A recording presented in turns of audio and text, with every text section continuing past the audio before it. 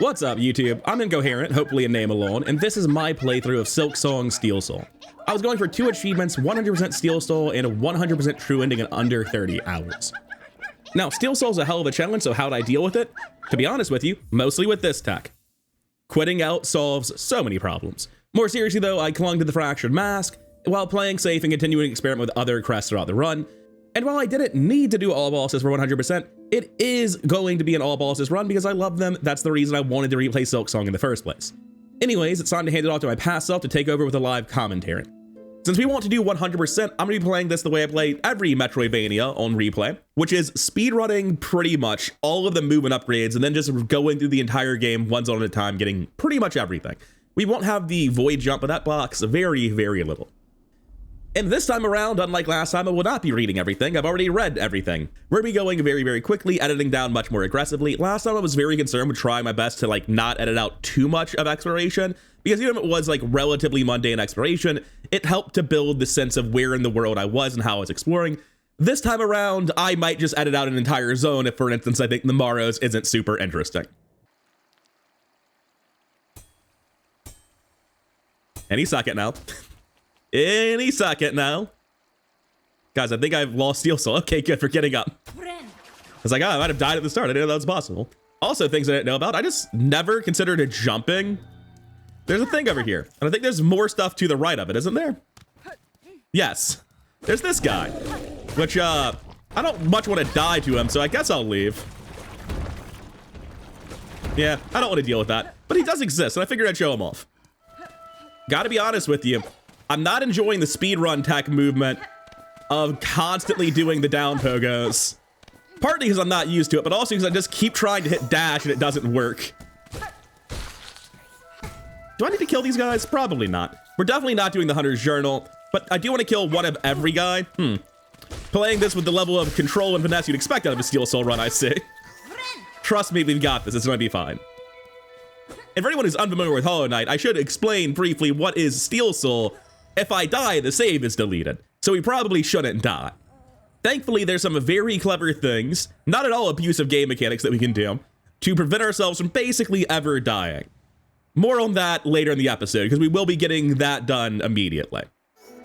We will be grabbing all of these moss berries, because we will need those to do a quest, because if we're doing 100% completion, we need to do every quest that rewards a tool, an upgrade of any kind, basically, so we do need the moss berries.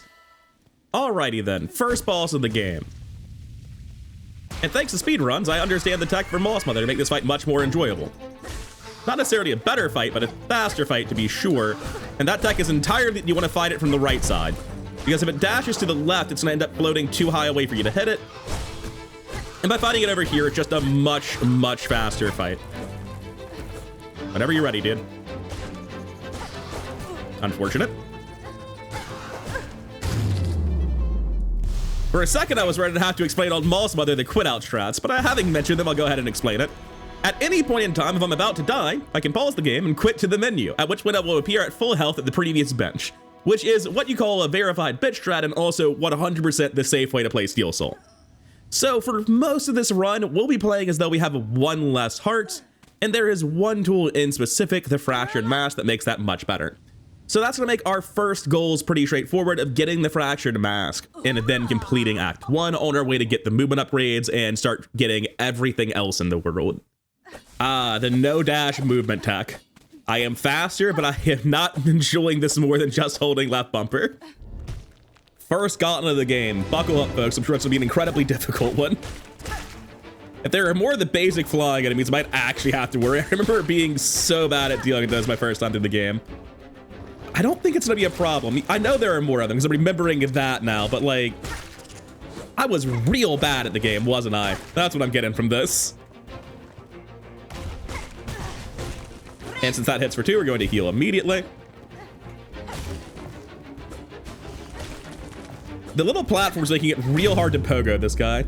I like getting to see him in slow motion as his shell breaks. I never really knew what that guy looked like before. Wait, there's a path to the left there. Hold up. Oh, wait, no, I saw that a second ago. It just connects the zone a bit more. Anyway, let's go say hi to Sherma. I might be on a timer here, 30 hours to 100% of the game, but you better believe I have a heart, and I am willing to spend a moment to talk to the best boy in the game. Hello, little man. Hoy, did you see it, Red Maiden? The Great Gate heard my song, and in its infinite and ancient kindness opened the way forward for us.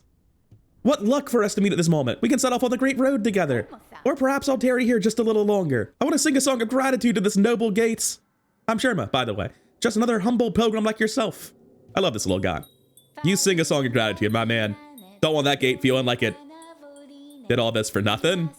I'm not really sure what you're going for, but your heart's in the right place. Anyway, I might have a speed run to do, but every time I see Sherma, I will be stopping to talk to that man. First of many tools, the shard pendant. It's not useful for me, but hey, it's 1% completion. Hello, Chakra. I will not be talking to you properly today. I do need to talk to her every time I see her. I'm not going to be buying her stuff, though. You see, if you buy Chakra's quill, you permanently lock yourself out of getting a red or purple quill later, because if you don't buy this quill, you can take Trovios, which upgrades from red to purple in Act 3. Is that worth doing? No, but I'm still going to do it. And I don't need the map. I've got the interactive map on another monitor, so we're going to be ignoring the maps. We can do this the hard way. And I will be killing every single one of the enemies here, because I think I'm going to need to farm rosaries if I want to actually unlock the fractured mask as soon as possible. All right, that's the elevator to Bone Bottom opened up for later. And just as importantly, the first spool fragment of the game picked up, which to my surprise came before the first mask fragment. And I figure just for my own sanity, since I'm collecting a lot of rosaries, I should buy the magnetite brooch now. And I guess I'll also pick up the crap metal while I'm down here. I'll need all of these too. And that'll be the first upgrade of the run. Although Silk Spear might barely count as an upgrade, it's still nice to have. It's certainly better than not having a spell. And quickly picking up our last Mossberry from this little guy, we can go turn that in for another % completion.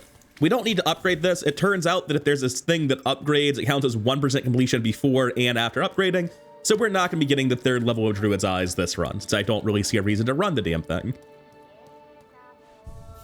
Still unsure exactly what my plans are in the late game. I originally really wanted to try out the Architect's Crest, but I think that might make less sense now with the nerf to its charge attack, but that's mostly for Flint Slate interaction, so maybe it's still more than worth trying.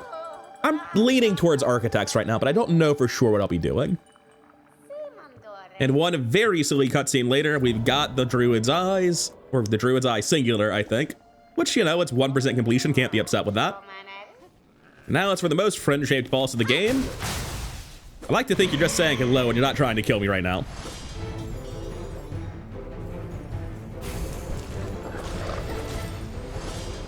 Probably not the way I should be hitting that. Definitely not the way I should handle that attack. You can get 5 hits on that. Probably worth throwing Silk Spears, to be honest. Oh, the bell attack. Yeah, no, it's Bell Beast. We're fine. We're not gonna die to Bell Beast. We're not that bad at the game. Should be phase transitioning soon as well, which is just a chance to get a heal off. Oh, no, it's not, apparently. It's fine. We're not gonna get killed by a bell. And that's the lesson learned for Steel Soul. If you get down to 1 health, no matter how easy it is, you will choke under pressure, so just quit out. It's fine. I'll be right back with you in another 20 minutes. We're just saving time. We're refining the early game so that we don't go over 30 hours. It's going to be like an 18-hour run. There's no reason to refine the early game. Let's look like slightly less of an incompetent idiot this time around, shall we? It shouldn't be that hard. I mean, imagine dying to Bell Beast. I don't think I even did that in my casual playthrough. Also, the 1 hit got in there and leaves a little something to be desired. We can do this.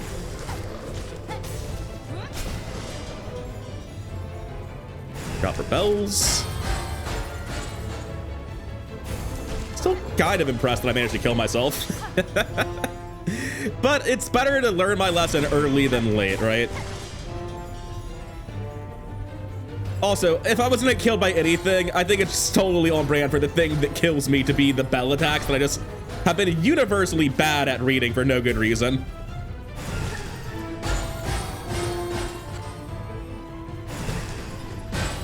Also, I would like the attacks where there's like actual punishes, please. Thank you.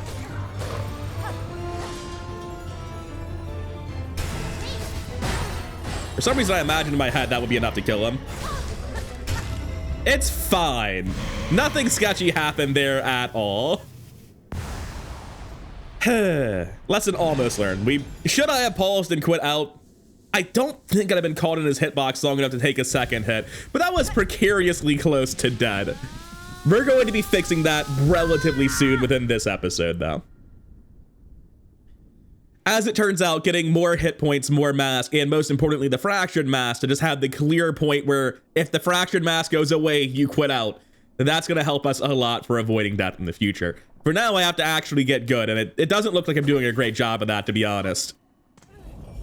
One short trip to the web dimension later, we have a silk heart and a brand new friend.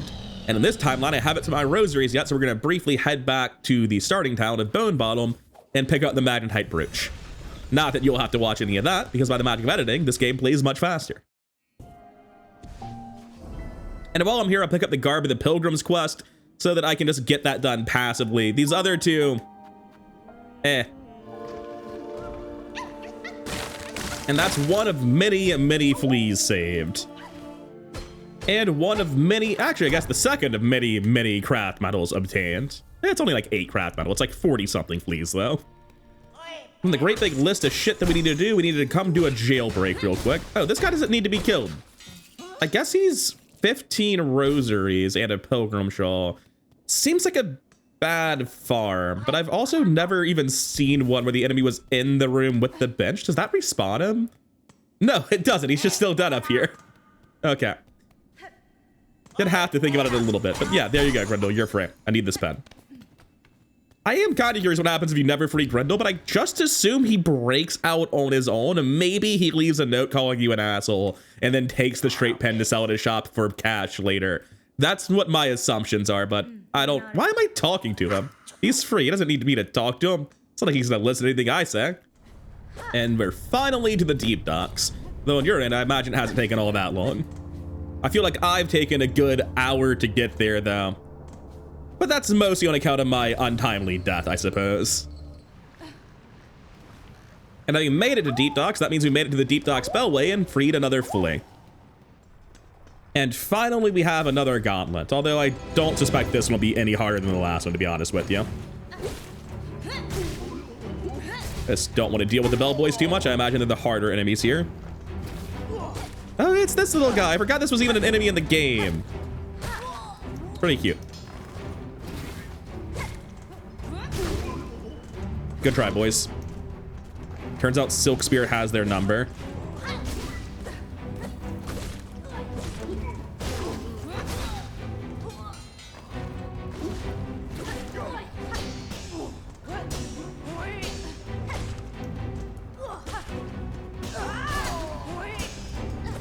I like this guy a lot. I feel bad for the little simple man, but not bad enough to throw my Steel Soul run about it. That should be the bench unlocked before Lace, I think. No, this isn't the one before Lace. This is a different one. Oh, it's the one before Forge Sister. That's right. I may as well. I think I have enough rosaries and craft metal that I can buy. I don't know if I can get everything I want. I would like to buy the Sting Shard. Yeah, that's what it's called. And also the Magma Bell. That's 250. And I don't think I have enough to do both. I've only got 60 here. So what I'll do for now is I'll just buy the Magma Bell, because that's definitely going to get used. The Sting Shard's nice, but I mean, I have to donate a bunch of shards over the course of the run anyway, and I don't really feel like I need the Sting Shard, whereas this is just going to make a lot of bosses tremendously easier. Not even going to equip the throwing knife. That'll just bait me into trying to use the throwing knife. And something that I didn't do until the very end of my first run, because I just didn't realize this room existed. I came here at the end of Act 3. I just never walked into this room for some reason, which is wild to me. All right, it's up top. Because you can do this without any platforming if you just have all the movement abilities.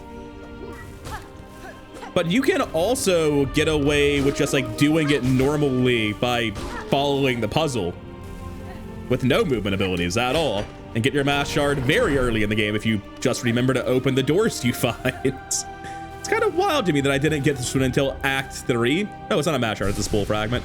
That's decidedly less valuable in my opinion, but oh well. At least it's doing something. The mass shard wouldn't be. Also, is there a reason to break these? No, they're just a way to hurt yourself. Good joke. I believe this is one of the impressive wins that I have to raise up. I don't know. I thought it was, but it looks very normal to me. I don't know which of these benches are the important ones and which ones aren't, so I'm just gonna be paying for all of the benches, I guess. It's fine. I already planned to spend like an hour rosary farming once I got decently into Act 2 anyway. Did not mean to walk into an arena here, but oh well. Nice jukes.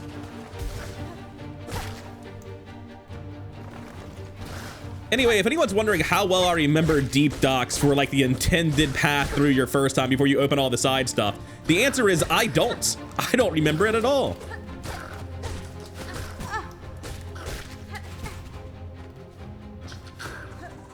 All right, there's the bait for the throw. And easy enough arena. It's like I've learned the game during the first 70 hours or something. I'm very confident I died that my first time through. What I'm not confident in is why I've come here. Now, I might have gotten better, but I'm still an absolute sucker for walk off the edge, hit the spikes. I've not learned how to avoid that one bit. The game spawned me up here away from the spikes. Like, dude, are you sure you want to go back down there? Seems like you're having a bad time. I keep hitting X to open my map like there is a map to open. Okay, we're where we're supposed to be. This is the area with Dash. I did the right thing. You'd think having watched like a couple hours of speedruns, I'd have remembered that they did that arena, but no. It completely slipped my mind while I was there. I thought I was totally in the wrong place. Anyways, we get Dash, and we can finally move much more effectively throughout the world. I've been missing this one a lot. And with Dash, we can immediately go free the flea.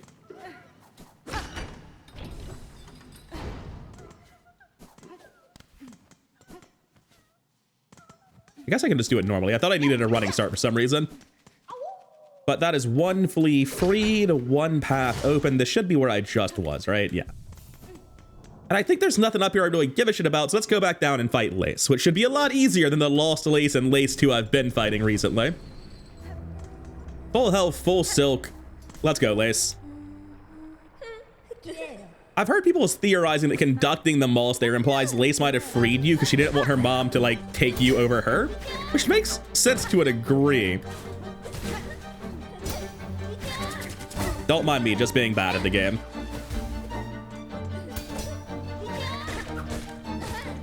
Oh, I tried to down attack and dash like an idiot.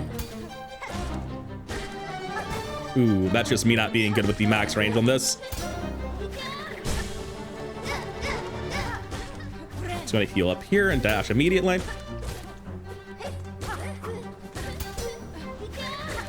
God, Lace 1 is so easy by comparison to either of the other Lace fights. It's actually funny. I've been told that actually deals more damage than you would get from a normal stagger.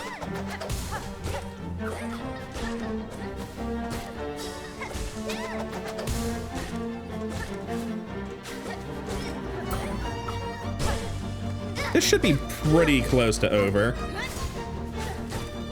Yeah, that's about right. Poor Lace 1, man. I spent like an hour on that speedrun save just fighting Lace 2 and getting my ass handed to me. God knows I spent more than that on Lost Lace, especially when I was testing out other crests on Lost Lace. And then Lace 1 over here is like, I'm also here. I like Lace 1, I really do, but in terms of difficulty, it is so easy by comparison to both of the other Lace fights. Although I suspect Lace 2 isn't actually that bad. I was fighting Lace 2 with a +2 pin, no tools, and base mass shards. Probably wasn't doing me any favors. Also, this is the important one. That's what they look like. Now I know, but it's not like I can tell before I spend the money anyway. Anyways, on to the far fields, and I guess that means on to the fourth chorus. I was trying to know if there was even a boss in this zone. Fourth chorus feels more like a puzzle, and he's very skippable according to speedruns. Oh, actually, I do want to be killing these ants. I think these are probably one of the better early sources of rosaries I've access to, and they're not that hard to fight. Especially the bigger ants, this guy.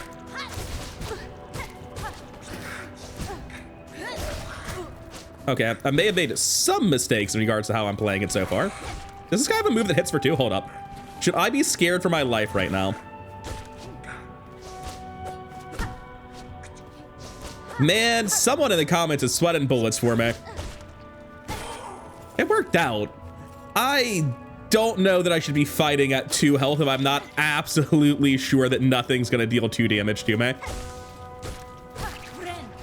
Anyway, back to full, nothing sketchy happened, don't worry about it. Anyways, after farming the Hokers for a little bit, we have 25 Flexile Spines, and that is our Poofy Cloak obtained. And it's not my favorite movement upgrade by a mile, but it is one of the critical movement upgrades that we do have to pick up eventually. And we can go use it to style on 4th Chorus real quick, I suppose. Of course, before we actually go fight the 4th Chorus with this new upgrade, we probably should go do the immediately adjacent puzzle to pick up a Mass Shard, because there aren't that many in Act 1. I would really like to have my 6th mask before I fight the last judge.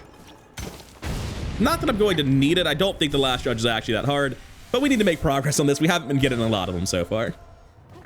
Hello, Mr. 4th Chorus. I wonder if the pin in its head implies the Pinterest is the one that put it down originally. Also, why is it so mad at me for getting a Poofy Cloak? What was the trigger for it being angry?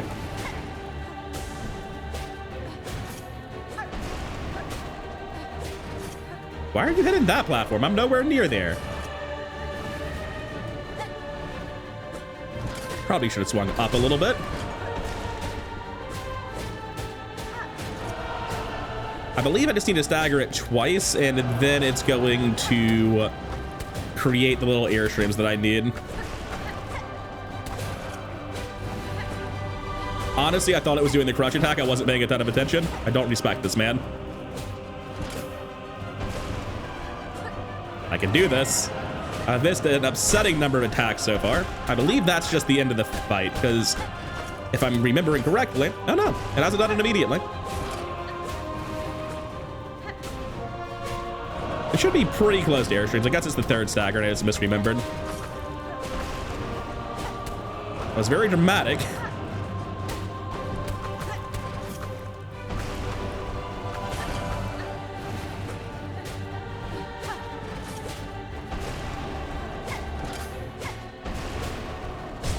Okay, that should be the last one we need, right?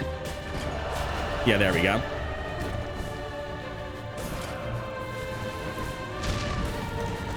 Good fight, buddy.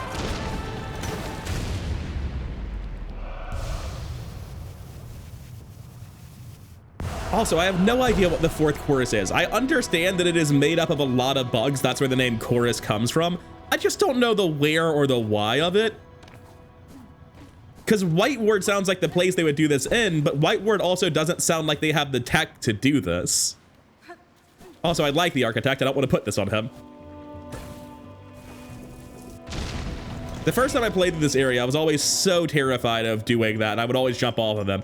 And as soon as I like watched a speedrun, I was like, you can just jump, can't you? I don't even need to like get to the point where he does it. I know you can just jump and press the cloak at the right time, and you don't need to do all the weird platforming on and off that I was doing. I made it way harder on myself than it needed to be. Well, that's literally all of my money gone spent on benches and bellways like you do. Welcome to Silksong. Oh, what's that? Is it the best boy in the world? Hello, Sherma. Don't despair, pilgrim friend. Lift your sight and raise your voice. Have no fear, pilgrim true. Believing is a happy choice. Boy there, aren't these fields marvelous? And above us are the beautiful moors, where every pilgrim can fill their belly. These hot fields are a wonder indeed, but hunters prowl the long grass. Playing your instrument will only alert them to your presence.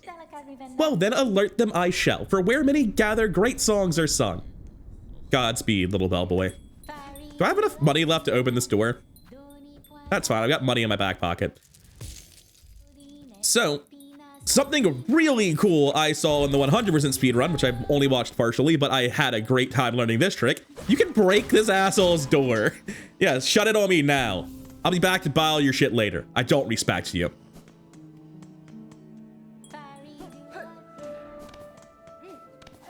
Charging me $30 every time I want to enter his house. What the hell, man?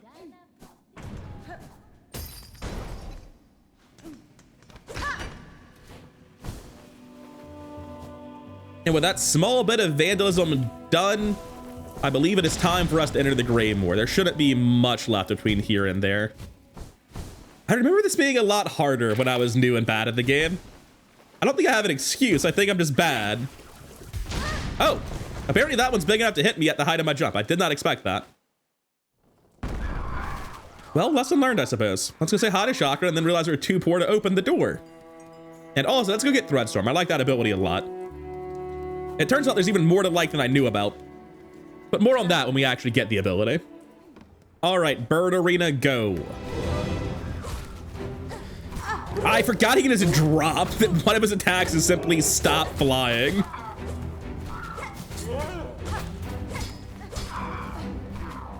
Should be fine here.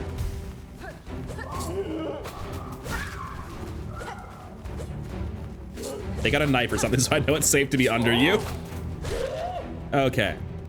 First section done at full health. We should be totally fine. Even if I'm bad at fighting flying enemies, I've gotten better.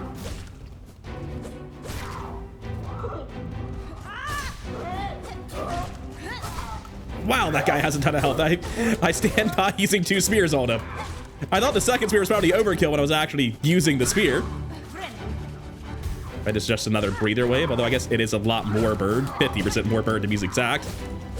So far, the only hits I've taken are from me jumping into them, though, which is pretty on brand for how I tend to fare with flying enemies.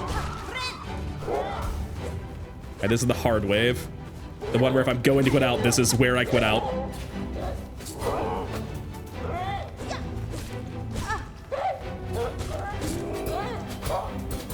Just parries for days? Okay, we're fine. We got it.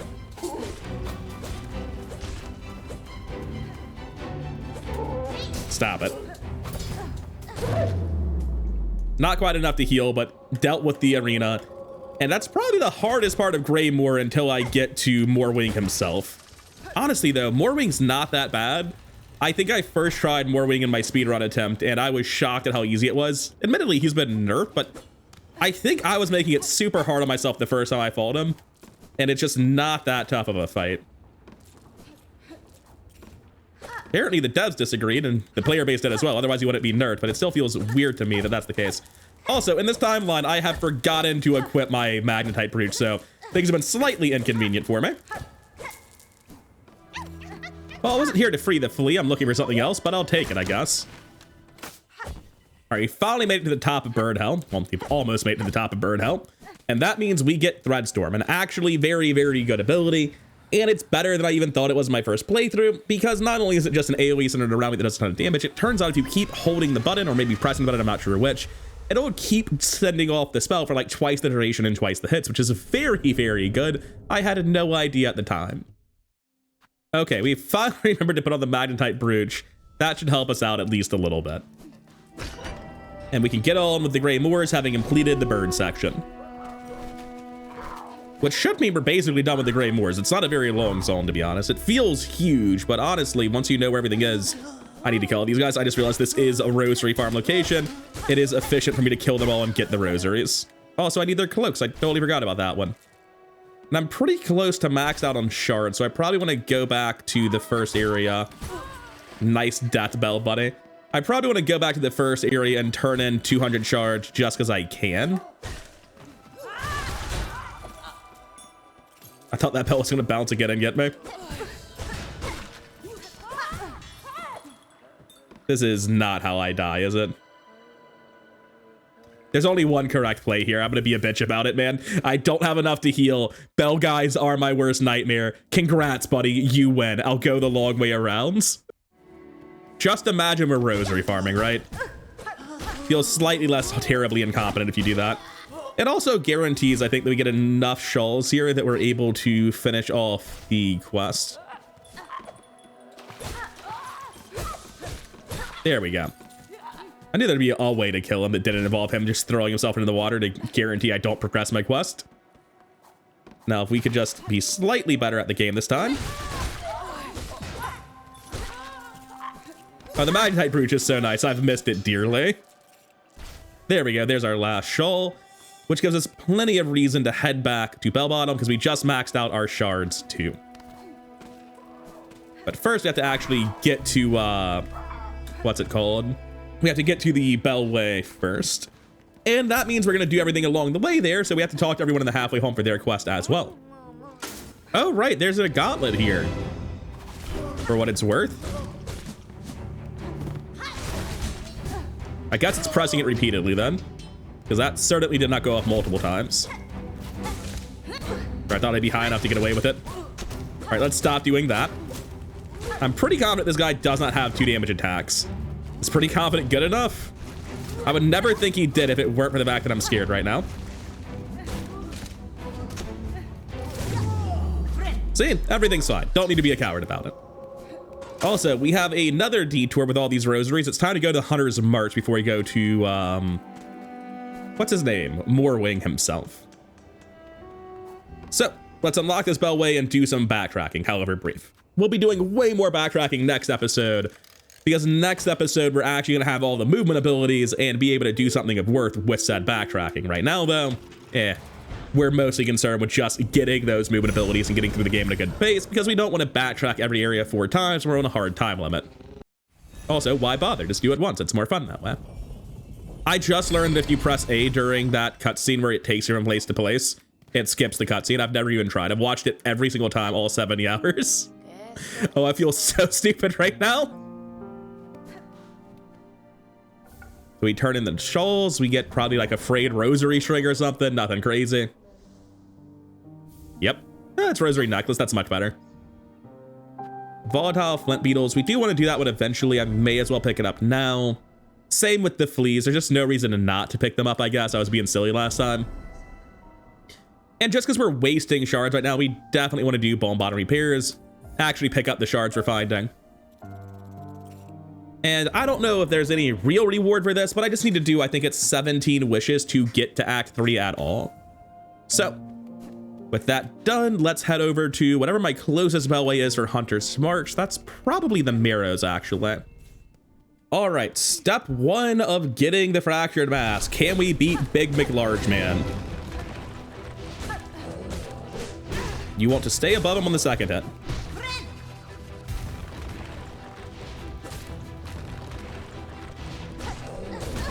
Ah, so it's not just safe to be on his head. We should be fine here. We're not fine here. Sit on the bench then. Try again. I didn't think he would just run at me. I've never seen him walk at me before. He normally jumps in the ground. Take 2.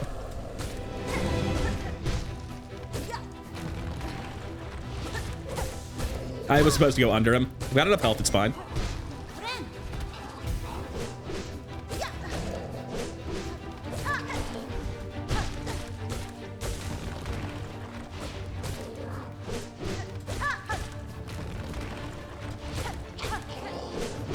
Too early. Should be totally safe.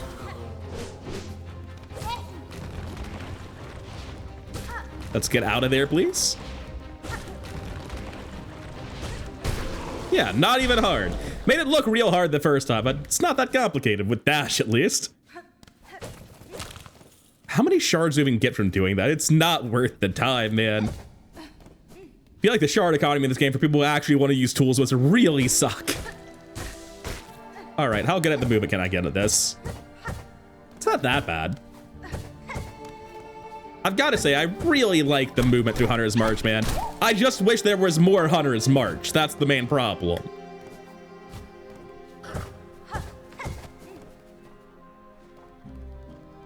I can't tell you how many times I've hit X to open my map, only being greeted with literally nothing because I don't own a map. I think there's nothing else I care about. Nope. I can heal. There are spikes beneath me. He's flying at me. I'm out. Everything was fine until I didn't move quite fast enough to dodge the 2 damage spike trap. That shit's a problem. Also, note to self, there are 2 damage spike traps. Do not fucking walk around in there at 2 health. All right, I don't know if chakra helps you here if you have already done Lost Chorus. I think that's the trigger for her to not help you. Maybe it's entering Greymore. I'm not sure which, but I'm pretty sure I don't get chakra's help because of the way I've routed this.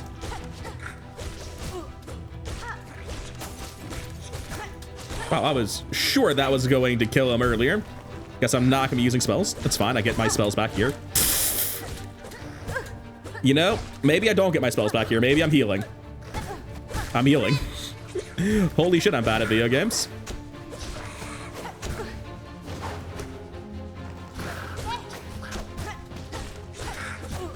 Okay, this is getting to be bad. Shit. Nope. Really struggling with this zone and kind of my dog shit skills of the game. Looking forward to having more than 5 masks because I basically am playing with a 1 mask handicap for safety reasons. Okay, this is like take 8 or something. I've done this so many times. Chakra can help you with this arena, by the way. I think the trigger for her not showing up is if you have done the Lost Chorus. I'm not exactly sure what it is, but it's either entering the Grey Moors or getting the Poofy Cloak or fighting Lost Chorus. Not really sure which of the lot it is, but something around that point in time. If you're gonna do this route in your Steel Soul, do this before you do the Poofy Cloak segment.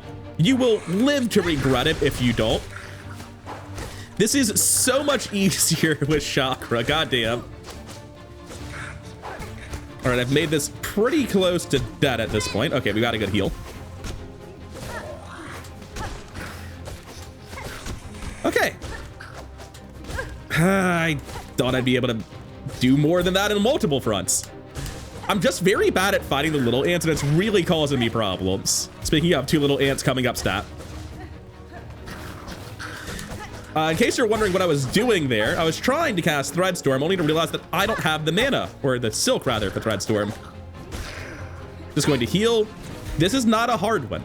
I honestly think this is one of the easier ones we have to do.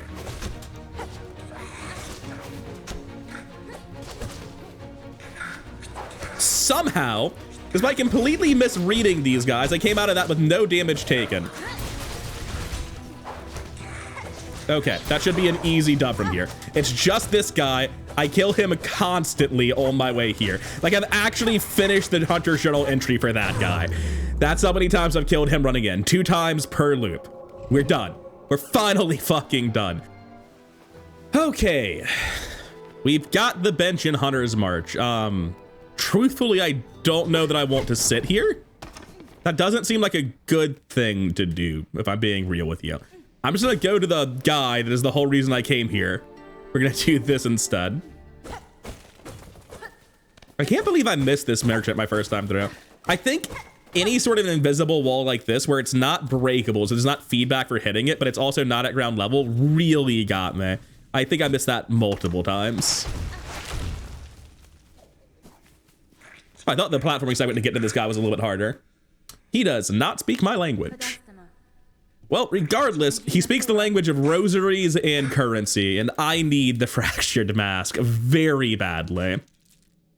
I guess I'll buy the curved claw while I'm here. I know there's another way to get it, because I didn't buy it from him, but I had it in my previous run. I would guess maybe Grendel sold it to me. He tends to scavenge stuff, but I have no idea. Is there anything else here I need? Let me check my interactive map. Yeah, there's a memory locket here. I'll go grab that and then get out of here. I'm not going to be doing Savage Beastfly. That sounds like masochism. There's no reason to fight it now. But the memory locket right in front of Savage Beastfly sounds pretty easy to get. Oh, also, I forgot. I need to talk to Chakra and all the zones. And Chakra, I hadn't found in Hunter's March just yet. Also, if you could have helped me with that arena, it would have been greatly appreciated. Wait, no, it's just over here. And that will help me out at least a little bit. What I'm using it for yet, I don't know. I suppose just immediately putting it into Hunter's Charm, which I'll be using for the foreseeable future, is a perfectly reasonable thing to do. And while I'm here, I can't help but notice I'm not that far away from at least one of the Flint Beetles, so sure. How's this guy work again? He seems just moderately annoying to fight. Ah, right. It's not that he's, like, difficult, it's that he just moves a lot and constantly chips me for 1. We seem totally fine, though. He's not, like, super tough. Yeah, easy. Although I very nearly managed to die somehow. Also, where am I? An area I haven't explored yet and don't intend to explore for quite some while. I'll be back to finish that quest much later.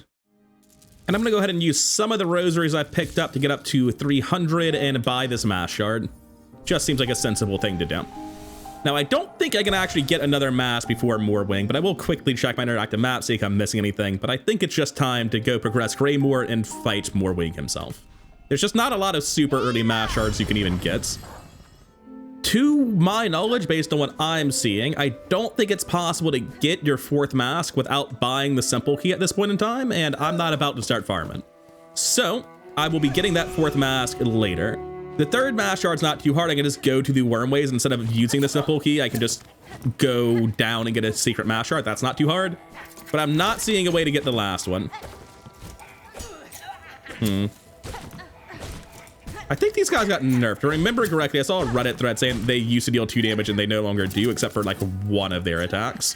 Which is nice, but not super important. And I think this is where I want to be. Yeah, this is where I want to be. Do I want to get the Reaper Crest now? I don't really have a reason to be honest.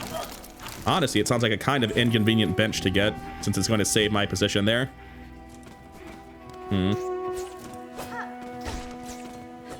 Really struggling with basic enemies here. I mean, it's flying, so that's just on brand for me. It's right here, but genuinely, I don't want the Reaper Crest. I just want to go fight Moorwing. I'm not doing that.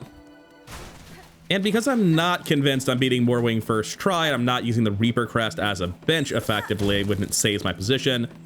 Instead, this time I'll go right and open this path, whatever that actually means. I know there is a path here. I just never used it in my first run.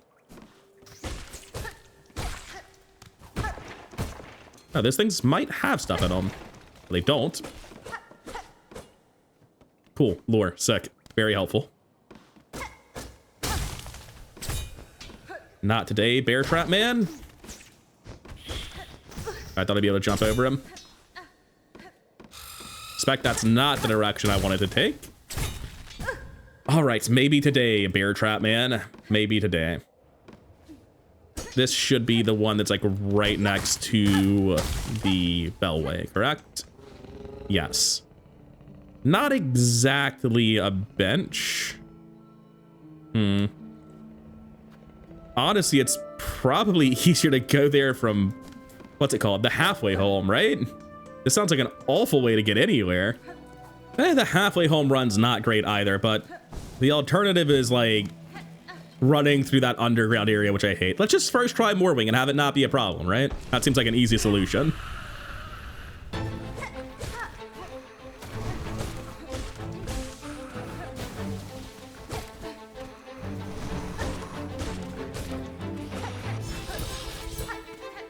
Need to be a bit higher when I'm trying to hit him in the head.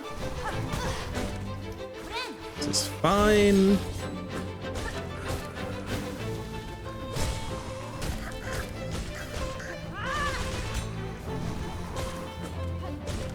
Yeah, he's just not bad at all if you're not being an idiot and trying to pogo him.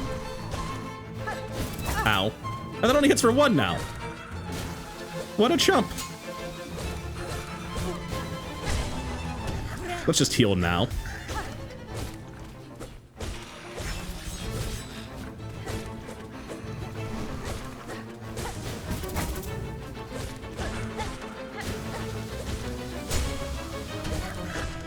Yeah, this has been actually very easy so far.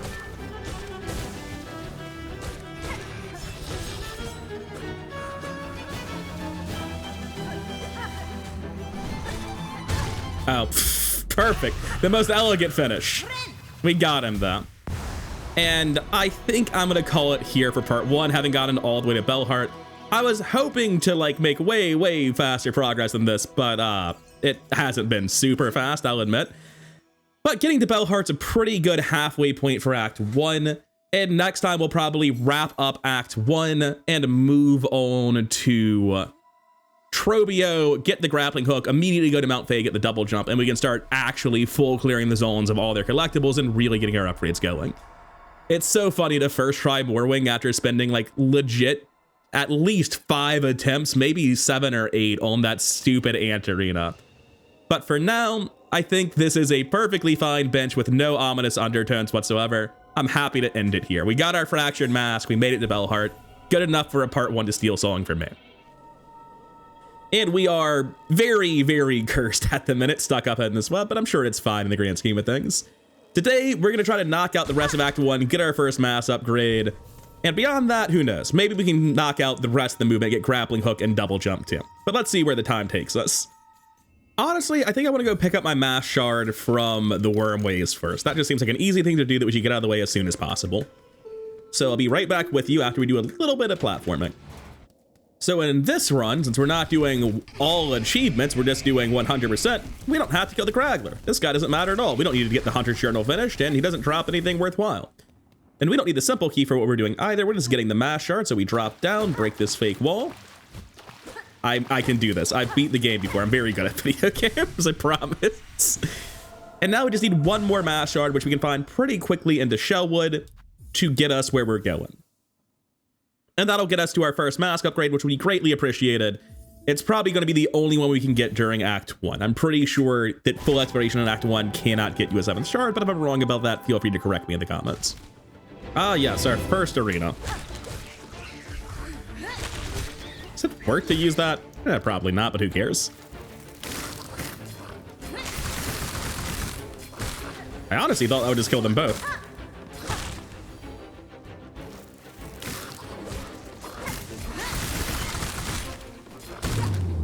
You know, Threadstorm might be a good ability. I don't know. Maybe it is. It's hard to say. It seems all right.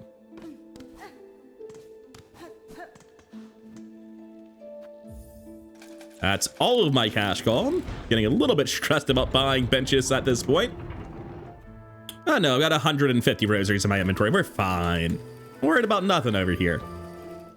And as always, we say hello to Chakra and then buy nothing from her. Theoretically, nothing's stopping me from buying the maps, but if I can't update them because I don't have a quill, why waste the hundreds of rosaries that I clearly do not have on them? I guess there's no reason not to break every rosary necklace I get the moment I get it, right? It's not like I can do anything with them. Once I die, the run's over. There's no reason not to break them immediately, so sure, why not? Oh yeah, you exist.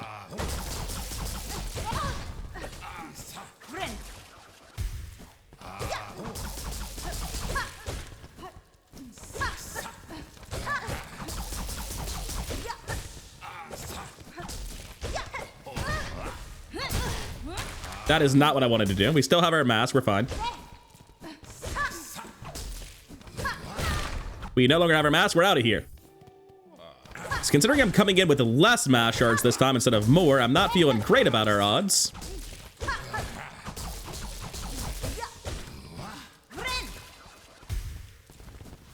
What's he doing over there? Man, I'm stupid.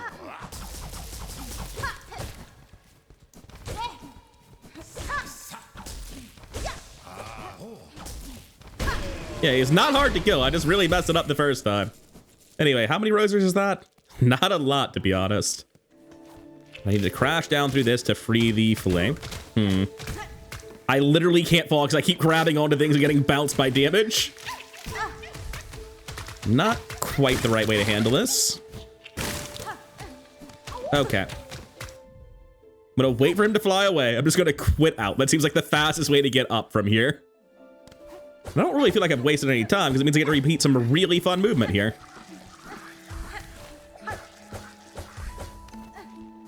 And also, I think my mask shard to complete my mask cast is right here. Behind even more good movement. Like, Shellwood's not the most spectacular design zone. There's nothing about it that's like super special to me, but genuinely, I really enjoy my time here. It's just very fun to move through.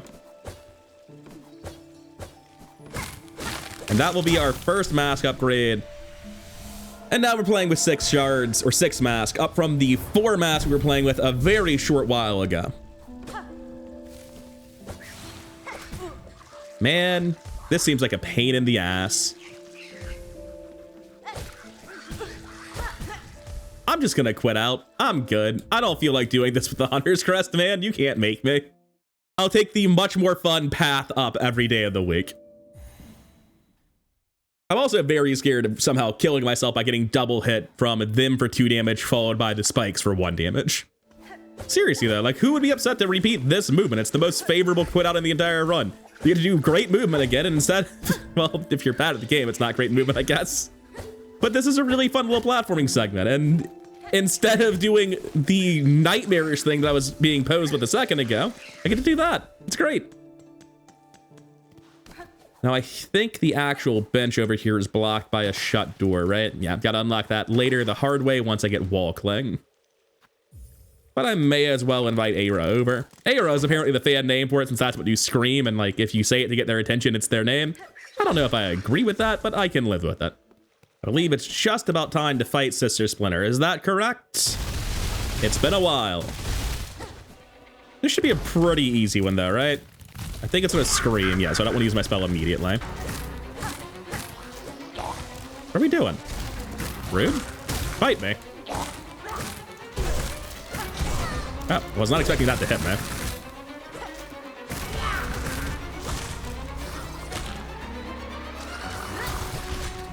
Ad solved. I'm gonna take my heal here. I feel like this is a very easy fight, but the only way for me to lose... Oh, I thought that meant ads. The only way for me to lose is to get greedy and use all of my soul when there aren't ads on the screen. I imagine she's on pretty low health at this point. Oh, whoops. Yeah, that wasn't great.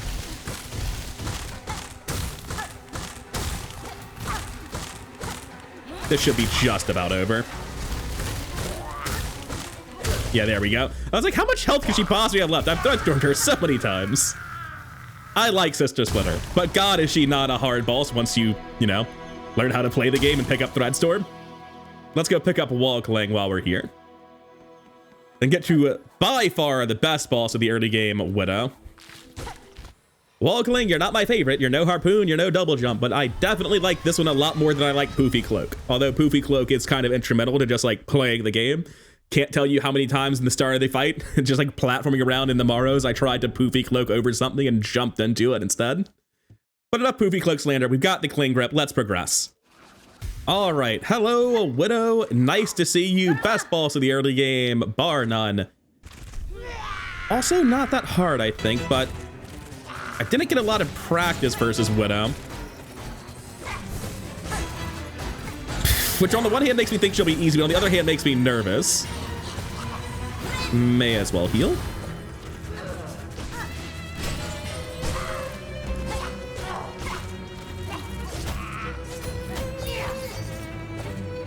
Thought I'd be able to get hit there. I was incorrect.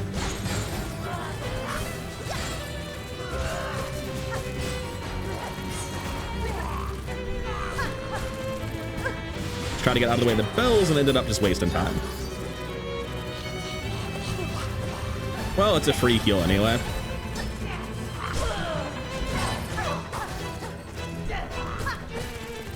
Guess you can have that corner.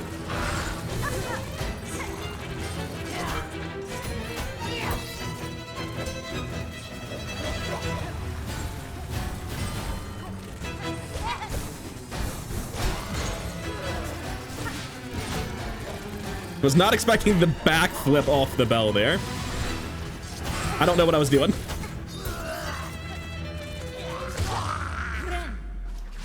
What? What was that bell? Well, the fight got a lot more interesting when I'm not going into this phase at full health.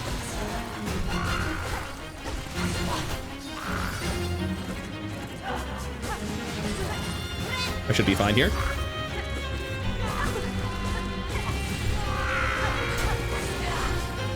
Shit.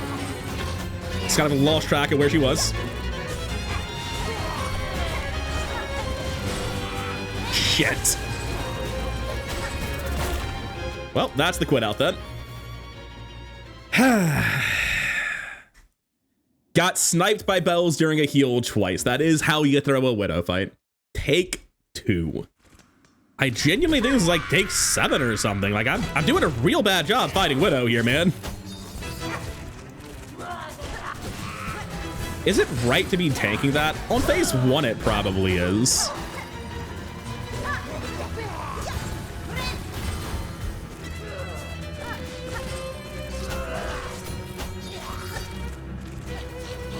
We're doing this shit. I was honestly so disappointed by that waste of time that I just forgot to move out of the way. I was like, oh man, really? This is what we're doing?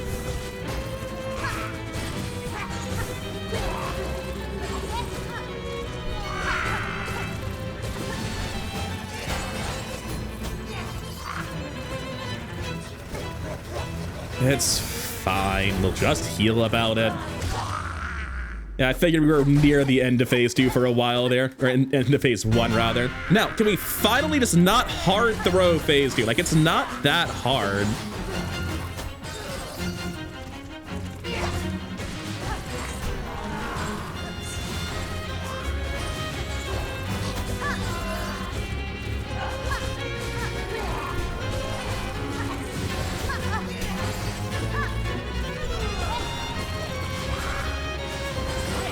Should be fine to heal here.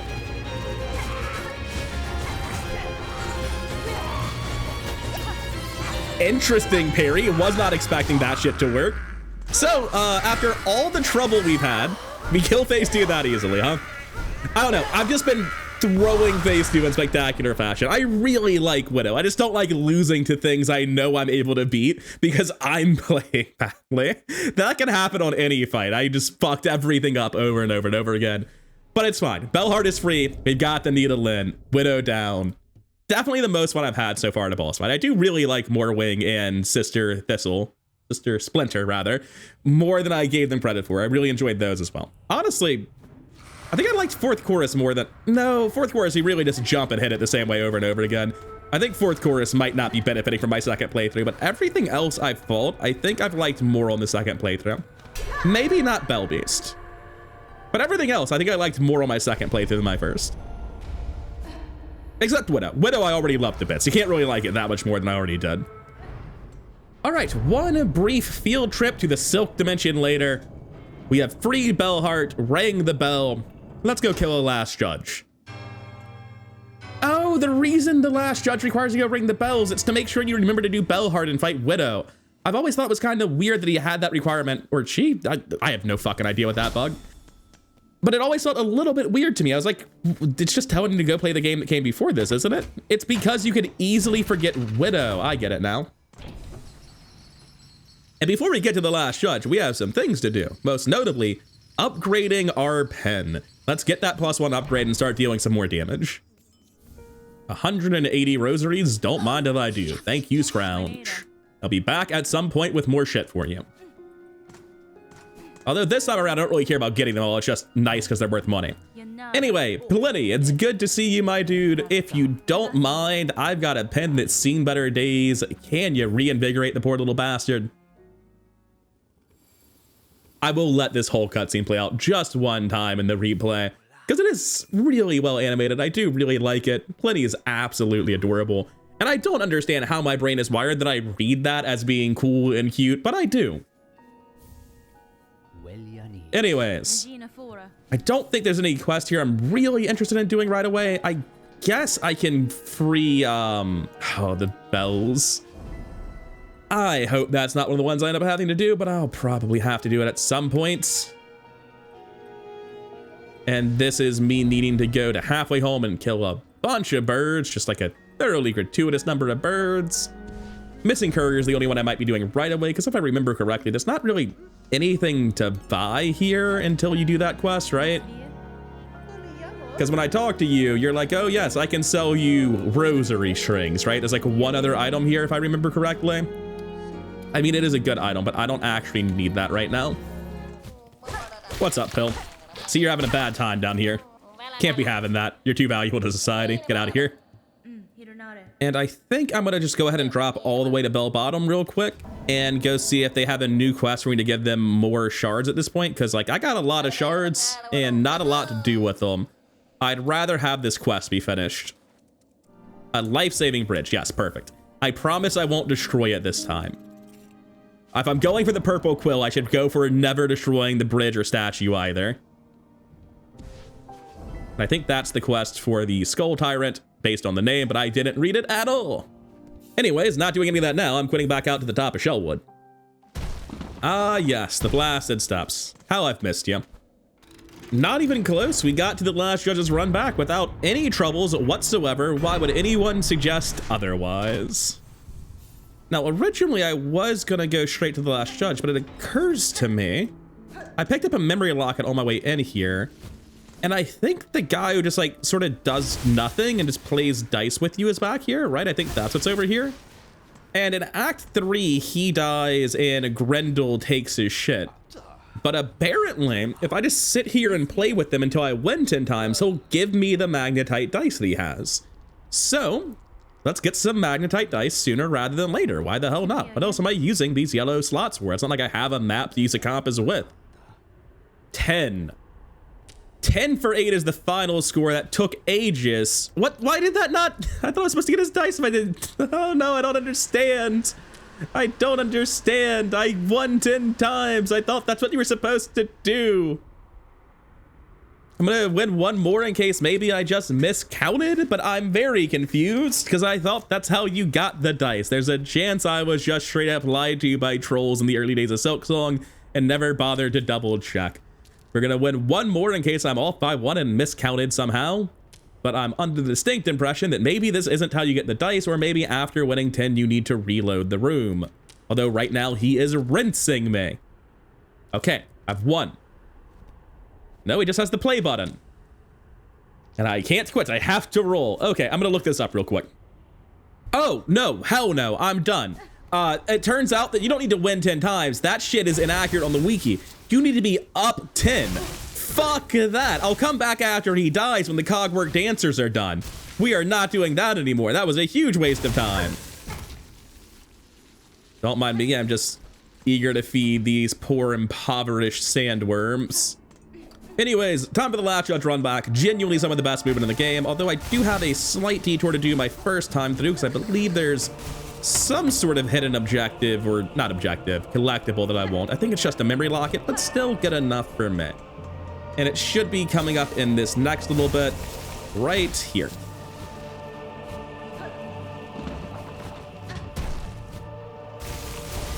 Oh, it's a craft medal. Honestly, that's probably more valuable to me than a memory locket. I need like so many memory lockets. I think I need, I can't even hazard a guess. I think people found out that the way it works is you need a combined amount of slots on all your crests to progress and to get Binding Eva. That's why I care about memory lockets. And whatever that number is, I can't even hazard a guess as to how that translates to actual memory lockets. Anyways, I've got this stuff. Can I just play the song? Do I really have to talk to him? No, I don't have to talk to him, thank God. I might not have enough silk. All right, I have just enough silk, thank God. Now, can we first try this guy, unlike Lucky Lumble, or whatever the hell his name was?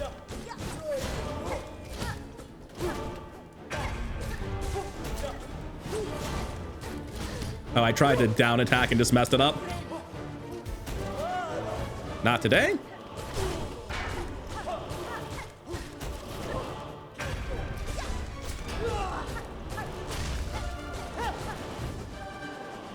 Come on. There's the fire. God, imagine struggling on this idiot. Am I safe to heal here? Apparently I was. It's a hangout.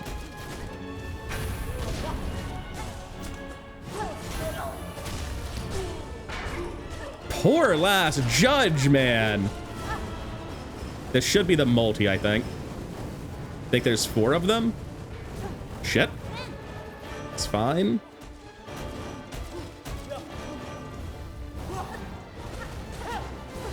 Not quite.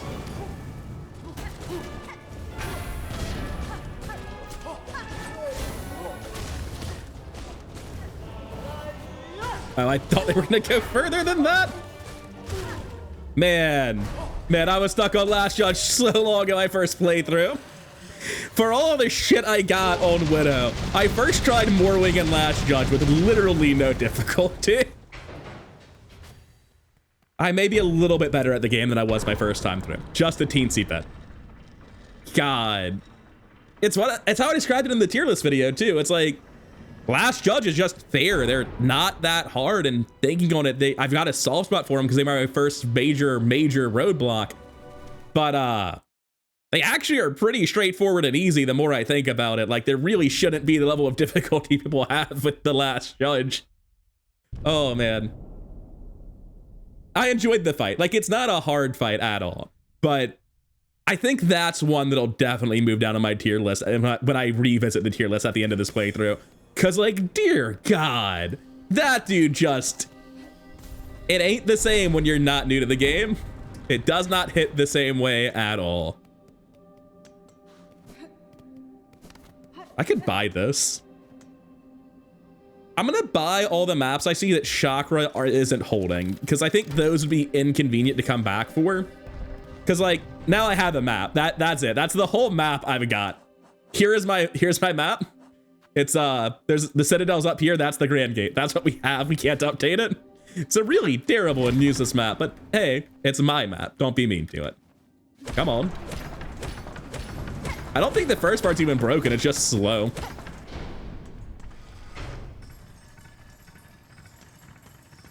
I'm having a really good time replaying it on Steel Soul though. This has been very, very fun for me. I hope you're enjoying seeing it the second time around as well. And we're almost to the big backtrack episode. We are 2 bosses away. We need to kill the Cogwork Dancers and Trobio.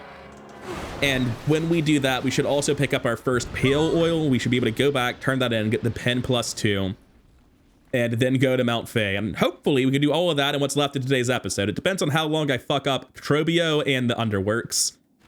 I had no idea that there was a second treadmill in this room and I could run with the giant horse monster. He seems a little bit confused with the fact that I'm doing it, to be honest. To be honest, dude, I am too. I don't think you get paid for this. I'm not going to spend my life in here. Good luck, buddy. And we've unlocked the Ventrica and the Underworks, although, frankly, I don't intend to use this anytime soon.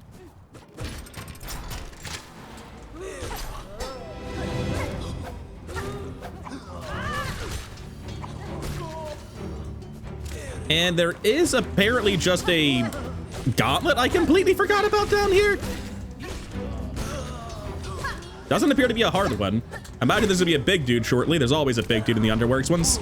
Yeah.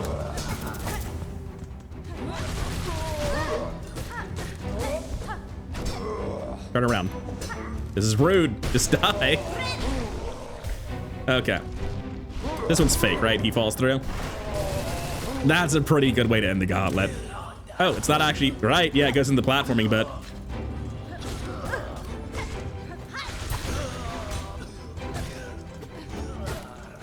All right.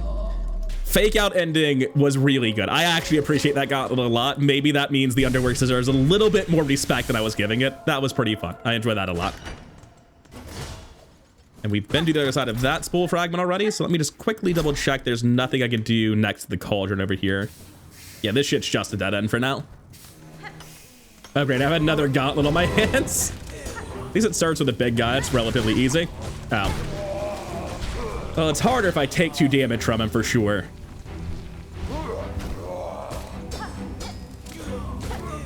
Ooh, that's not good. I thought I was out of health. I thought I broke my mask there. 1 second, don't mind me, just panicking.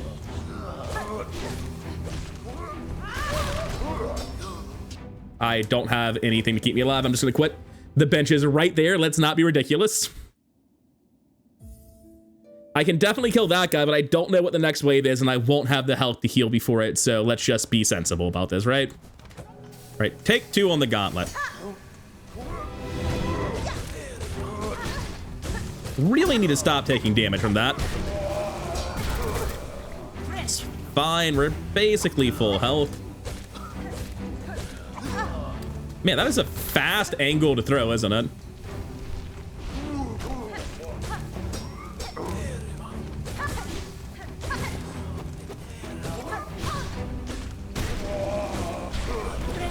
He's doing something else. I should be free to just heal.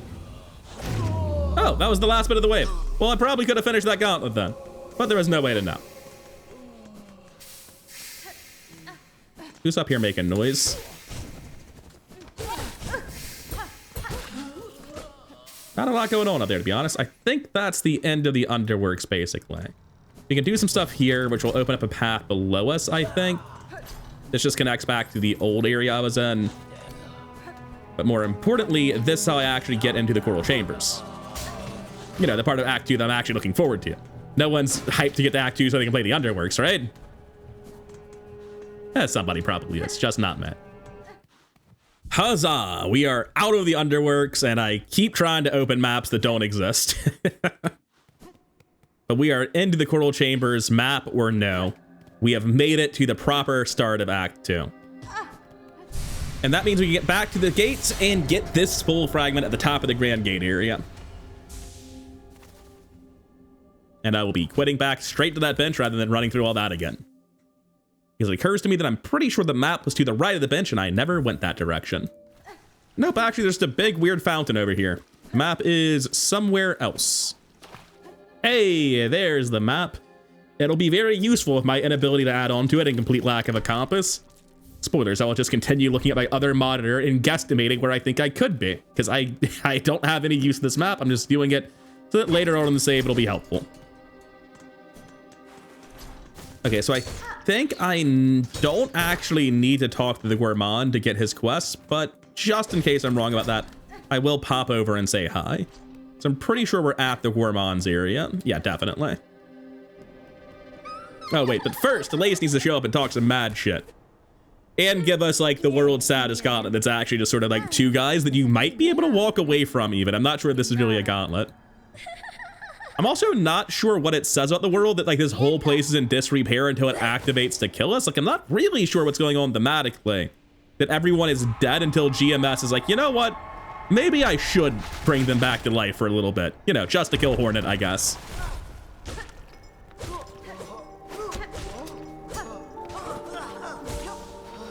Could you please just, like, come slightly lower to the ground, man?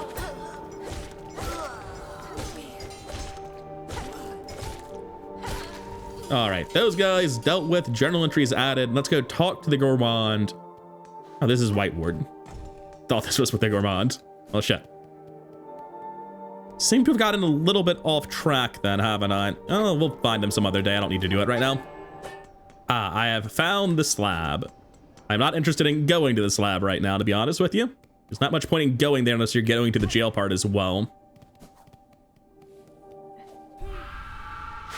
I do not remember this gauntlet existing even a little bit.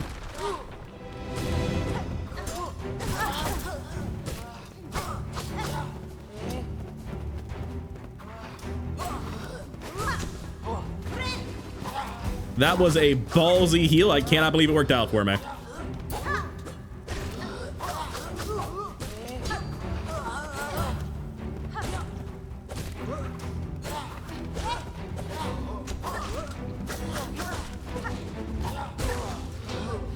Okay, somehow we've stabilized this gauntlet.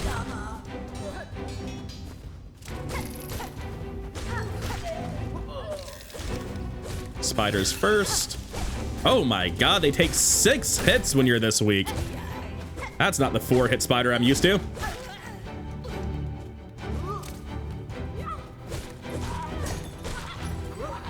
Just not the same if it doesn't have, like, infinite space to dodge from me with.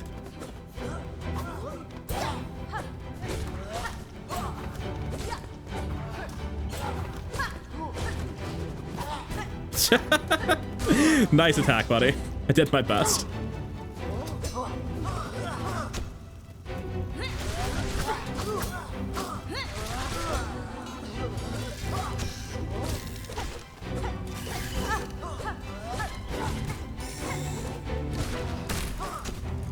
Okay, we're fine. We've got this. Whew. A little bit stressed at the end there in that corner with the spider spawning, but we're fine. I think this opens eventually in a roundabout way the path to the Ventrica.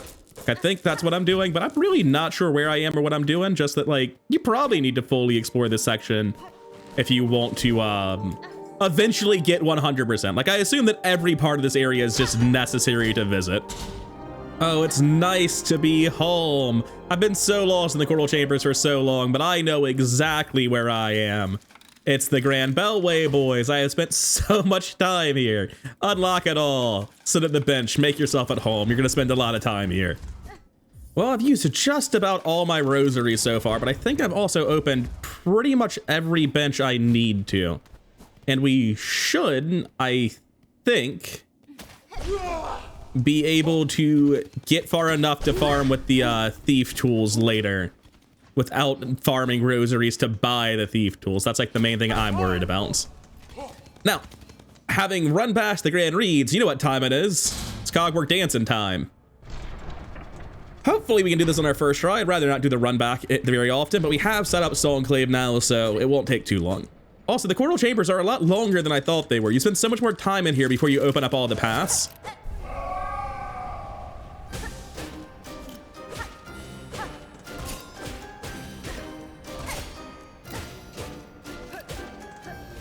Tried to grab the wall and do tiny jumps, but it did not work out that way.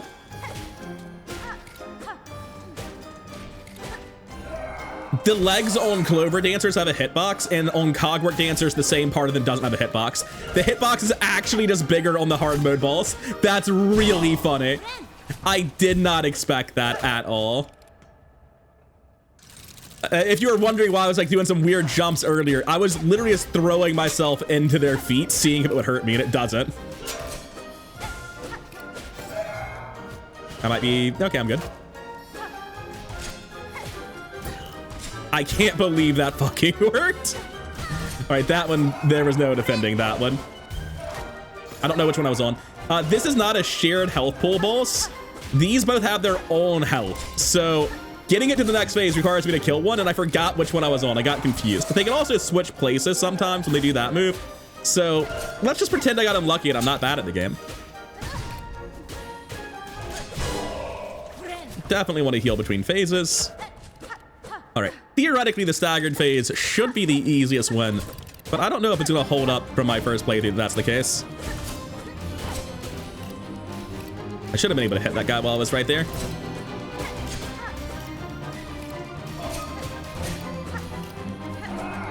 What? That movement confused the shit out of me.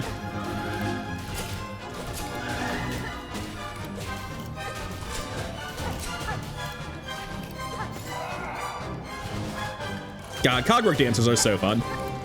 Just a genuinely very good fight. Although, again, I've completely forgotten which one I was on. Apparently, I was on that one. Good thing I hit the wrong one just now. Anyway, if we manage to throw the Steel Soul run from full health on Phase 4 of Cogwork Dancers, it will be one of the most impressive throws of all time. Decidedly throwing for content. I think this fight might be over.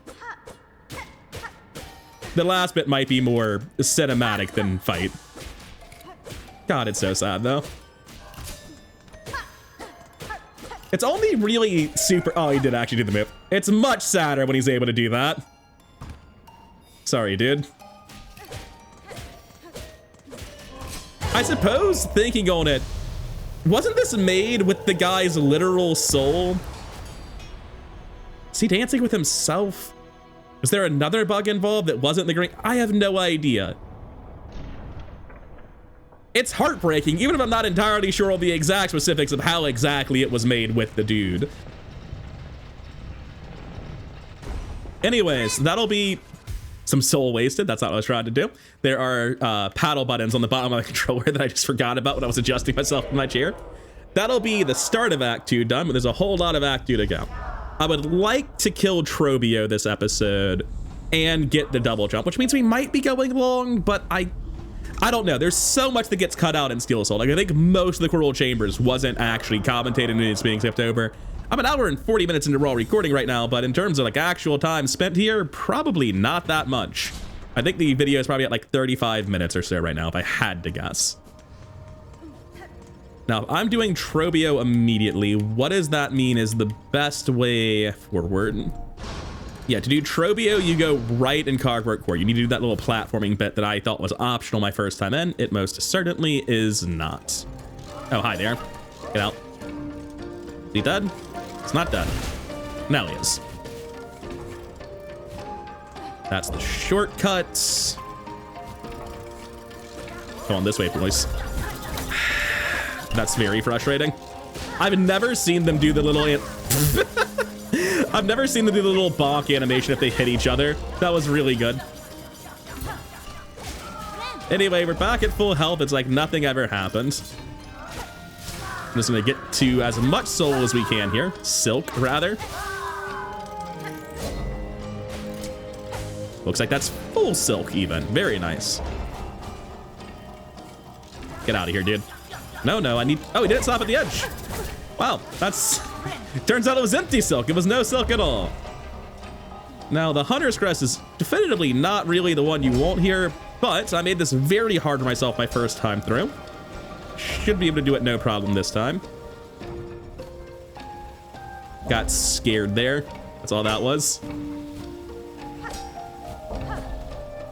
Ah, too high. I had the hazard respawn anyway, apparently. I was thinking, should I just throw myself into that? Maybe it was good enough. Apparently it was.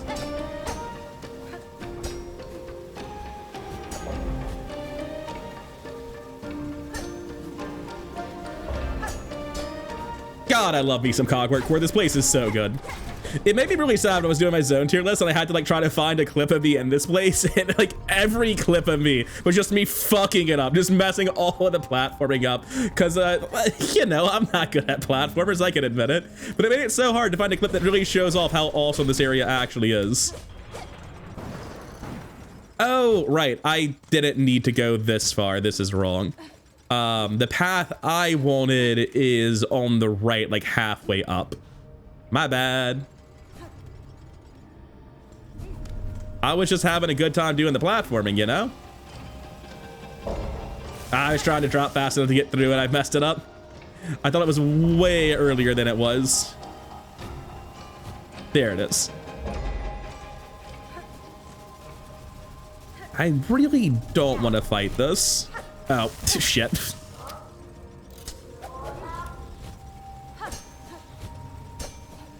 Okay, I think we should be able to get some sort of checkpoint or heal or something before this ends up going badly.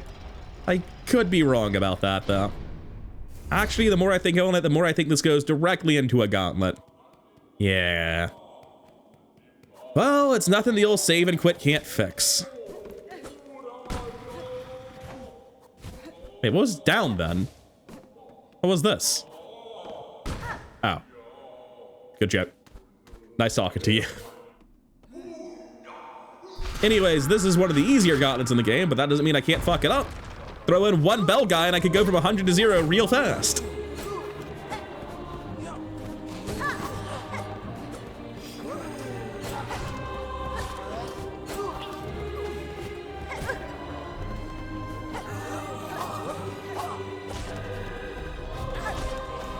Not quite enough just yet. And that's it, we're out. Just could not find the heal. Just playing super cautiously, super badly, and fucking it all up. Take two. Okay, we're gonna play it slightly less like human garbage this time. We can do this. This is a really easy gauntlet, like one of the easiest in the game. All right, slightly more like a person who's played the game before and less like you're just picking up a controller for the first time in your life, please. I did not even realize there was a follow-up there. Thanks for the pity, Silk, I guess. Oh. Well, he doesn't hit for 2 anymore, so we can still salvage this, actually.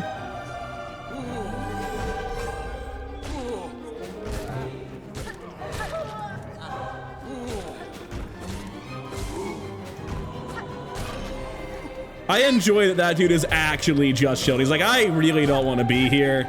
I miss being a person and not a silk puppet.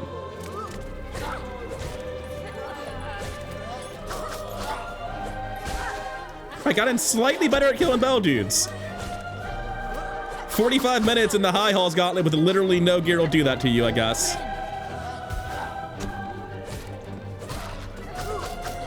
There aren't even bell dudes in there. There's a lot of aerial dudes. Same general skill set. I imagine they have pretty similar pathing. Oh my.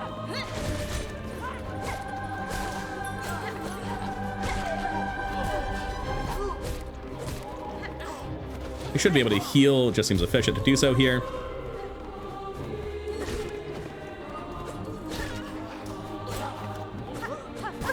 Man, I am bad at this game sometimes. It's fine. I'll just heal before the one guy coming out at the end. I managed to make this gauntlet look genuinely difficult. It's not.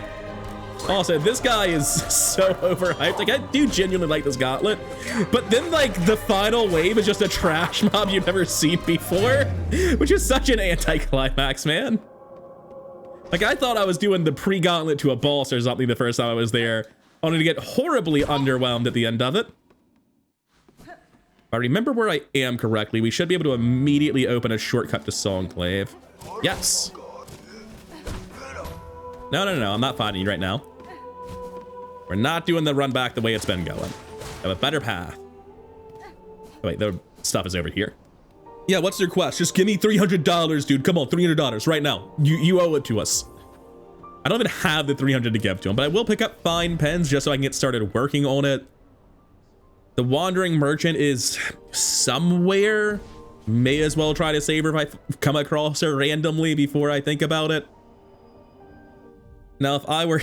I have so many quests. This is the complete opposite of how I played the game the first time. Oh, it's all terrible. I was gonna say, how many rosaries do I have? It looks like I have enough. Wait, do I? That ain't enough. I'm actually just going to be on my way then. I think going to farm out a couple more rosaries is probably the wrong call. Oh, also I need them to buy this map, apparently. Now, this area all looks the same to me, which is gonna make this a lot more difficult than it should be. But I've watched the speed run a decent bit, and I've been here relatively recently during the routing run. Although I have taken 2 damage already, which isn't great. All right, we have made it to the box puzzle room. And this part I actually will have no problems with because I just remember this vividly from speedruns. Unlike the rest of this area, which has been edited out and has not gone quickly because it's all just boxes. It's all just dark boxes with the same church guys and the same general configuration. It all looks the exact fucking same to me. But that'll be the pale oil obtained. Let's go kill Atrobio. We could take this pen right now. We could finally have a working map. But who would bitch out now? We've already made it this far. We're taking the purple quill and that's the end of it. We don't need to build out the map. We'll just do it with outside resources. If you're gonna have a Steel Soul trophy account, you may as well have the purple quill on it, you know? And one quick trip to Plenty before we actually do go fight Trobio, because Trobio is right next to the Grand Bellway after all. And that'll be the pen +2. Combine that with our extra mask, and honestly, we shouldn't have too hard of a time with Trobio. Especially since, as far as I can tell, Trobio 2 really is just harder Trobio 1.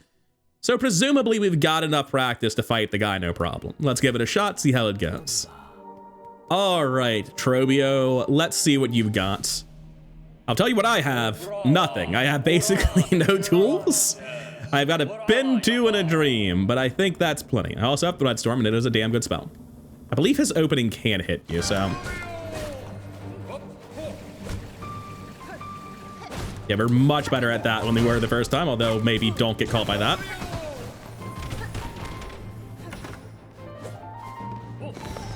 Didn't know if he was going to do a tornado or not there. I don't know how safe that heal actually was.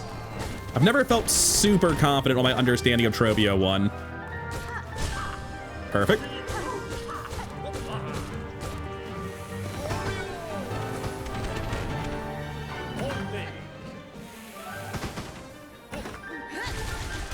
I think that's a good thing to do. Just catch him with most of a spell. I thought I'd go slightly further. God, I'm so much better at that than I was the first few times I fought him. Think here. That seemed like a shitload of damage.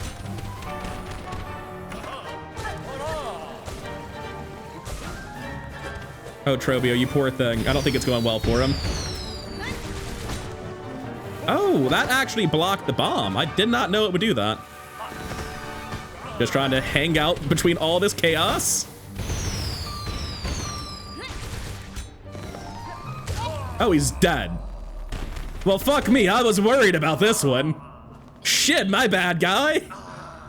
Yeah, Widow, I can't do it. But Last Judge, Cogwork Dancers, Trobio, Morwing, like all these other bosses I struggled with on my first time. Easy one-shots. I guess struggling with them means inherently that I got more practice on them, if you really think about it. So fair enough. Can I zone out and back in and just drop down faster than the elevator goes? Yes, yes I can. I think this is the... Oh. Wait, no, this isn't a gauntlet at all. Good job, buddy. Ah, this is the gauntlet. Don't mind me just being real bad at the game. I shouldn't be on the ground doing this. Wait, is this not a gauntlet? I could have sworn there was a gauntlet with a bunch of dudes like, oh, maybe I'm just remembering this ambush wrong? I don't know, man. Well, whatever. I got my craft medal, not that I was here for it particularly. And that'll be a full heal, full silk, and nothing to worry about, as well as the grappling hook, our main early game objective. Because with this, we can make it back to Mount Fae. Say back, we haven't gone to the slab even. But with this, we can go to Mount Fae, we can get the double jump. Oh, I thought this was called the harpoon, and I was mislabeling it by calling it a grappling hook. Apparently, it's called the claw line. Silly me.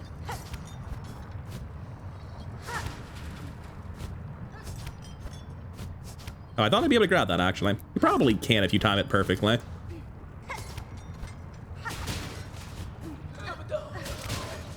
Although, having gone, I think, around 2 hours at this point, yeah, I'm just over 2 hours raw footage, I will be oh shit, this guy snuck into the arena. I did not know that was possible. I will be calling it here, and we'll start by getting the double jump next time. Hot tech from the speedrun, it turns out you can just harpoon these guys, and it instantly kills them at no risk to you.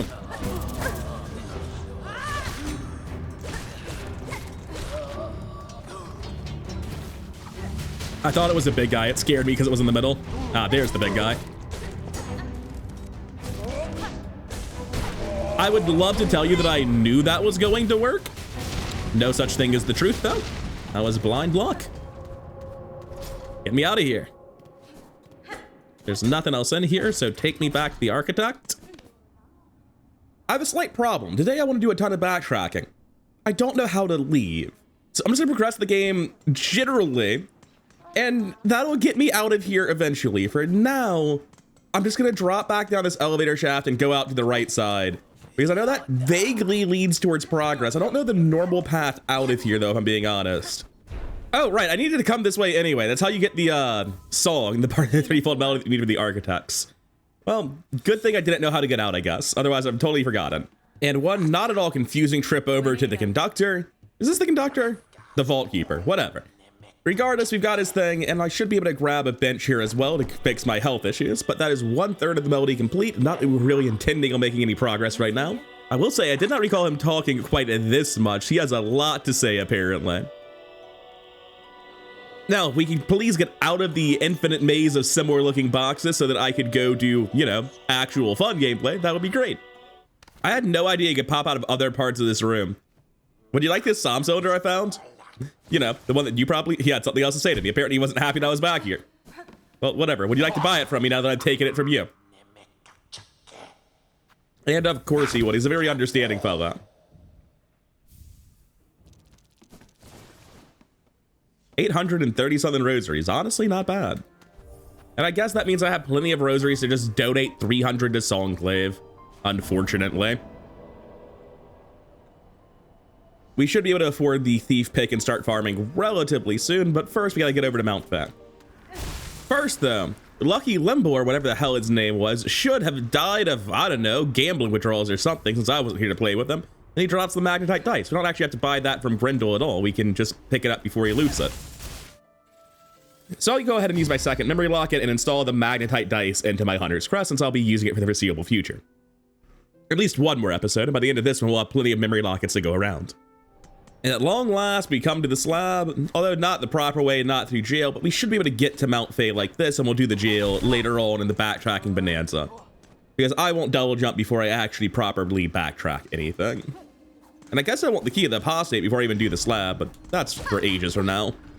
Yeah, without the keys, the slab, no keys, no double jump. The slab is basically a straight line to the bellway and the bench that leads to Mount Fae. But hey, that's the only part I cared about anyway.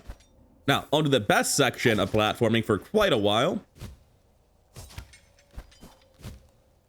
Can't skip anything without double jump though, and I don't quite remember the original route, but it can't be that bad. What's up, Chakra? I will not be doing this the sensible way. Also, now that I know that Flint Slate actually helps you here, I'm kind of regretting not having Flint Slate, but oh well. And I don't need no map. You go up. It's not that complicated. Okay. After a unnecessary long and arduous part 1 of Mount Fae, we're finally to the second half. Because I have just royally beeped it over and over and over again. But this is the part I have much more practice with. There's no just more or less immediate death water to catch me and just force a reset at the very end anymore. We should be good. The fact I'm actually going to remember all of this also helps to some degree.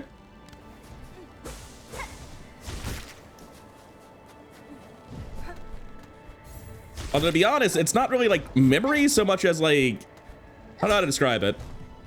I just vaguely know which buttons to press when and what's coming up based on the next thing I see. I couldn't tell you what's 3 steps ahead. I don't remember the area properly.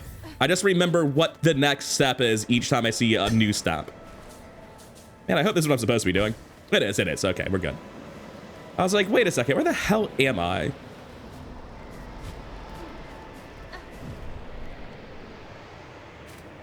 Bird, don't let me freeze to death. Anyways, we're on the right path, and having made it to the top, that means it's time to get our double jump in time to explore the entire damn world.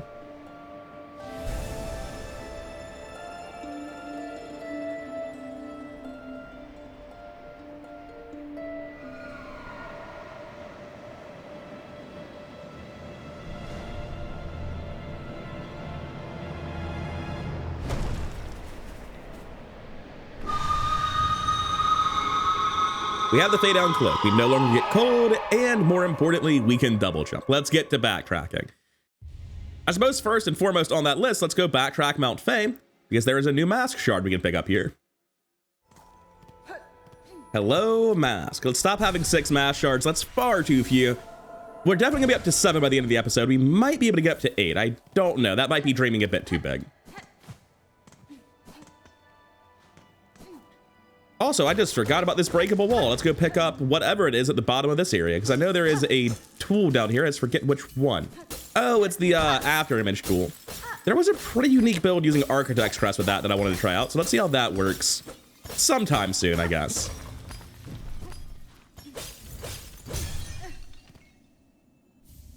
Yeah, the memory crystal, that's the name of it. And there's also the hidden flea right here. Just as soon as I remember how to jump. There we go, got him out. And that is, I think, everything I can do before I get the Abyss jump in Act 3. At least for Mount Fae. Which means it's time to go back to the very start. Hey, Era, take me home. We're going back to the very beginning. Weeb Nest Atla at the start of the game. We start backtracking through every zone, grabbing every single secret that I care about. It will take me slightly longer to get there than normal because I refuse to break this bridge. I spent good shards on this bridge. I'm not breaking it this time. All right, we'll be making far fewer trips to Weeb Nest Atla this time around. I'm gonna come back when I can bind Eva, and that's probably it. I guess there's an argument I should have come here last, but I don't know that I actually can bind Eva with my current progression in the game, so hard to say. Regardless, I'm here now. We're getting everything except for binding Eva done. Which isn't to say that we can't get started. I think she gives you your first Silk Heart, or is it just immediately into the upgrades? I'm pretty sure she gives you a Silk Arc, the Vesta Crest, and 2 upgrades for Hunter's Crest, but maybe the Silk Arc's from somewhere else and I'm misremembering.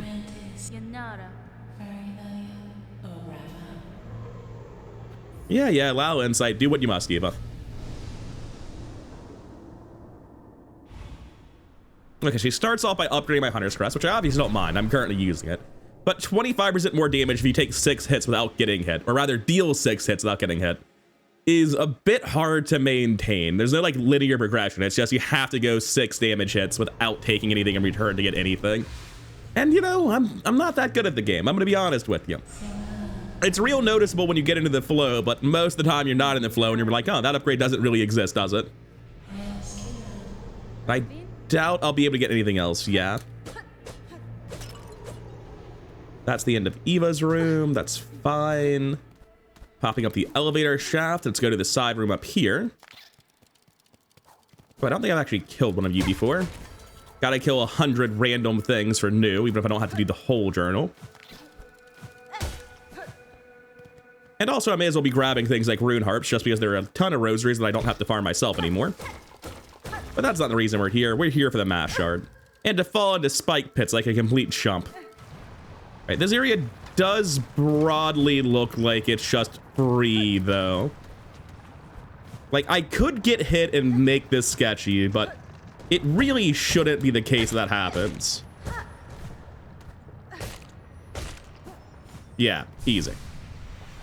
Now, getting back without having to quit out, that might be a little bit harder, but we are happy to take a mass shard. A part of me is like, I just go hit those guys and I get the soul I need. Cool, it worked out. I was really expecting to fumble that. And coming here for the first time with double jump, we can immediately go up right there, and I forget what's in this room.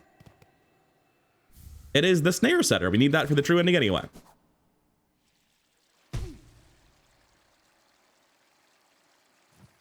And I guess I'll go finish off this path. It's a relatively short dead end. Just gonna not fight him, I guess. It's only 5 hits, not even that bad. Ah, right, there's the spool fragment up here. I'm gonna sit on the bench in case I lose a double Moss Mother. I know it's a preposterous idea, but I might have to quit out against double Moss Mother. I can see that getting out of hand real fast if I make a couple consecutive mistakes. Can I just kill it first? Yes. Nice wake-up animation, buddy. I mean, I'm here, I'll grab it, but I'm not gonna be getting the next Druid Eye upgrade. It's not why we're here.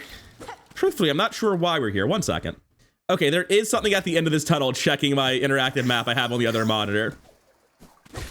I was worried I was here for absolutely no reason, but I need to refight this person, this boss anyway. I want to fight all the bosses, even if it's not part of 100%, which it isn't. This is totally optional, provided there's nothing behind it.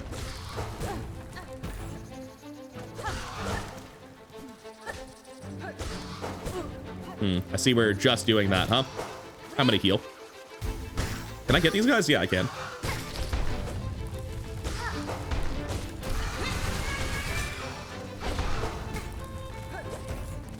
They should have their own health bars, so perfect. Damn it, I was trying to catch both of magic again. There we go.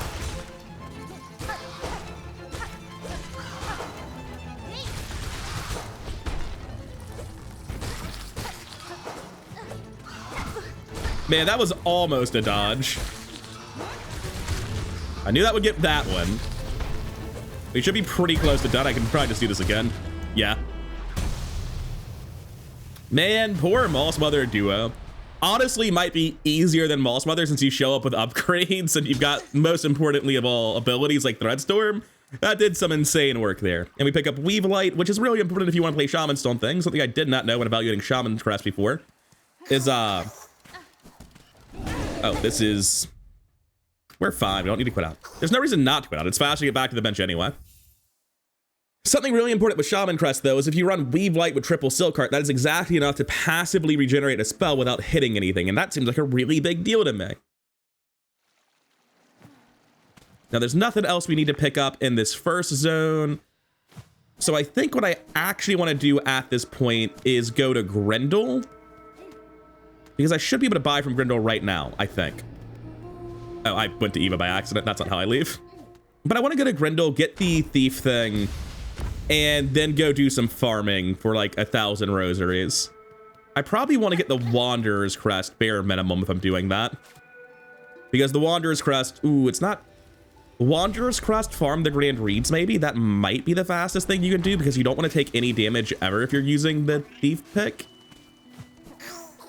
I could also get nail upgrades first.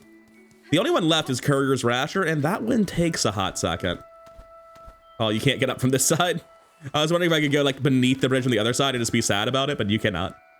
It's occurred to me that all of this stuff might just get destroyed anyway in Act 3. That'll be very sad if preserving it does nothing, but I'm going to try to have it live. Also, I think because I haven't done the first Skull Tyrant, this doesn't spawn one, right? Yeah, we're good.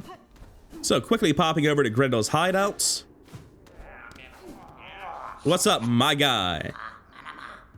I would love to buy some thieving tools from you. The Thief's Mark is what I'm here for. The rest of this can wait for later. Spool Fragment. The Sob Cylinder that you buy for more than it sells for is pretty funny. Not gonna be buying that one. And I think this is what I need to hold more. So I'm gonna want to buy that. I want to farm like at least 4,000 rosaries is the long and short of it. What do I need if I want to get the next pale oil before I farm? I need to do the Courier's Rasher. That's really not that hard. I need to go back to Mulch Druid. I need to do Lugoling. Honestly, all of this is sounding not that bad right now. I'm gonna go to the Morrow and backtrack anyway. I don't need to farm now. I'm gonna just do the backtracking stuff and think about it. Honestly, there's not a ton to backtrack to in the Morrow at all. I thought there'd be like a long list of things I needed to do, and that is thoroughly not the case. As far as I can tell, ignore my blistering incompetence, holy shit. As far as I can tell, really the only thing to do is to come here and get the memory lock, and I guess like do the quest I haven't done. It's fine, we're going to be able to handle this.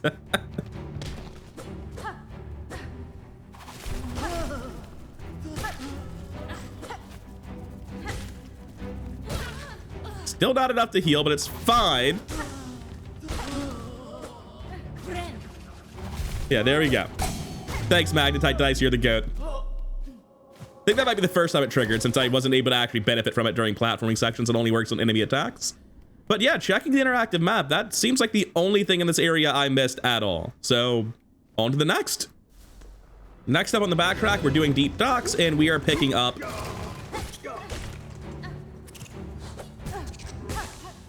One second, we're getting our ass beat is what we're actually doing. We're here for a mass shard, is what I was going to say. Thanks, Magnetite Dice, you're the goat. Just mandatory, you gotta think it when it does its job.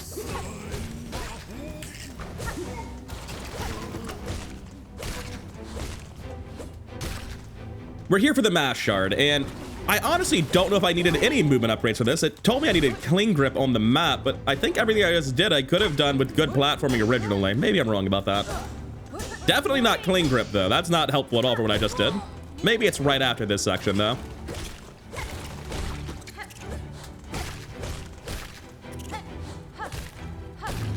Easiest arena of my life. Am I over geared for it? Maybe. I don't know. Anyway, we've got the mass shard. Not even hard.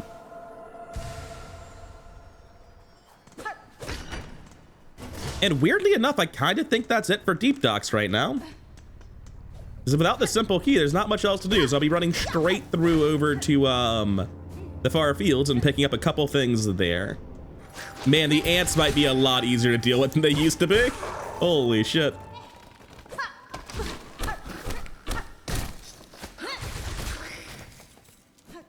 And another flea freed. What next?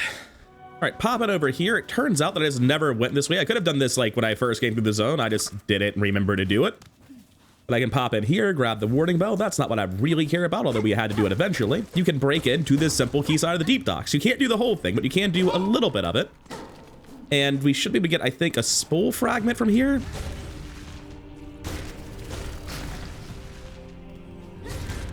Although I suppose I have made it a lot easier on myself by coming here with nail upgrades and the harpoon so that these guys are much easier to deal with than they otherwise might be. All right, I need to go down first, break the support. Not quite how I imagined that going in my head. I think there's a teeny tiny gauntlet or something.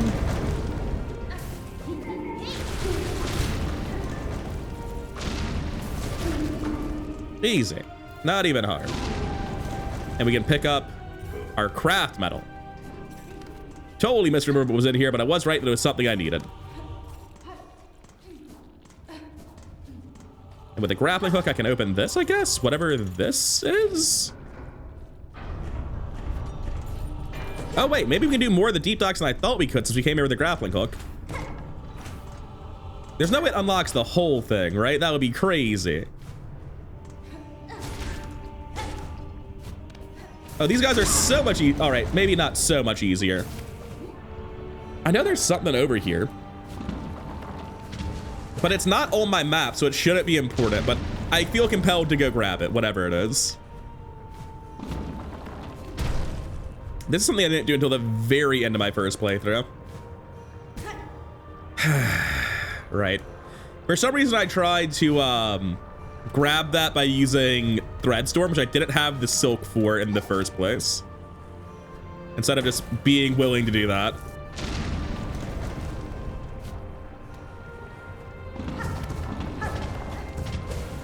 What am I doing? Honestly, no idea, but it's fine. Perfect. Exactly how I wanted that to go down. Oh, there's a spool fragment here. Right, I do need this. It's the path to the door I just walked past that is marked on my map as being important. I'm an idiot. And there is a flea through the other path in this room, so we need to go this way too. Although I'm probably gonna have to turn around. Either I'm gonna get blocked by simple key locks or... What's the best way for me to deal with this guy? I think it's to ditch him, to be honest with you. Consider him ditched. I keep trying to open my map like anything is going to happen.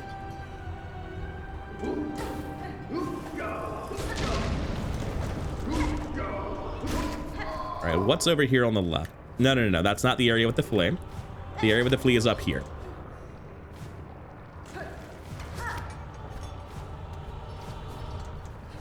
So you do the grappling hook and then the double jump maybe. Oh no, just the grappling hook really. Gauntlet. Yeah, that's a gauntlet. Ah, shit. These are pretty easy enemies, though. I should be fine.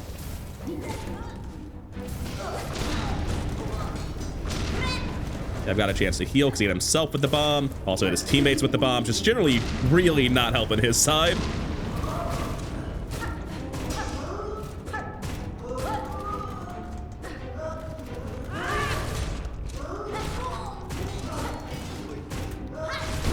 Okay. I think there's more coming, though. I thought I had the mana to do something else. The silk. Okay, get the fuck away from their bodies. There's gonna be bombs everywhere. Apparently I'm doing deep docks without the simple key. Do you not need that simple key? Can you just bypass it entirely? Because it's starting to feel that way, you know?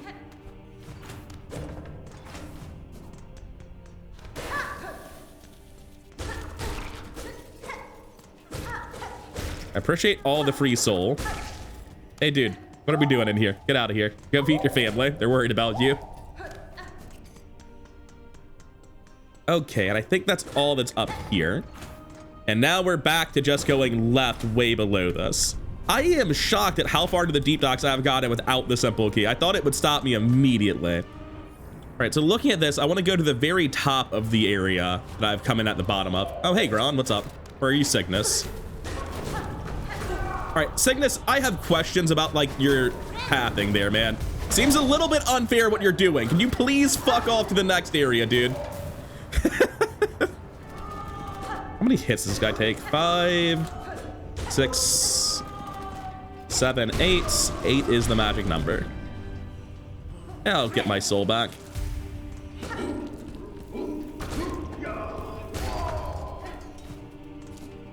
This opens another path that was previously locked to me. Wait, does it? I don't think I've been here. I haven't been here, and this is the area that I wanted to be at, I think. Or have I been here? It's all looking the same to me. I'm getting lost.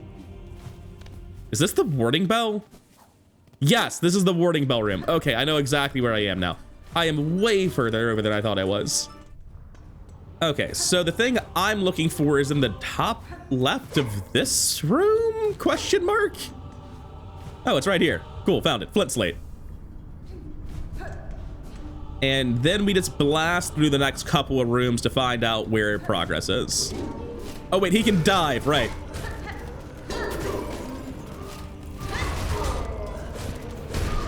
Well, that was terrifying until he just died like a chump. Let's keep heading left.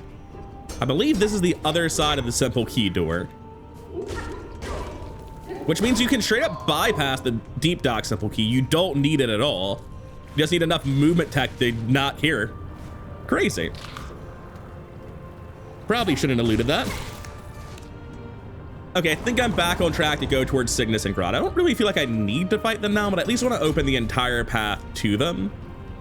And they're probably not that hard, so if I can find a good bench route, then we'll definitely do it. The thing is, this is probably a route to the other bench on the other side of the zone. I've been down here. I have not. Ah, that's just the Materium, though. That's nothing special. I think this is the fight, isn't it? Yes. Well, we'll give it one shot.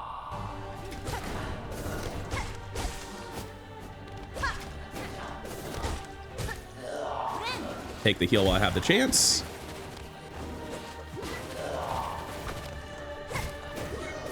Oh, this is probably a lot easier with double jump, huh?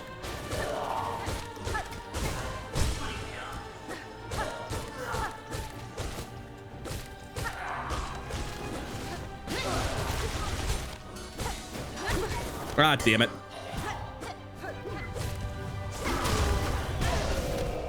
Ooh, I'm actually very scared that, like, maybe there's some way for something here to hit me twice consecutively instead of for 2 damage. I don't know if that's a thing. I assume the mask works how I always want it to, but I genuinely don't know that it does, and there are attacks where, like, it grabs you and hits you twice, and that's how it animates the 2 damage. I'm worried that I'll just bypass my mask and one-shot me. So Cygnus and Grodd are unlocked. Do I have any reason to fight them now? So call me a coward, but I decided to farm a few more rosaries, and then I remembered that I had plenty of rosaries. I just needed to cash them in over here at Relic Seeker Scrounge. Rather than fighting that boss, which I could do right now, I don't really want to do the run back. I want to do a bunch of other shit. And to that end, I can't pick up shards right now, and there's a quest in Bell Bottom just to turn in shards, more than 400. So I needed some rosaries, and I'm going to go straight back to Grendel. There might be a free pouch I could pick up right now, but for the life of me, I can't recall where it's at. I know for sure where Grendel's is at. And now we can grab the crafting kit from Grendel. This is the one that makes it deal more damage, isn't it? Shit. Well, egg on my face. If I take a look at this, I've upgraded my tool damage. 1 second, let me figure out how to get a tool pouch. So it turns out the answer was a bit of backtracking that I should have already done and just forgot to go do. I need to go do this knife challenge. So you can have a look at the final attempt. I imagine it's going to take me an embarrassing number of attempts to land 15 hits.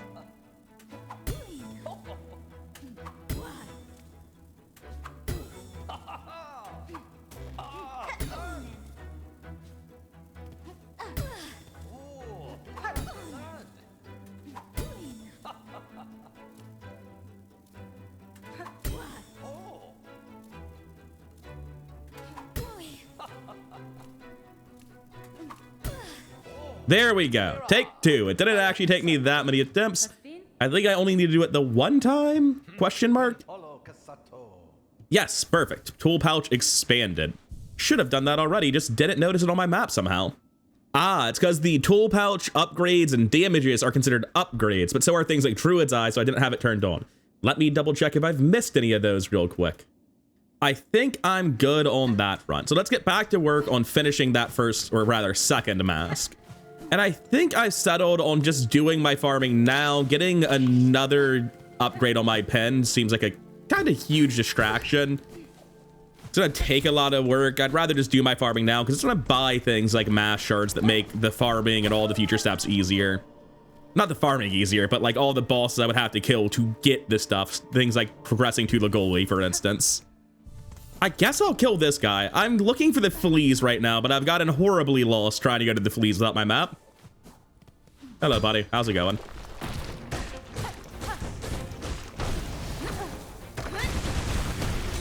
Oh, he's dead. Well, that was a very tough little encounter. Thanks, Magnetite Dice. All right. I figure I should kill the last one while I'm here. And that's a quest done, I guess. Not that it's what I'm supposed to be doing, but hey, I was in the neighborhood. It took me an embarrassingly long time to find the fleas. It looks like I found way more than 5 of them, though. I've been coming here to get the flea brew because I figure if I'm about to pick up the silk speed anklets, I want to do that whole hive puzzle in one go, which means I need the brew from these folks.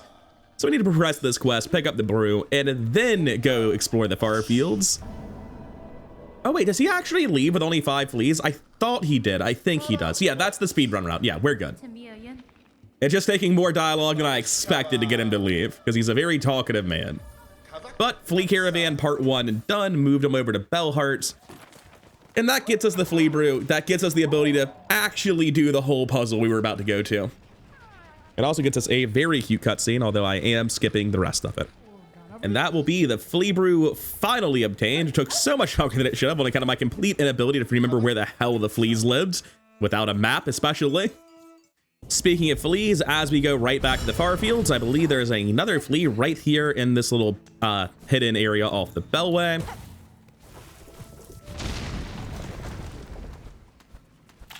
And hopefully I do this a little bit easier than I did the first time around. I struggled with this a shocking amount the first time through. That's just for going back. I don't need that. Man, that guy absolutely fucked me up. Oh, I was not expecting to get caught there. We might be having to do a mulligan on kind of the unfortunate 3 damage I just took. I thought I'd go over it. I wasn't expecting to grab it at all. As long as there's not an enemy able to grab me, all this is fine.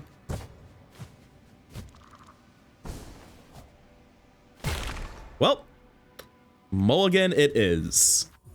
Well, we're going in with 3 health again because I took a damage and then immediately threw myself into the spike. I didn't need the enemy to do it for me.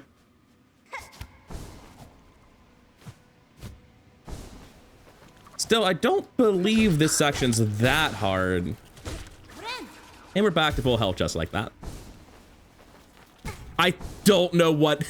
I thought he was moving left, man. I just fucked that all up.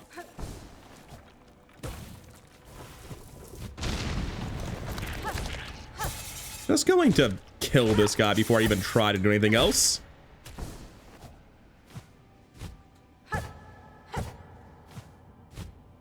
Should I be saving double jump to the bottom of the...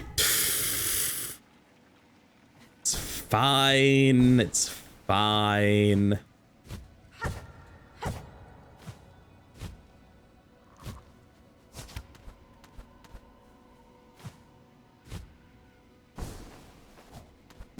I did not think the spikes went up that high. It's fine. We've got this. It's not a hard platforming segment, I promise.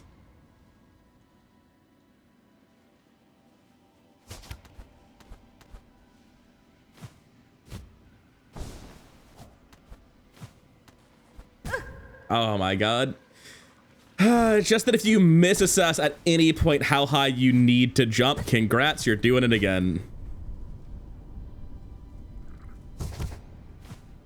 Not at all how I intended for that bit to go, but it's fine, I guess.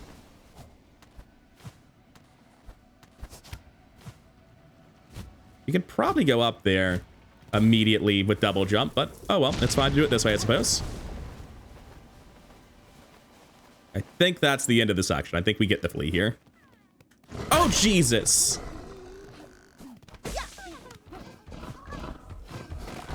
I didn't remember he was here. Look, we got the flea, but there's no need to open this door ever. And it's time for the lava escape. One of the last things we need to wrap up in Farfields. I'm a sucker for falling into spikes, man. I thought that... I just forgot about that segment, man. I thought we were going towards the platforms immediately, and I just didn't react. I was like, oh, I didn't know there were spikes here. And instead of doing anything, I had that thought. Okay. This honestly shouldn't be too bad, based on my... Oh, I didn't remember those went down. Right, this is purely aerial.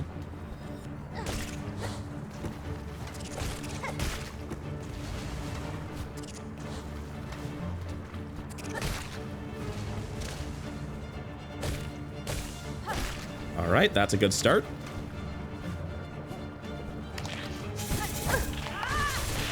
I have to deal with that part that way. Okay, cool. That's the main portion, right? But that means I have one attempt on this last bit. I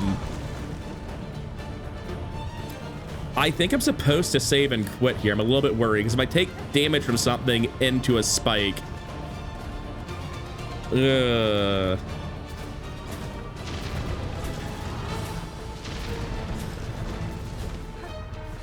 just like don't fuck it up. It's that easy.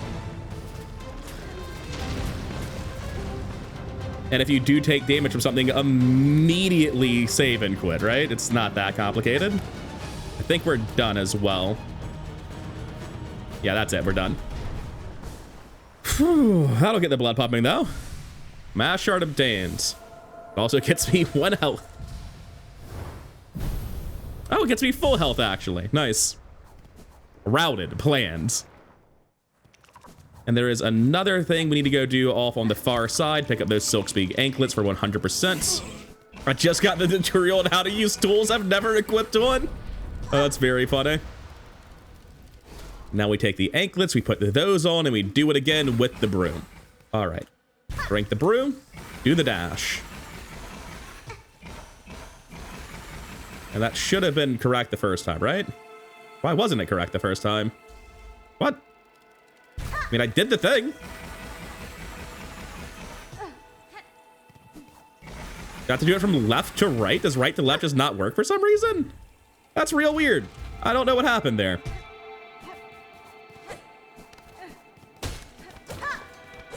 And we're basically just here for a rune harp. There's not anything important back here. But I figured if I was coming here, I may as well do it in the order that got me a rune harp and a bunch of extra cash. And I don't know why I'm going back up. We're done with the area. Oh, I sat on a bench here. Well, that's unfortunate. And we are popping back into Greymoor because it seems like there is a spool fragment near the top of this place that I haven't gotten yet. But it's up there. Don't remember how to unlock that. We'll figure it out shortly. I believe the answer is you walk right from halfway home, if I'm remembering this correctly. And if I'm not, we'll figure it out soon. Oh, speaking of halfway home, I have a quest here to kill literally all of the birds, like 30 bird cloaks, I think. So I guess I should get started on that, and I believe it does upgrade my pouch, so it is mandatory as far as quests go. So if memory serves, you literally just walk right, and I forgot to do this for a very long time in my first run. That is, in fact, correct. You just walk over from halfway home. It's not even hard. I thought I had Threadstorm. Not that I was in a safe position to Threadstorm anyway, apparently. Oh, he back. He should not have come back. That was a mistake. And that'll be the thread spool I was looking for picked up. And I guess while I'm here, if there's any more birds, I should kill them, but it doesn't really look like there are. Gonna have to go out of my way to farm these guys. That is all the birds killed. And the spool obtained, so let's go turn the quest in as well. Get that pouch upgrade. Hello there, Craig. Would you like 25 bird asses? Now we can build the scariest crawl of all time.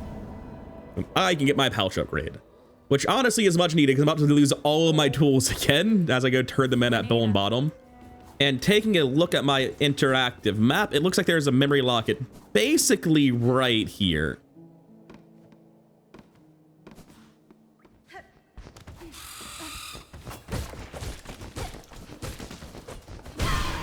Well, probably didn't need to take 2 damage about that, but it's fine. Are you the memory locket?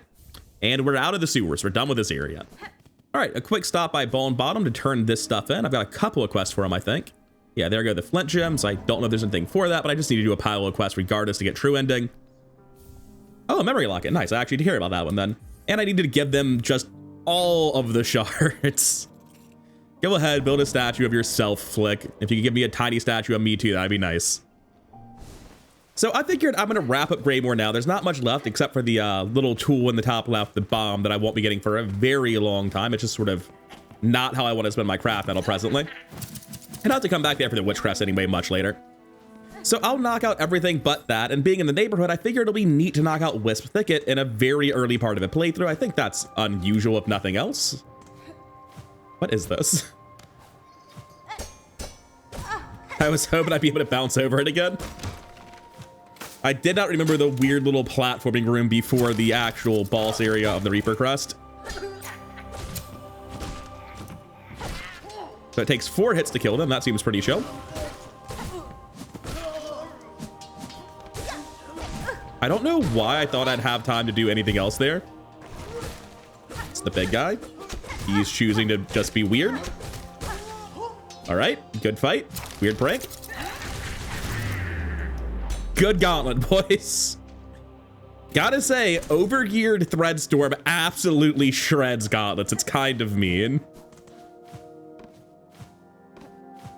Did not remember the path to the top of this being so long-winded. No. I'm not getting baited by it. Let's get this first. And I have absolutely no desire to use the Reaper, but I do need it to bind Eva, probably. I don't know if you explicitly need all crests or just a set number of slots, or if the number is so high that it requires all the crests. But regardless, this helps me get there one way or the other. Not that I have any desire to use the damn thing. As I'm doing pogoing and platforming, I guess I can stick with it for a little bit. Also, the fact that you can hit somebody through ground that thick is pretty funny. Oh, I don't have my Magnetite crest anymore. It's terrible. I hate this immediately. I appear to have missed the flea at the top of Greymoors. I just went to the wrong place, but whatever. It's fine. We'll do this route instead. Oh, wait, is he in here? Is that why I missed him? That is, in fact, why I missed him. Silly man. What's up, dude? Get out of here. And now we'll go to the thicket. I just totally forgot how to get to the flea. It's a much weirder path than you might expect. There should be a bench fairly early in here. I thought I'd be able to dash onto it, but obviously you're supposed to grapple that. What's on the left? I don't remember the left path at all. I just glanced over to my other monitor and saw that the map was like, oh yeah, that's where everything is. You're just bad at remembering the zone. And I'm gonna go back to my original crest, sans the flea brew. I don't really want to use it for some reason. Couldn't give you a good reason why I don't want to use it. Ow. Yeah, I'm gonna have a little bit of trouble just from having this crest, I think. 4 hits, that's not too bad.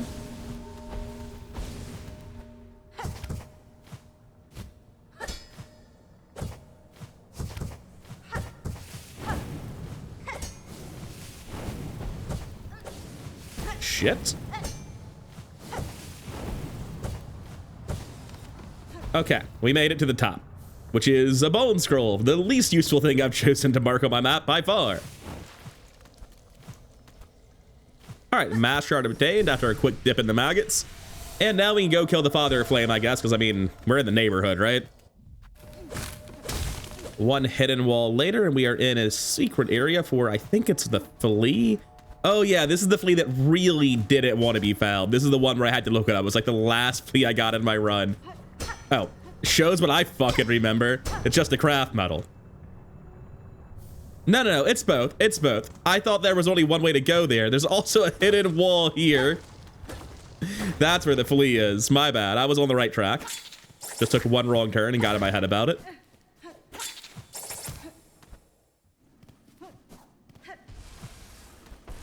Yeah, we're under the underworks now. Is this not openable? It feels like it would be. Oh, right. It's openable from the other side. It's very useless, but it is there. Oh, I had to go up here. I couldn't see the wall. I was like, why can't I move left? Ah, damn it. I almost did it. I was just a little bit too greedy with the movement. All right, you need to dash off of it. Please stop throwing yourself bodily into the chainsaw. Or just do that, like jump ahead of time, right? I'm making this very hard on myself by just being impatient. Or too patient, as it turns out. I just accidentally moved myself into the wall. It's fine. We're still totally fine. We're not going to reload this. We've got this. We don't got this. We're going to reload this, unfortunately. All right, I'm back, and I'm going to be slightly less bad at the video game this time. See, how hard was that? Like, come on. Get it together. It was the very last one, too. I was at the flea. I just could not stop choking it. Oh, man. That's embarrassing. That's such an easy bit that I just could not manage for some reason. And I do want to open this up just so that the world's like fully cohesive and explored. Even if I can't think of a single use in the entire game for this shortcut.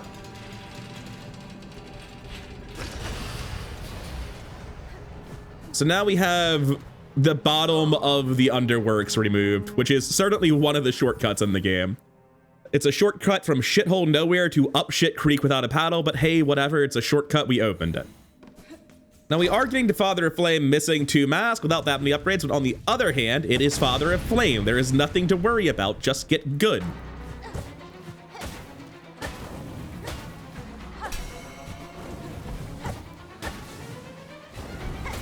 And that one should be dead, and 1 more hit apparently.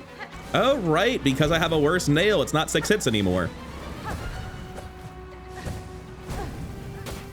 It's 8, dear God.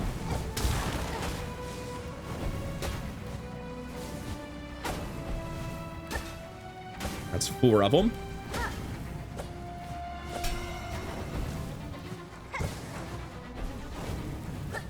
Man, I'm really struggling here for some reason.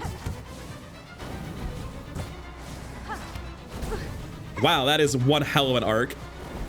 This might be a fight that's better off for coming back to with upgrades. This is actually surprisingly difficult when it takes this many hits to do anything.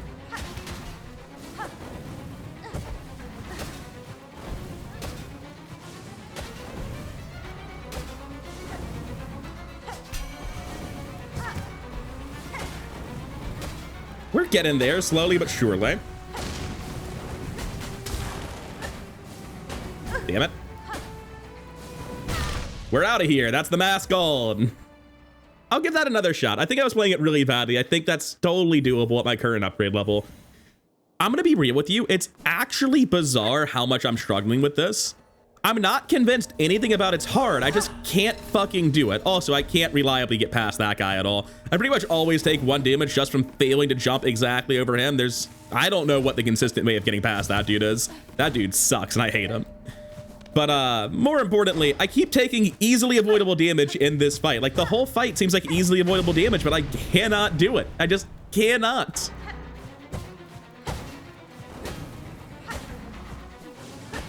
Oh, that was not clever, I guess.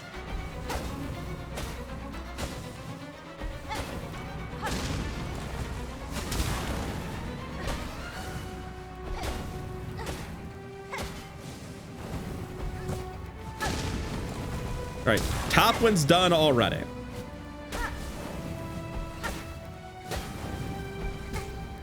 Just flew into me from off screen. Yeah, sure, buddy.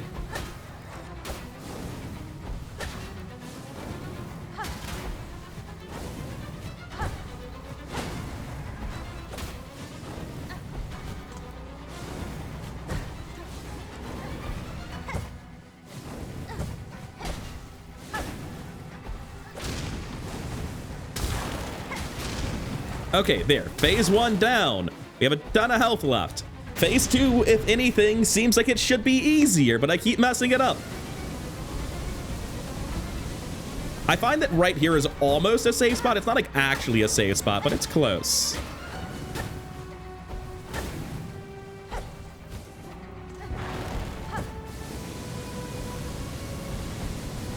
Yeah, see, just like not a lot of attacks going down there. Now, I have no idea how many attacks it actually takes to kill phase 2. Just that, like, the fact that I'm getting hit by him at all is kind of embarrassing.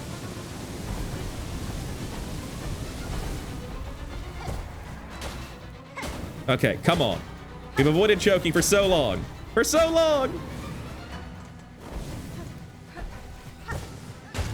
Fucking finally. I mean, on your end, you probably saw like 2 or 3 attempts. But on my end, that was like a solid 10 attempt boss. Easily the hardest thing we've done in the game so far. But that is the Wisp Thicket complete. And I cannot say Wisp Thicket without really focusing on it. That makes me lisp really, really hard. It's a very hard phrase for me to say. The SP followed by TH just tongue twist me every time. Anyway, as I'm already in the neighborhood, I figure I may as well go get the tool here. It's not like I need the craft metal specifically for something else right now anyway. Is it up here? Yeah, it's up here. Oh wait, no, it's even further up. This is just the Frayed Rosary. There's a path up here through a fake wall in the grass of all things. I figure I should just construct this now. I'm in the neighborhood. Not that I have any intent of using it, just while I'm thinking about it. Otherwise, at the end of this, I'm like, oh god, what tool am I missing? What's up, YouTube? Welcome back to the Steel Soul run. Today, we're continuing the Great Backtrack. There's a ton to do with all our new movement abilities, and unfortunately, my recording for this episode just, like, recorded the first 15 minutes at about 1 FPS. Not really sure why. Not sure if I could have noticed that on my end and realized something was catastrophically wrong in the OBS. But regardless, instead of showing you the god-awful footage, if you can even call it that, I'm just going to tell you I did the wormways. I got all the stuff in the wormways. I did the little side area with the Weaver nest. I got the Plasmium file. Nothing super interesting happened. It's the wormways. But that's what we did. I don't have footage of it. Sorry about that. Anyways, let me hand it off to Pass Me to show you what else we did. Once the footage started working, because thank God it did eventually. Wait, Chakra's not even here. Where the hell is Chakra? Where does Chakra go? Look, you seem very happy. Is there a reason for that? Oh, he's giving me the statue. That's why. Thank you, buddy. I'll never break it. For the life of me, I can't remember what's in here other than traps. I know there's a lot of traps. Thought I'd be able to double jump to get off of it, but nope, such luck. So what kind of enemies are in here?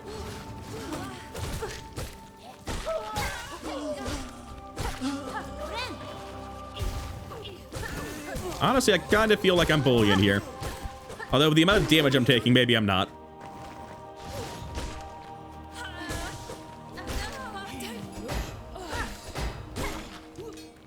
Maybe I'm bullying. Good fight, boys. Very close. And I guess that whatever I'm looking for is down. For the life of me, cannot remember this place at all. Crap. I hit B to bind. I'm supposed to hit claim first. My bad, my bad. It's nice to have the Wanderer's Crest back, but I actually do prefer the Hunter's Crest in terms of just playing a nail-centric build. The Wanderer's better DPS is really nice, but like, I find so many situations where its lack of range was really hurting me, and I was able to play just so more, and it just let me play so much more freely to have that extra range from the Hunter's Crest. However, that's not important for now. The reason we're doing all of this right now is because I needed a better crest for farming, which we now have. So I'm not quite sure what we're doing with it exactly, but I do know that we're going to be glad to have it during the farm.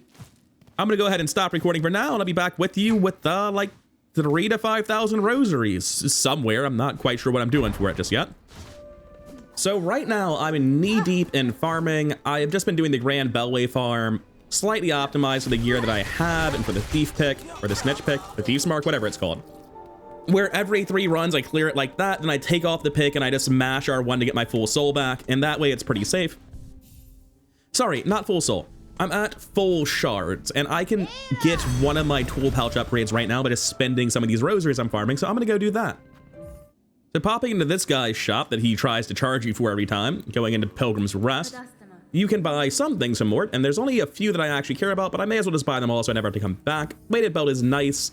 I don't know how much it really impacts things, but I definitely want it. The tool pouch is definitely mandatory, and the memory locket may as well grab it. So we'll clean out his stock, and we will never come back here ever again. Have a good life, Mort. I'm gone.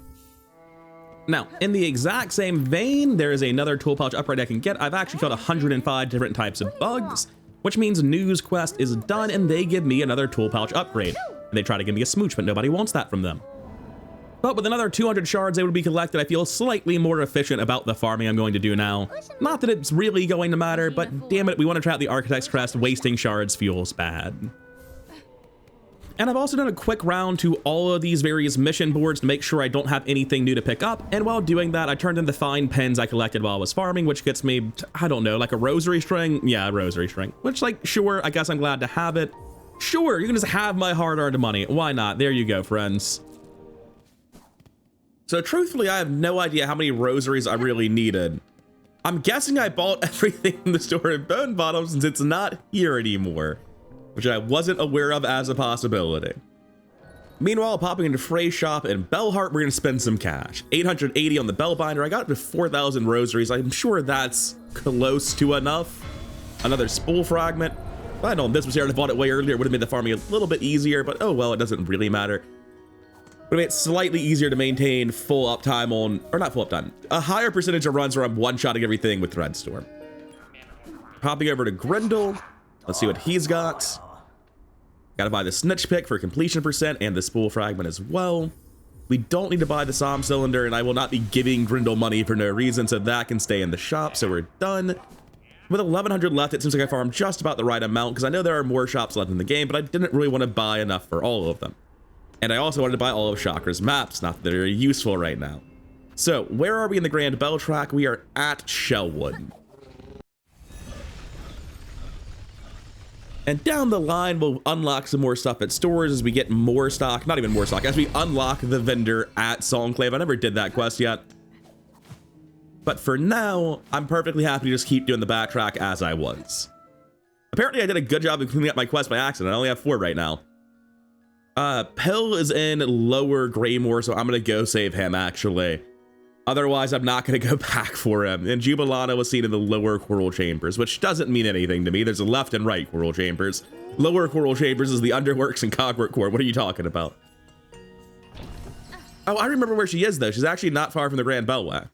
As I explore these sewers, not having found a single thing to track, I'm beginning to think that I vaguely recall coming here in my first playthrough, and Lower Greymoor somehow meant something else. I just remembered where he actually is. I remember the elevator fiasco from last run. But first, let me go talk to the man, the Great Gourmand himself. So I need to go over to the Grand Bellway, to Ventrica, to Coral Chambers. Because if I'm gonna be next to halfway home, I should pick up the beer while I'm there. Oh no! Because I did all that progress without ever coming here, I didn't get to have this splishy splashy scene with Sherma. Damn it! I've just ruined the run, haven't I? I'm sure I can just come here later. You better not be dead somewhere. I don't think he's in Songclave. I thought that's where he was supposed to be next. Oh, also, I never woke up Zaza. He's just here now. This is my first conversation with this guy, and I actually do want to talk to him to do the special high halls where you have everyone helping you. So, Garbon, Zaza, how are you two doing? Never seen you folks before. He seems like he's his normal self, and I imagine we'll see him again later.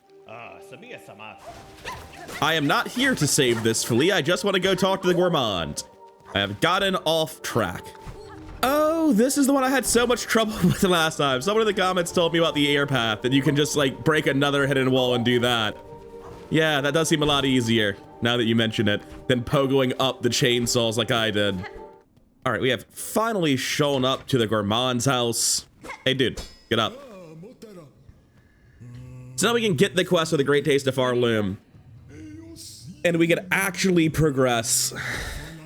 And that'll let us pick up the alcohol after the Ant Gauntlet at Farhome. Halfway home? Don't know why I called it Farhome. Great Taste of Farloom, that'll do it. All right, let's go knock out an Ant Gauntlet. Get this last nail upgrade for Act 2. Oh wow, it cost me 480 rosaries. I did not remember that. That does not feel like one of the ones they nerfed the cost of. That feels crazy expensive. Anyways, we just dropped the bottom. All right, these guys are all here. I did not remember the non-Ant Gauntlet part of this whatsoever. Sir, I believe you might have an ant problem. And I might have an aiming problem.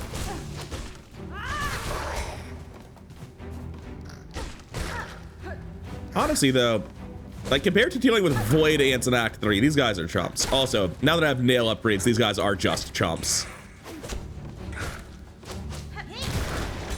Let's run that platform clear.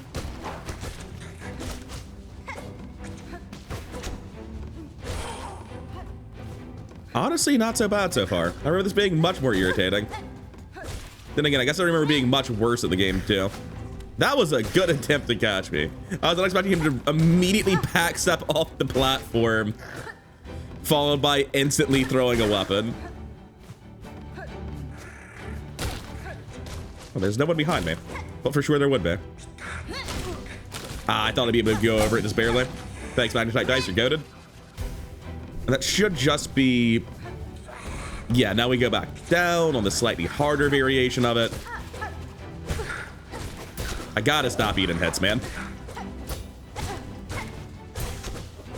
We're supposed to be good at the game. What are we doing? Actually, I probably don't need to kill all the ants, do I? Oh well, killing all the ants. Honestly, the weak ones are kind of free soul.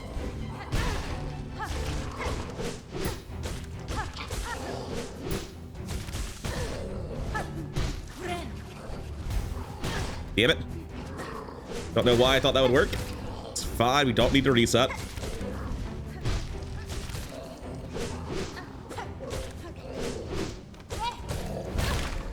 And we're gonna have to save and quit on the last enemy because I'm bad at the game. All right, not today, idiot. I didn't mean to dash into him.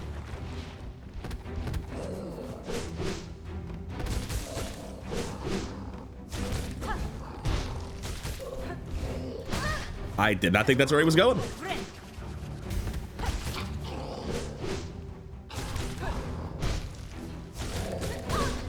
Should just be able to DPS race this and dash under him when he jumps. Yeah. Managed to fuck that guy up kind of spectacularly a few times, but it's fine, it's fine. Now, where's the nectar again? Oh, it's just not pick upable until you kill that guy. Got it. And wouldn't you know it, right outside the halfway home, we have a track for Pill's brother.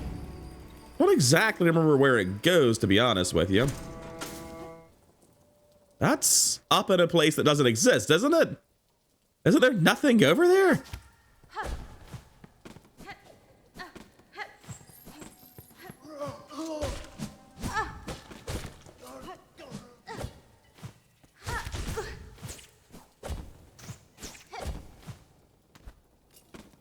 Well, there's this lure and this thing telling me to go back the way I came because it was all a prank. Thanks, game. Didn't remember this from the first run. I wasn't planning on doing anything in Sinner's Road right now, and I probably still am not going to.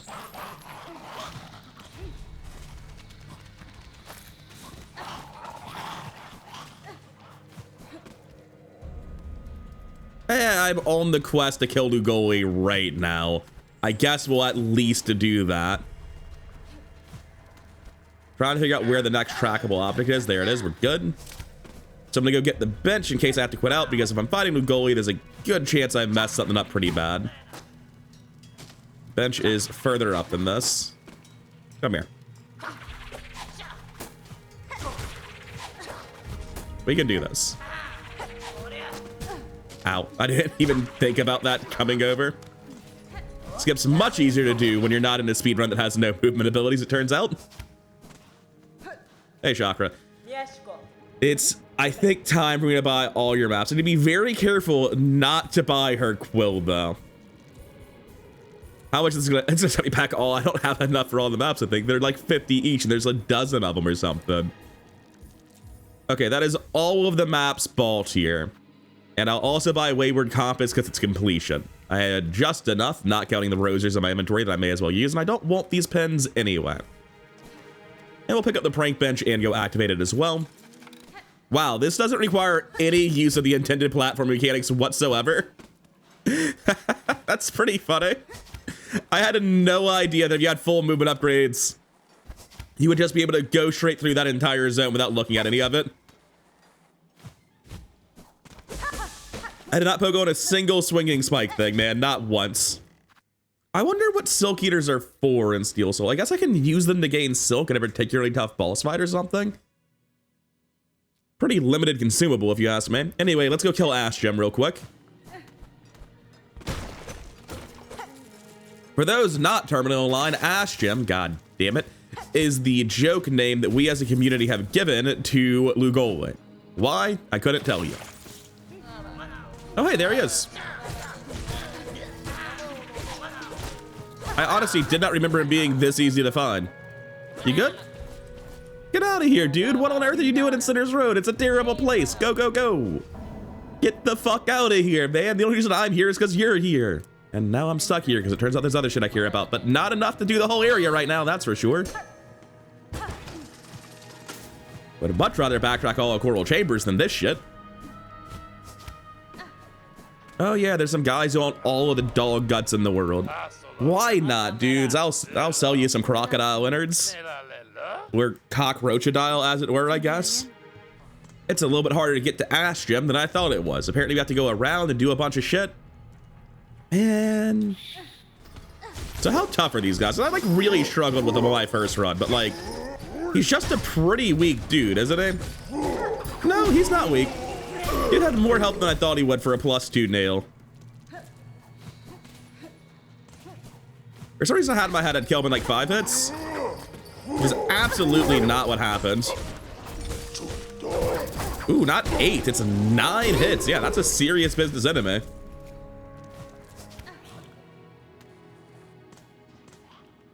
The things I do for a weapon upgrade, man.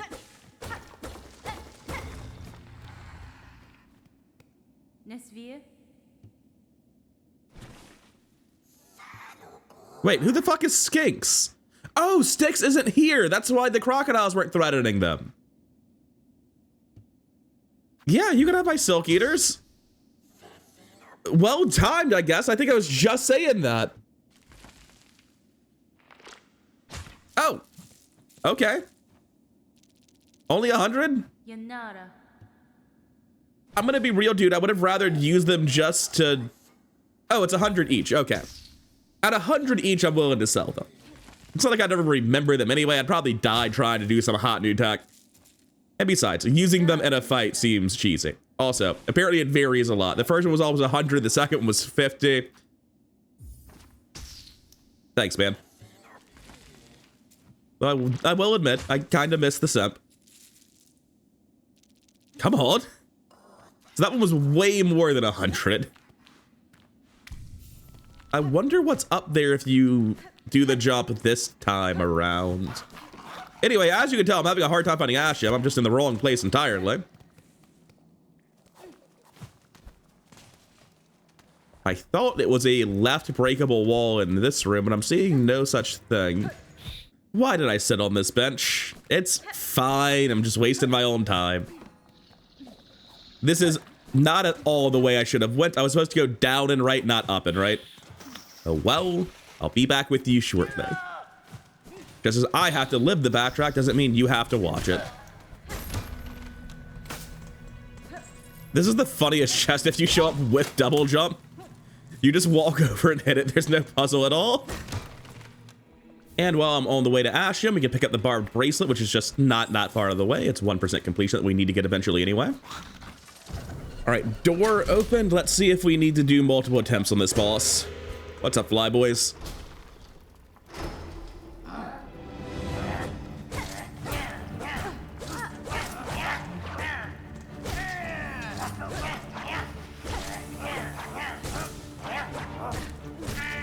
I'm gonna go ahead and heal now. There's a chance I just never heal during phase 2 because of the, what's it called? The leeches. Like, it's gonna be real hard to deal with that. Man, I'm messing this up a lot. I would like to thank the goat itself, the magnetite dice. Ash Gem, please.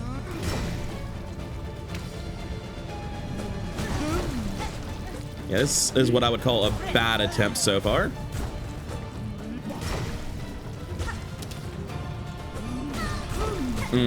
Doing a bad job of predicting that movement, unfortunately. There's nowhere to run. Well, shit. That was a rough attempt. I feel like I just walked into the attacks over and over and over again. I never got hit by the maggots, though, which is good compared to my first attempt. Although I think my first time I fought this, I might have first tried it. No, I think I took a couple tries the first time, too. It brings me great shame to say that I have fought Ashim 4 times now, which officially makes them one of the hardest bosses in this run. Okay, let's go.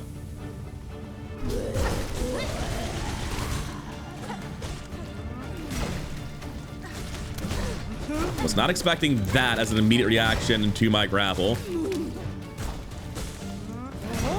Ooh, I was not expecting to go under that either.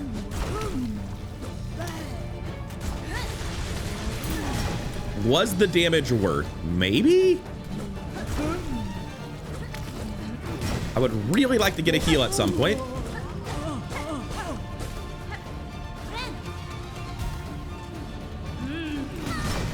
Just not, I didn't dash far enough. I had that dodge.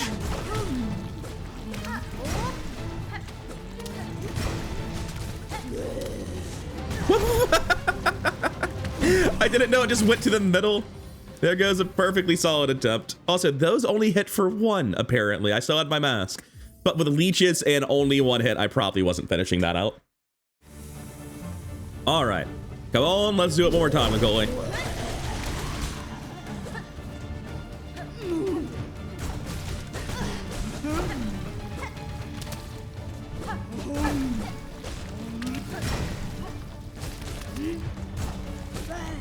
What am I supposed to do?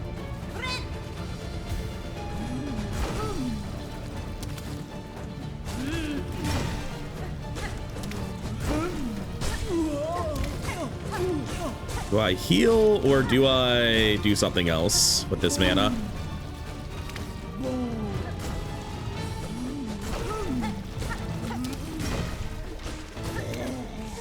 I can heal now, I think.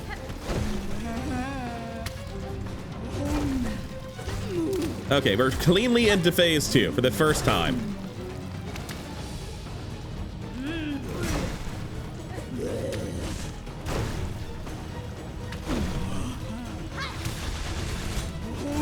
Ah, shit.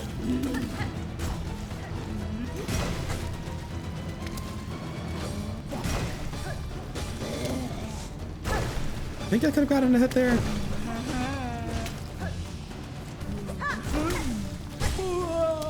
I gotta get the maggots off me, man. I'm being a coward. Oh, she's dead. He's dead. I have no idea what gender Lugoli is. Ashim implies it's masculine, but that's a meme name. Anyway, pickled muck maggot obtained. We did it. Let's get the hell out of Sinner's Red. I don't want to come back here anytime soon. All right. The other thing I was thinking of as I was going over here is I never did save the merchant. They are just over here hiding in the background. You can see them right there. They're about to come out. Come on, it's safe. So let's get Jubilana back to Songclave. Not that I really have that many rosies left to buy anything with, but it's a quest I've got and it needs to be done. Not getting 100% without buying whatever random trash she's selling. Unfortunately, I did not save and quit at the Grand Bellway. Save and quit usually saves you time. Sometimes it bites you pretty bad. But as always, with the magic of editing, you don't have to worry about that. I'll do the backtracking, you do the watching. One quick stop by the Malshruid to pick up a pitcher of Malsberry stew, which they should be happy to give me considering I've done their quest already. Yep. And I'm not quitting out because I'm worried I might not have sat at any benches since being in Sinner's Road again. And with the second brother saved, we can start doing courier deliveries, which is number 4 of 5 for Taste of Farloom. The 5th one is going to require us to go to Sands of Karak. I should equip the Flea Brew, not that it's going to matter. I should also equip the Silk Speed Anklets, not that it's going to matter.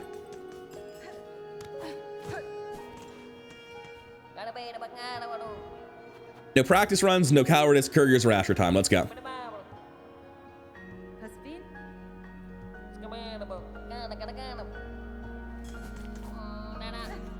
I've been told the elevator is actually the slower route. It can't be that much slower, and it's definitively the safer route, right?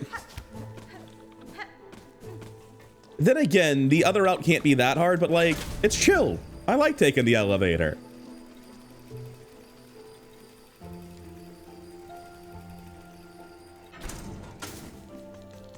It can't be that much slower than ascending the normal way, right?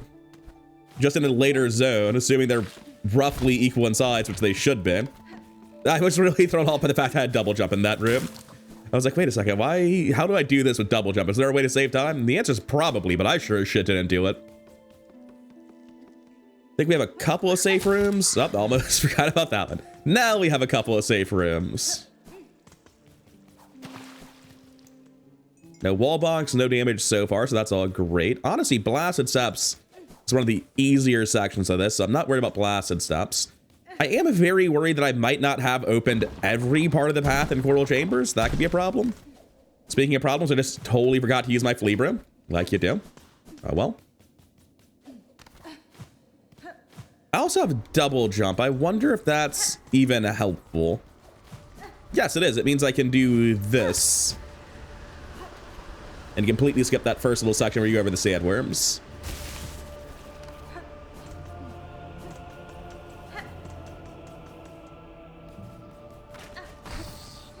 All right, if we mess up, that conchfly is a problem because he catches up with us, but normally he shouldn't catch up with you.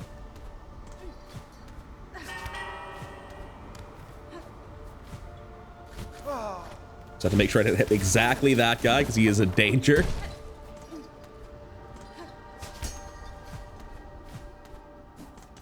Okay.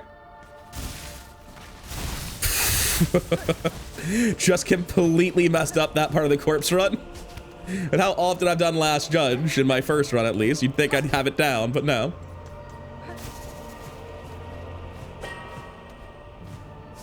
And that part is much faster with the double jump.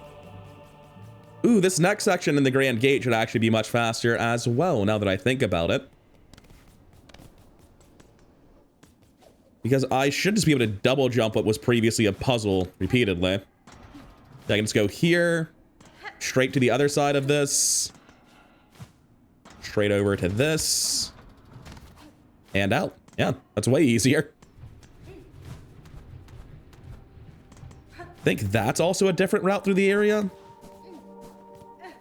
No, I'm in the right place. I'm in the right place. I was worried for a second, but just been a while since I did this part of it. We go right over those guys. There should be a room with a bell dude that wakes up. Yes. Okay, we're in the right place.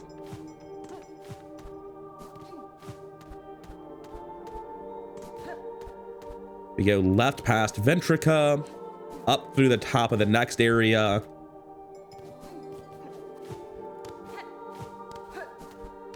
So far, it's been an easy run. I don't think there's any enemies in this section. It's right, not up. Through the bathhouse. Come on, you can do this. Is this a door? Yes. Okay, I was like, where's the door out of here? I need to bait that guy. I don't go past him, though. I just need to bait him out of the way. I go up and right here. And that should... There's the final room bonk that I managed to avoid in my guide video all those years ago. Years, he says.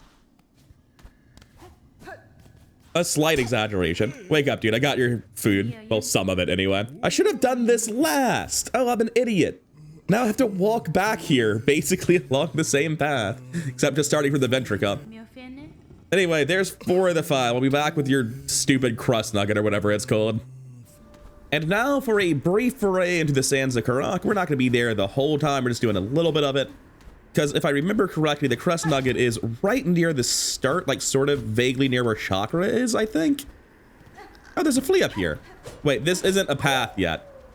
We're going to be doing more Sands of Karak than I thought we would. Where's the initial path? It turns out that I needed to go down and left and all the way through this area to kill the great conch flies because, you know, can't be having them hanging out being big fucking drills. Got to teach them a lesson. Feel kind of bad for this. This is like the least deserving boss in the game in terms of like deserving what you do to them, not deserving the boss title. They're actually just hanging out.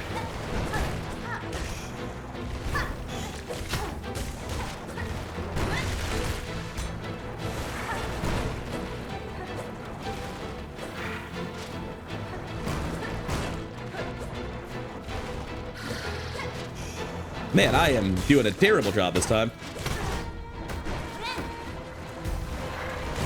Almost got me.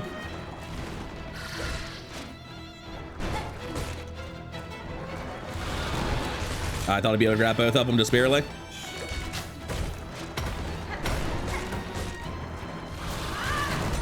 Was that worth? Maybe? It's very hard to say. Oh, well, we're done. I'm probably not meant to have a pen +2 for this fight, but oh well. I'm sorry, dude. I want a crust nugget. And you were in the way.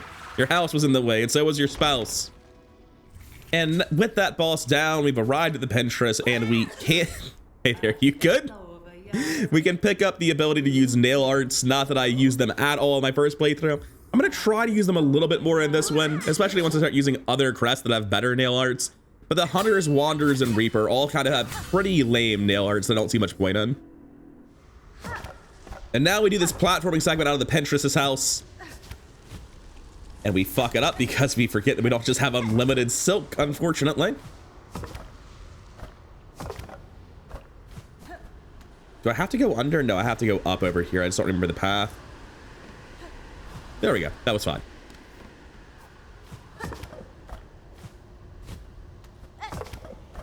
And huzzah, just like that, we're in the sands of Karak. And it's gonna take me a little bit longer to get where I need to go than I thought it would, just on account of, hey there, buddy, please don't do that. Ooh, that's not where I thought I was. I almost hurled myself into a tiny box I couldn't get out of. Nothing up there but lore.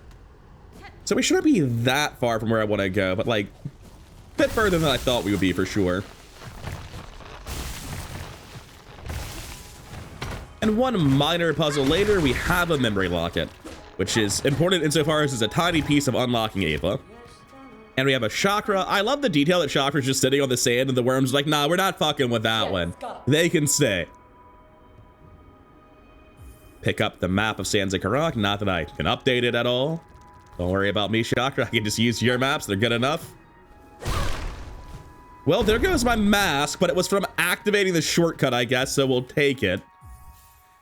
And thus began the great crust nugget excavation to get to the last ingredient for this stupid sandwich. And we've made it to the back of the room. We've gotten the crust nugget. Did it in one try this time. I think I had to reload like 3 times the first time I was doing it. Having a longer range on my pen probably helps a lot. I think I had Wanderer last time through here. Hey dude, I got all your shit.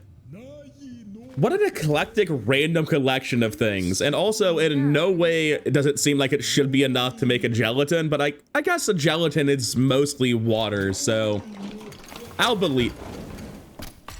Anyways, we've given the Gourmand all of his random shit. Time for a feast. It certainly looks like something, but I mean, I guess so does the man it was prepared for. Or woman, let's not presume genders in this house.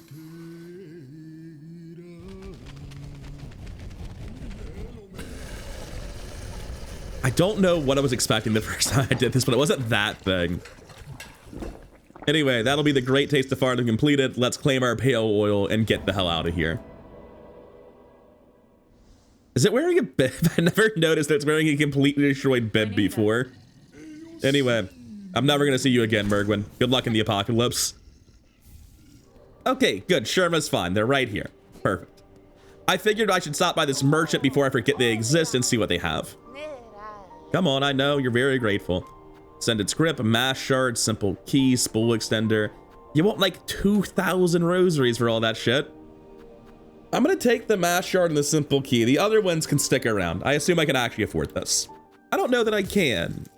No, these are 120 each. I still don't know that I can. Because I need to upgrade my sword, my pen right after this, right? I'll take this. I'll leave the simple key there. The simple key I only need for the Green Prince, and I can find that for free in the zone. I don't know if I have anything for Scrounge, but I may as well stop by and see if he wants to take stuff from me. Yes, I have a lot for Scrounge, as a matter of fact. That's 90, 180, 390 rosaries. Appreciate it. That's like 5 minutes of farming I don't have to do now. 450 for this upgrade, though. Oof. Just barely able to afford everything I unlocked today. Even with all the farming, I farmed like 5,000 rosaries. That was barely enough. That's only like 30 minutes, I think, but still. And there are better farms than I was doing at Bellway. I just need the cog flies and damage upgrades for them. So I'll be doing that probably after next episode. But for now, I imagine we've gone on quite long enough. You ever call it a part after 2 hours of recording, only to sit down to edit, lose 20 minutes of footage, edit down the remaining 100 minutes into 35 minutes? Yeah, me neither. Anyways, let's finish up this episode. It turns out we got a lot of time left. Well, it's not what I was intending to do. I'm looking for the pull-ups right now, but I figure if I'm in the neighborhood, I should probably go save the flea up here, right? Because I know there's a flea up here somewhere. Get out of here, little guy. I guess I'm going to just give all of my remaining rosaries to Bellheart. Congrats, you mooches. Also, I've just noticed for the first time that you can tell there's a quest on the board because it is sparkling. Never actually caught that in my first playthrough. Anyway, the reason I'm running back through is apparently maybe there's a secret path from the area after Widow back to Shellwood, and that's where the last pull-up part is. If that's not the case, then I have no idea where the hell I'm supposed to go. Oh yeah, I just never broke this in my last playthrough. I never opened... Despite being stuck in Widow. Oh yeah, just despite being stuck on Widow for this long, I never opened the run back. I forgot there was even an easier run back from Widow. My God. That would have made the Widow grind a little bit easier, but oh well. Didn't really think about it at the time. That'll be the last pull-up and we can finally go do the rite of birthing. Or the rite of birth? I don't know which one, but the rite of birthing sounds wrong. Bruh, what's up? I've got mad pull-ups. You want them? That's fine. Oh my God, is this a long conversation? Just take the pull-ups, my man. I know this ends badly for me. You ain't gotta draw it out this long. It's suffering every second I'm here. Anyway, pull-up pouch is genuinely a good tool, and it's 1% completion, so we had to do it anyway. Excuse me? I thought I was gonna pop out of the wall. I didn't realize it was gonna come back very slowly. Man, that took ages. I'll be back when I've got a baby for terrible, terrible things. Although I do think I'm gonna have some fun with the Witch Crest at some point during the run. Oh, there's another one. Do you want more money? You guys are shit, you know that? I don't have anything left for you clowns. Anyways, with the pull-up quest done, that'll be the end of my backtracking through Shellwood. And let's finish off Blasted Steps now, because there's not that much to do there either, to be honest with you. First things first, let's get this done. I think I need to be doing the running dash there as well. All right, that wasn't too bad. I thought it would be a lot more complicated than it was. Don't mind me, little guys. It's minding my own business. Nothing to be mad about.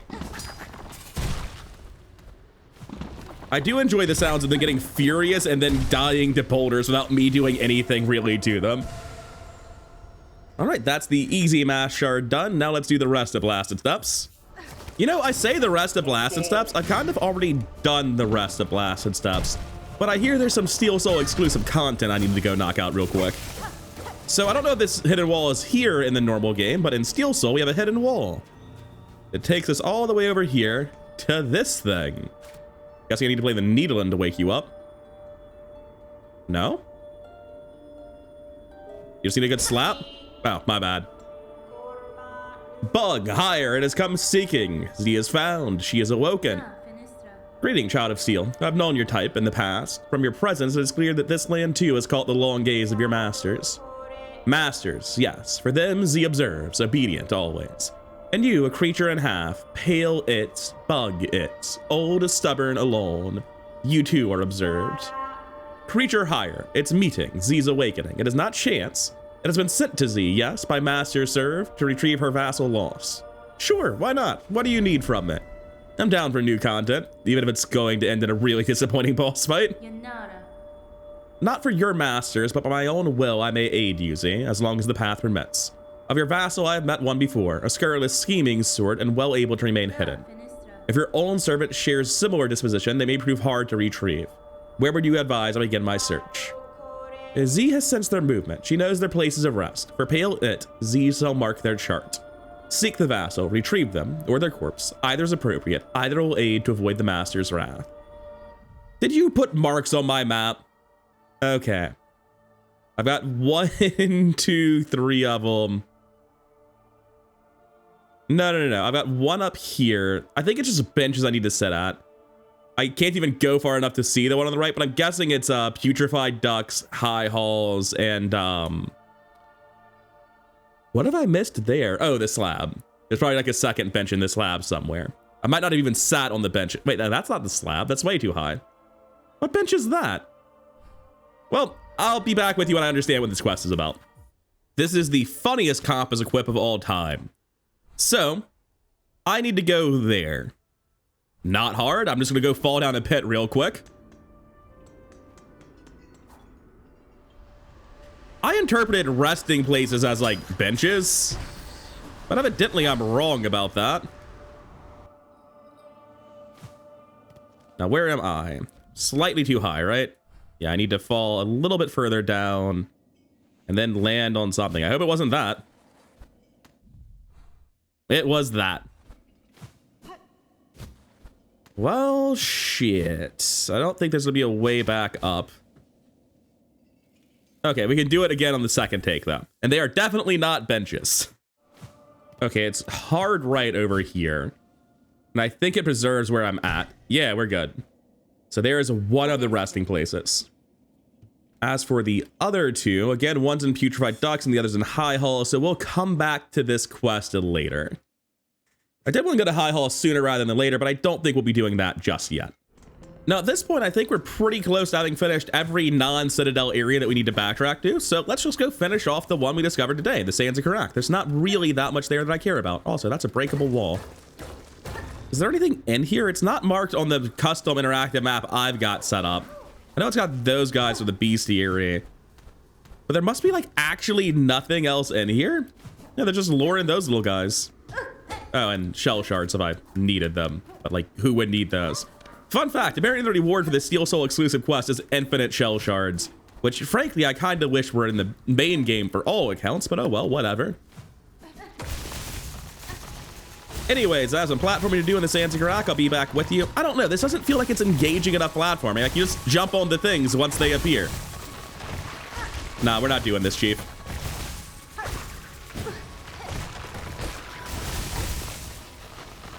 It's just like very normal platforming, but you have to wait slightly.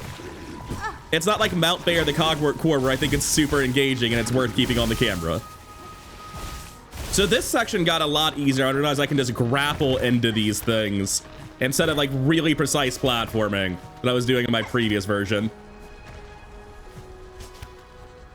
And that is another flea freed. We can probably progress those guys up to the last judgment at this point. I'd be shocked if we couldn't. Oh, hey, a simple key. That'll be for the Green Prince then, because I don't need to open the docks at all, apparently.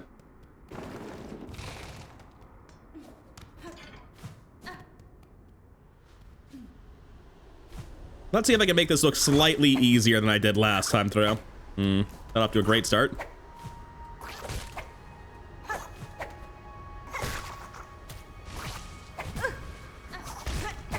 What was that?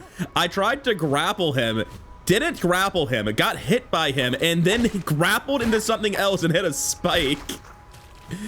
That went worse than I could ever have imagined possible. Anyway, since they're dead, I think we're gonna get this first try from here on out.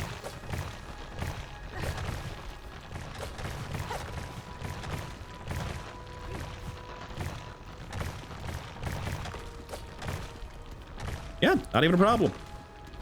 Just not that hard of a segment. I made it look really difficult my first time through.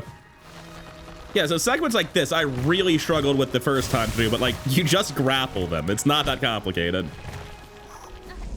All right. I could just fight the Volt Fury at the end of Act 3 and kill a Cogwise. That'd be funny, but let's give him a real shot. Show up missing 2 health in Act 2.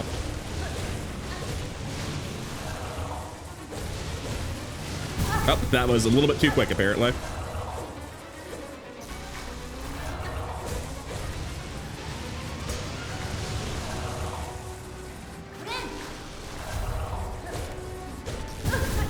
I'm just bad at the game, it seems. Oh shit, I was not expecting that. Man, it's almost a real boss. It's trying so hard.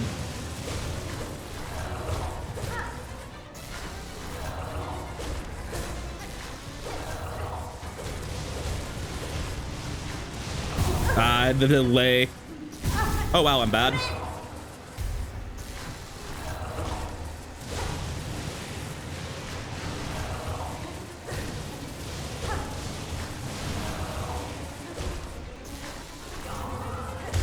Yep, there we go. First try. Didn't even do it in Act 3 this time. It turns out you can just get here with a grappling hook, but like, man, poor guy. He's mostly annoying. If I just like show up with conch flies, they just kill him immediately and it's not even close. Ow. There's nothing else. It's cool. Is it faster to run back even? What's the run back here even look like? Is there a run back? I'll tell you what, even if I did make it back somehow, I'm not beating raging conch flies with a grand total of nothing in terms of health, so we'll save and quit. I believe we're pretty much at the raging conch flies. I don't think there's really anything else left. Yeah, this is the boss fight. All right, raging conch fly. Let's see if we can do this.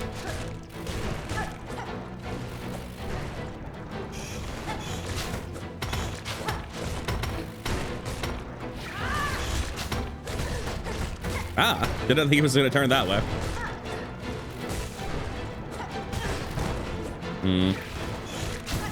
This attempt's gone to shit real fast.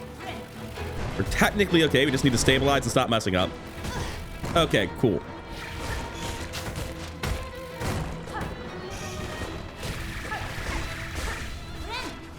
Let's make it a gamble there on how that would work. Okay, what's the order? What? I thought I'd have time for sure.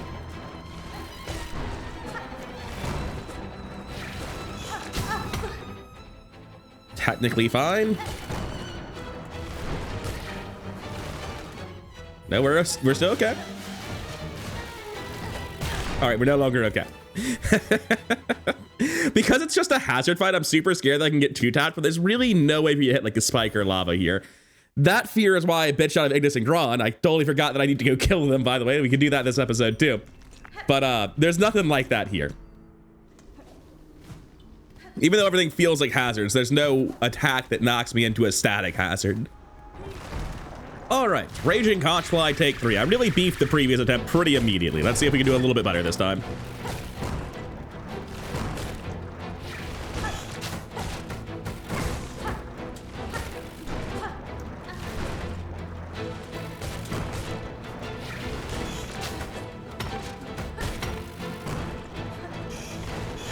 Shit. Wow, that's terrible. I shouldn't have healed.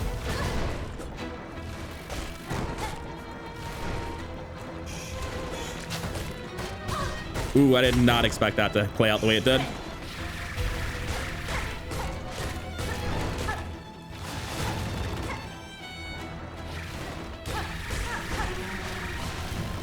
Shit. Terrifying.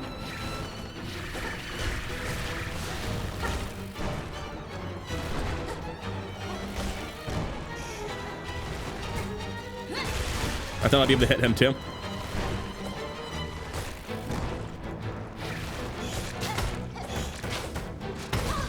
I forgot about the spin at the end of it. Hop first. He just left. I'm not dead yet. I want to believe I can salvage this. I cannot salvage this. I got the heal, but got hit by the spin. I feel like my pogo strats are really not working out on this guy. Like, it feels good because it gets me out of the way of the conch spit, but if he's not doing conch spit, the fact he's about to spin and hit me fucks me every time. I'll admit, I've had a few really bad attempts on this boss. I think I'm gonna go with Flint Slate here. It doesn't really matter. Also, apparently you don't craft them until you equip them, so the first time you equip any tool, you use shards. I guess at some point during my farming then, I should have equipped all of my tools one time just to craft them. Who knew? All right, let's give it another go. How did that not hit me? Bit rude.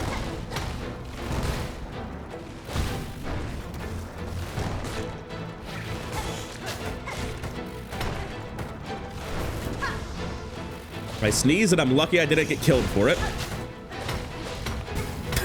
Fucking Christ.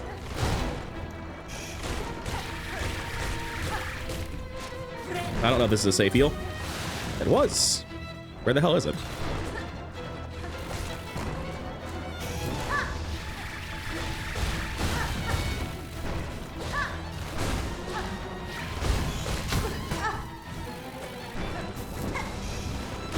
Who knew tools dealt damage, man? Have time to heal here. Almost fucked it up. Ow.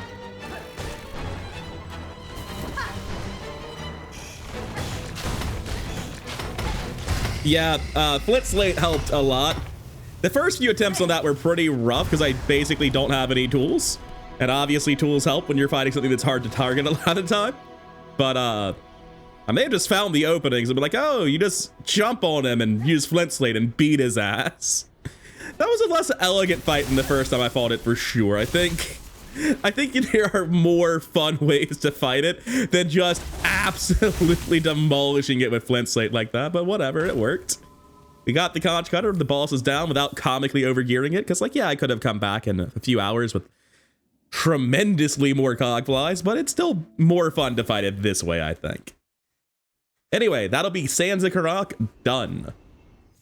Now, with all of these fleas that I've freed, I suspect I can get them to move on to the last judge. And it's not really necessary to do it now, but I want to do it now. Go on, guys, get moving. There's plenty of you here. And I've got places to be. I'll be skipping the cutscene, but it is still a very cute cutscene, even if we'll only see just a teeny tiny bit of it. Oh, and fun fact, now that we're here, I don't know what the price of this is. It's not super important. I think he gives me a tool pouch or something. Oh no, it's a spool fragment. The tool pouch must be at the ends. It must be the Fleetopia one that gets you that. But regardless, cool detail I didn't notice. They have Morwing. They tied him up. Look at that. Look at this little guy. I'm guessing he's the roast in Fleetopia as well, which I hadn't put together. Very cool detail though. I like it a lot. I shouldn't have sat here. I've wasted a lot of my own time. Like 30 seconds, but still, it's 30 seconds I have to edit out as well. And I realized that if I want to say that I'm done with all the zones that we've seen so far, I'm gonna need to grind some crocodiles and finish this quest because their reward is actually something I care about. It is the tack tool, which is 1% completion. So I'll be back with you once I've gotten quite a few roach cuts. I also realized I have a simple key for the Green Prince. I may as well let the poor guy out. Congrats, you're a free man. Also, everything you've ever known and loved is dead. There's really not much more for you in the outside world than this jail cell, but I mean, good luck, buddy. You don't need to see the unspeakable violence that I've committed on the local croco-roach population. You just need to know that now we have the tack tool, which is one of the better tools, but honestly, I don't see myself using it all that much, just because the other tools are they're much more interesting tools to use in a tool build, right? No one wants to see Lost Lace die off-screen to tacks. That's no fun. And one hidden wall later gets us to the last flea. Oh wait, this is bile water. I don't want to fucking be here. No, no, no, no, no. Turn it around, turn it around. Wrong hidden wall, wrong hidden wall. Go somewhere else. Maybe it's not a hidden wall. Yeah, he's just down here. Look, I just want to flee the free, man. I don't want nothing to do with you guys. Are we supposed to do bile water now? I don't want to live in the world where I'm supposed to do bile water now. I was planning on freeing that free and being done, and I had it in the back of my mind like, should I be doing the mist? Should I be doing bile water? Because it's right here, you know. We will start bile water. Break it up into pieces so it's more tolerable, you know? We'll get to the stag, which is basically in the first section of bile water. And also, with my handy-dandy interactive map, I know exactly how much bile water I need to give a shit about. The answer is not much. There's an entire weave nest in bile water that apparently has nothing needed for 100% in it, which is so funny to me. Like, why? What is in that weave nest? Because I don't remember it. Anyways, there is a flea here, apparently being accosted by Grendel's boys. Is his name even Grendel? I'm worried I got his name totally wrong. Anyway, dude, get out of here. This is a terrible place. You don't want to live here. Do I actually have rosaries? Let's make sure we open the Bellway instead. I don't have 80. Thank Christ. I've never been happier to see rosaries in my inventory. I don't know if anything here even drops rosaries, man. Anyways, That's it for Biowater today. Not being able to afford the bench in Biowater is the most Biowater thing imaginable. I'll be back to do Biowater at a future point, probably tomorrow when I do the backtracking for all the rest of the Citadel that we've seen so far. But for now, I'm gonna call it a day. I've got to say, this is the funniest map. I just don't have anything. I can't add to it because I'm trying to get the stupid Act 3 purple quilt, so it just looks like this. Occasionally I open my map and I just forget. Today, what we're going to be doing, the map's not a great visual aid, but I'm trying to do my best here. We're going to be backtracking through everything in the Citadel we've seen so far. So the Coral Chambers, the Whispering Vaults, and the Underworks, whose map I apparently did not find. As well as maybe Biowater, definitely the slab. In fact, I kind of want to do the slab first, so let's go to jail. All right, took me long enough to find it. Oh, he's not even here. I thought the first time you came here, there was a jail guy, but apparently it's like dependent on what part of the game you're in or something. I have no idea. All that time and effort wasted. I just have to go get called in Greymore like I was thinking the entire time I was looking for this place. Grumble, grumble. Well, I didn't find jail, but I figured out where Chakra goes when she's not at any of the places I thought she would be. I guess after you do Bone Bottom, she moves to Bellheart. So yeah, it makes sense that she'd be here, I guess. I've just never seen her up here. My entire first run, I just never noticed her chilling out in Bellheart. Huh. Now, unfortunately, the guy who arrested me last time doesn't seem to exist. I'm about to look up how to get arrested. Because he was around here somewhere, and he's just not anymore, which is deeply confusing. Okay, so after looking into it, to find a Wardenfly, there are a couple spots they can spawn. No one's even mentioning the one that caught me in my first playthrough in Greymore. I don't know where the hell he is or what the conditions for him are, but he's not there anymore. What I did find out is that everyone is saying you have to beat Grohl and get captured in putrefied ducts next to the Key of the Apostate, so we'll get to it later, not right now. Instead, we're gonna fully explore the Citadel because as you can tell by our map, there's some exploring left to be done. Weirdly enough, I think one of the best places for me to start exploring in the Citadel is going to be the White Ward, because the White Ward connects over to the Grand Bellway and it connects down. It sort of links up the bottom of these two areas, so it's not really backtracking, it is something new. Oh, hey Zaza, what's up? I'll help him out. But I feel like it's going to make it much easier in a general sense. He is so hype back there.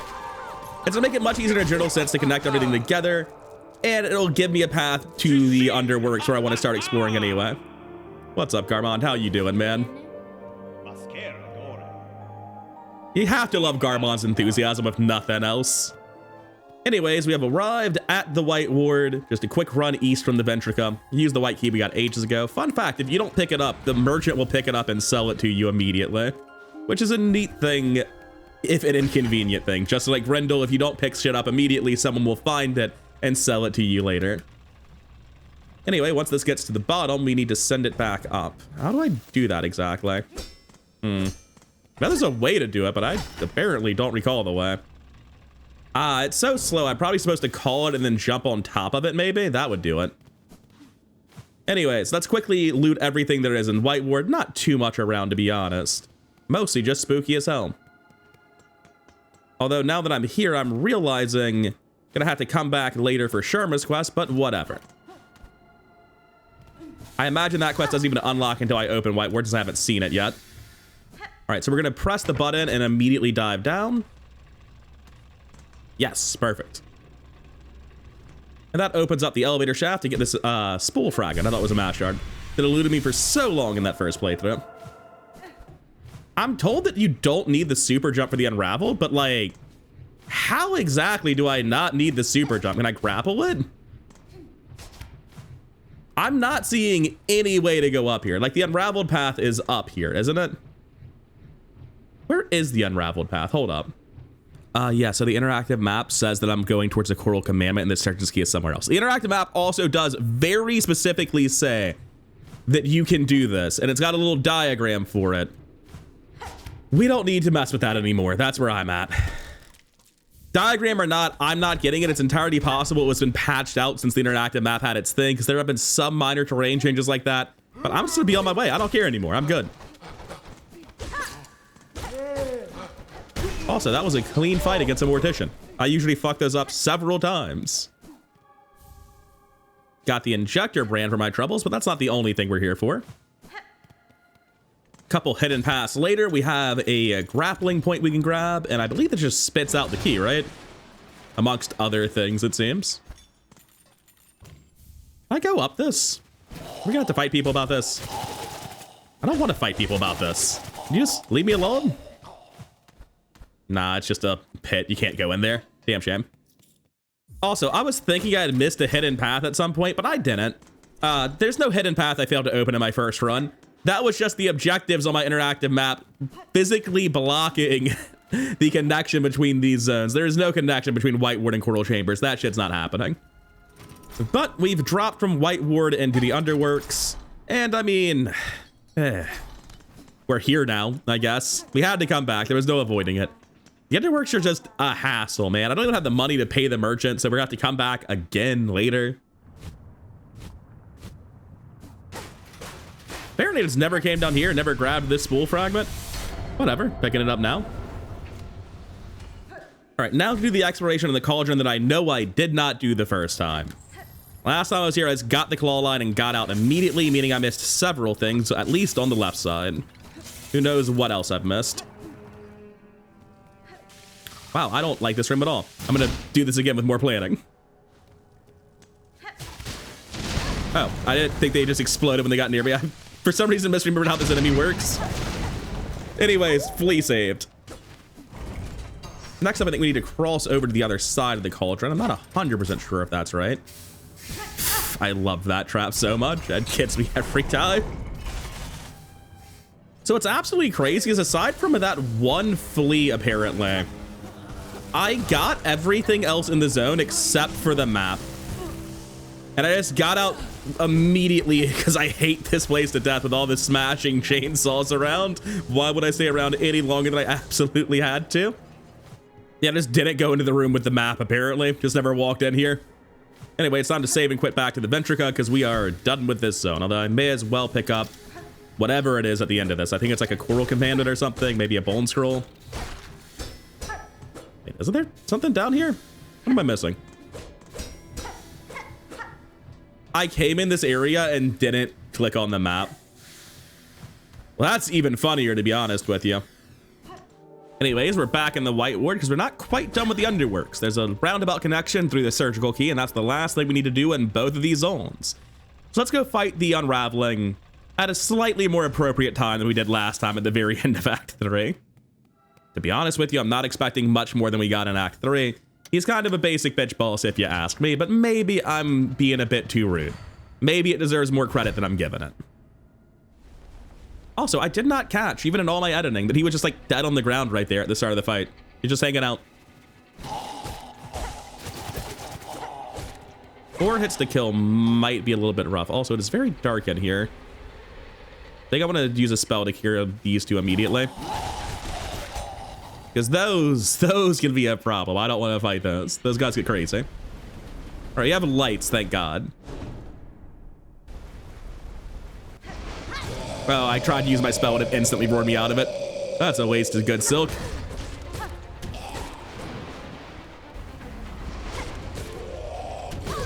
I'm doing it badly. You know what I'm actually doing? I thought that I am 1 hit from dead. That broke my mask and I didn't realize it. Holy fuck. What I was going to say is I think I'm swinging with Wanderer's Nail timings. And honestly, this is a Wanderer's Nail ass ball. So let's fix that. Ooh, it has no blue slots. It's not like we don't have plenty of memory lockets going around. Why not? Get the flint slate in here. Get the fractured mask. Honestly, maybe get the multi-binder with this ball. So I'll just take Injector Brand because it's generically good, you know? I don't think I have Magnetized Dice equipped for quite a while as well, which is unfortunate. I think this is how I want it set up. But while I'm doing this, let's quickly make sure, yeah, we don't need that compass. It's been a while since I had the Wandering Quest. It is very fast indeed. This also might mark the start of me starting to use Hunter's Crest a lot less throughout the rest of the run. Because I do want to play with Witch and Architect and even Shaman a lot more than I did last time. All right, take 2. Hopefully it starts up a little quicker this time. Then we need to position correctly to kill both of these guys when they spawn. Oh, they don't spawn next to each other every time, just sometimes. Okay, that's fine. That's fine. Do I want to try to damage stack on the first one? No, I don't. Just want to get a couple of hits and back off.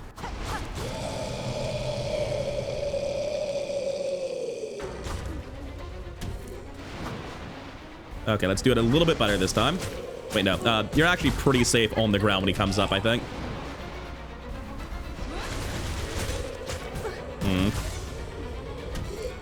I should heal that.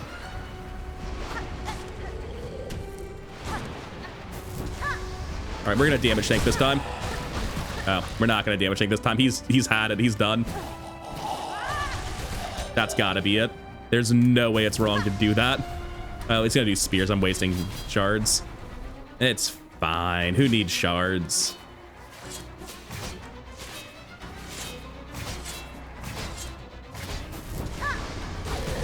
We're just gonna put as much damage into him as possible there.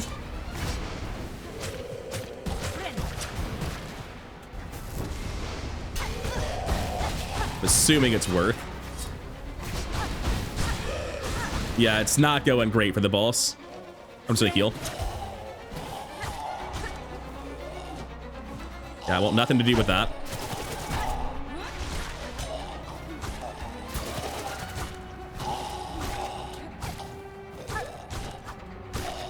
Okay, that actually wasn't too bad. He's gonna do he's gonna do spears again. He's gonna waste. He's not doing spears again. That was a mistake, buddy.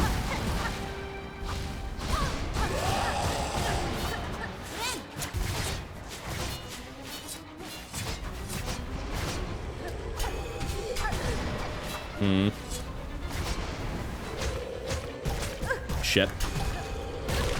Man, that was such a good attempt, but I just fucked up so badly right at the end. I think we've got this guy's number. It's not going to be a problem. Definitely the final nail upgrade made a big difference for me my first attempt on this guy, though. He's much more of a real boss when you don't have nail +4.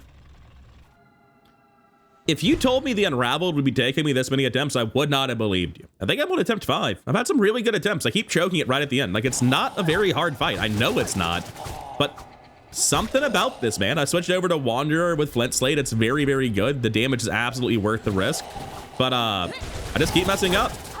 Even that, like, that's a simple thing. It kills both of them every time. Unless you just fuck it up and take 3 damage because you wait slightly too long to cast it. Just choking left and right on this guy. It's not that hard, man. It's fine. We play it slow and cautiously in phase 1 to get back to full health.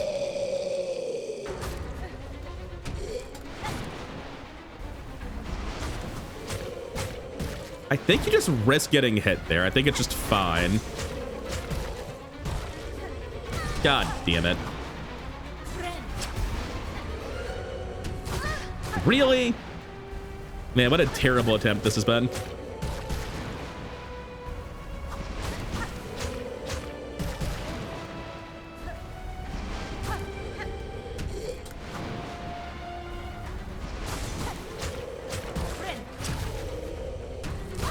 Oh my god, I've gotten hit by his, like, the tip of his ass twice. I have to get real lucky on this ad phase to be able to keep going.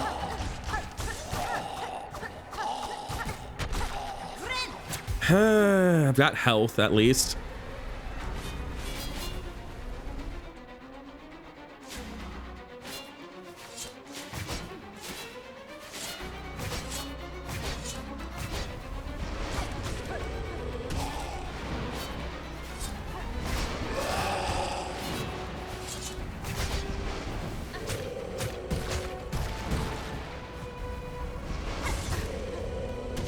Okay, we're back to full health, finally.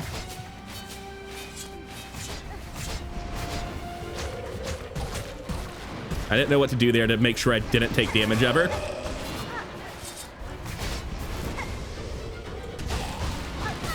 Ow, didn't even see it. All right, we're gonna damage tank this one. There's no damage tank, there's only damage.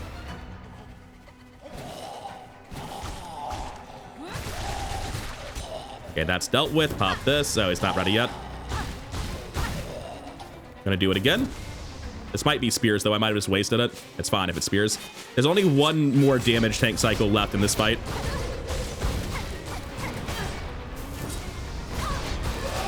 This is fine. Right, I can't pogo him. That's not how this boss works.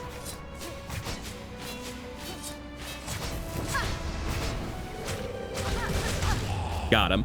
Okay, not a good attempt. I never felt like I did Unraveled properly a single time in this set of fights, but hey, we got there eventually on one of these attempts, finally getting that second Silk Heart. I think normally you get it from Lace 2. I'm pointedly saving Lace 2 and the High Halls Gauntlet for the very end of the save. I want to back up the save at that point so I can do those two fights over and over and over again with different crests and different setups, because like the only fight I can replay on my other save is Lost Lace. I want to back this up so I had like all the Act 3 fights and the best fights in Act 2 still left at the end of this save, which isn't too big of a deal. Like a Silk Heart's honestly not that important of a thing. So delaying that until the very end of Act 2 is like not important at all. Especially since the Shaman Crest, which is the thing that cares the most about the Silk Heart, is locked into Act 3 anyway. Now, that took me way longer than I expected it to. Took me way more shards than I expected it to. But hey, we got through it. Genuinely a much better fight than I gave it credit for the first time. The Nail +4 just absolutely trivializes that shit, man. Also, Wanderer's Crest is the best crest for that fight as well. All right, maybe not the best crest. It's probably pretty much on par with cheesing him with Cogflies, right? And also that boss fight drops us into the Underworks, which gives us the last memory locket in the Underworks, and we're cleared on White Ward and Underworks now. 9 hours and 32 in the save. Not like a great pace, but good enough. So something crazy to me is checking my interactive map. It looks like I've done everything in Coral Chambers already, which I wasn't really expecting, to be honest. Also, wasn't planning on fighting these guys, but now that I'm here, I guess I'm fighting them. Like, I need the rosaries. It seems inefficient to farm later and not kill these guys. But what I'm on my way towards, well, originally it was the High Halls, but I've changed my mind immediately. We're going to clear out the bottom of Cogwork Core, provided we can get there alive.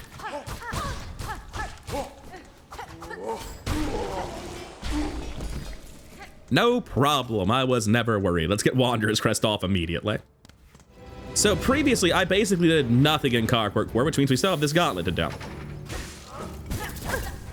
Man, I am bad at the video game sometimes.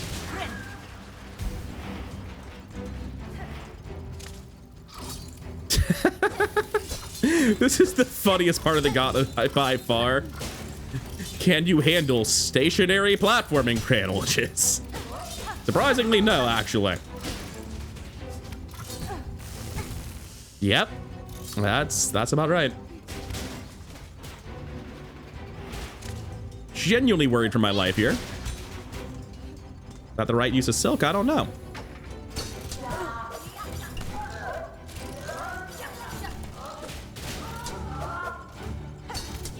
What? If you grapple that guy, it just doesn't work. All right, I'm done with this one. Let me out. That was an unpleasant way for that to go down. I guess I needed to save my silk for later. Oh, and I'm actually not done with Coral Chambers. Running here underneath the area where you resurrect Second Sentinel reminds me I've never done any of those, so I definitely have some more to do. Good job, boys. What are you doing?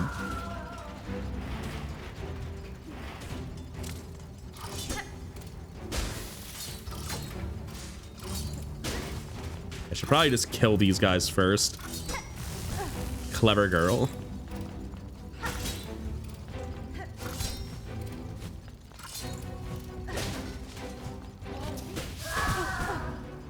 Really?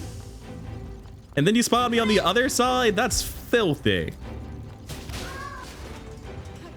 Now I have no silk for healing.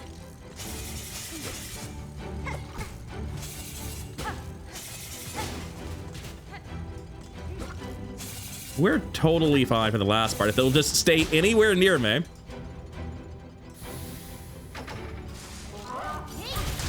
Yeah, it's not very hard when you save silk for that.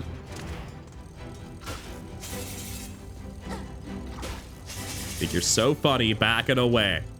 You little shits.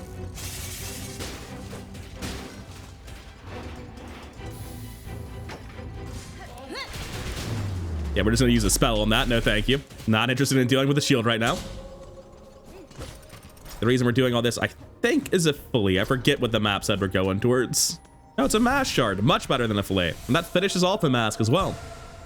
Probably would have beat and unraveled a lot earlier if I had one extra mask, considering how many attempts got right to the end of that and then choked it out. Oh well. And coming down to the bottom right area, I know this is somewhere that has something in it, because I ended up forgetting it until the very end of my first playthrough. I think it was a spool fragment. Hello there. Just gonna leave. I don't care. You can't make me care. Yeah, this is it. Is it a spool fragment? Yeah, it's a spool fragment. Can't always be mask shards, although this one should actually be closer to being useful than a mask will, since I need 4 more to get anything done there. That'll be the cogwork core done, I think. Well, obviously not the upper section, but you know what I mean. No, I've definitely missed something, because I never grabbed the map for the cogwork core, did I? Which is especially funny, because I'm pretty sure it's just in the room that I bench at. I just never went up. Yeah, that's an embarrassing one. Now, genuinely, I don't remember. Did I do the upper cogwork core? I kind of feel like I did. I did not. Okay. That was apparently my routing save I'm misremembering. All blurring together. Too much Silksong all in one go lately. Let's do the best platforming in the game real quick, then.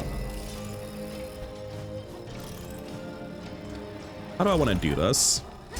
The cool way, obviously.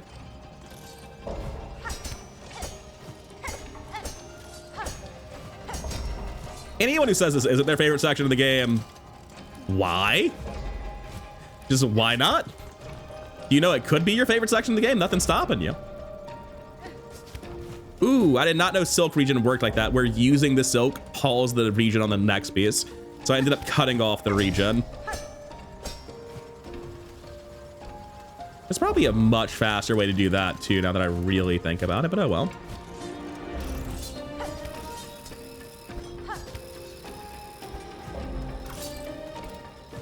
Yeah, no, I don't really feel the grappling hooks right. Oh, damn it.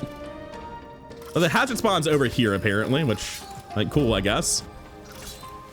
Did I ever go over there? I don't remember going over there. I probably needed that grappling hook, huh? Yeah. Getting a little bit too big for my bridges here. Let's actually bring the grappling hook over. We might need that. Come on, buddy. I don't know that we do need it. It's just a lot easier than what I was doing, right? We definitely didn't need it. Not as stylish as it could be. A lot of mistakes, because, I mean, I'm the one doing the platforming, but not too bad. Anyway, I'm going to be editing out this puzzle. This shit sucks. I'm just going to look up the numbers. I'm not doing it. It'll be faster, and I'm not going to have fun either way. What an interesting and well-made puzzle. I had such a good time at the top of the cogwork core. It's not even a puzzle, man. It's just like, hey, spin all the shit until it lines up. There's no puzzle. There's no mental acuity. It's just, are the lines matching?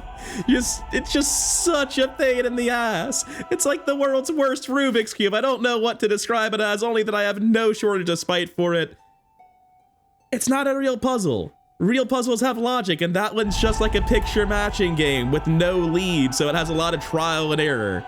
It's only trial and error. That's why I'm so salty about it. I don't know why I dislike it so much. It's because of my first playthrough. I tried to went up here and was like, oh, well, obviously someone's supposed to tell me what that looks like. It'd be ridiculous. They just wanted me to fiddle with it until something happens. Anyway, unreasonable salt aside about the puzzle at the top. I absolutely love the cogwork core. All right, and you might recognize where we are now. It's time for the high halls. We're not going to complete it, but we are going to do the entire zone short of the gauntlet. The High Halls Gauntlet and Lace 2 will stay until the very end of Act 2 for the reasons I was saying earlier about wanting a save where I could fight everything at once.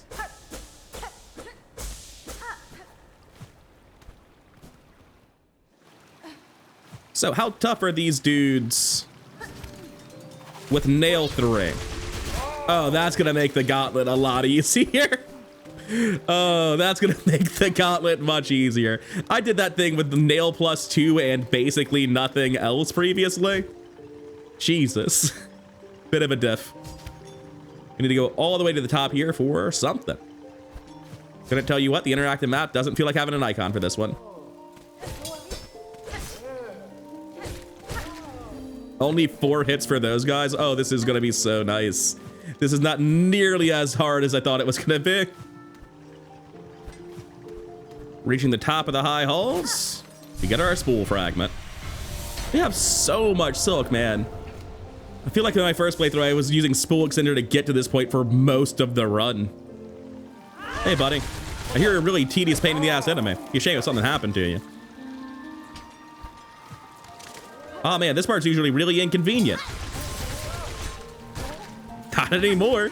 These upgrades do work, you know. Hopefully those rosaries weren't too important.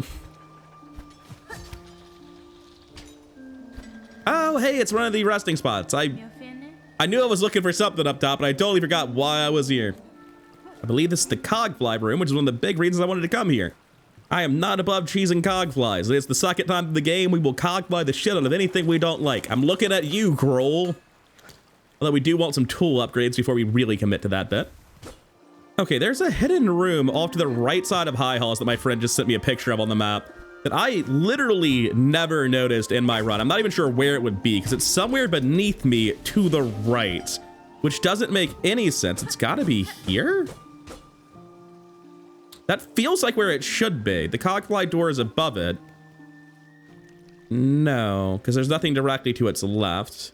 So I'm below it already. I guess we can kill all of the, what are they called? Silk maidens? Whatever they are. Silk claw monster things. We can get rid of all of those right now. Provided I'm good at platforming. Let's deal with that real quick.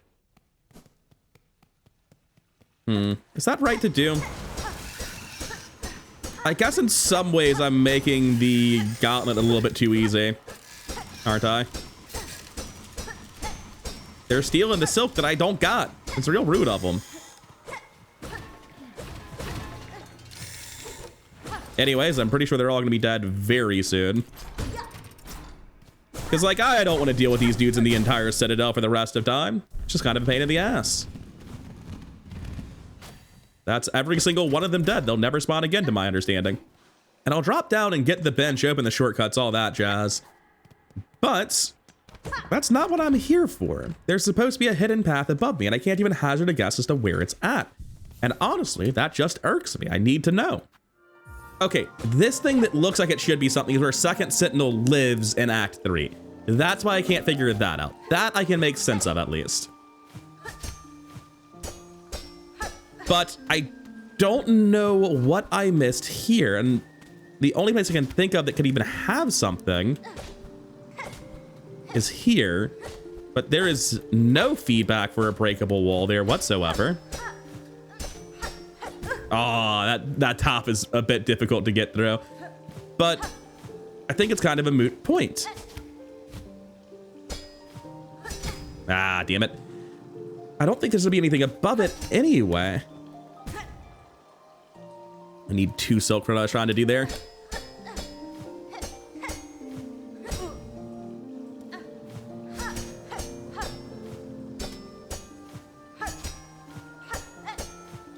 Okay, I think I'm already past it. I am already past it for sure.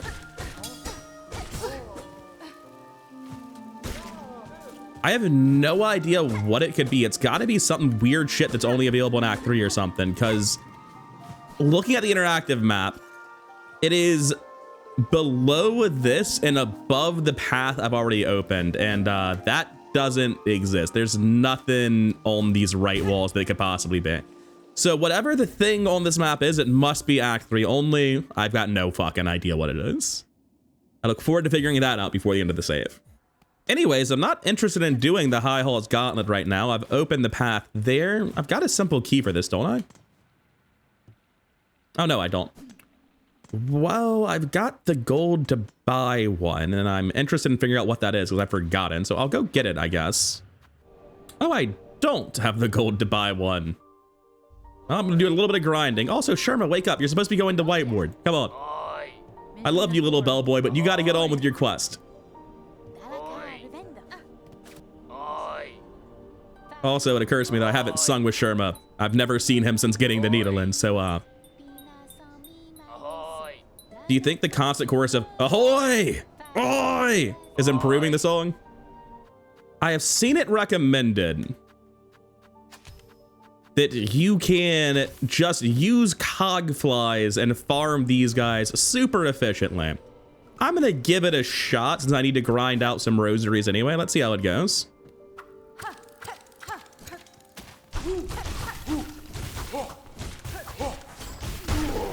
Yeah, it's not too bad, to be honest with you. Cogflies do a little bit of fucking around, though, if I'm being honest. Definitely making it easier, though. And I can just buy the shard pouches to get them back anyway. Definitely don't want to eat hits, though. That's minus 20 rosaries every time I let it hit me.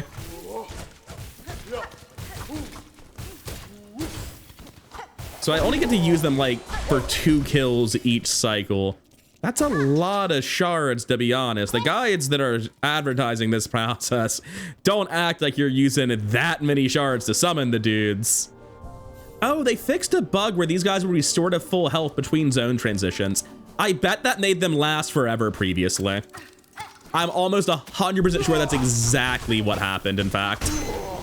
There's probably a better way to do this than what I've been doing, but I have been finishing off the Choir Cloak quest I just got by full farming this room in the Grand Bellway.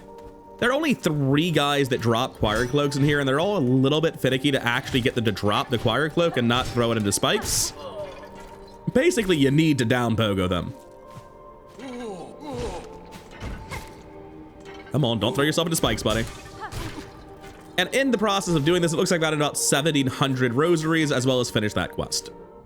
I imagine having done White Ward and talked to Sherma now, he'll be gone and in. Yeah, he's going to be in the White Ward, isn't he? Yeah, let me first turn in the quest I do have, though. I don't know what the reward for this is. I just wanted it out of my quest log, and I figured I needed to farm rosaries anyway. Well, I got rosaries. Yep, that's Sherma and White Ward. We need to go save that poor idiot. And I think that might be the trigger for her to go and get lost afterwards, because I do need her to expand her stock. I'm not quite sure what I'm looking for, but I know she has something I care about. And I wanted this simple key. I've got the cash to buy more from her, but I don't need to now, so I'm not going to.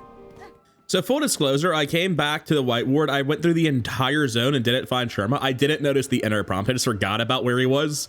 So I had to save it quick, so I eventually ran out of health, and I've got the right equipment now. I didn't remember that this existed. Hey, dude. I know, it's a fucking terrible time in here. You shouldn't have come. Honestly, if anyone deserves to get fucked up by Cogflies, it's the guys who are bullying Sherma.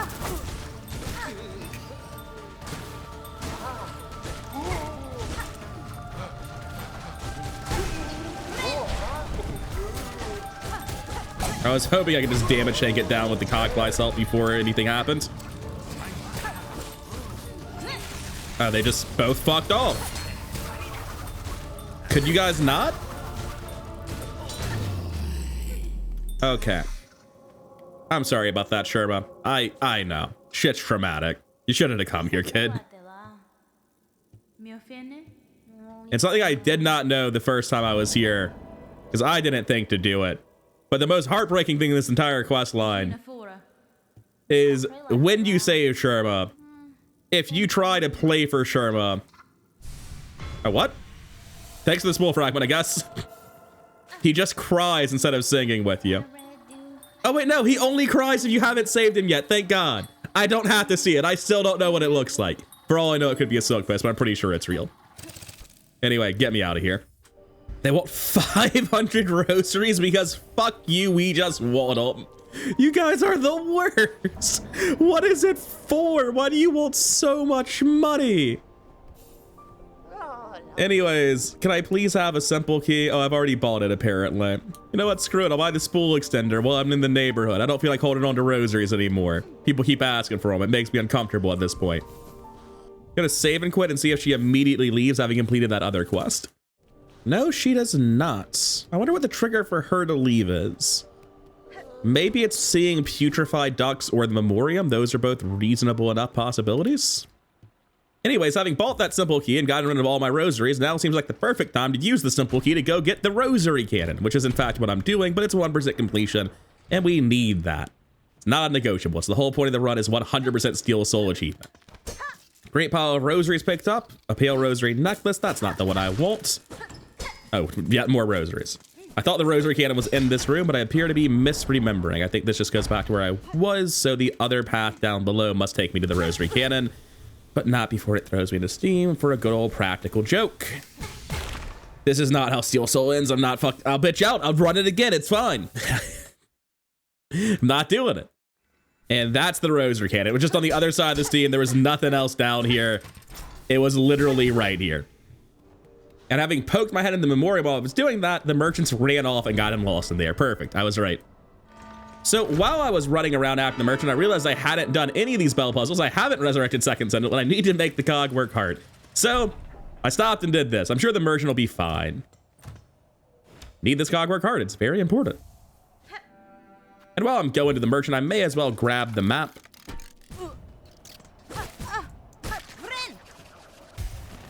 Unfortunately, I'm very bad at this shit, so I'm going to use the cog glide, so I've taken so much damage already.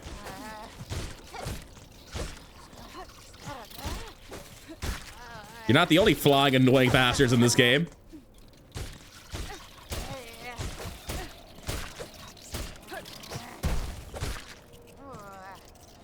Okay, presumably I don't need cog flies to deal with the last guy, right? Are there more? No, we're good. Only 2 waves. Please go back to the store, man. It's not safe out here, as you should well know by now. And just like I did with bile water, I suppose I'll go peek my head in putrefied ducks. Especially since the bellway's kind of just like right there anyway.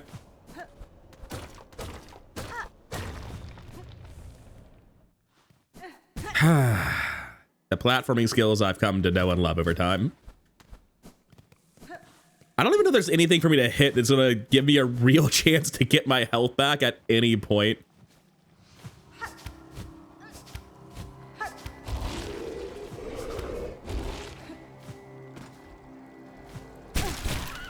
This is actually what I wanted, believe it or not.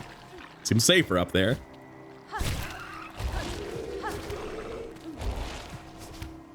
Okay, we made it to the top here, which I think means, yes, it's just right here.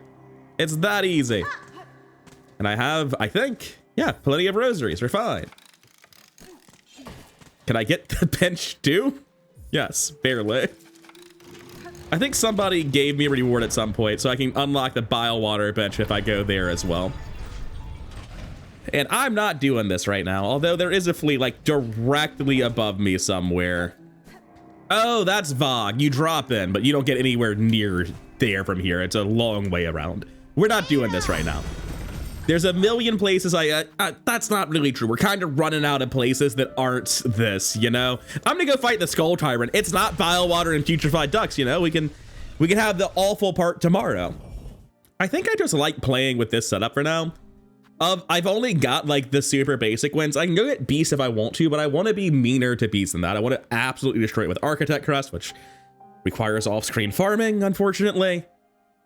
And I don't care to use beast anyway. The ones I really want to try out are Architect, Shaman, and Witch. Witch is in Bile Water. Shaman is in Act 3. Architect requires me to do off-screen farming. Damn shame. So I'll do that before next episode. I'll start trying out Architect next episode. And Bile Water, where we'll get a very fair trial. God damn it. Look, it's gonna be great. Don't worry about it. I think for now, this is what I want to keep playing with. I've just been having a blast playing with Hunter Crest. It's very fun. Let's go kill the tyrant that we've never dealt with. All right, I've got to imagine that the Skull Tyrant's just not gonna be very hard to deal with, right? Get up, loser. What's he gonna do? Got Deppy taps? Who even cares?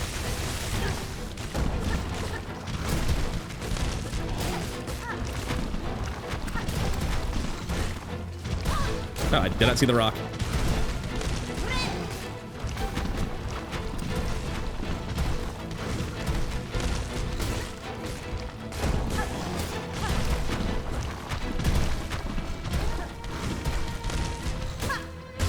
Yeah, tough fight.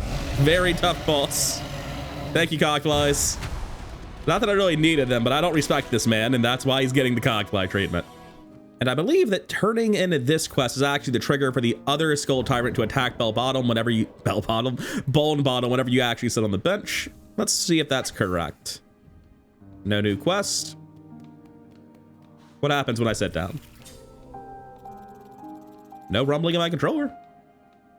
That was a completely missable fight. I still have the stupid silver bell quest. I guess I'll go knock that out. I'm not really sure what I want to do right now. I think I've done most of the world other than the memorial, which I should probably just go to, huh? Well, silver bells first. They suck. For you, you won't see anything. I'm just gonna not have the quest in a second. But for me, I'm gonna spend about 3 to 8 minutes wandering around the bell vein, seeing if they randomly spawn on top of me. It's very fun. Bellheart wants 400 rosaries. I mean, I might have that. I'll just give it to him, I guess. Yeah, breaking all these necklaces, there's no reason to have them not broken.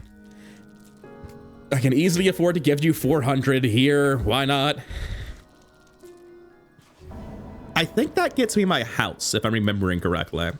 No, evidently they needed to find some shitty bells for them to give you a house. Fine, whatever. Well, go find your stupid bells then. Thank Christ. That took me a solid like 7 or 8 minutes. That was unpleasant. I don't know how to fix the silver bells quest, just that it's super random and super unpleasant every single time. Anyways, the town now has more bells. I hope it helps in whatever capacity bells can help. Am I allowed to be a citizen now? No. No, I'm not. I have no idea what the criteria for becoming a citizen is, but evidently I'm not good enough.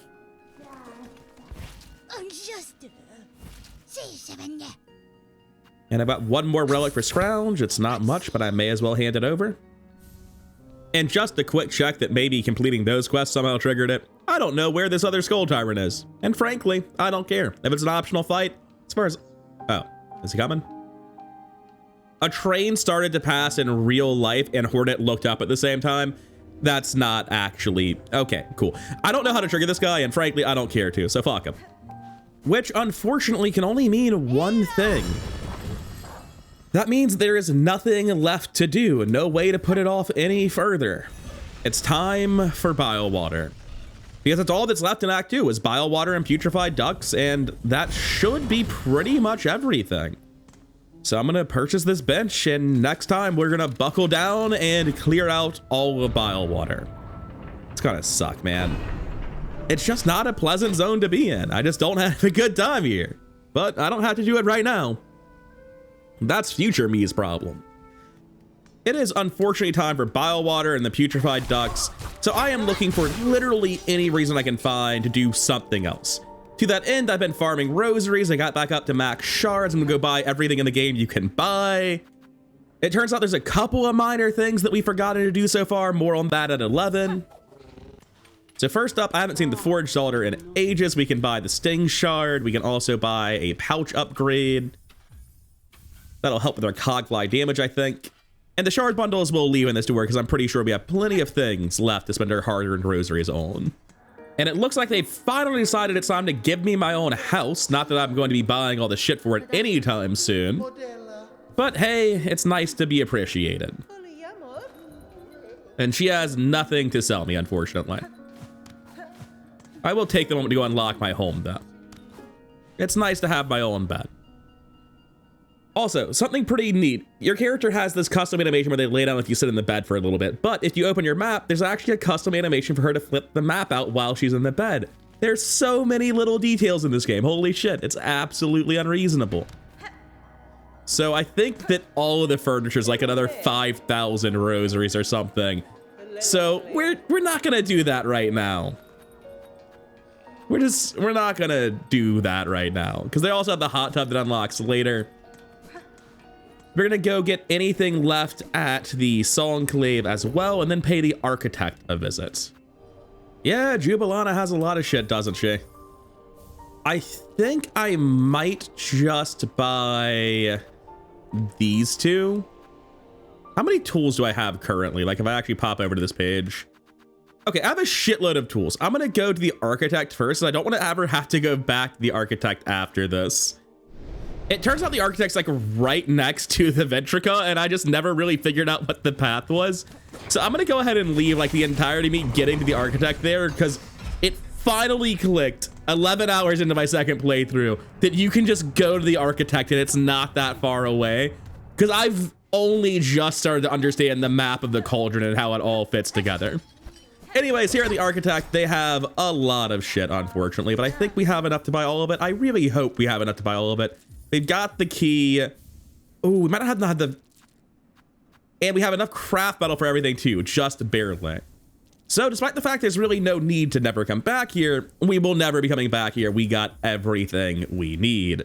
Which also means it is time to go get the Architect's Crest. And I do wonder if I want to use that for bile water, of all places. That seems questionable, right? I mean, realistically, other than Reaper and Wander, every crest for bile water doesn't really make sense. I didn't really appreciate how badass the binding for the Architect's Crest looks the first time I was here. But yeah, I suppose if I'm using any crest in bile water, it's not great. Although the delayed pogo off the charge pogo on Architect could have some use. My gut thought is I've never pogoed with this before, and taking it into bile water is a bad idea. So like the base pogo for this, right? It's that, which is obviously real bad, but you can actually hold it and go further. I don't know how I feel about this. I do think it has a charged pogo, and you basically never do that. That looks so bad. I think its base needle attacks also actually deal more damage than other needles, if I'm remembering right. I'm gonna have to look into some videos before I commit to something. I do know for sure that this charge attack is absolutely ridiculous and hits way harder than every other charge in the game, which is a big deal. What's this dash attack, by the way? It's pretty reminiscent of Hunter's Crest. It should probably be fine. And I'm just talking to them because, like, I'm never coming back here. Want to make sure it doesn't unlock anything in the shop, for instance. And I realize now I'm going to have to make my way out of here. Since I just got a crest, I'm definitely saved that location, and I cannot save and quit. But that's fine, because as we discovered earlier, it's literally like right here. It's not hard to leave. You just leave. You just walk out and go to the Ventrica. It's right here. Now, I know for an absolute fact that we are going to be using this crest throughout the run. I thought I had more memory lockets than I do. Hopefully we won't get the Witch Crest too soon. So how much should I unlock other crests? Apparently more than I thought I did. We have fully unlocked the Wander just because I love it and I've been farming with it. We've unlocked one slot here.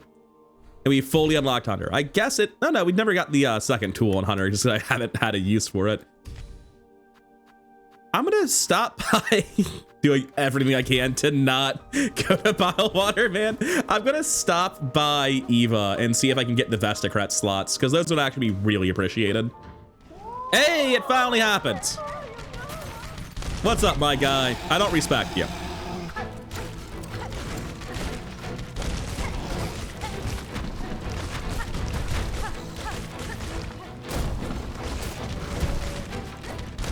He broke the statue, that son of a bitch! Oh, that's heartbreaking. Save ruined, basically. I didn't realize I needed to bait him further to the right to make sure the statue survived. Ah, what a crying shame. Well, at least the bridge is still there, I guess. That's all we cared about, right? The bridge. Everyone's fine. Yeah, I've gotten every crest I've really had access to. That should get me at least one Vestacrest slot. I imagine 2 of them. But I haven't unlocked the Beast Crest, so I am missing several slots from that. Would I do the Beast Crest now just to put off bile water? Well, I do have the Architect's Crest, which is always the thing I wanted before I fought the Savage Beastfly. So I guess I would. Oh man, I don't have an expanded nature yet. Crying shame. All right, be back in a bit. Time to go fight the Savage Beastfly. I guess for now, this is the Architect's Crest I would set up with. And if I'm going to be unlocking a crest, there's another crest I'd like to unlock first even more. That being the Witch Crest. So let's head over to a different entrance to bile water real quick. Also, it occurs to me looking at my interactive map, there's a thing here it's never got for no good reasons. Let me drop down and figure out exactly where it's at. Is this the bottom or the top of the path? This isn't even the right section of rooms. Also, there's a broken wall here. What's this about? Where the hell does this go? Oh man, I do not have an internal map of this area at all. But have I ever been here? What's happening? I've never been in this room in my life. Or any of that. I thought it would open a door when I just turned on the lights. Why? Oh, good question, me. I've got no idea what any of this room was about. It was cool. Maybe I missed something neat happening in the background. I don't know what that room was for. Oh, wait. Did it let these guys out? I thought they were an Act 3 thing. Shows what I know. This is the puzzle room. Which means I am not nearly far enough to the right. Well, this isn't what I was looking for, but I need to do this anyway, I guess. That'll be one more piece of the cogwork heart obtained. We should really go do that instead of going to Biowater, to be honest with you. I always forget how long-winded and dramatic the final reveal of the cogwork heart piece are getting us. Jesus. All right, here we go. Here's the path at the bottom. You jump up, you knock the thing down. You can't see shit because it's all pitch black. And that opens the path here to go get the mass shard that I've totally forgotten about getting.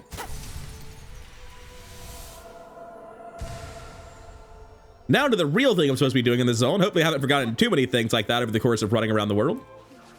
I believe this is the area I need to be in. Yeah, there's the path out to the top, right? There should be something up in the top as well. Oh, it's like an entire path back to Songclave, isn't it? As well as a memory locket, which is greatly appreciated. I need that for getting Unbound. I need that for the Witch Crest eventually. All right, we have opened the shortcut up to Songclave from the Biowater drop, unfortunately. It's not my favorite section of the map, I'll be real with you. But we need to do this for Zaza. Well, not Zaza. Well, that's half of it. Garmond and Zaza's quest. They have a duel with you up here. And if I want to complete their quest, I imagine that is a mandatory part of it. Also, there's a flea so high up here.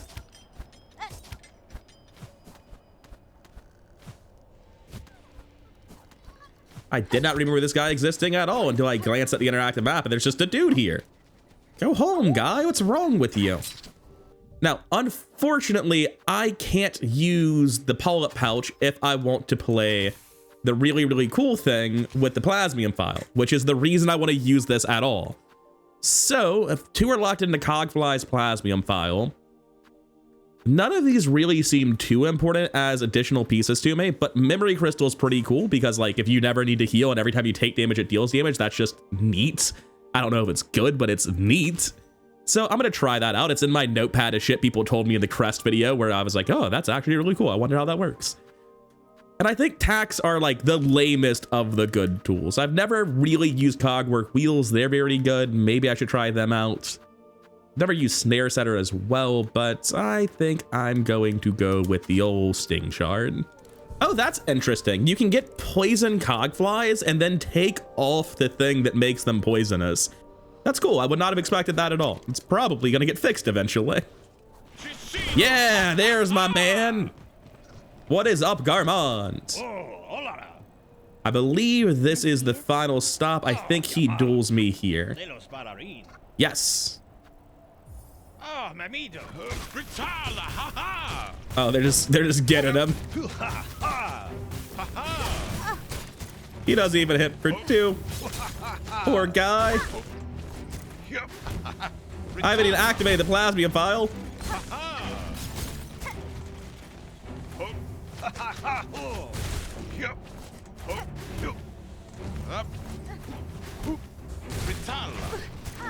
I think he's pretty much done, to be honest. The Memory Crystal is so fucking weird. Yeah, that'll do it. You good? Okay, he's fine. He's fine. He's fine. I'm sorry about that, fellas. I will say the charge attack seems genuinely good. It's gonna be really awkward for me adapting to playing with this crest because it's so utterly different from the others. But very, very cool. Anyways, the real reason we're here is not to fight those two. That was just a cool thing that was on the way to the unfortunate objective of this quest, which is to go to Biowater, however briefly. Every time, I always just hit the spikes there. I think if I was going to do it this way, I should have done it already. It's too late now, I guess. I was gonna do the plasmium overdose, but I don't have the soul to do it. So instead, I'm just gonna make sure I don't pass any secrets on the way down. Oh, zoning transitions give you the double jump back. I was unaware.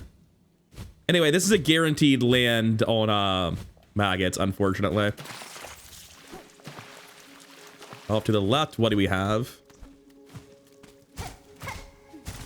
We have an acknowledgement that there are other paths, but there is nothing in it. Cool. Love you, Bilewater. Well, get the twisted bud. That's the main thing we're here for. God damn it. This is so frustrating. I feel like if I had just been more aware of what the plan was from the word go, this wouldn't have been a problem. It's possible for me to die here. I'm terrified. I don't fucking like being in Bilewater. I want the plasmium file active. I'm gonna do this again. Gotta be honest, I don't think the memory crystal is helpful, and the visual confusion probably makes my build worse.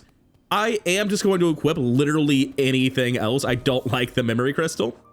I think the good part of this is the infinite healing from the plasmium file and not the memory crystal. Anything for binding seems like a mistake, considering we're going to be done binding after I do plasmium overdose. Weirdly enough, I don't feel like any of these do anything. That's so strange. I'm gonna take the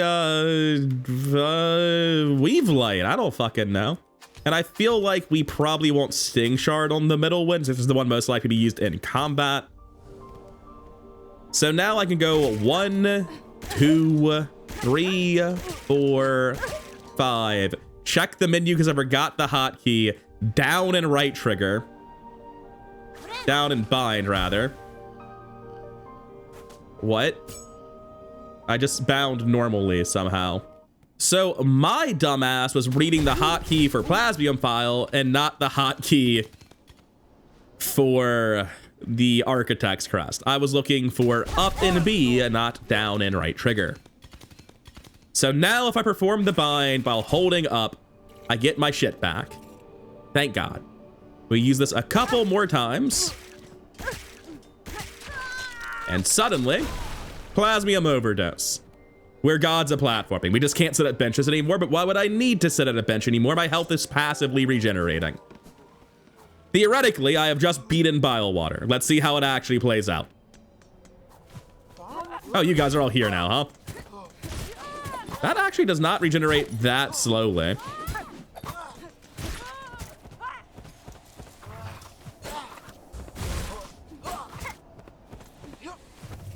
Damn it. I'm trying to get used to just fighting like that, and I'm already at full health again. How good is this? How quickly does this regenerate when I've taken damage? One second, I need to throw myself into some spikes. This dude's being very, very rude. Yeah, it's pretty solid.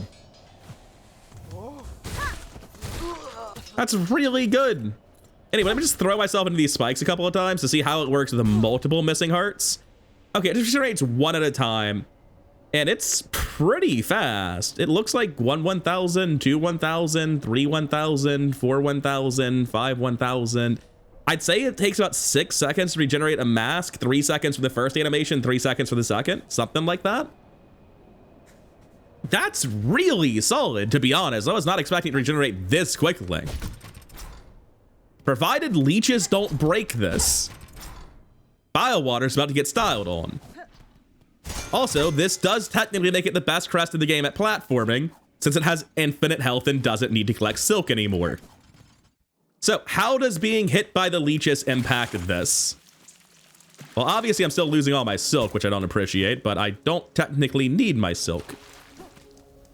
So we're gonna go left again, and this time, we're actually going to, you know, do Bilewater, not bitch out instantly. So I've immediately taken 2 damage like a chump, but my health does appear to still be regenerating. My God, the leeches, they do nothing. That's incredible. Bilewater on easy mode. That's what you love to say. I just assumed leeches would stop this. Anyways, that's the Twisted Bud. Now anytime I open my inventory, he screams at me, but we'll get that turned into a new crest soon. And I'm not even really concerned about the leeches. Like, oh no, I can't bind. Well, no, because I can't. Wait, I probably can tool bind, can't I? Well, I'm losing the silk. I don't like that. Like, it makes tool binding decidedly harder, but it doesn't really matter. If at any point I feel like I'm in danger, I can just stop for a second, come back later. Is this a fake wall, maybe? I'm trying to figure out where the memory locket is, because I know there's a memory locket up here somewhere. So I was right. Biowater bullshit, fake wall, memory locket. Got it. Man, now I've got leeches again. Not that it does anything. Oh, I'm in the exhaust organ. This is the memory locket, though. I just didn't remember that thematically I was in the exhaust organ area. Question, does this kill the leeches? It would have been so cool if it did, though. And that is everything I need from upper bile water from the Whispering Vaults path. We can drop down and go back to the Bellway station and then leave. Fuck this place. I don't need to be here. I've got other things I want to do. Can't sit on that bench, though. That would cost me a lot of shards. Oh, no. Using the Bell Beast gets rid of my shit. That's really unfortunate. Wow, that makes this playstyle so much less fun. I wish it didn't do that. That fucking sucks. Well, all the same, I'm still gonna fight Cygnus and Gron real quick. It seems like a good fight to take. Because we just, like, lost to them once, realized they could wombo combo us into the lava and never came back. I figure I should drop my one largely useless charm and put on the Warding Bell, or the Magma Bell, rather. I can't help but notice I'm down like 400 files from trying to overdose like 2 or 3 times, doing it twice and messing it up once. So, man, the shard cost in this game is unfortunate sometimes. Anyways, let's fight Forge Brothers, Cygnus, and Gron real quick, because I'm pretty sure we've got this.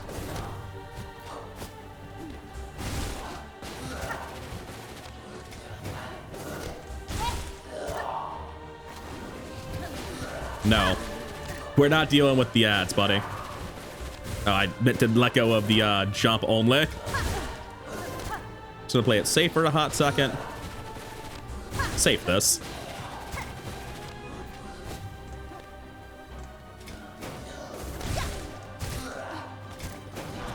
Shit.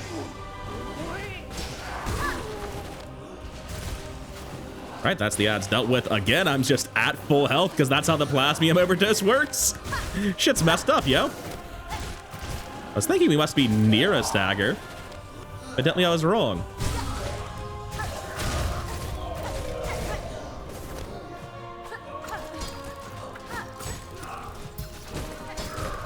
Shit, I wasn't thinking he would be there.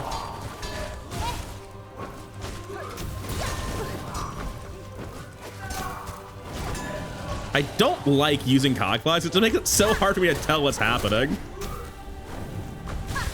I do like this charge attack, though. It seems very good. There goes one of them. Yeah, the charge attack fucks, man. It has no business hitting this hard. Also, Plasmium overdose doesn't seem particularly fair either. We're just jumping. It's cool. It's fine. Yeah, don't worry. We don't need to fight or anything. We're just jumping. Why are you like this? Just fucking fight me, my guy.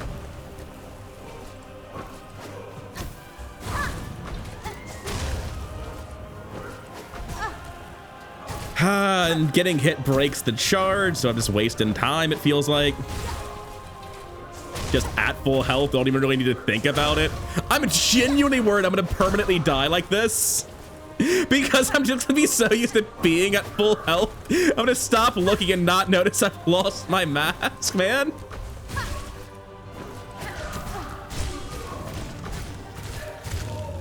Man, that was fucking sad. Like, I'm actually just kind of astounded how broken the Plasmium overdose is. And the charge attack's good, like genuinely good. That's just playing the game on trivialized easy mode. What the fuck was that? What do I even get for killing them? There's a bench over here. I'm gonna open my interactive map. I was looking at the Plasmium overdose page. Oh god, I got baited.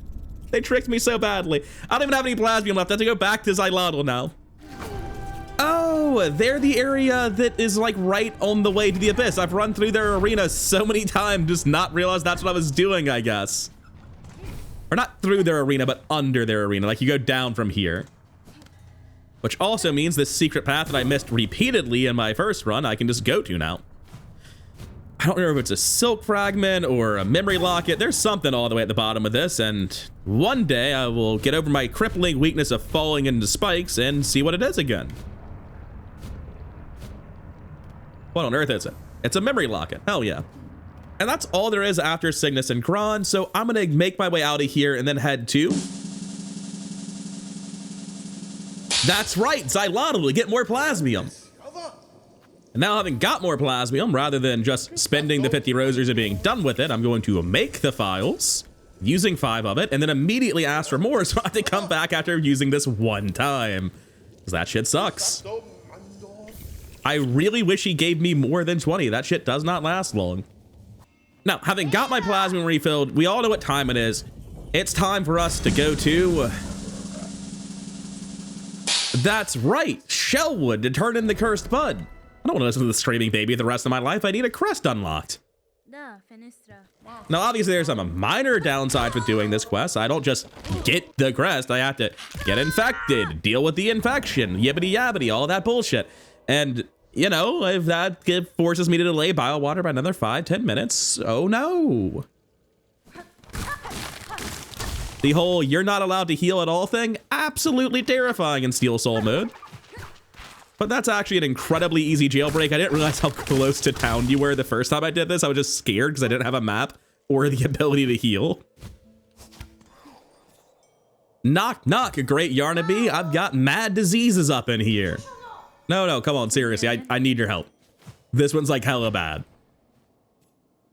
And if I recall correctly, she's gonna send me to go talk to the Crocodile Gut brothers. And when I get there, if they're alive, I think they actually charge you money for the stuff you need from them. They don't just give it to you. So, hopefully I have enough rosers. I think I have like 800. Surely that's plenty. All right, one quick trip to Center's Road later. What do you guys want? What's the damage? Yeah, talking mad shit. I'm super sick. Only 160. Dude, I've donated like 2,000 rosaries because people were bored and thought I would give them money.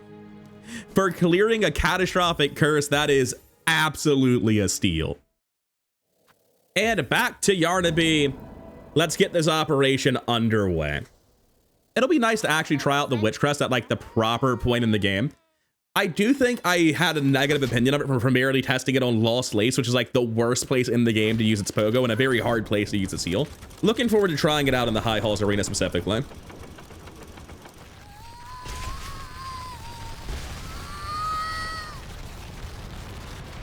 Unfortunately, we've got the Witch Crest now, so there's not that much more delaying we can do until we have to go to...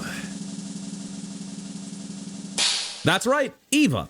Because now that we have all these unlocked, we can probably go to Eva and get some more bonuses from her. But first, we may as well go do the Savage Beastfly and get even more crest slots unlocked, right? All right, it's been a long time coming that we got back to the Beast Chapel. I imagine we'll have a much smoother time this time around.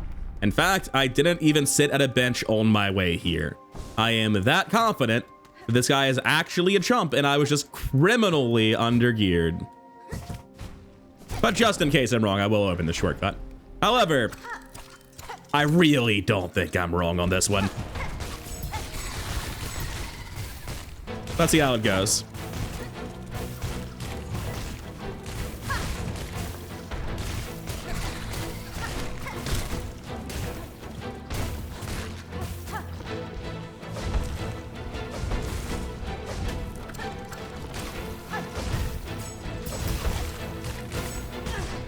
I got hit once so far, which honestly is disappointing for me. But yeah, that's about how I thought Savage Beastfly 1 was going to go. Fuck him. Fuck him and everything he stands for. Give me your god-awful Wolverine crest. You know, not sitting on a bench probably didn't really help me at all because I'm not going to be able to save and quit anyway, am I? Well, it was the attitude. It's the attitude that matters. It's about the style points. Gonna try to save and quit, and it's not gonna work.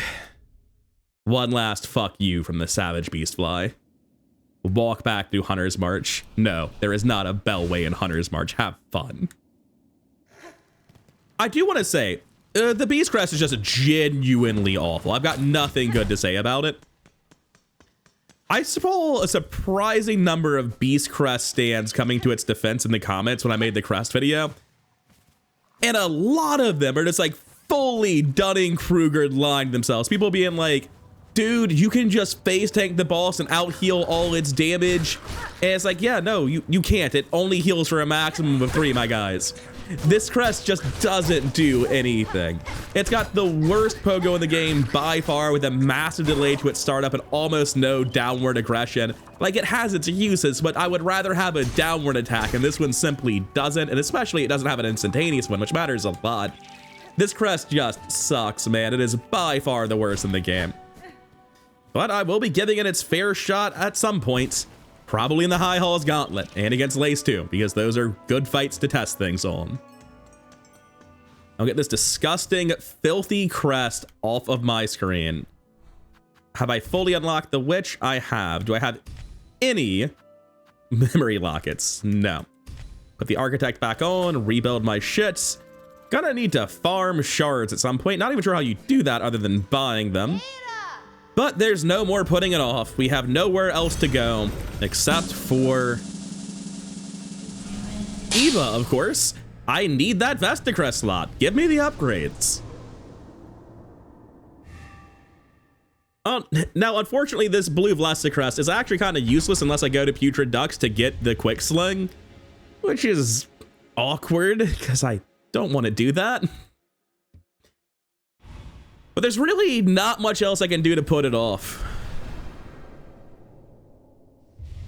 Oh, we got the Crest Hunter evolved too. That might be enough to full complete her then.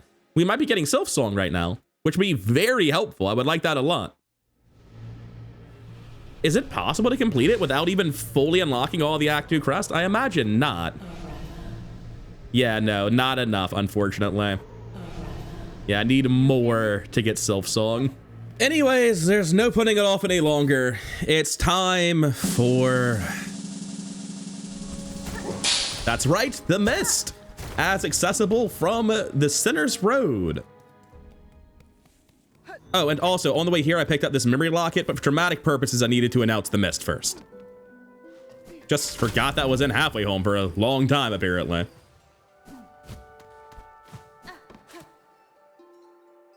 Where to, little mall friends? Left side, say less. Wait, up? Up. That was a much wider room than I thought it would be. Where to this time, friends? Top right.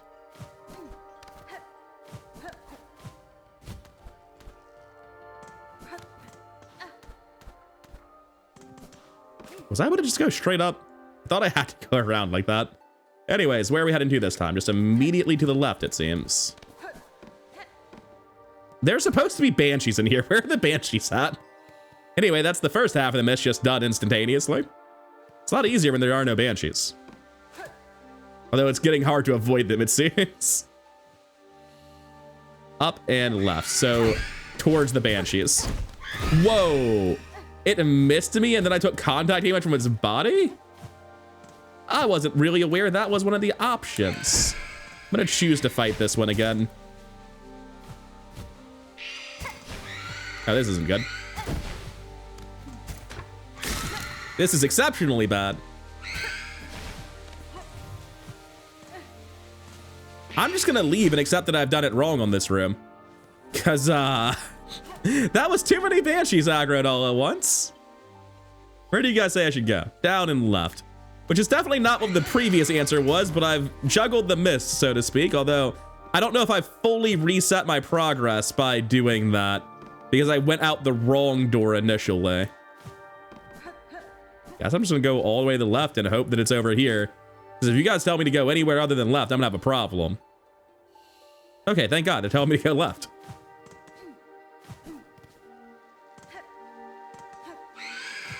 Could you just Not right now. All right, that's a Banshee dealt with, I guess. That was a little bit messy. Tell me it's just like right there. Okay, good.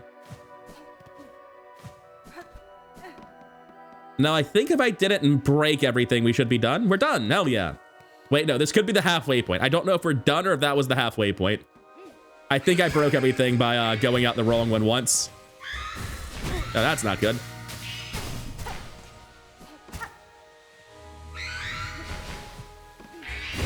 What?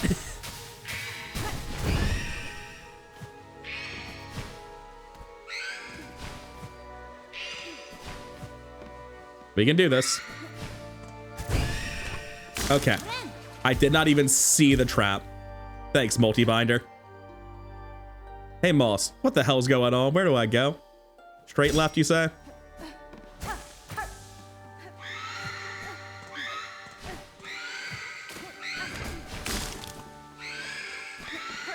God, that is a lot of banshees. Oh. Well, I'm pretty sure that was the last exit, but there were no walls down there and I just fucked up. So I get to do the whole nest again. You don't have to watch it. This shit sucks. I could just use Plasmium over this, but I really don't want to. That shit's expensive. Just imagine that instead of falling and fucking it all up, we walked into this room and it was so... What? I thought I was done. How'd I mess up a room? I'm stuck in a fucking loop. It's awful.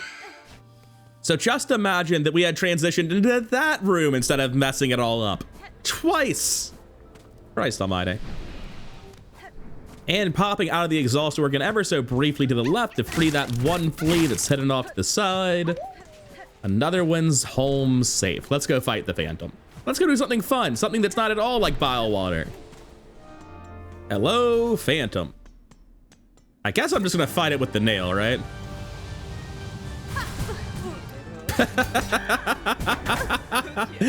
Wonderful start. It's fine. We have multi-binder and warding belt. We can just recover it.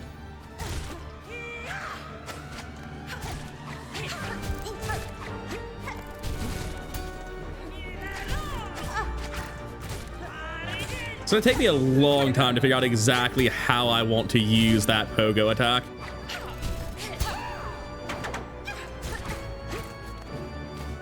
I don't need to heal until I'm at 4 missing mass.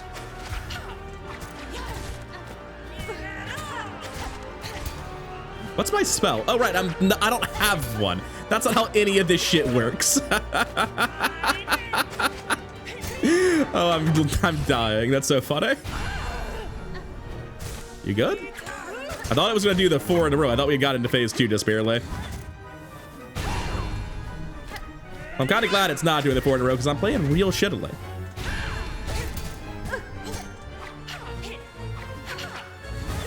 Rude. Well, it just parried like 8 attacks, so that's cool.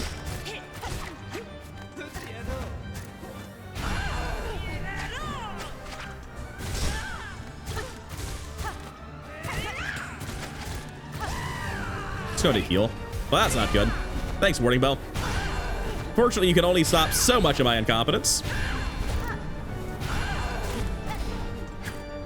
Not quite long enough for the up attack there. Please, I would like to fight you.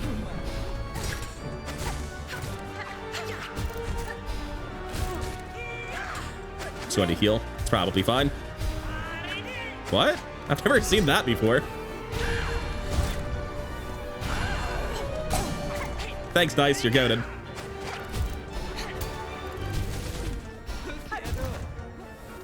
I didn't know if I could get anywhere from there. And I'm just bad at the game. I don't have any excuse for that one.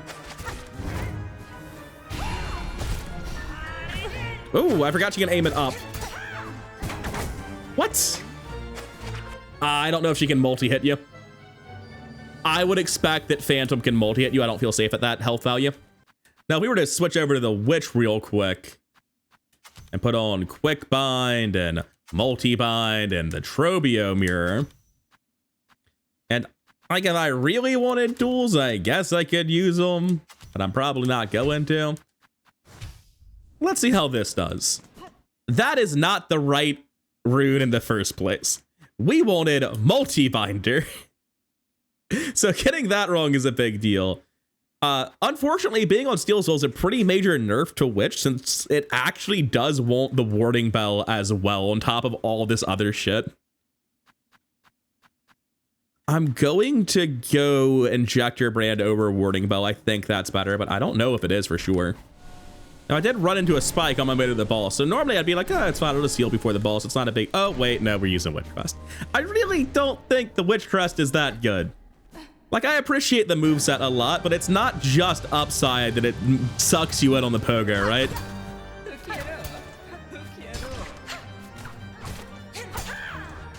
You good up there? Right.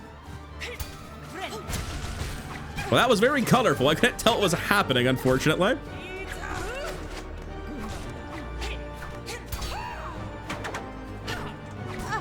Unfortunately.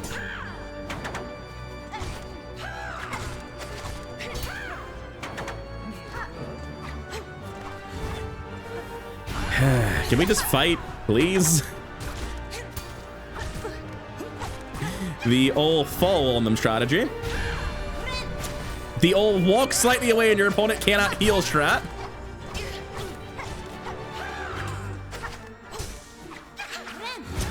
Jesus Christ, it's so upsetting to use this crest, man. I don't know how people stand for this.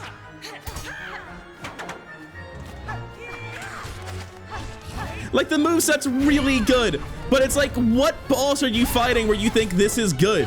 Do they just love it in gauntlets and that carries the rest of their perception? I'm genuinely confused. Well, that's the end of that attempt. I would be at full health on every other crest in the game.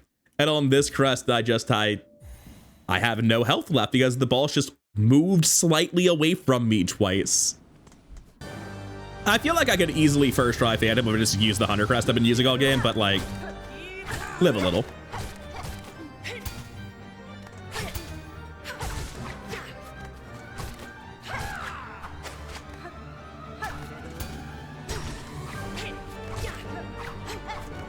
Like, the moveset is really good. I'm not going to pretend otherwise.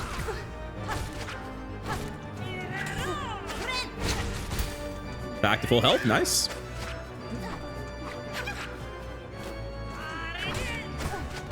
It was slightly too close to her there.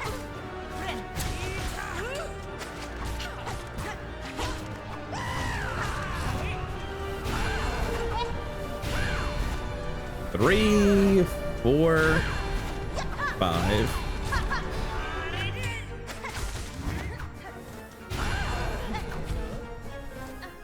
You gonna fight me sometime soon? And she does have my number a little bit.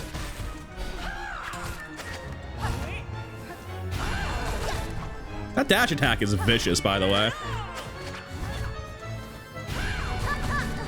That thing hits way harder than one attack, in case anyone doesn't know.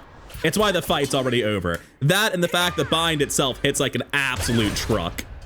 It's like, yeah, I get liking the Witch Crest. When it's good, it's so good. When you're in the rhythm, it feels like the best crest in the game, and it doesn't even feel close.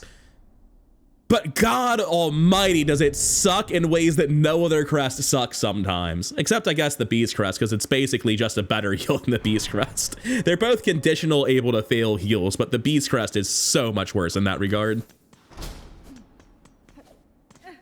Anyway, where does this even go? Like, right? Yep, of course, bile water and all that. Well, I needed this memory locket, so I'm glad I came up here. Where the fuck am I? If I'm where I think I am, the Grand Bellway is beneath me. Okay. And we never did quite get to the part where I go somewhere. Oh, cool. And now I have this area open. Okay, so that's another way for the Grand Bellway to connect to other shit. And this is like the Whispering Vaults. The area of the Underworks beneath the Whispering Vaults. Nothing? I don't know. I can't tell. And I'm incredibly sad to say that it is now finally time for... It's really Bile Water this time. There's no rug pull this time. I'm all out. I think I've done the entire game except for Bile Water. There's nothing left. At least on your end it is. On my end, I'm gonna go edit the video, like take a break, get a drink, do literally anything else, man. I don't want to do bile water. It doesn't sound like a good time. And what's worse, because I'm going to be using the Architect's Crest and the Plasmium files when I do bile water, I'm going to need to sit down and do like all of bile water and putrid aqueduct or whatever it's called all in one go, like 1 to 2 hours straight of the worst zones in the game, but maybe Plasmium file will make it okay. Yeah, no, absolutely fuck that. It's the next day. I literally edited the video and went to sleep. I'm not doing bile water. Turns out there's a ton of stuff I missed, like the flea at the top of Whispering Vaults right there. I've got an entire laundry list of not bile water things I could be doing. And speaking of fleas I missed, popping back over to the very beginning of the Wormways, I just forgot to grab the flea here too. Not that you would know since all the footage here was lost, but yeah, I just forgot to grab this little guy. Not like he's hard to get, I just wasn't paying attention apparently. I was busy being in the Wormways, having a bad time. I was also gonna come upgrade the Curve Claw, but apparently he just can't do that in Act 2, because even after letting time pass, he's still not here. Now, the great big list of things I found to do to avoid bile water at any and all costs, we can get the last piece of the Cogwork Heart and go resurrect Second Sentinel, who I really should have resurrected a long time ago, to be honest. But hey, whatever, it's done now. And while we're not going to be doing the Hiles yet, I did want to show off that we've done the Garmon and Zaza quest by having that duel with him next to Songclave. So I can actually recruit him to help me in the High Host fight if I want. And to my knowledge, he's unkillable. I'll show it off for just a hot second, but I don't want to do it yet. I want to do it with Chakra instead. And I'm told, unfortunately, I can't have both. She just replaces him because she's much better once you unlock her quest. I really thought I'd get all three of them and not just one guy. Also, Zaza, you coming?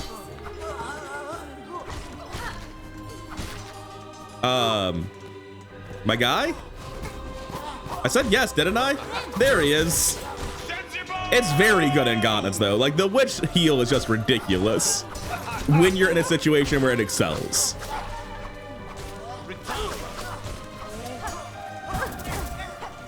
I guess I'm gonna use it again. Yeah, just one-shot the guy, get back to full health. It's not like it's an easy enemy to deal with. These guys hit very hard and are incredibly erratic in their moves.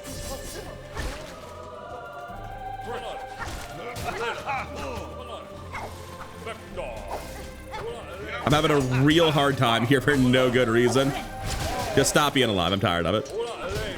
But yeah, as you can see, Zaza is here. He's doing his best. He's mostly getting in the way. But I appreciate the solidarity, dude. All right. See, that's my big problem with Witch Quest. I mess up even once and suddenly I have no health. It has so little room for error. But I don't want to do that gauntlet right now in the first place. I'm probably going to stabilize there, but I'm more interested in doing other things. Just not Blight Water. So, popping back down to the Cogwork Core, however, briefly doing the double jump right beneath the bench, let's resurrect the man, the myth, the legend himself, the Second Sentinel. Although, I don't suspect he's going to be much harder this time around. Do I not have the heart? Why can't I do... Oh, I had to be in front of it, not on top of him. Fair enough. Welcome back to the world of the living, buddy. Got bad news. You're going to have to fight me soon. Apparently, I'm a criminal. Which, yeah, fair, I guess. I've killed quite a few servants of the Citadel. But that was just a minor distraction from my real goal in life, freeing every single flea. Even, unfortunately, Krat. Congratulations, pervert. You get to live to creep on women another day. I guess I shouldn't be presumptuous. Maybe he creeps on men, too. Next on the infinite number of distractions, we actually have to start getting into these terrible zones of bile water and putrefied ducts. I wanted to check my map to see where this last guy was, and it's not very helpful. So a quick hop down from the Bellway and putrefied ducts, and we can grab the map here. Does that help? Yes, he's all the way to the right in the zone. Thank you. Also, that's the opposite of what I wanted to hear, but I guess the zone's not that big, so we'll knock out putrefied duct right now. Needed to go all the way to the right for the fleas anyway. All right, this shortcut's not open yet. Perfect. I guess while I'm in the neighborhood, I should pick up the worst quest in the game to just kill a whole lot of people in a whole lot of ways and use my shards doing it. I probably don't have to do this one, to be honest with you, but oh well, we've done all the other quests.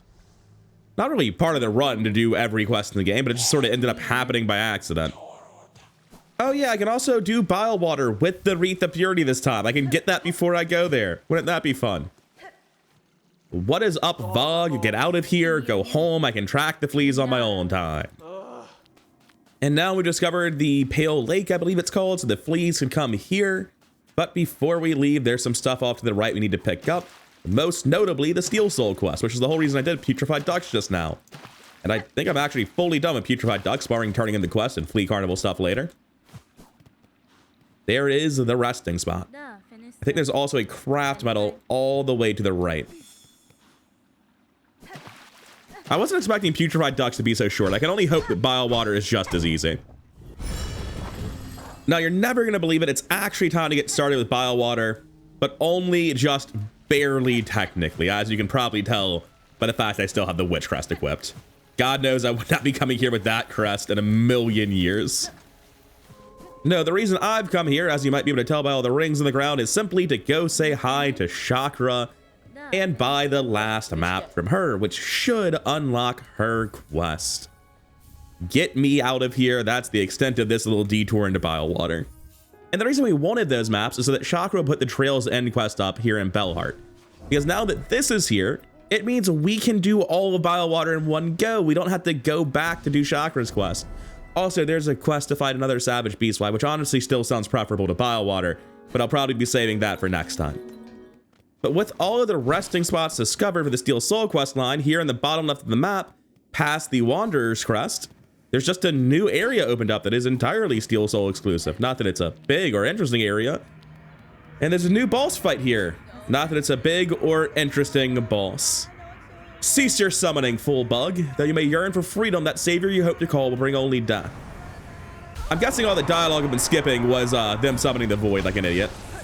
The Witch Crest with no ability to gain silk, huh? Does this really count as a boss? It's just a guy. Which direction did it even attack just now? What are you doing, bub?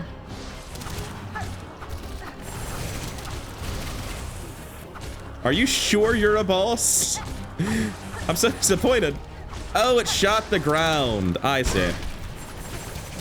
Anyway, I'm tired of being here.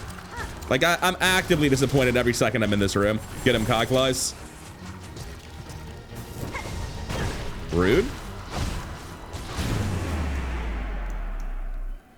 So, good job, idiot. It's not quite the spectacular Steel Soul only boss I was hoping for. It's kind of just a trash mob with a theme song, if you ask me. That void must not be called, bug, not ever. None control it, though many have tried. Any strength you hoped it offered would be fast proven false. It's just fortunate I arrived in time. Your shell is saved, all by the wish of your steel companion, and fear of her master's punishment. Anyway, I'm not overly interested in this guy's dialogue about how he's a dipshit that thought something the void would be a good idea. I feel like it's a very familiar story at this point. Now, while the boss you get for playing on Steel Soul mode might not be the most interesting one, the reward for this quest is incredibly good. Steel Soul is an item that I absolutely wish was in the normal run. I'm sorry, I am 13 hours deep into a permadeath run Steel CRG. I'm so far past reading quest text right now, I can't be bothered to care. Give me the reward, it is a hell of a thing. We have the Grow Stone. A cold, steely stone with remarkable regrowth capacity. If shattered into shell shards, it will reform over time. So I just get 127 or so shell shards whenever. Basically, whenever I remember to open my menu, I hope. I hope it's like 1 to 5 minute stops for that to regrow. That's gonna help out my shard economy a lot because we were getting pretty low on those. But sadly, save and quit on its own is not enough to regrow the stone. Now, next time, unfortunately, I think there's actually no putting it off. We'll be doing Bile Water. Today's supposed to be the episode we do Bile Water, and man, I'm not looking forward to it. Even just being the Putrefied Ducks upsets me, but turns out I forgot something here. Something rather important. I forgot the Apostate's Key, which means we might be able to put off Bile Water just a little bit longer. So popping back over to the main entrance of this lab, I want to see, with all the movement in the game and the Apostate's Key, is it possible for me to break into this place as opposed to getting abducted into it? Because at this point, I'd rather just do it without getting abducted if it's possible. Because until now, I thought you had to get abducted to see the whole place. But I don't know 100% that's true. So far, it's looking like one straight line to the bench, though. Wait, no, there's a path up with all the platforming abilities. All right. Well, that gets me the spool fragment. I'm not sure if it's going to get me anywhere else, though. So that's neat, but I'm kind of worried I've dead-ended immediately. Also, that was a weirdly long cutscene. There's a path down at the bottom, right? Right? Oh, that's precisely what I was worried about. Yeah, no, there's no way to go further up in this tunnel without anything else, so let's go down, I guess, and hope we find a way somewhere. All right, we do have a key marked with the apostate, so we do have a path open to us. Let's go ahead and use a bench, though. My healing with the Witch Crest hasn't been going great in all the edited off-screen exploration. Maybe, just maybe, this is a path through the entire place, which I'd really like. Not just to put off going to Biowater, but because it's neat. I don't want to have to go to jail. Unfortunately, that will just be a shortcut down unless it also opens the top, which unsurprisingly it does not. And anyone who's looking forward to fighting First Center, you need to cool your jets. We're not going to be doing that just yet. I want to save that until I make my backup save to fight all the end of Act 2 stuff. Is there really nothing else in this room? You gotta remember the room. It's saying what their punishments were. Oh, there it is. It's up at the top. Couldn't see it. I think that's First Center, which means we're not going to do this section just yet. I mean, we could do this section, but we're going to stop right at the end. We're not fighting the boss. I would like to be able to fight First Center whenever I so will please. But all the same, that is another memory locket, which is greatly appreciated. I need to bind Eva eventually. Wait, we've gone up and broken into something. That's a great sign. What's left? What is this? That's a heretic key to go down, but that means we're somewhere we kind of shouldn't be. I'm just gonna heal. Yeah, it does one-shot him. Good job, Witchcrest. I guess it's saying the bench is to the right. I can't really tell. Okay, cool. The apostate key gets you into a different part of the jail if you want to. Even though it said enter, it just took me somewhere else in the same world map. And that actually lets you explore without being abducted. Awesome. I was really hoping for this. Also, apparently you just need all of Chakra's maps, because I got her quest line after buying them all, but I obviously didn't have them all since I didn't have the slab map. I didn't even realize that at the time. We've at the very least made it to the second part of the area that needs the key of the apostate, which is by far the funniest part of this lab. Like, what was this room designed for? Anyways, I'll be climbing up the spikes. I've messed this up a couple of times now. I just keep messing up the climb at the end of it somehow. Like that? Every time? How hard is that? Like, I still messed it up, but it wasn't that bad. Just do the thing. Jesus. Anyway, we got a math shard out of the ordeal. That's one of the major things here I needed to get. I think there's also a couple of fleas in the lower section, but I'm not sure how to get there yet, and I'm kind of going in the wrong direction for that. Also, I'm very surprised hitting those full respawns you instead of dealing damage. So I can't go to the upper left section, which I think is where the jailbreak happens. But thinking back on it and looking at my interactive map, there is nothing I actually need in the upper left section. But this left section here, I think, is a part with the flea, which is a problem if I can't get into it from below.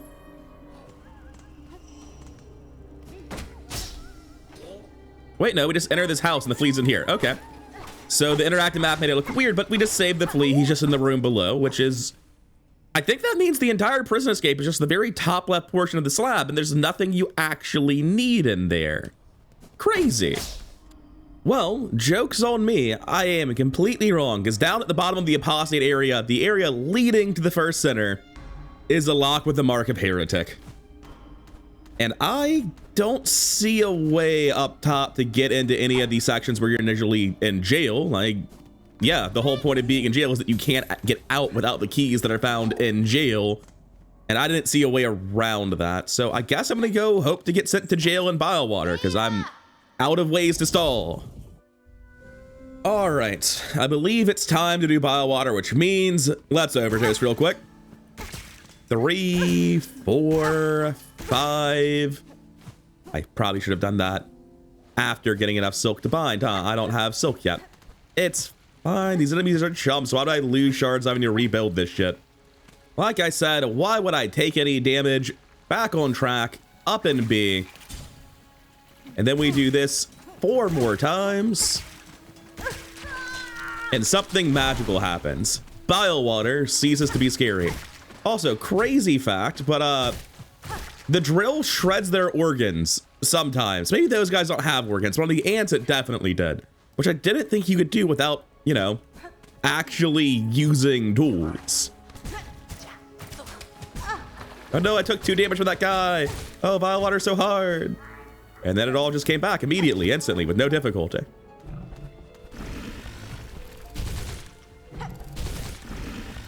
I gotta say, 3-shotting that guy with the charge pogo makes it seem like it's genuinely good. Ah, right, here it is.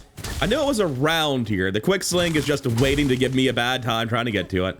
But finally, you'd think we'd have picked it up earlier considering I wanted to play with Architect, but I didn't get Architect until relatively late in Act 2 in the first place. Not just out of spite. Fuck you, what are you gonna do to me? What do you think I care? This is my house. I own bile water. I have infinite health. No, seriously, bile water has been trivially easy so far. It's actually kind of messed up. I don't know that I think the Plasmium Overdose is very fair and balanced. I think there were a couple of broken things on the Architect's Crest, and this is definitely number 1 on the list. This is absurd. I appreciate that drop, bile water. That's very you. I think there's nothing more bile water than clearing maggots only to take 4 damage and maggots again. However, you'll notice I don't particularly give a shit. It's just not a big deal. I'm gonna keep on going like nothing happened. Seriously though, this makes it seem like a very good crest, doesn't it? You can just royally fuck it up repeatedly and then still 3-shot this guy and come out of it at full health. Oh, I got mad parasites though. I should do something about that, huh?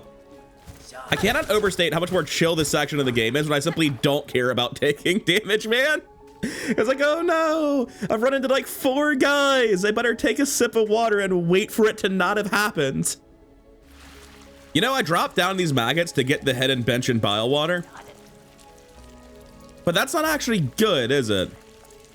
Yeah, it's not worth the shards to sit at, but apparently there is a memory locket at the bench, so I guess I'll go there all the same.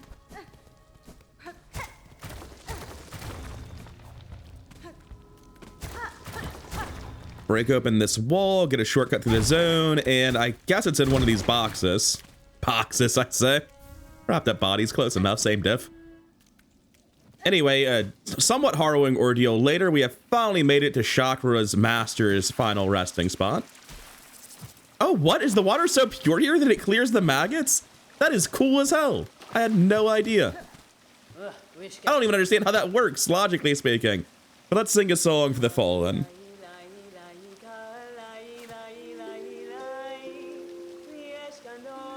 Unironically, like, she obviously found a beautiful place to die. This is what bile water is supposed to be like before the Citadel polluted the hell out of it. But it feels like so much more of a nice place to die, knowing that it is literally so nice that maggots cannot survive here. Oh, and I'm gonna say this now while I pick up the throwing rings. But in case anyone's wondering, didn't you miss X? It probably just got edited out. Things like the pull-up parts got edited out. Things like... I know that specifically the heavy throwing thing got edited out. I just walked into a place and picked up. Didn't feel like commenting on it. But if I have missed anything, I have missed very, very few things. Also, it's funny that I chose that time to say it because I, like, right before that is when I was realizing I missed this flea. But I guess because I was thinking about that and I was like, oh yeah, people wouldn't even know I missed that flea, let alone that I'm realizing I missed that flea is why I was thinking about, oh yeah, I do stuff off screen very rarely, but sometimes. Or in the case of Wormways, the footage just doesn't work for some mysterious reason. Anyway, one tiny backtrack for the hidden flea and the death room completed, and that'll mean we can finally progress to Gruul. Honestly, it hasn't been a terrible bile water. I've not been here that long. It turns out if you have a checklist, a map, you've been here before, and infinite health, it's pretty tolerable. Kind of a laundry list of things to do to make a zone slightly fun, but hey, it worked. Also, something I never knew is if you just go up right here, there's a hidden room with silk in it, which you might want if you got muck maggots on your way to Gruul, for instance. But I don't think Gruel's gonna stand much of a chance if I'm being real with you. I'll probably use the cog flies on him. I don't think I really need to be honest. I think he's still hanging out over there. Oh no, he went through the platform, I guess. Man, I'm getting outplayed here. All right, that's the weak one then. I want to see if they get one shot by a charge attack, because that's just important information for the rest of the fight. Yes. And the charge attack gives shredded organs. Somebody pop up vaguely near me. Yes, him too. Wasn't expecting to be completing bile water quest here. No, get out of the game. Oh no, woe is me, I've been hit by a trap.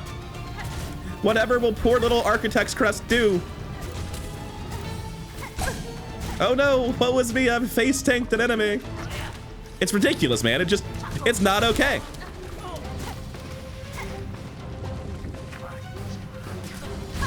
No. You don't get to be here anymore. I'm tired of this shit. Honestly, this has been by far the most pleasant time I've ever had in Bile Water.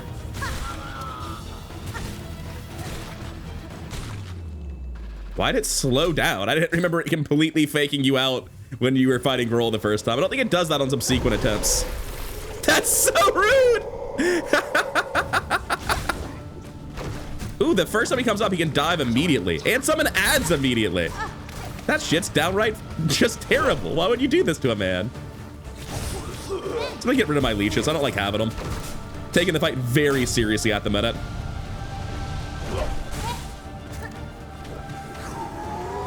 I've heard that you actually get more damage by letting him eat you. That could be a really good troll, but it also could be true.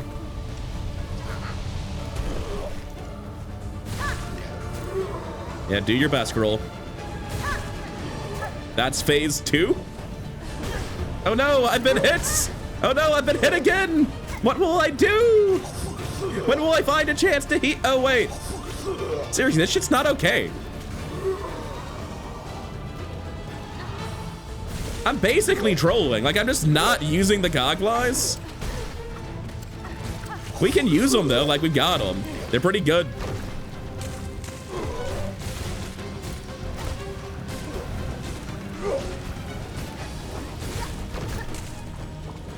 Back at full health after not that much difficulty. I mean, it'll be back.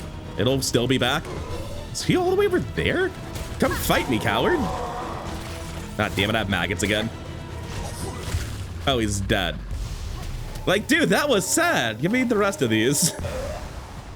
That was so sad. Poor Gruel, man. He didn't deserve it like that. Just physically can't hurt me eating crazy powerful charge attacks left and right. I wonder what the damage values are on that, because I certainly don't remember them. I know they used to be better with Flint Slate, but I don't know if anything else got changed. Anyway, with that done, we can pick this up and start working on True Ending, because I believe the Silk and Soul quest should have spawned. Unfortunately, we are going to have to set it a bench sometime relatively soon and see what the damage done is, because it's quite a lot of shards every time I want to use a Plasmium Overdose. That's the main downside of this, is that you cannot maintain it while you're doing any sort of fast travel or benching, and then the second it breaks, you realize you've used 100 shards on this shit. And wherever people said the guy who kidnaps you is, I'm gonna have to look it up. I thought he was supposed to be next to the Key of the Apostate somewhere, but I sure as shit didn't find him. That would make sense, considering that the Key of the Apostate is, you know, a jail guy, right? It's a, what do they call it, a warden bug? Jail guy, warden bug. It's actually just the same name. See, I wonder if this is the guy that kidnaps you, but if you show up after a certain point, he's eaten and you can get the Apostate's Key. That would make sense. But how the fuck do I go to jail? Like, I need to get the Heretic's Key and I haven't been kidnapped, so, to my eyes, it seems like I need to figure out how to get abducted. I'm gonna have to look it up. It's been good, Plasmium Overdose. It's been real good, but I'm afraid that we're gonna have to switch to something else for a while. Oh, it hasn't rebuilt them yet. It takes a second. Weird. So we're at 388, which isn't great. And I'll keep exploring with the Witch. I know it's not the best for exploration, but I like it. Oh, there's a breakable ceiling here. I knew there was something in this lab I was missing, because I was pretty sure warden flies weren't spawning in my game at this point. So with that, I should be able to get to some other part of the slab. Yeah, I'm underneath where you break out right now. And that would also mean I'm right before the area that you kill them in, because right after you see them is when you fight them. You just circle around to it. We've got the key of the indolent. That's 1 of 2 down. I just need to go find the other one now. The indolent, not the indolent. What the hell? I don't even know which one's correct anymore now that I've said them both out loud. That's a word no one actually says. That's a word you only read. Oh, this gauntlet might be a little bit easier than it was in my first playthrough. Yeah, sorry guys. I don't think we're gonna need to use the traps this time. They are kind of annoying though, I will admit. Just in that they aren't really concerned with fighting, man. We done? Now we're done. Gotta say, seems easier when you have a +3 witch crest with full silk as opposed to no pen.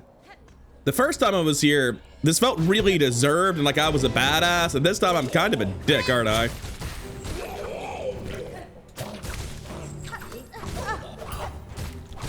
Anyways, I don't think the gauntlet's gonna be too tough this time around. Come on, come to the middle. Ah, tough fight, guys, tough fight. Unironically, this would feel by far more damage than any other wave will.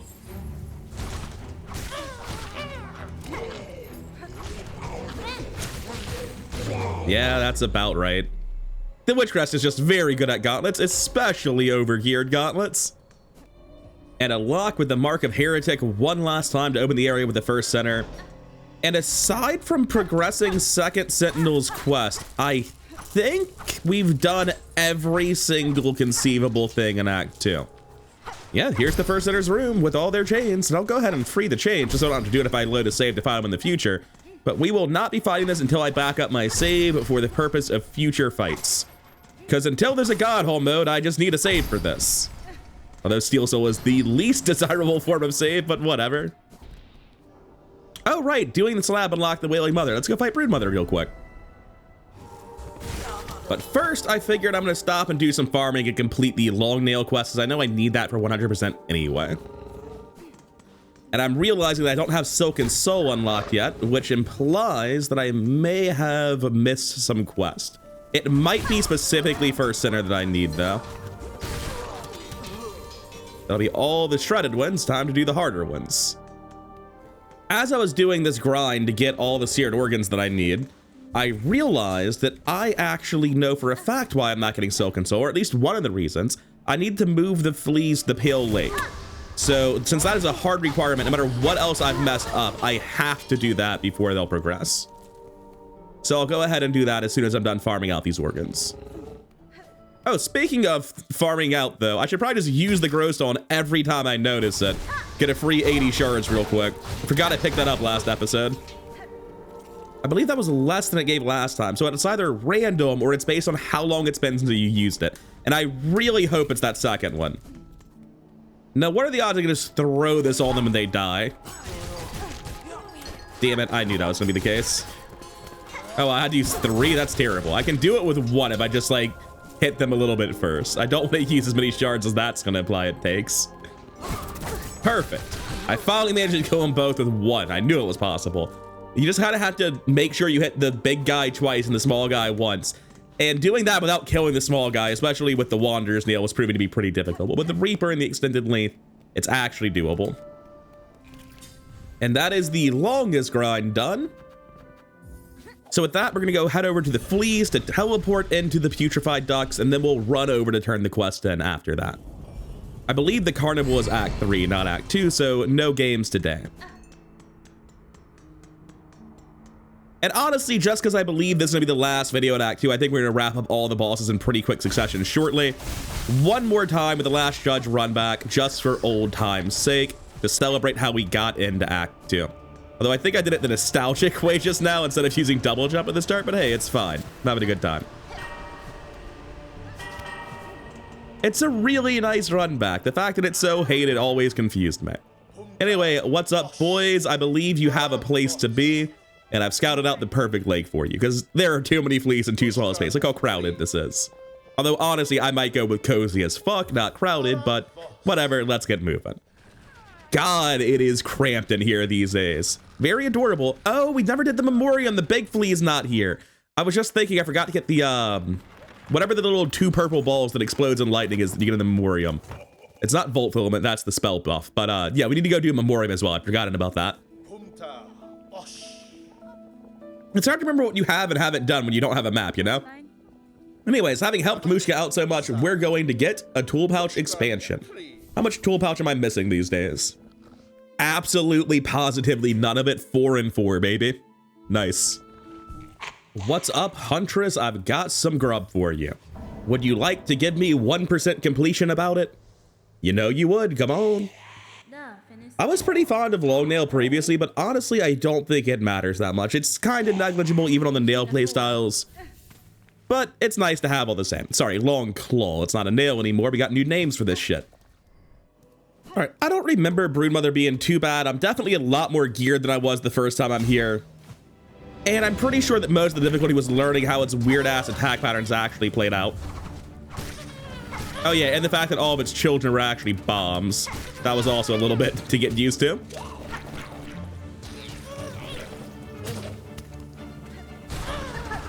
And I really thought I was gonna hit him with it. Thought I was gonna do something there. Other than take a bunch of damage. Magnetite Dice says it's not actually a bunch of damage. Thank you, Dice. You're goated, as always. I just wanted to heal, but silly me wanting to use the thing my crest is built around. Does he hit for 2? Why is all my health gone? A little bit rude, buddy. Guess I'm healing on the boss. I know she's gonna scream break if I try. So play it safe for a second. Take my turn? No. Oh, I'm 1 short because I grappled, right? Oh, I thought I'd be in range. That's not good. I'm just gonna quit out. I don't like being at 1 health here. Should be going to the Broodmother at full health. I don't care if Magnetized Dice saved the mask. We're not believing. We fucked up so badly. I feel like the Witch Crest could stand to have like 20% more range than it does, and it would be fine. Also, tough corpse run. Real far to go. So whatever I did on the Wardenfly wave, let's not do it again.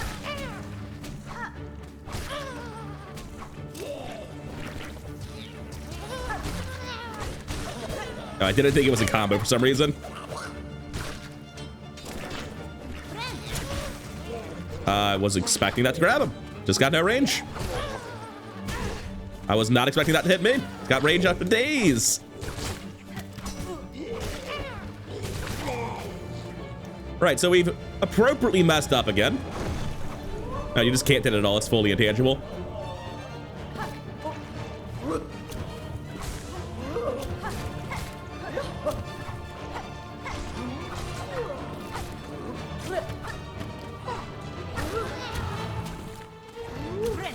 There, this time we get the heal and we deal the damage. Ow, rude. No look back. Gotta stop messing that up. Just get the heal in. Nice grab, buddy.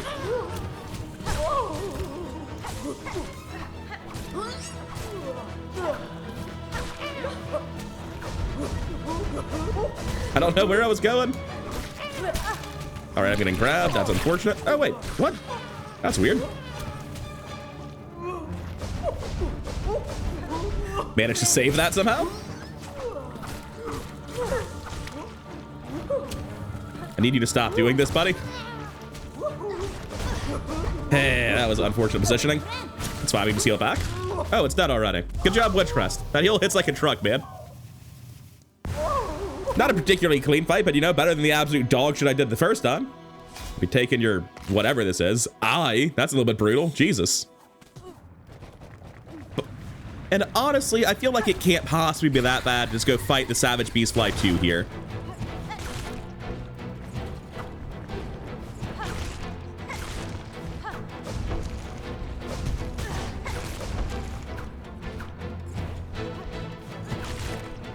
Oh, can I just do that every time? Can I just like, just warp out with the suction cup effect of this? Oh wait, that's so cool if I can. That's anime as fuck. Now, unfortunately, I have made some mistakes getting here because I'm busy being anime as hell. Being very extra about this fight. Questionable time to heal, but I think I got a warning bell. No, I don't. Ah, damn it. Shouldn't have jumped. Need to stop messing up for a second.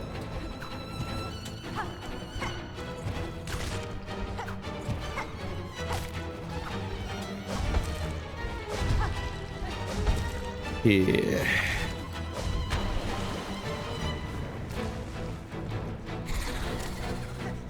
Don't have the heal ready. Yep, that's it. We should be leaving at 2 health. I've just realized if it knocked me into the magma, that is run over. Little bit to be scared of there, just like Cygnus and Gron. All right, take 2. I want to practice the down poke because it's so cool. It turns out we need practice for it, apparently. It's like pretty tight on timing, to be honest. It's not easy to do. We're gonna try to salvage the run. It requires a level of play that we definitely didn't just demonstrate.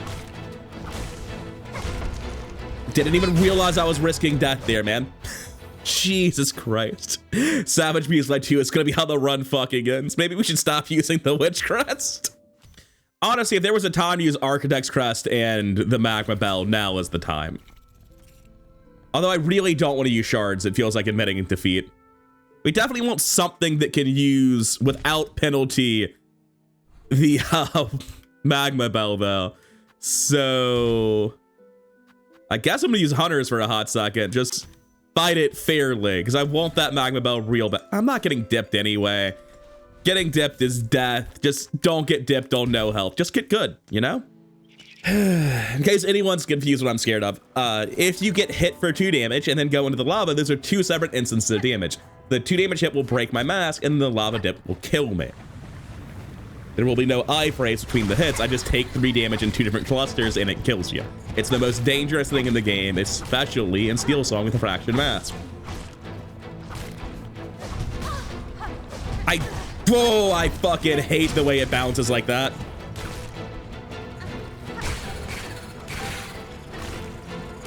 We are at full health, though, which is good. It almost looked like I was good at the game for a second there. Like, you could be understanding if I had fooled somebody into thinking I knew how to play the game.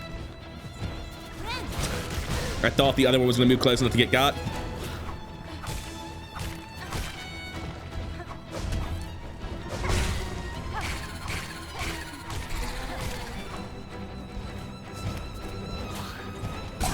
Shit. Not in range. I mean, I got the full heal at least. I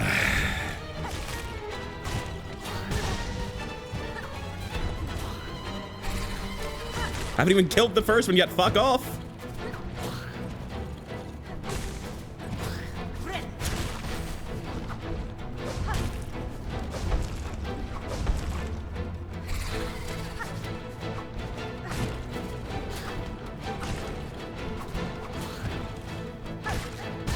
Oh, neat.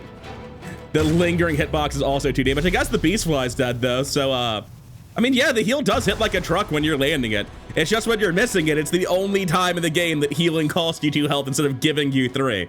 I like the Witch Crest, man. I do. Just, I'm not convinced it's actually good. Get me out of here. For anyone wondering my opinions on the others who didn't see my first playthrough, Hunter Crest is the GOAT. It is so fun to move with. It is fast and good range. It's a perfect balance as far as pins go. Wanderer is possibly better. It has higher DPS because all the nails hit for the same base damage, so being faster is a huge advantage mechanically. More silk, more damage. But the lack of range actually does hurt it quite often. I prefer it for platforming, although both are perfectly sufficient for platforming, but it's, oh, that's the Reaper. Whoops. I meant to be talking about Wanderer. I said Wanderer. I just didn't realize it wasn't the second one. It feels like the second one in my heart. Reaper, of the 3, like vanilla, just a pen type of crest, is by far the worst in my opinion. Switching over to it to quickly discuss it. This second R1, where it comes from under you, I've gotten hit so many times because I just don't hit the guy who's like slightly above me because this is such a bad hitbox. This running attack, not the running attack, the up attack. Like, this is such a narrow angle compared to every other up attack. The down pogo is incredible, but being slower means it deals less DPS because it just deals the same damage as these other two. So with the really bad up attack and second R1 and the lower DPS, I don't find Reaper worth it. It's not bad, it's not unplayable, but I do think it's probably one of the weaker crests. Beast Crest is just absolute dog shit. It doesn't have a heal. If you're able to sustain yourself with Beast Crest, then you could have beat the boss with any other crest probably. Combine that with its atrocious moveset. Like, what is this pogo? It doesn't go down. The point of pogo is to attack things beneath you, first of all. Second of all, see this thing at the start, like where I start to lunge, but I'm not a chainsaw yet? That's not a hitbox. I just move and you take damage for like a 1/10 of a second after you press the attack button. It is the slowest, least down pogo in the game. It's not unusable, but it is very bad. It's just a normal nail other than its heal gimmick, and its heal gimmick is terrible. Obviously, Witch is insane if you don't interrupt your heals, but if your heals get interrupted, it's almost as bad as Beast. And last but certainly not least, Architect gives you literally unlimited plasmium files, so unlimited health, and it's very broken because of that. And I'm choosing to do most of my exploration with Witch this run, primarily because Architect's upsides involve using shards with it, and I don't want to use the shards. And I don't want to play Beast at all. I know it's my least favorite crest, and everyone who defends it is obviously Stockholmed by it. I have no defense of the crest. I'm not going to strawman them here. Just know that I vehemently disagree with you if you actually think Beast is good.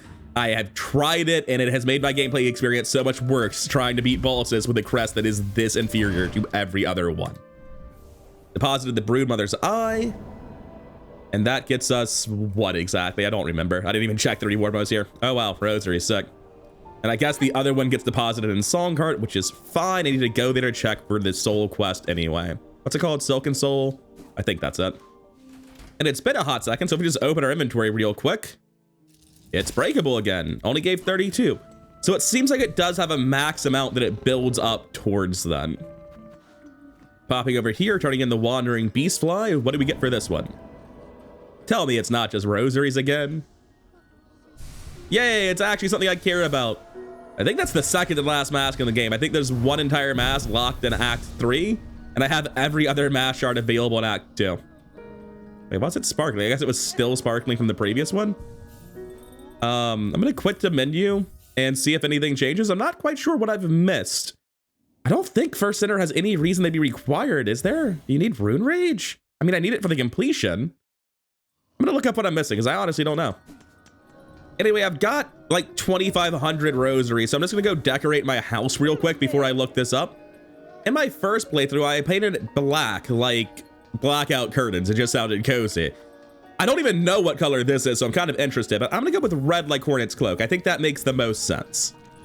I also will be able to easily tell if I'm painting the inside or outside this time. And that's everything she has to sell. It's definitely the outside. That is so red. Oh, it's still being painted, I guess. While I'm wandering around, I'm going to quickly buy all the stuff from Jubilant I've been procrastinating on. I'm actually coming back this way to sell all of my SOM cylinders to the guy at the bottom. And it looks like I just barely had enough to afford everything she had. I'm completely out of rosaries. I've shared all of them already. Probably buying the Coral Commandments break even. Why wouldn't it be? But I'm not going to. Quickly popping down to speak to Cartinius, though. I have tons of music for the guy. I've got 3 SOM cylinders. How much money is that? Jesus, it is 600 rosaries. Definitely worth the, like, 30 seconds to run to the guy. Anyway, quitting out back to my house, I realized I need to give some stuff to Relic Seeker Scrounge as well. Hey, they finished painting it. By the way, if you save in your Bellholm, the loading screen updates to what your Bellholm's new coated paint looks like, which is very cool. Although it raises the question why no one else is painting their house. Personal spa for 1,100, huh? And give me a sec. Hey, Scrounge, how much shit do I got and how much will you give me for it? I can definitely afford it. I've got rosaries in my inventory, I just haven't needed to use. Looks like the answer is 1 Weaver effigy, not doing great. That's fine, I got rosaries in my inventory, right? Surely. Oh yeah, hella rosaries. Well, not actually, not really, but probably enough. Just barely? Just barely. Please give me the personal spa. It's of the utmost importance. This is clearly what I'm missing to start Act 2. But no, seriously, I'm gonna go do the Memoriam because I obviously haven't finished the Memoriam, even though that's, I'm pretty sure, wholly unrelated to Act 2. I probably should go do it. Yeah, I have no active quests. I've done everything. Oh, I probably need to get the last melody. Yeah, that'll do it. Yeah, you need to beat Lace, I think. That's a requirement to start Silken Soul. So, okay. We're pretty much at the point where I want to make the backup save after the Memoriam then. Because I forgot that you need to beat Lace to trigger it. And I'm putting off the High Hall Gauntlets as one of the things I want to be able to load a save and go back and fight it again and again and again. So, right. Yeah, duh. Fucking, I'm an idiot. Anyway, let's go do the Memoriam because we straight up skipped the zone. We basically followed Jubilana and didn't get anything else. So I'll probably need to look up how to get second Sentinel to progress his quest line, since the first time around I didn't do it until Act 3, and apparently you can do it in Act 2? I have no idea how. Got the memory locket after struggling way too much in this room. That's a full-on save and quit. I can't do it. That room fucking killed me. I took so much damage from repeatedly getting thrown from a grapple into a spike. Got a spool fragment after doing a bit of a platforming puzzle. Kind of missed the path up somewhere, though. Need to go figure out what I messed up. Because the two things I remembered not getting here are things I've still missed, which must be on the top floor. Oh, I was just in the wrong room. I just didn't go the correct direction. That's pretty funny. Thankfully, I have enough rosaries left for what appears to be the last venture in the game. I forgot there was a useless one up here. Why would you ever need this one? Anyways, let's go free the big flea. Surely I'm not just gonna... Oh, is this not actually a path to him? Then I just open it. Okay, it's a shortcut back from the big flea later. Right, got it. All right, Mr. Chungus. I hate to tell you this, but it's time for you to go home. I know you're not gonna like the news.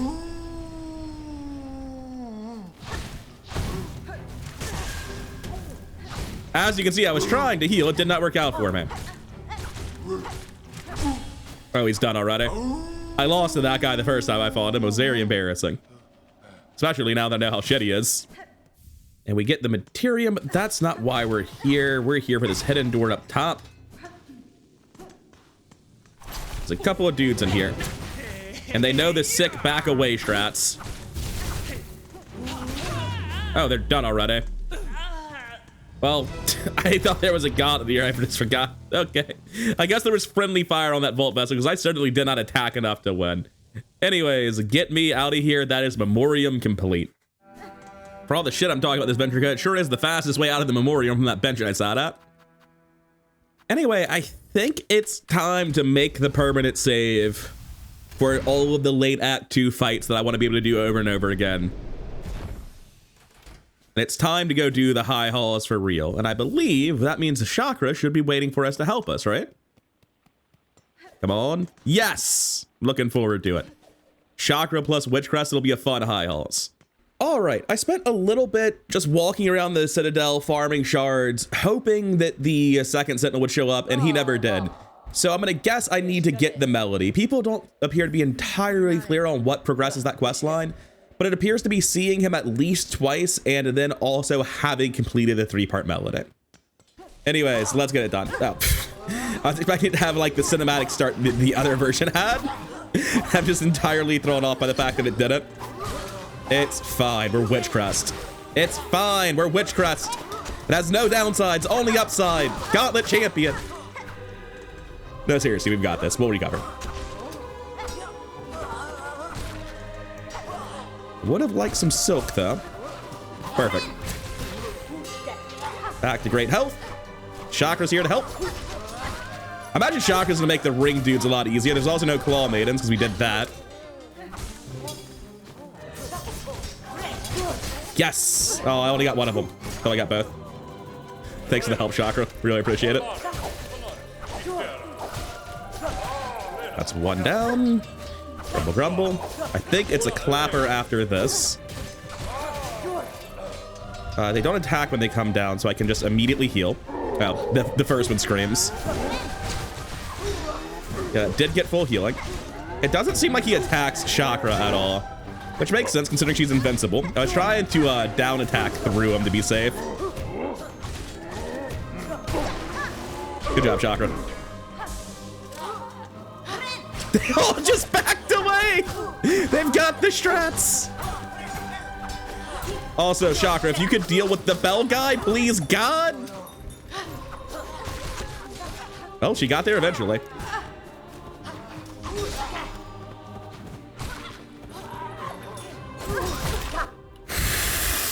I didn't see him charging his attack. My eyes were on the bell guy. First attempt failed, but welcome to High Hall's Gauntlet. No matter how much help you have, you'll fuck it up a little bit. That was mostly just really sloppy in the first half and not being super familiar with Witch Quest. I'm sure we've got this. I feel like I mispronounce crest as quest all the time. Like, it's just not a word I'm used to saying. Also, I wish you would just show up, but I guess some people would be upset they couldn't fight it alone. Chakra definitely does add to the visual confusion of it all. I didn't have time to get this dash attack started up. And that guy takes 4 hits.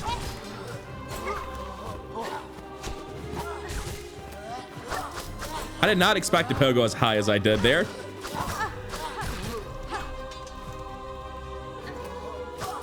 Just going to heal off this guy. Oh, he died, so I didn't get as high health as I wanted to.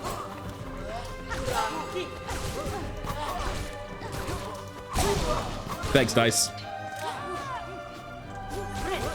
I was trying to heal off the bell guy, but the bell guy's got my number. He's got the slight back away strats down.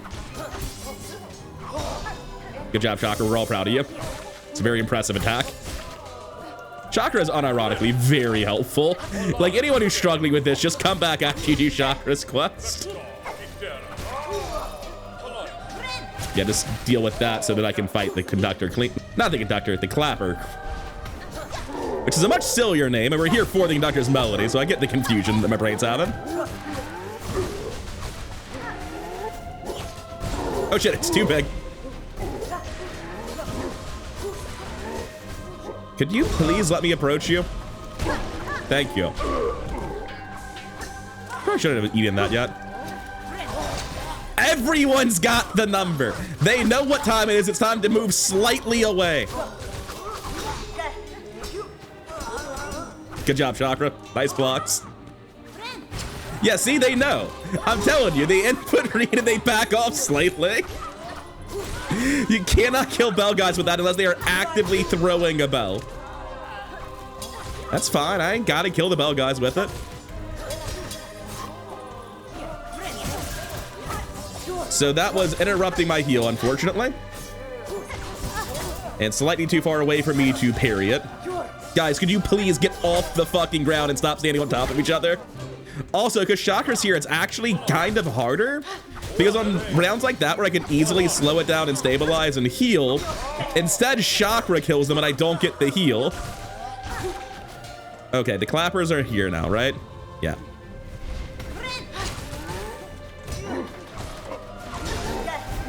Ooh, I did not like that spin.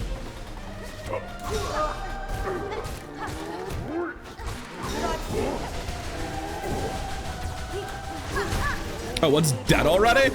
That's ridiculous. I think Chakra might be dealing a non-trivial amount of damage. That's not the right place to be. That'll be the end, probably. Oh, no, he lived. Not by much. That's more how I thought we'd go the first time, but I royally beefed it the first time. High Hall's Gauntlet is very, very cool, although Chakra is... She's doing a lot of work here. She's putting a lot of weight on her back. She carried me a little bit there.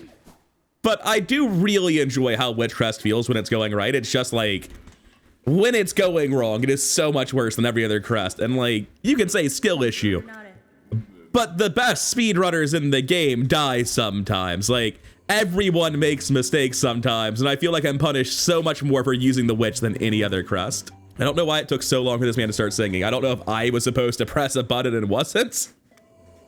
That was rather awkward. But that'll be the last part of the threefold melody. We can finally go fight Lace. And I'm gonna be real with you. I don't think it's a good idea to fight her with the witch crest. That sounds like a bad time. But, I mean, I may as well try. There's probably an opening to hit her with it when she's like jumping over you. Lace 2 seems much easier to punish than Lace 3 did, for the witch crest at least. Also, if anything's gonna help the witch crest Compared to like anything other than Shaman Crest, no other crest benefits quite as much going into a fight with full Silk. So having farmed a couple of the Grand Reeds on the way to this fight, that should probably help. It actually took so long for them to start singing that I thought I was doing something wrong. That was like a 20-second pause before they joined in on the chorus that I've probably mostly edited out. Oh my god, I was genuinely getting worried. I was like, did I forget some critical step where they stop hating you? But let's go fight Lost Lace, or sorry, Lace 2. Lost Lace hasn't happened yet. We haven't made those bad decisions. We're about to, though. I feel like I spent 2 minutes in that cutscene, and it could have been like 15 to 20 seconds outside of the one bit with the chorus actually playing. That all just took a little bit longer than it needed to, and it was really unpleasant for me. I gotta go fast. I'm tired, man. I don't want to sit here and watch animations very slowly play, although the follow-up cutscene is genuinely beautiful. Very genuinely, they went so hard on everything involving the White Roses and the Void. I guess these would be Silk Roses, wouldn't they?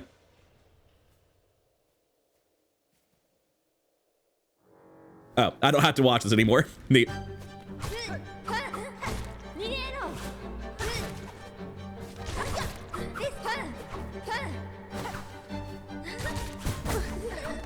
Not where I'm supposed to be, apparently.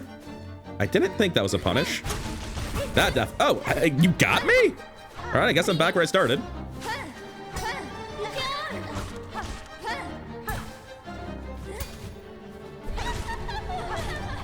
Come on, do something. Not that something. The issue is that I actually can't see once I start healing. Like, I don't know what the boss is doing.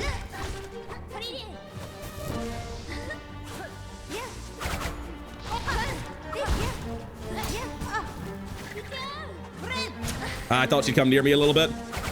That's entirely on me.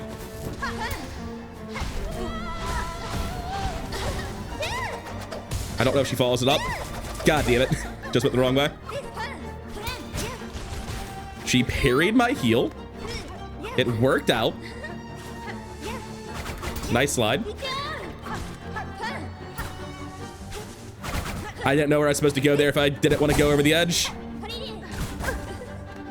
I am so scared that Lace has multi-hits. Anytime I'm in that situation, I'm just gonna bail. I'm willing to actually look up Steel Soul advice to see if those attacks can kill you, because I think they can, but I don't know that they can. I couldn't find any good resources for how this worked. I found a guide on Reddit, and it said, don't get knocked into the steam. Are they referring to the pits to my left and right? Is there steam down there? Is that why it's dangerous? Gonna be honest, they're not mentioning any double hit attacks. I'm hoping that maybe that's just a unique way it's animated and nothing actually deals 1 then 1. It's all just different animations of 2 damage. I would more call this a bottomless pit than a steam pit, but whatever. It's not a big deal. Thought I could dash over. I should have gone the other way. That's just me being bad at the game. Repeatedly. This is how I went the first time I fought Lost Lace.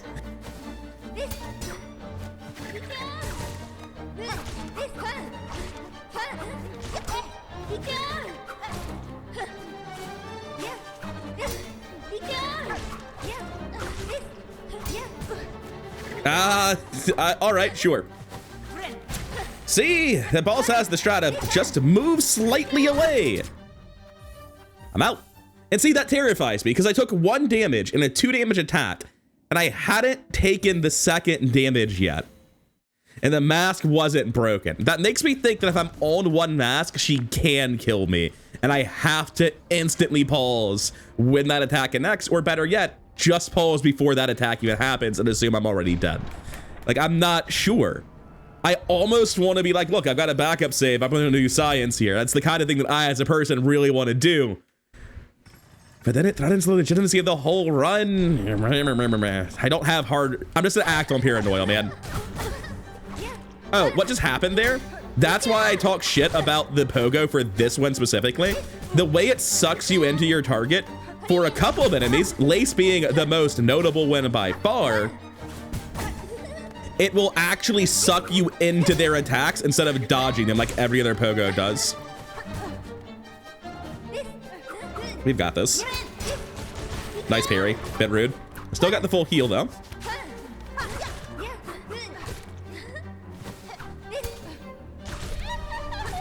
No, stop yelling.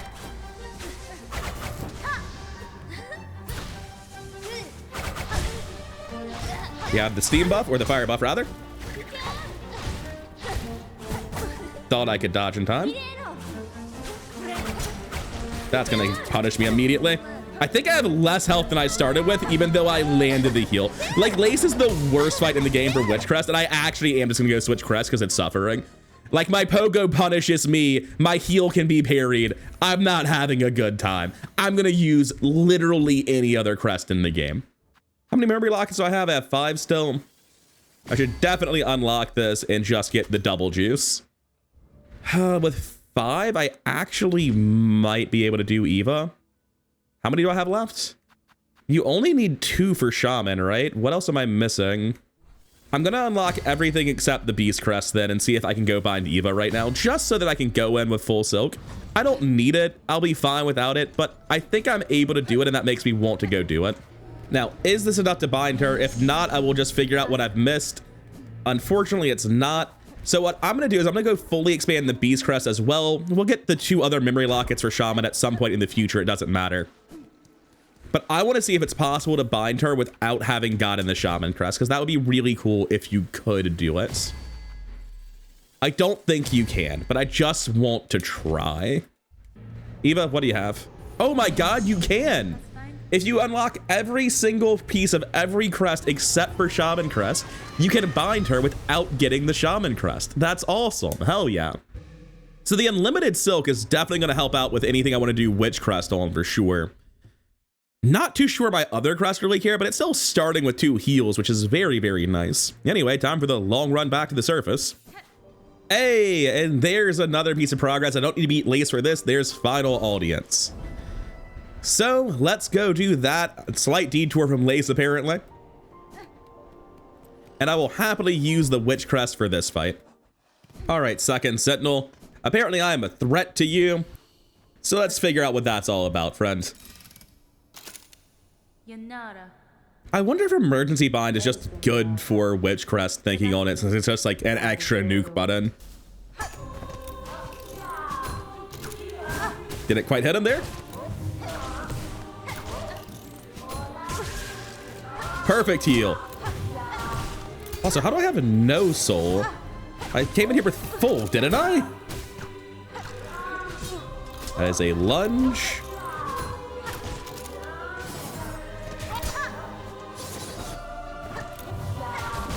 I was trying to dodge that by parrying, and it did not work out. Or by pogoing, rather, with the iframes up inside of him. So that was a god-awful attempt, but I also literally don't know where half my soul went, because I healed once, failed it, and then didn't have enough for a second heal. Maybe I'm just more sleepy than I thought I was. That would explain why I'm struggling on Lace after beating her toolless, but oh well. Take 2, buddy. Little bit scummy, if you ask me.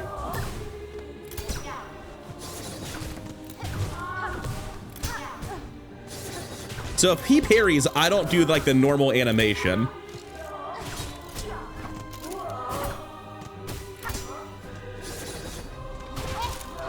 I should have done the down attack.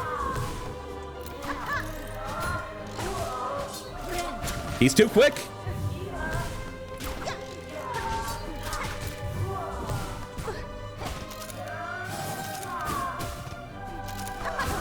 That was probably not a good call. Okay, we at least got a partial heal. I guess he was moving away from me slightly.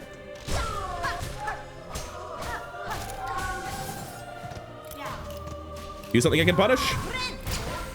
Oh my god, he literally just perfectly spaced it. It's so frustrating. Oh, the Witch Crest is so good when it's good, but so bad when it's bad.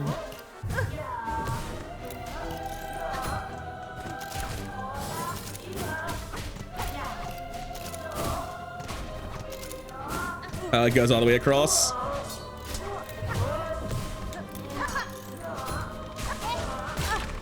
That'll be it for me. Take 3, I guess. So I know for a fact the best strat is, because he's a 1 damage boss, is just to Flint Slate and beat his ass with Wanderer's Crest, and you'll just win the damage race. I'm not going to do that. I want to actually fight the boss. Okay. Just don't have a hitbox at first. Scummy bastard. All right. I lost all of my silk from getting hit once. What the fuck just happened? You all saw that. We can freeze frame that if we need to. That's not normally what happens if you get hit while you're healing, is it? It's definitely not. I would know that. I'm out. I don't think that's a multi-hit, but I'm not taking the chance. This is a terrible attempt anyway. So what the fuck happened? Why'd I lose all of my silk for getting hit while trying to heal? Is that just a unique random downside of the Witch Crest to make it even more punishing? I'm so confused. So that certainly makes the Witch Crest worse if that's unique to it. Maybe it's with all crests. I don't think it is. So I know the optimal strat is just to Wanderer's Crest, Flintstone, and beat the shit out of him, just damage race him, and I'll win. I'm not gonna do that because it sounds a lot less fun. But something that's really funny too, because a lot of people are like, oh, you overgeared the boss. No, I didn't. I just used the correct strat. There's no such thing as overgearing a boss that requires you to beat Act 2. Like, I'm clearly not overgearing him now. It's just the same level of gear, not using optimal strats. Man, I managed to perfectly space that in a way to fuck myself. Okay, I got the heal, took 1 damage for it, seems worth. Right, it's so much bigger than I think it's going to be. Thanks, Magnetite. I was really choking that one.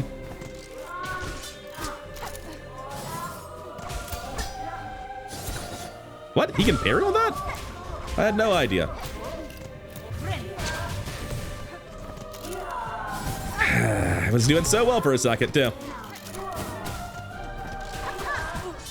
I was hoping I would have time to get the pogo off afterwards. Oh, that was a catastrophic mistake. That's the attempt thrown.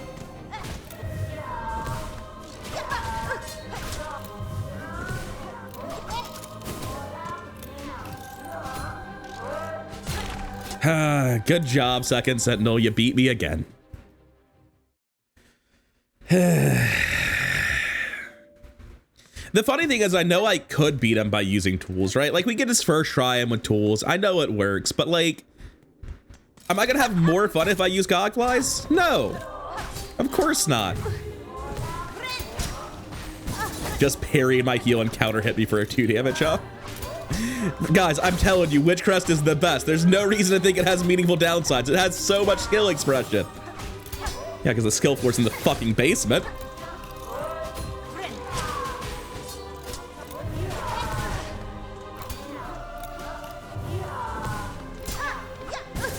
I literally can't jump. What happens if I hit his parry with the running attack is I just stick on the ground. There's no second attack, and either there's frame drops or you're anchored and can't jump. I don't know which. I just know that I hated it. I didn't know he could do that. Ah, that's what it is. When I get parried like that, I'm gonna quit out here. When I get parried like that, I'm still doing the running attack. It just was hard to see in the flash that that's what was happening. So since he can start the parry basically after I give the dash attack input, I cannot just do it running it. All right, cool, we're done then. He can parry my heal and he can, that fucking sucks, but he can parry the heal and he can parry the dashing attack. So all the advantages of the Witch Crest just don't fucking work in this fight. I love the Witch Crest, but anyone who tells you it's the best crest in the game is coping out of their mind. Let's just go bulldoze his bitch ass with the best crest in the game. Put on the Flint Slate. I guess I just want the good heal setup. There's definitely time to multi-bind here. Probably don't want the Thief pick, but I mean, I don't want any of this other shit either. Don't see a reason to take that. I wonder if I could do this and like overcraft and bring extra stuff, but that's not helpful anyway. Honestly, none of this matters. I'll take the Shard Pendant. And I'll take Cross Stitch and then never remember to use it. That sounds like the classic play. It's probably better to run Long Claw than Multi-Binder, let's be real. Anyway, this guy's fucking dead. It's not gonna be even remotely close. Like, I've been trying to use the Witch and I've come to the conclusion it is literally the worst possible tool, or crest rather.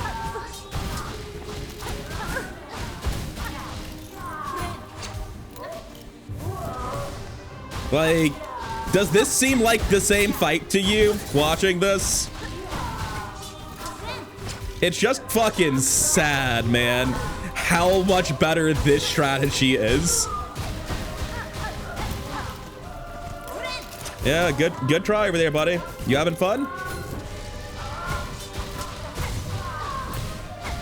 Yeah, tough fight, buddy. It's not about being overgeared, it's about using the right tool for the job. That was fucking depressing.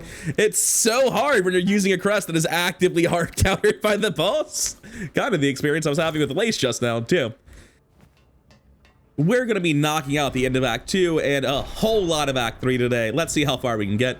We still have to actually start the Act 3 quest line. We need to do Lace, Grandmother Silk, the Silksong quest line, and also First Center. So we have some really good boss fights coming up. First on the list, let's just see if we can Wanderer's Crest Lace down. Wasn't really expecting that to catch me. So to heal. Oh, that works. Wouldn't have expected it.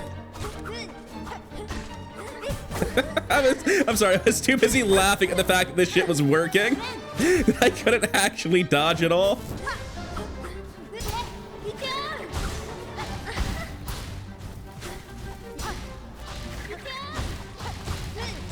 I was thinking she's got to be close to Scream. Damn it! That's so unfortunate.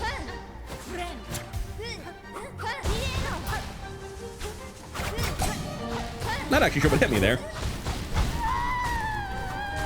So that's some damage is what I'm hearing. It's fine, I'll just heal again. I tried to grapple, not realizing I'd used literally all of my silk. Oh, I thought we were doing something different, Lace. That's cinematic as hell. I'm just messing up here. That's all this is. I'm gonna give it another shot. I think that was a pretty rough first attempt. Like, we had some really good things. Wanderer's Crest is really good, but I definitely was not locked in. There were a couple of times where certain parries and certain dodges worked, and I was genuinely shocked by them because the Wanderer's Crest is so fast. But me being impressed that things were possible caused me to play it very, very badly. All right, take 2.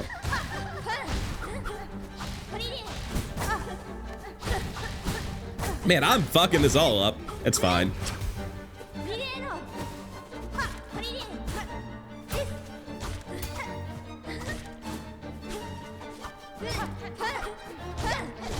Oh, I did not realize we were doing that.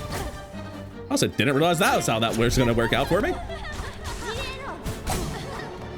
Thanks, Dice.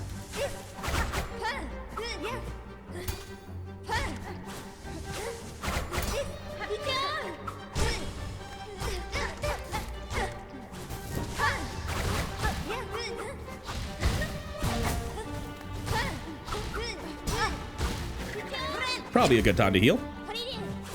Definitely a good time to keep healing. Stop that. I didn't even hit you.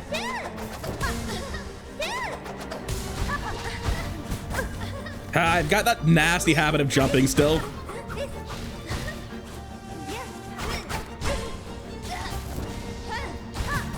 The dashing attack bounced me back in front of her, but yeah, she's dead already. I might overgear the shit out of this fight. You can do it toolless. And yeah, if you're gonna overgear something, Wanderers absolutely fucks it up.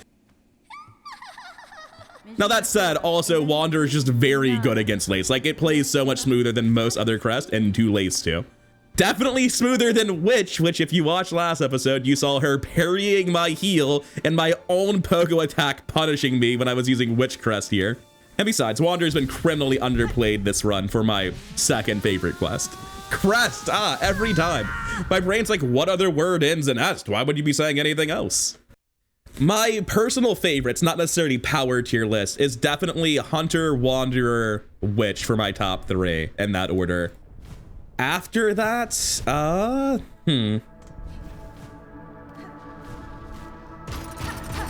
let's go from the other end. Beast is in last place for sure. Reaper's in second to last place for sure. Which leaves Architect and who? Oh, Shaman. Definitely Architect in 4th and Shaman in 5th. Anyway, that'll be our last Silk Heart finally obtained.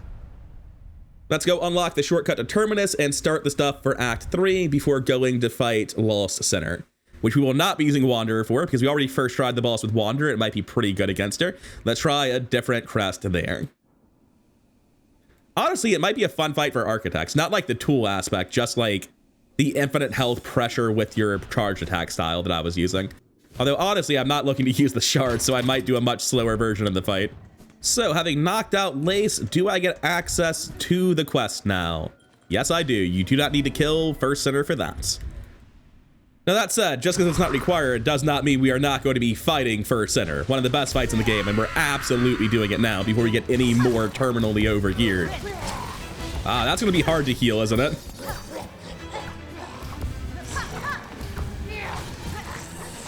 Oh, I see why Wanderer's Crest was good at this fight.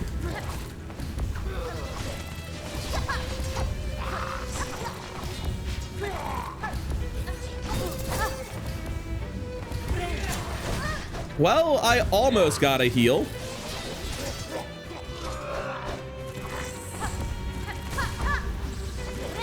Well, I'm gonna call that attempt there. We're definitely not stabilizing that.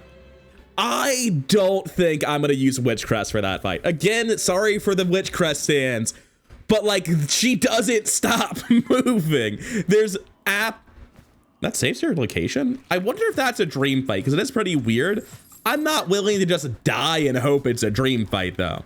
All right, we're going to use the Architect's Crest and then stubbornly refuse to use any part of the actual Architect's Crest.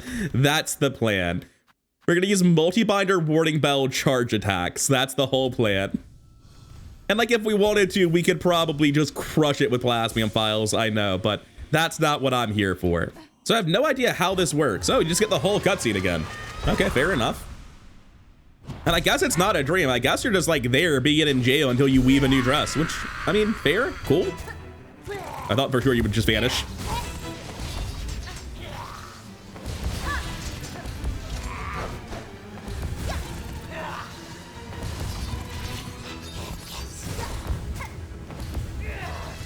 Oh, damn, it didn't quite go through. I want to figure out this playstyle. It's not about it being optimal, it's about it being cool.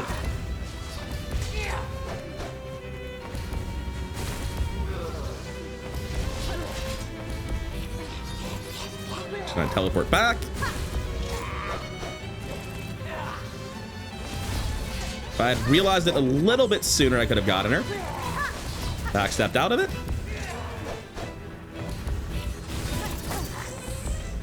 Just going to heal up here. Thanks, warding bell. No, you're not healing. Oh, wow. I was not expecting the immediate turn.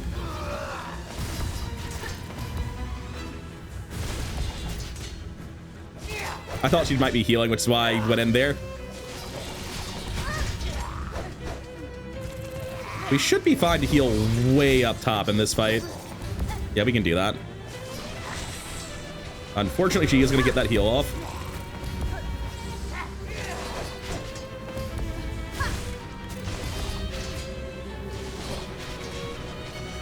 No.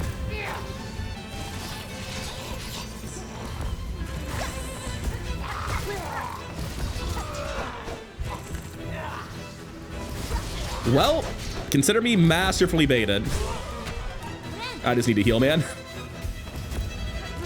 I'm actually gonna start doing faster attacks just to...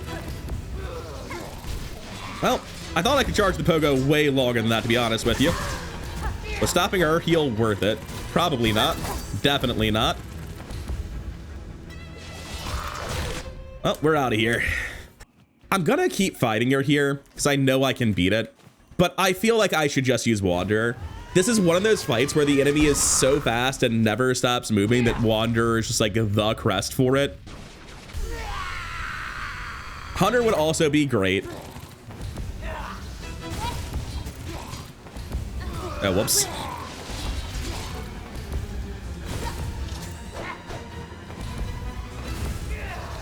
Good prank. Getting better about learning to give up on the drill sometimes. Man, she is getting better about dodging me.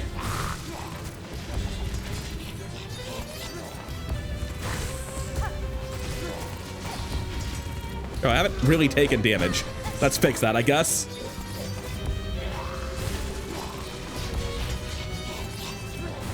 Thought I'd be able to get her, but no. Stop that.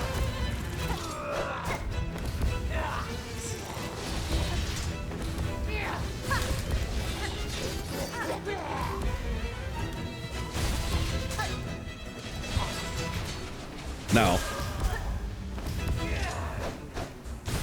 Also, it occurs to me I have all the missing health and full silk, so like maybe do something about that.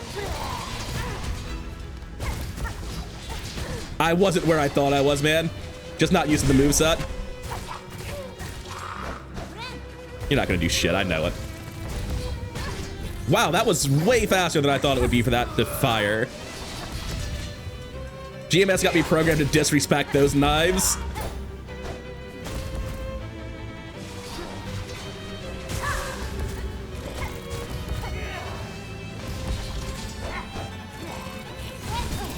Unfortunate. I just have to heal here.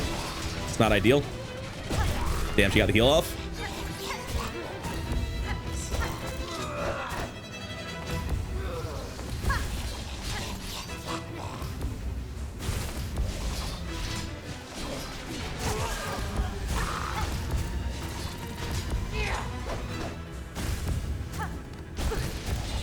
A little bit rough there. Okay, phase 1 done. I should be able to heal in time. Okay, good phase 1. Oh yeah, of course it's gonna break my charge. Oh shit, I thought I jumped that. All right, I'm playing real bad. I don't have an explanation as to why we're doing so badly. We just are.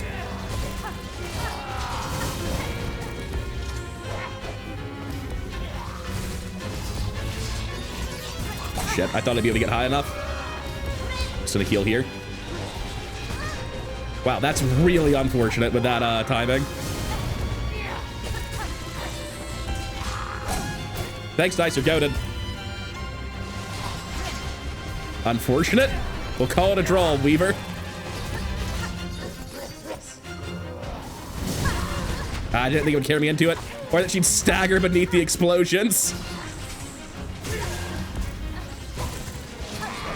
Why'd I jump?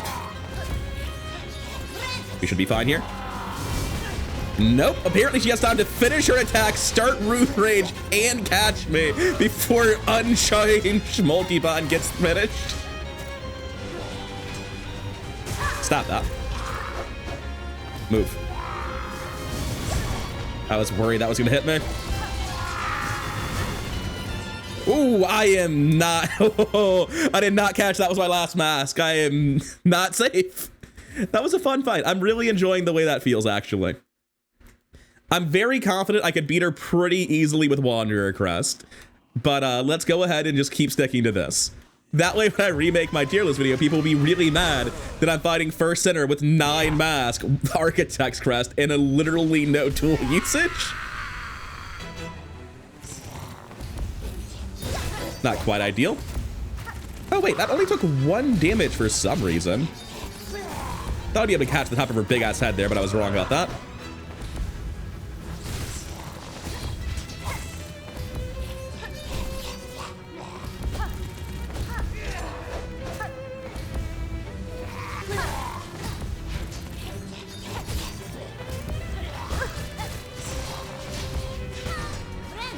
Should be fine. Nope. It's not even a little bit fine.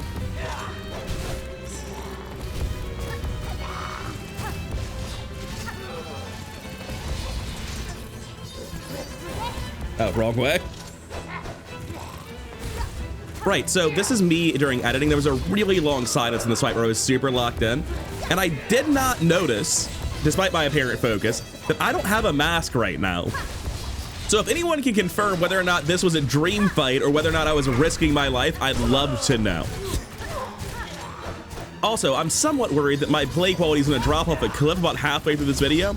Because, full disclosure, it's been like over a week since I played this fight. I just have not been able to sleep at night lately. I've been feeling absolutely like dog shit, haven't had the time or ability to record. And as a result, I am very worried about what's to come in Act 3. I'm actually pretty proud of that dodge.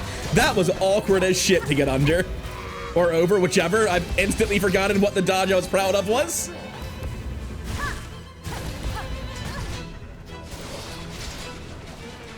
I didn't fully charge it, so I just let go and did nothing in front of her while she healed.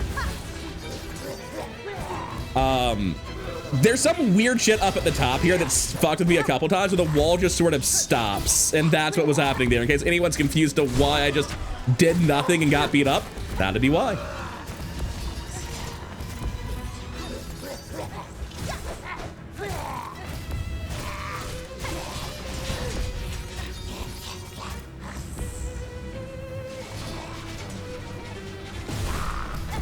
I don't know if I interrupted that heal or not.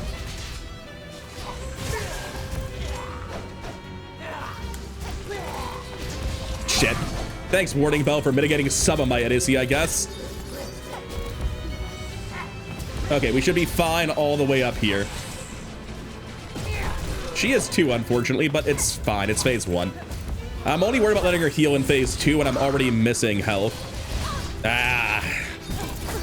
Well, you're gonna have to heal in phase 2, I think. Just heal all the way up top. Also, I should be harpooning way more than I am.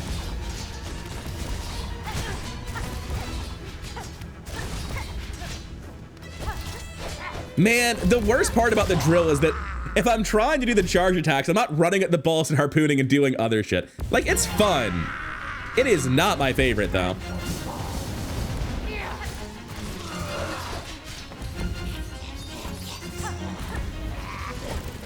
Also, charge attack is 1 silk per use, which isn't great either. God, that shit's fast. Let's get our heal off. You can have one too, it's fine.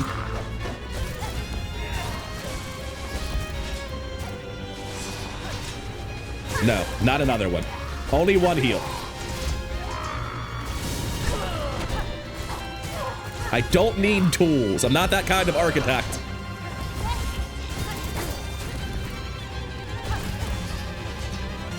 Just heal at the top. It's fine. You can have it too.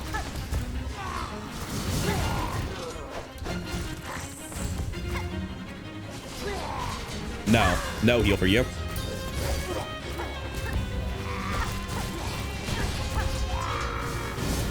Just gonna heal up safety.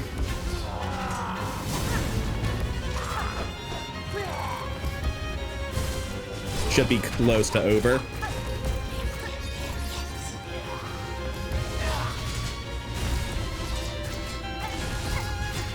Just die already. We both know you're done.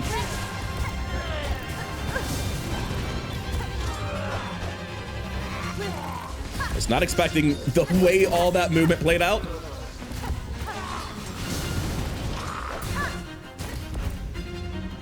Just gonna heal. You can have it too. It's fine. It's a great fight. I don't mind fighting it a little bit longer.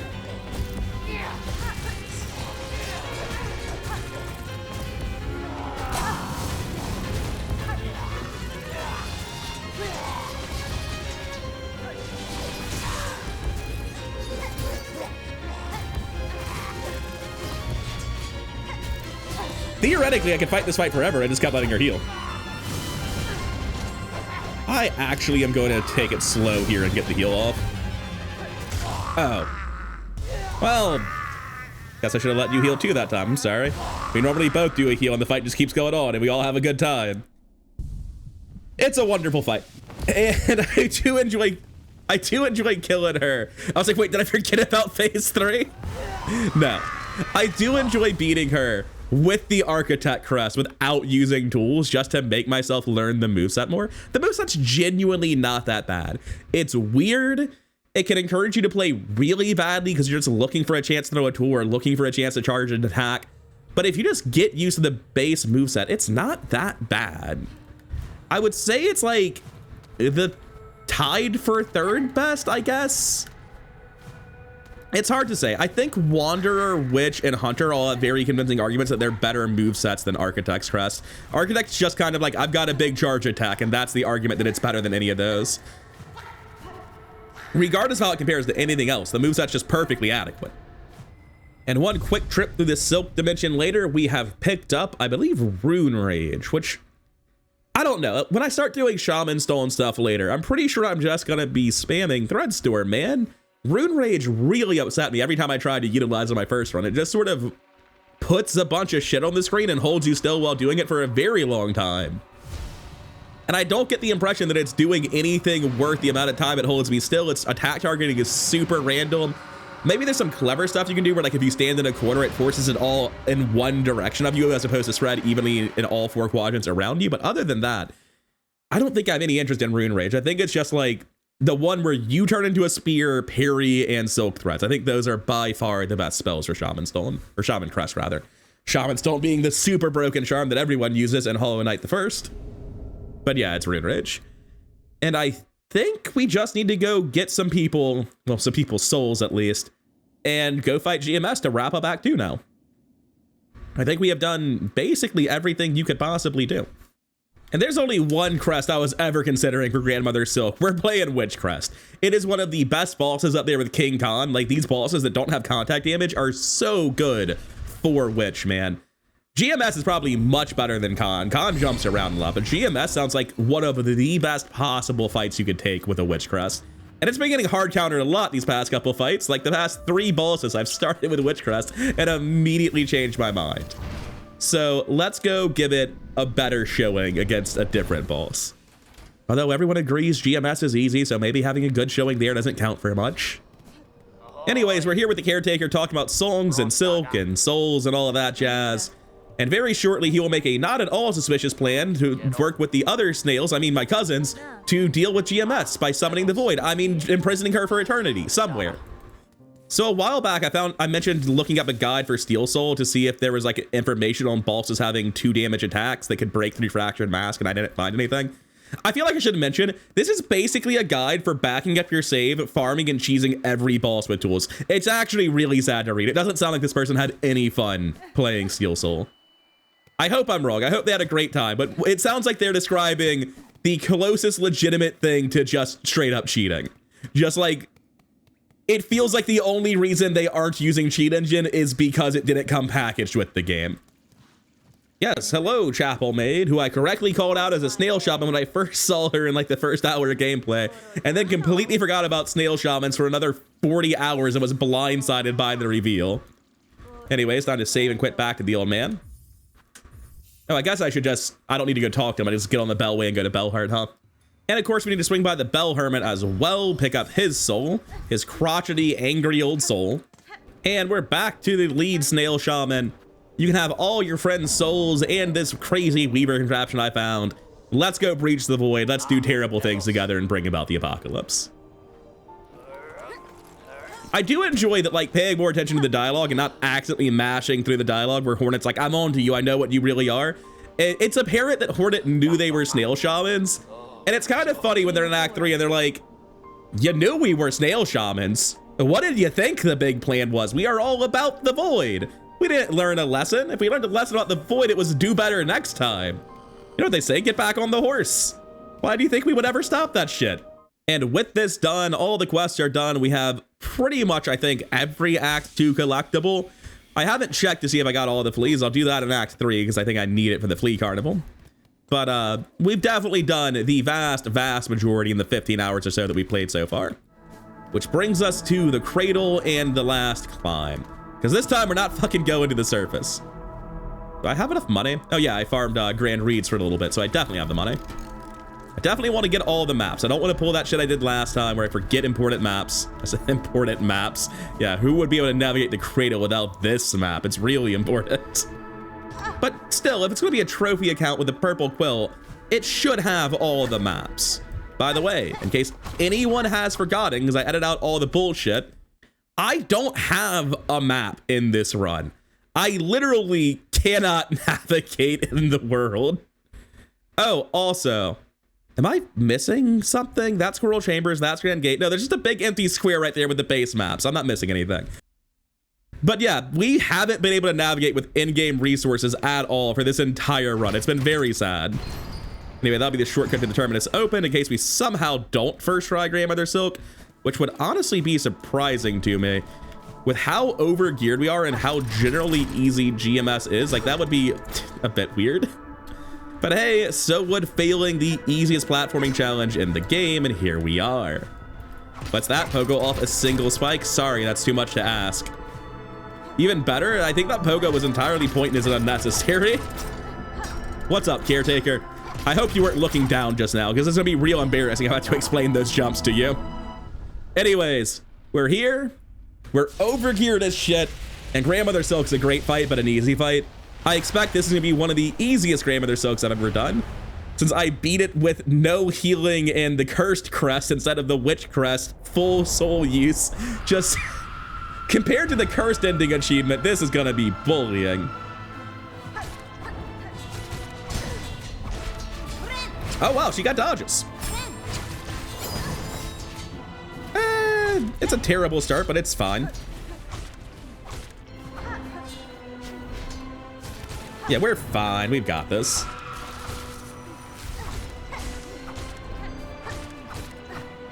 She should be close to staggering. Yeah, there we go. I probably should have realized she was close to staggering and then, like, used my damage consumables. I was hoping I could get the parry by grappling into it. Oh, that's phase 1 over. Yeah, the heal does hit kinda hard. Sadly, she died early in the heal, so I didn't get the full value, I think.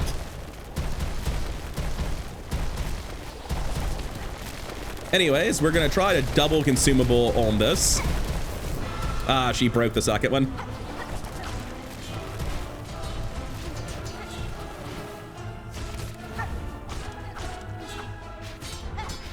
Damn it. This is not the Wanderer's Crest. I'm playing it a little bit too fast. This, that. I should have been on her. She's very non-aggressive right when she summons the spikes. So that was a really bad time. Cool. It actually worked out perfectly. I knew it was close, but I didn't think it was that close. I thought I had time.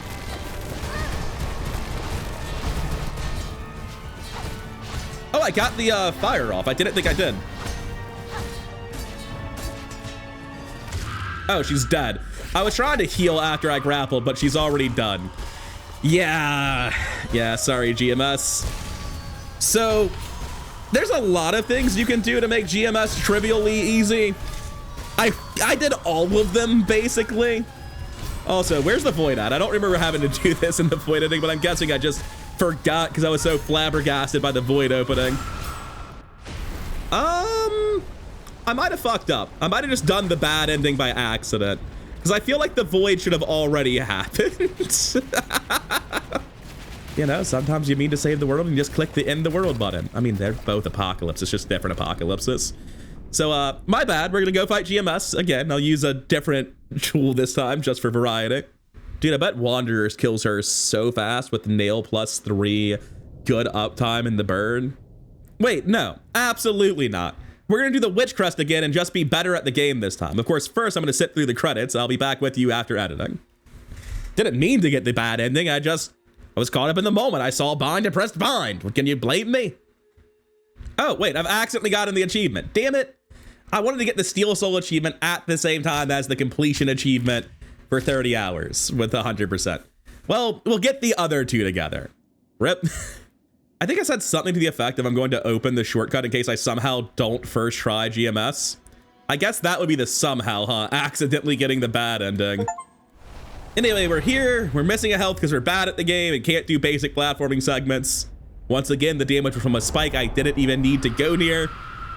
But it's fine. Don't worry about it. This time, we're not going to bind Grandmother Silk. We're going to press the right button.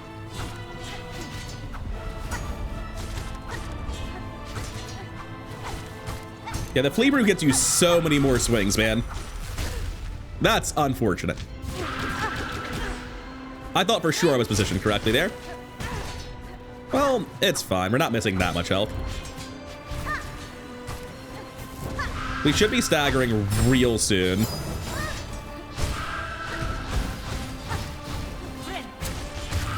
Oh, that's phase 1 done. In case you're wondering what Flint Slate, plus Flea Brew plus heal damage on this looks like. It does some fucking damage.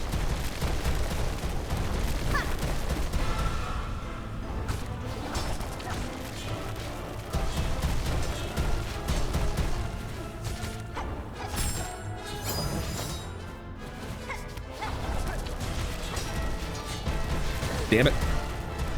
Just a little bit too early on the dash.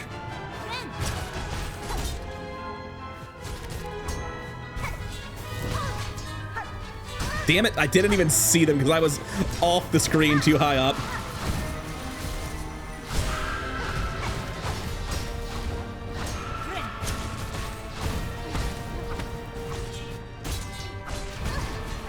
I was trying to do Wanderer quest timings. Crest, god damn, how do I do it every time? Didn't quite know what to do there with the spawn timing of the rocks.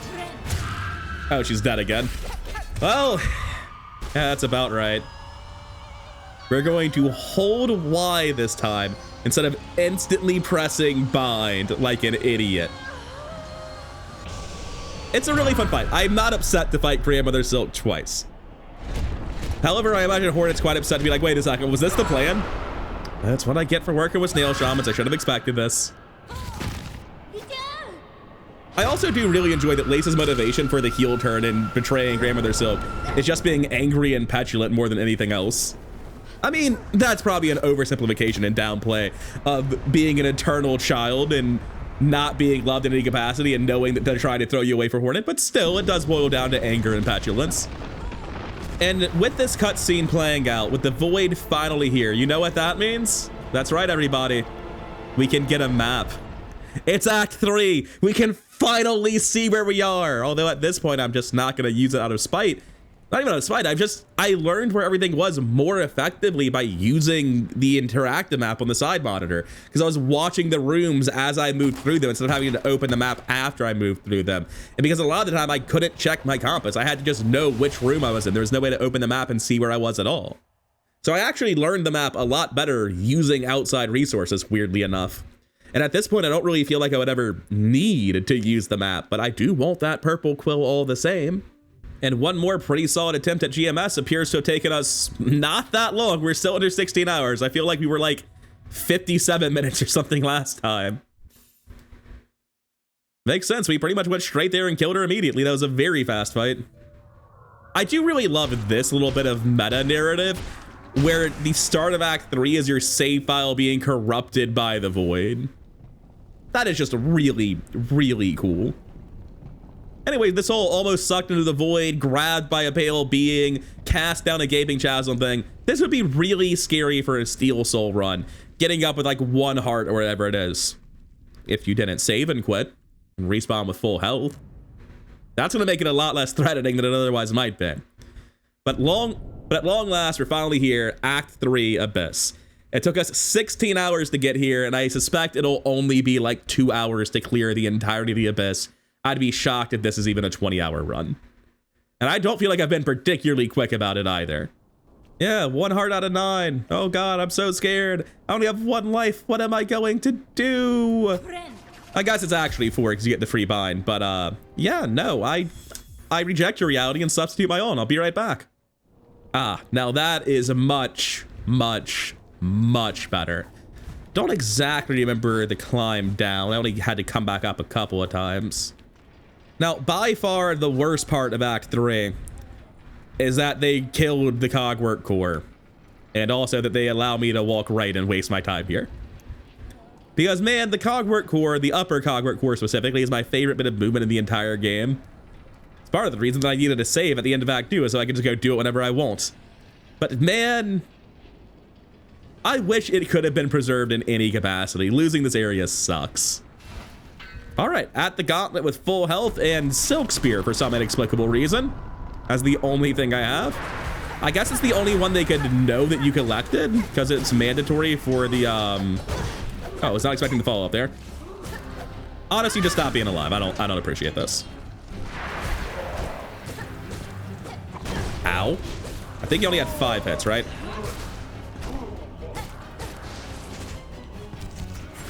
Just get out of the way of that.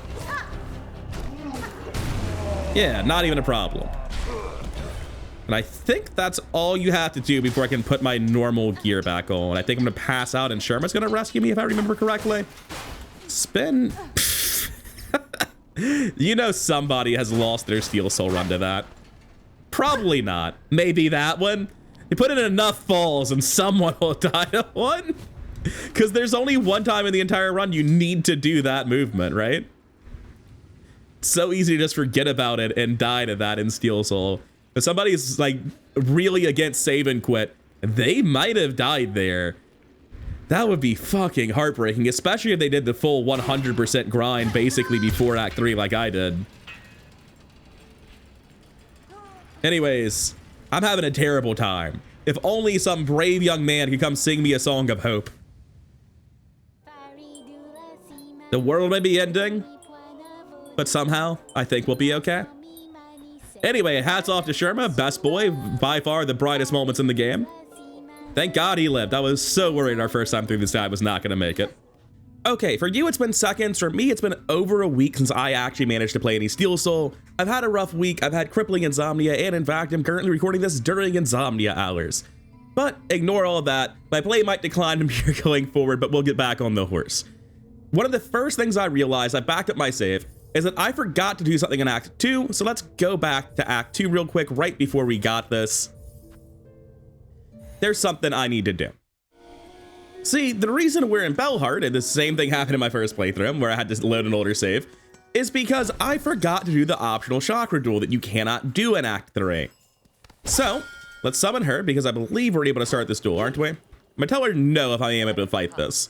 Because what I learned in my first playthrough is I really don't like this fight very much.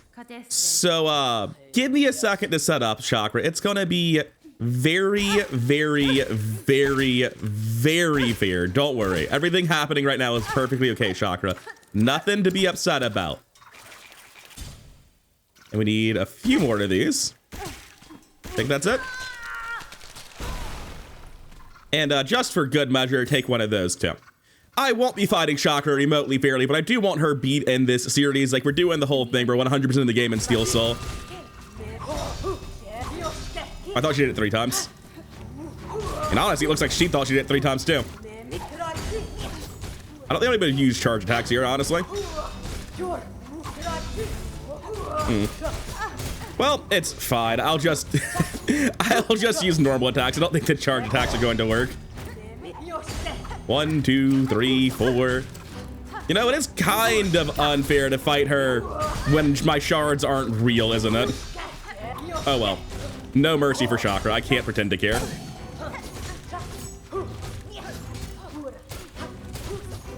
Where is she? I mean, she's got my number if I play the charge attack shot. I'll never hit her. Man, this is such a stupid fight with infinite health and bugs.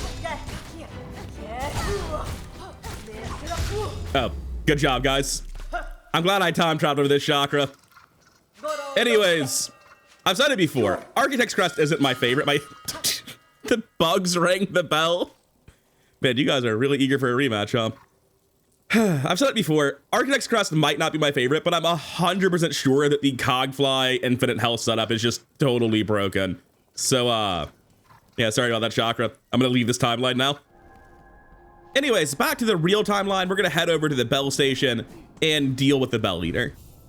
We've made it to the Bellway, but honestly, screw the Bell Beast. We don't need to look at that. 1 second. Something much more important should be available now. I don't think I have to wait for Trobio to spawn properly. So I don't think this is actually a fight yet. Yeah, you need the quest for it to be a fight. But there should be a quill up here where you first enter. Look at that magnificent purple quill. Oh, we've got it. We have the most pointless trophy item in the entire game. Look at me. I refuse to use the map for 3 acts like a complete dipshit. I don't even need it at this point. It's like, yeah, I've got a map quill. Who cares? You think I'm gonna press B? You think I'm gonna open my map? Back, rather. So, one final point of comparison. Here is the world as I know it currently.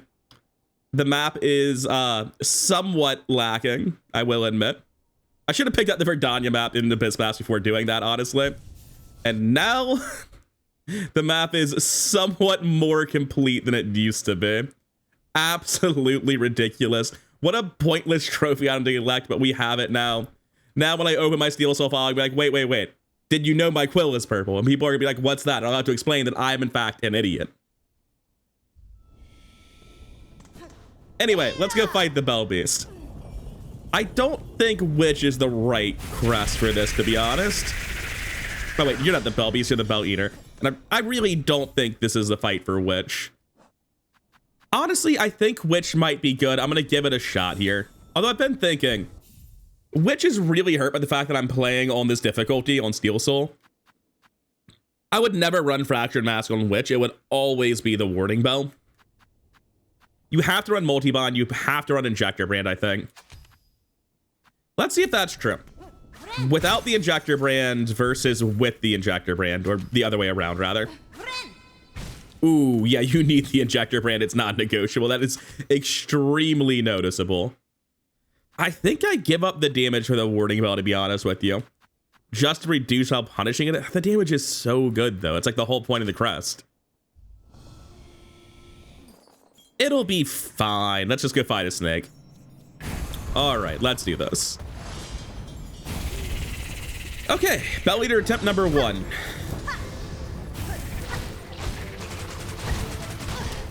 Nah, just I'm assuming damage tanking is worth it.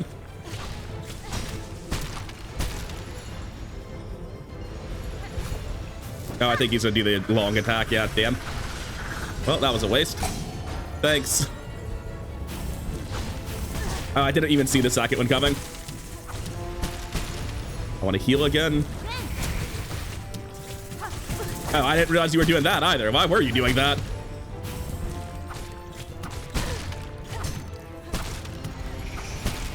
And we're doing this again. Try not to run into bells this time.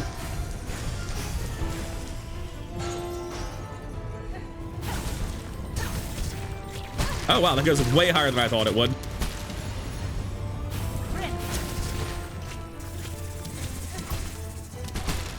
This has been going really smoothly so far. It kind of feels like this is a good trap.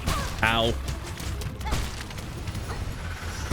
I definitely cannot afford to try to hit it in the head right here. Not really sure what happened there. Oh, what? Are we done? Is it dead? Holy shit, Witchcraft deals damage. I was here for like half an hour my first playthrough. Yeah, a huge amount of the damage I just dealt was Witchcrest, just on the healing. Also, the increased range made that fight so much easier. Actually, a great crest for that fight. Anyway, the Bell Beast is here, and far more importantly, so are its children. I probably should have put off doing 100% until Act 3, but I wanted to do everything before the Void happened. It's a tough call. Do you want to do everything in Act 3, where you have the teleport? Or in Act 2, where everything is not possessed by the Void, and the map is much easier to move through? And also, before you fight all the bosses and over gear, that's part of it. I didn't want to fight the bosses in Act 3 severely over geared. I wanted to be more appropriate to their level to some degree. I don't know. Regardless, we have the teleport now, and the children are still completely adorable, even if I am wholly distracted from their cute little song. Oh, the bridge is gone now. I protected it all of Act 2, and the bridge just breaks in Act 3 anyway. That's so sad. Oh, that reminds me. I have this ridiculous regrowing stone. I'll go ahead and catch in 124 more shards. And the reason I'm on this bench, obviously, is we need to go talk to the snail shamans about what the actual hell, what was the plan, guys? What did you think was going to happen? Hello, snail friends. How do you feel about the apocalypse that you have started?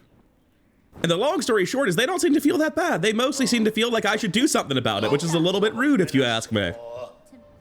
I had thought the way that all of the void-possessed enemies actually worked was that it was a random chance for an enemy to be void-possessed, and if it was void-possessed, it would stay that way indefinitely until you killed it. So if you died to it, if you came back to the zone after leaving, no matter what, as long as you didn't kill it, it would stay void-possessed, and once you killed it, every time you ran into it again, there'd be a random chance of getting void-possessed.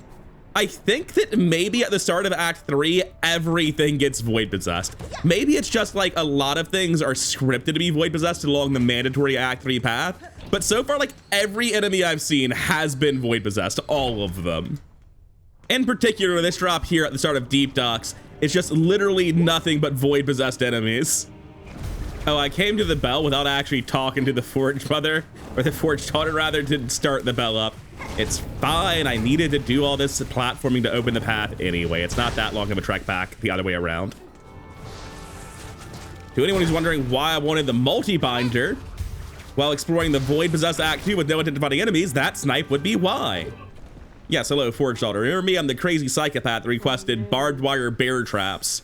You could help me out with this whole going to the lava zone thing. I'd greatly appreciate it. And Ballo is surprisingly amenable for being like, hey, you know that long derelict plan to drive a submarine through lava? Yeah, let's do that. The world's ending. It's going to save everyone. He's like, yeah, sure, Chief, whatever you say.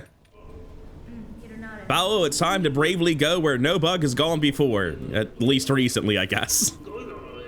I spent so long in my first playthrough thinking there was an ornate key in this game, because there are a couple of doors described as ornate. One's an ornate door with a simple lock, so if you skim it, just gets you. One is this bell. There's one more that's like, I think it's the way the original Surgeon's door is described in White Ward.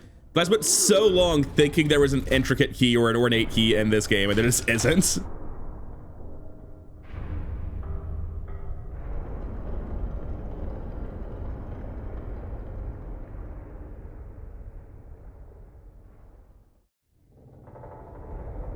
Anyway, our plan, somewhat predictably, to dive through lava in a long, derelict piece of shit that was never apparently very good at in the first place. Well, it's going about as you'd expect. I mean, better than you'd expect, really, because I lived through this. And the interactive map of the things I care about for the Void is actually very, very funny, because there's just nothing in it. It's just Silksong and the Far Side, and that's it. Anyway, I'm gonna probably just be editing out the entire Void because honestly, you kind of just run in a straight line in a roughly U shape through this area, and the enemies in it are just grabby assholes or little dudes that don't matter or big dudes that I'm gonna be running past. There's not a whole lot going on here. It's kind of wild how long I was in the Void the first time I was here and how much I struggled with it, because this place is not that big or that complicated. Now that I'm going through it the second time, I'm already back at the Lost Lace fight. And, well, obviously not like actually the Lost Lace fight. Lace is just down here chilling. But, like, it's not difficult to navigate through if you actually know where things are and know what you're doing. Especially when you know what most of these areas are dead ends I don't care about, what little there is there to see. Yes, yes, I get it, Lace. You're being very mature now that you don't need to pretend to be a child for your mom. I'm really appreciate your character growth, but right now I got places to be, bosses to fight. You're later. I do really like Lace as a character. I think they did a really good job of making Lace relatively sympathetic. Like, Lace is a perpetual child created by a demigod. It's hard for that to be sympathetic in any capacity, right? So giving Lace a character arc at all, much less a sympathetic one, is fairly impressive. Got the Farsight, we can see what I've missed, and I know I've missed one tool. One of the things that occurred to me in my week-long break, aside from missing the chakra tool. Hello? Don't remember this. What I was saying is that one of the things that occurred to me in my week-long break from the game was that I totally forgot to get the broken Weaver tool, the one you have to repair into a version of the Silk Shot, because it wasn't marked on my map. It turns out I even talked shit about it not actually being important and was wrong about it. It is the Weave Nest in Bilewater, so I'll be making a trip there today.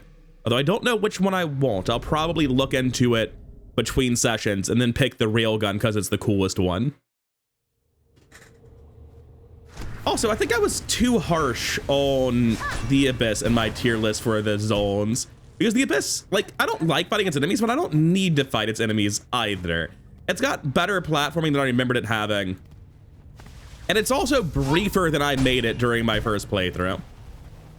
The fact there's Weaver tech down here in the Abyss strongly implies that the Weaver's the one originally diving through the Abyss to do lava stuff, right? Before they were driven out of Farloom because they didn't want to be taken over or used in whatever capacity by Grandmother Silk. I've been horribly unclear on exactly what it is Grandmother Silk does to Weavers. I just know that it's bad. But what were they doing down here? What were the Weavers hoping to accomplish down here? I mean, no, that actually makes a lot of sense that the Weavers have an outpost out here, right? Because the Pale King planned to use the Void to beat the Radiance, who is another Pale being. So yeah, okay, they probably were trying to pursue similar things to the Pale King in that case. Yeah, no muss, no fuss, right back to the top of the abyss. Let's get out of here. One bitchin' platforming segment to go, though. I'm pretty sure I really like the lava escape. Third best platforming segment in the game. The first two being the other lava escape in Upper Cogwork Core.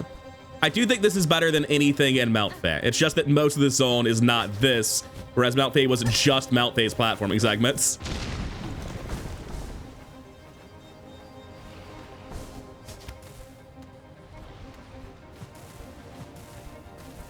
Oh, I'm still using the magma belt. Honestly, that works out pretty well for me. Unlike my jumping skills. All the way down here, huh?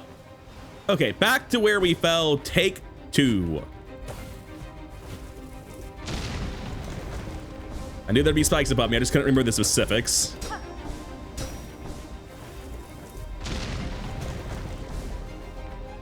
I think I just want to go out and then slow fall. This is ground.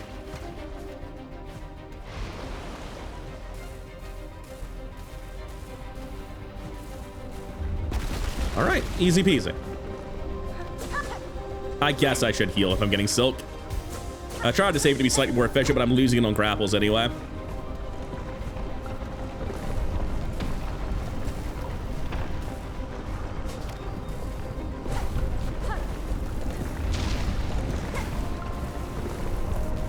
I assume I'm safe to stand all the way up here.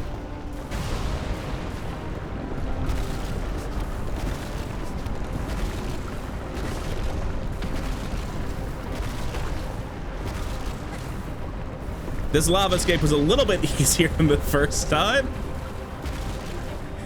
Might have been some skill issues happening first time. Just going to assume there's an up I can go to. Oh, you're joking. I was so high up. Oh, and now I can't do it because it's gonna raise too quickly? That's mean. So that's a really good skip. Something like that's probably used in True Ending. But, won't be getting used anymore today. Although, to be fair, probably for the best. This section's really fun. It looked like I skipped nearly all of it. Yeah, not too beat up about missing it then.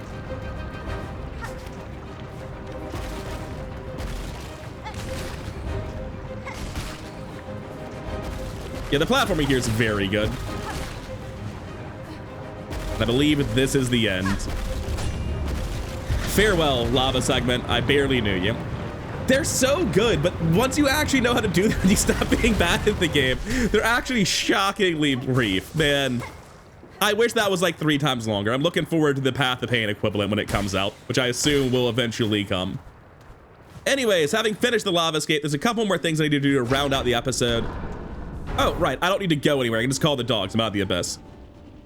Regardless, having done that out of the abyss with the Silksong, there's 2 things left in the episode I want to do. Let's do the much less fun one first. Let's go over to Bilewater.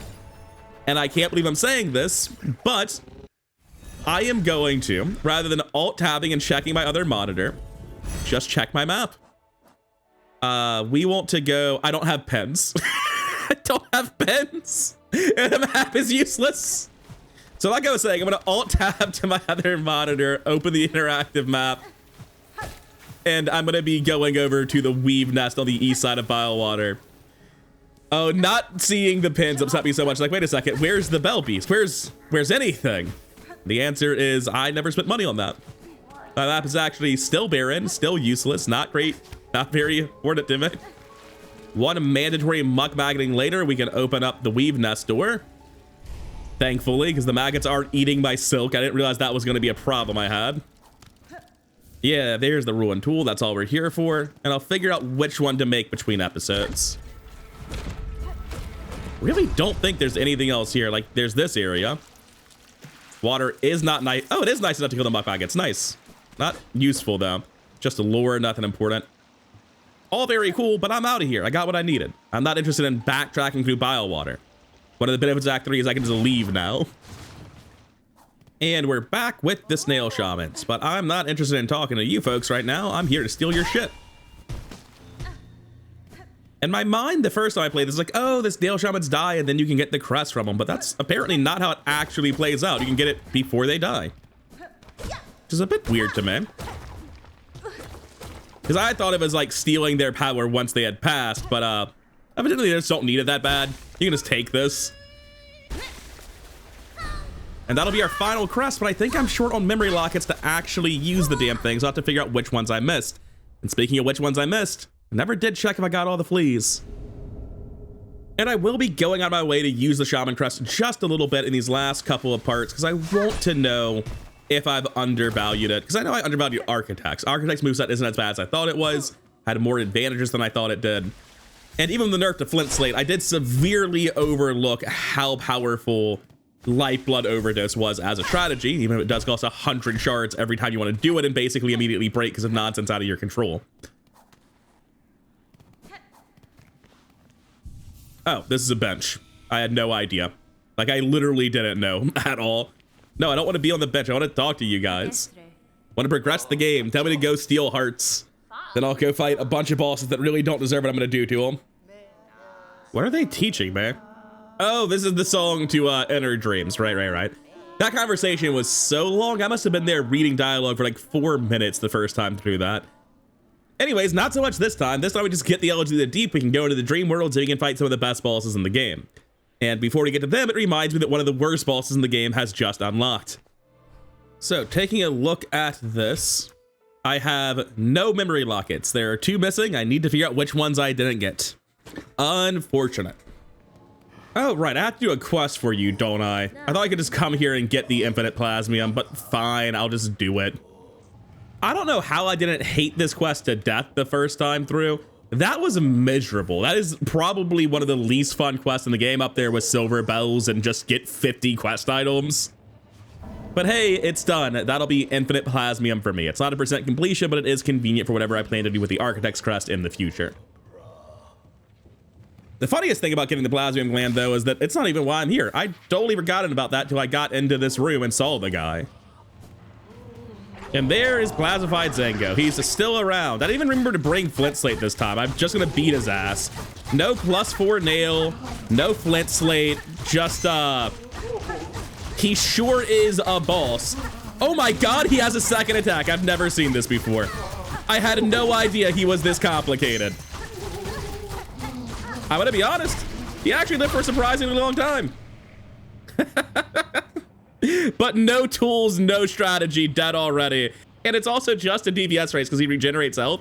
So if I'd come in here with the nail and the Flint Slate, he'd have died immediately. I honestly kind of regret killing him, but he's dead now. For a second, I thought I would actually have to quit out against Plasmified Zango. Genuinely showed more threat than I expected him to. Now, I have no idea if I got all the fleas or not. Since they're here, I don't think I did. The bright side of that is that unlike the memory lockets, I can just ask Vogue to tell me who I missed. It's also possible I just missed so much dialogue with them that they haven't progressed yet, which would be nice. No, there's still some missing. Hey, yo, Vogue, what did I mess up? That's fine.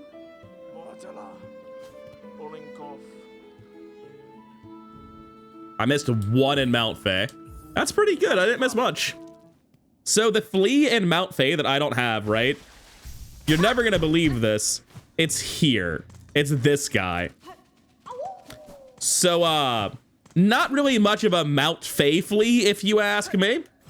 But as I'm in the neighborhood, I should pop into the Bright Vein and get the Mass Shard now that I have access to that as well. And once I've gotten a handful more Act 3 exclusives, I'll actually know for sure whether or not I missed any Mass Shards previously, or if it's only Act 3 stuff that's left to me.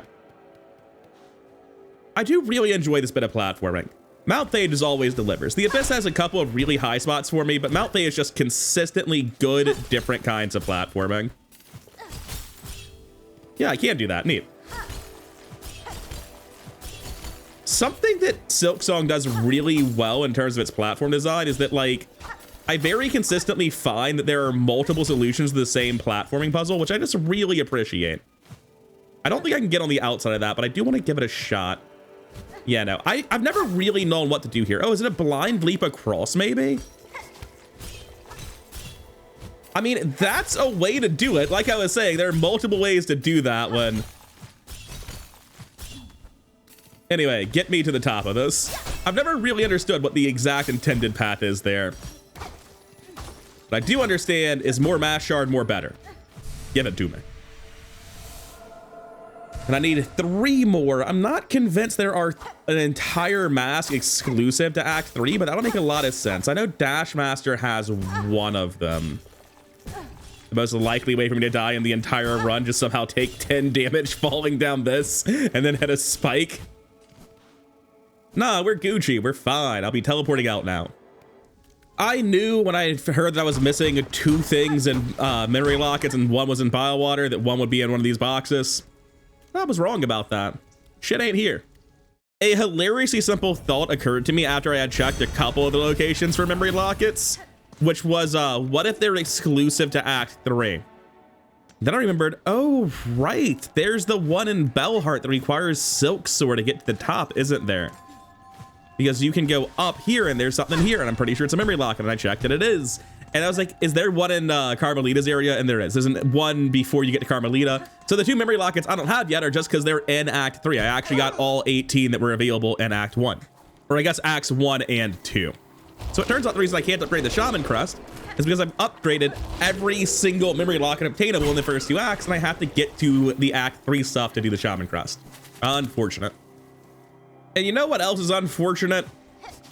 Now that I find myself in Act 3 and I've done all this stuff... Wait, what? I have all the fleas. Was there another one on my map in that area that I just didn't realize I'd missed? I bought the Mount Fay map. There is nothing else shown here. All bugs...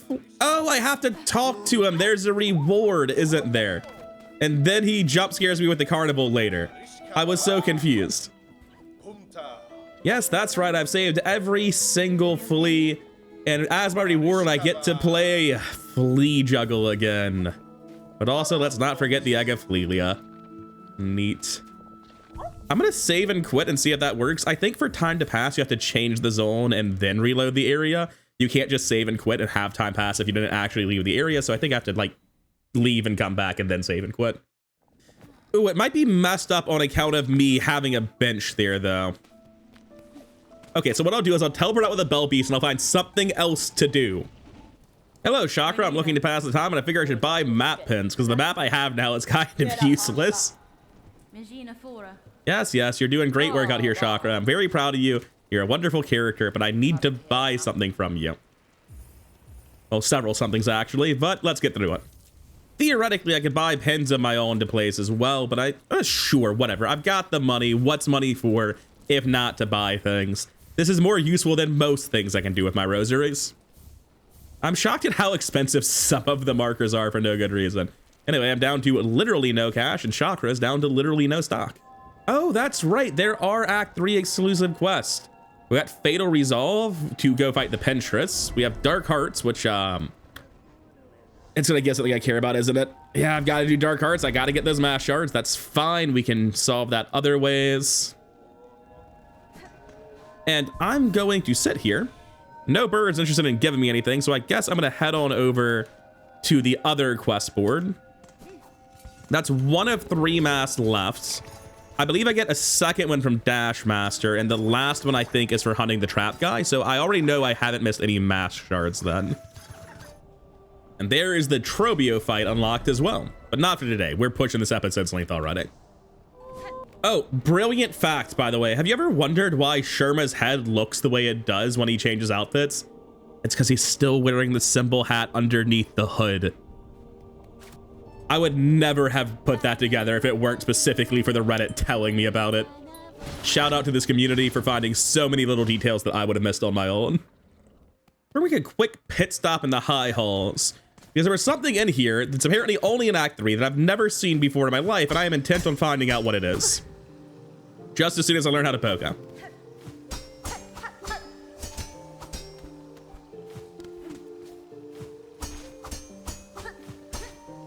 Yeah, see this little crack here? That's not here in Act 2. No. What? What? What do you mean I can't get through? So, this is where it is. This is the thing. But I can't enter it. Like, it's visible on the interactive map as though it's a real thing, and this is a change. All right, I'm calling it now. There's DLC here in the future. I don't understand. Somebody tell me what I'm missing, because this is just going to be unfinished in my playthrough, I think. I don't know what this is. It's obviously not important right now. Nothing important's locked in here, but I genuinely don't know what it is. And in case anyone doesn't know what I'm referring to, there's this entire structure locked away on the interactive map. Like, I should be able to get into it. I don't know what this is. I've never seen anyone in this room. I just know that it's there, and seemingly the way to access it is also available in Act 3, but nothing's actually in there. It's not the only reason I was up here, though, so it's not all a waste of time. And we have actually gone all the way back up to the top of Cogwart Core. We're climbing back into the cradle. Not to go to the surface, that's ridiculous. We don't need to do that. That's just an achievement that I've already gotten on a different account. But there is something up there that we care about, just not the surface. Probably my favorite Silk ability in the game, even if it's not particularly strong, and one that will help greatly in killing all the Dark Hearts for that mass shard.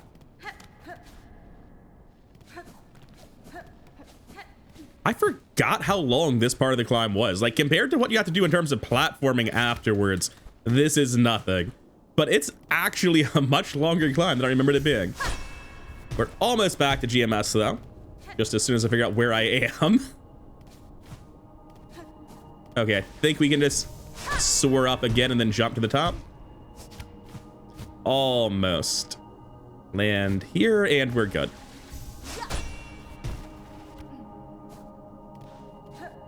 Here's the arm of Grandmother Silk that Lace cut off in the ending we got. And we can bind that for the Pale Nails, which is, you know, Homing Soul Mass is a great spell in every game it's in. And I will be using it a lot in the upcoming world exploration just to deal with the hearts. It is by far the most convenient way to do that, and I'll probably be doing Vault Filament Shaman Soul exploration to that end. Anyways, please God, Bell Beast babies, get me out of here. I'm having nightmarish flashbacks to some very hard platforming just being in the vicinity of it. And we'll go ahead and unlock one of the crests here for the Shaman Stone, which I guess is going to be Vault Filament. And I guess that means we'll do Carmelita first next time, but for now, I want to make sure we unlock the fleas, and if they're not unlocked, I need to look up why they aren't. Because I feel like I did everything I should have for them to work, but I think the bench I was sitting on vanishes, so it's not able to progress time from that bench, and that was the issue I was having. Okay, fleas, we're done, right? It's time for the pump fake. It's time for you to pretend we're all gonna self-immolate again. Yes, thank God. Okay, I was worried that there was something for the fleas Unforgotten, but there's not. Yes, ecstasy at the end. I'm not doing it right now. This is the end of the episode. I'm debating not even recording for the flea mini games at all because I don't enjoy them. I think they're fun. I think the flea mini games are fun, but the moment you put high difficulty scores as the goals for them, it ceases to be fun and becomes a nightmare. But that's for next time. I also need to determine what kind of silk shot I want. Probably the railgun. The railgun's the coolest, but I'll have to watch a video comparing them. Let's get back into the Silksong Steel Soul run with the most difficult part of the game by far, Flea Dodge. Or sorry, Flea Juggle. A lot of people say Flea Dodge is the harder one. We all agree that Flea Bounce is easy, it appears. But this is definitely the one that had my number. Now that said, having gotten the 56 I needed to beat Seth, surely like the 30 whatever I need is not going to be too bad, right? Should be able to get this relatively quickly.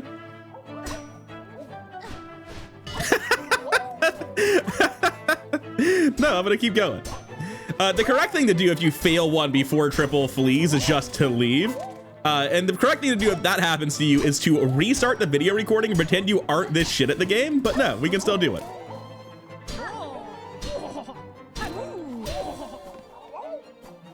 Still on double fleas, huh?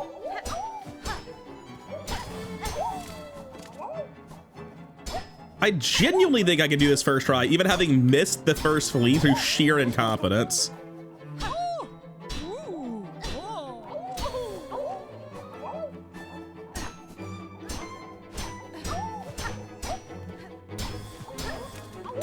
right, almost messed that up because I was a little bit too high there.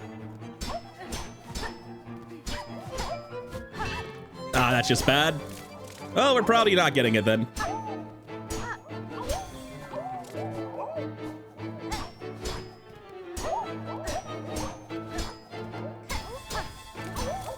I made that dangerous for myself by jumping when I shouldn't have jumped.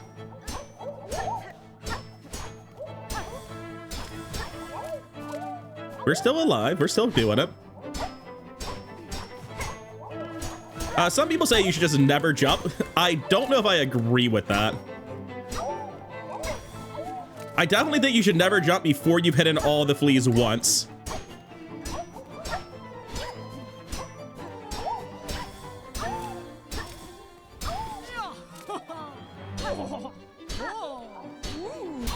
That's it. That's 31. I'm done. I don't care. The number turned yellow. I'm out. I don't give a shit. Fuck all of y'all. All right, I tried very hard to throw it, but I managed to do flea juggle first try, which makes sense considering the sheer number of times I broke 30 over my like 7-hour flea juggle session in my first run to beat Seth's score. That shit was miserable. I hear that this one's a lot more frustrating for people because it's more random. I probably shouldn't be using Beast Claw. It's not going to be very good for like pogoing if I need to. And you do need to pogo sometimes. It's a really bad choice of claw. All right, we've switched over to the Wanderer Crest and gone over to Flea Dodge. My first attempt I threw as soon as I realized I needed to use pogos to deal with the big flea because I figured I'd eventually die to having that awful Sonic the Hedgehog-ass pogo attack. It's just not good for getting the big flea dealt with. At least it doesn't seem like it would be. Maybe it works fine if you're used to it, but I certainly am not. I don't know if that was necessary to dodge that. Probably not. And that's why I didn't want the Beast Crest. Thank you for proving my point, game.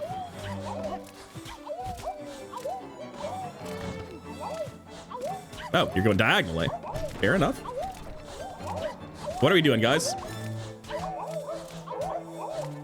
There sure is a lot of shit happening that doesn't affect me. Has Vogue shown up there? Speak of the devil.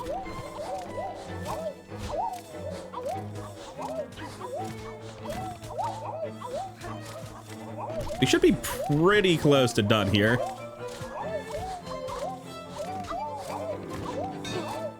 Oh, in the 60s, actually. I did not remember it being that long.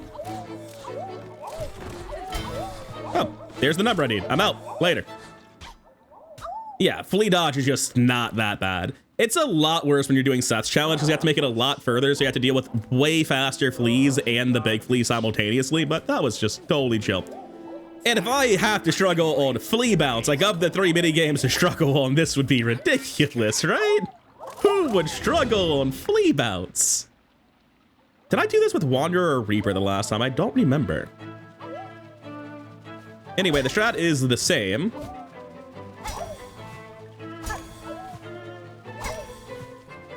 You just stay in the middle and you bounce. It's the name of the game.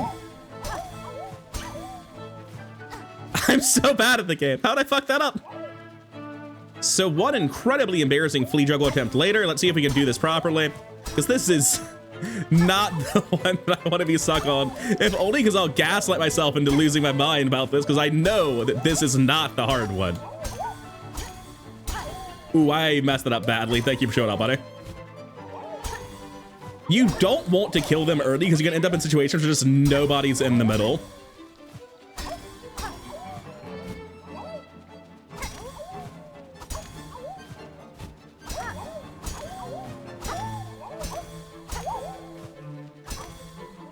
I should have jumped in slow fall in there because of that problem.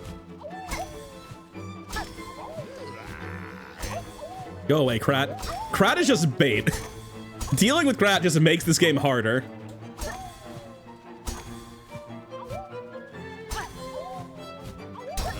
We're done.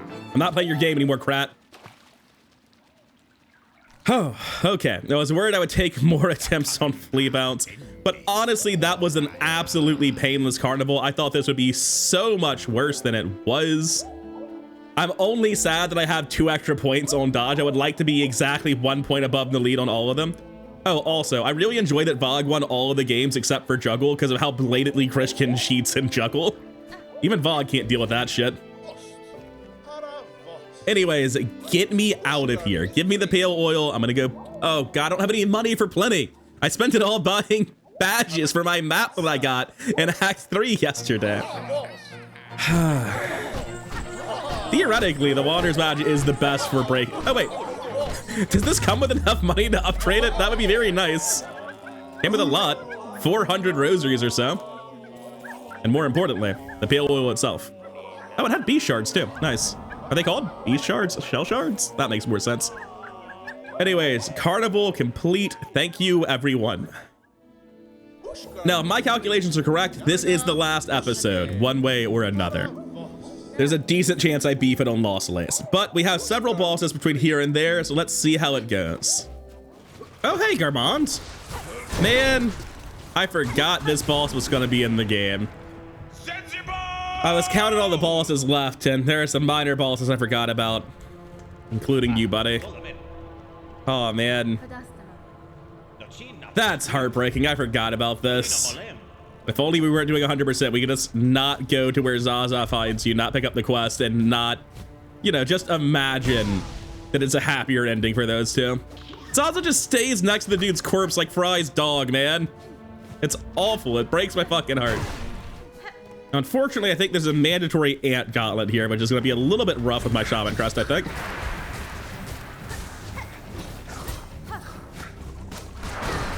I was trying to remember. I was literally looking in the top of the screen to figure out which crest I had equipped. Or spells, rather.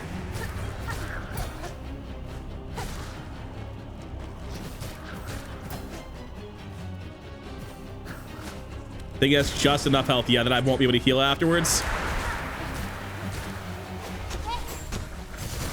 Oh, well, he's dead already. Shaman Crest hits kind of hard, though. Just gonna cast a spell. I think he's the last wave. He's not the last wave. That's gonna be a death then. Or not a death, but like a quit out.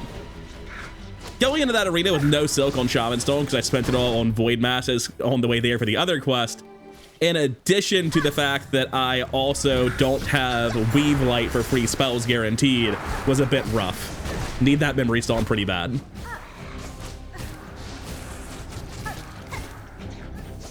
With just this guy, really should be able to avoid spending any more silk.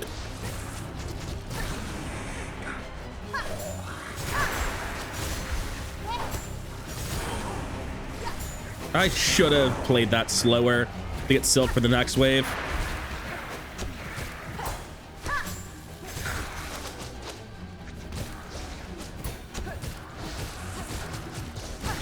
There we go. That's how you play a video game. Oh, he's dead already. I actually like Shaman Stone, man. It feels good. The heal's terrible. The heal is so bad. It just... You didn't have to do it like that, Team Cherry. It would be such a fun crest without the heal. But with it, we have some problems. Anyways, one quick secret passage through Gilly's area.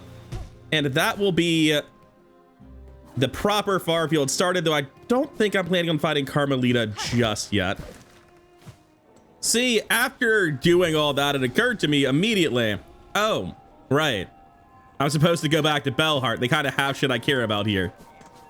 Most specifically. Oh, right. Plenty's off visiting a grave, isn't he? You get back here, you rapscallion. Hey, yo, Plenty. You got shit to do. You can't be dead yet.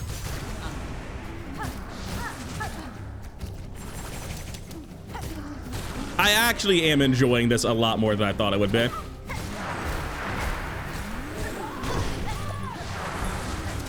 Okay, we're gonna start using spells. That was a lot more dangerous than I expected it to be somehow.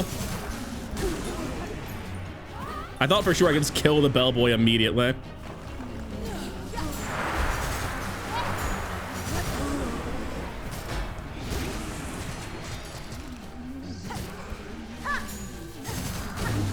All right, easy. Good job, Shaman Stone. Ah, Shaman Crest. I just can't get it through my brain. Anyways, Plenty, get your ass back to town. Popping back into Plenty's shop. I hope I can afford this. How much does it cost? I know it's been reduced since I bought it. Nope. I got the thing, dude. 680. It's conceivable, but I think I have no rosaries. Okay. I'm gonna go do some unspeakable things in the Grand Reeds real quick. As far as I can tell, that's the best Act 3 farm. But, it's not a great one, to be honest with you. All right. Messy though it may have been, that is the final Void Heart destroyed. I spent a good 10-15 minutes, it feels like, doing that. Probably less time in reality, but hunting down 12 of those but just wandering around the world was not super efficient. Probably should have used the map for it, but didn't feel like doing it. Anyways, with that done, we can finally come back to Plenty because we farmed the gold we needed for him as well. The rosaries, rather.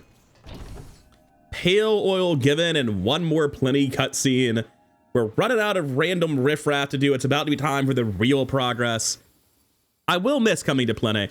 What I won't miss is my +3 nail. In Act 4, you can really tell when you're fighting the double health void enemies that you are missing that last nail upgrade.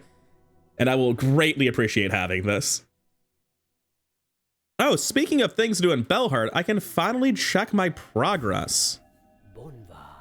Let's see what completion percent we're sitting at. It should be pretty damn high.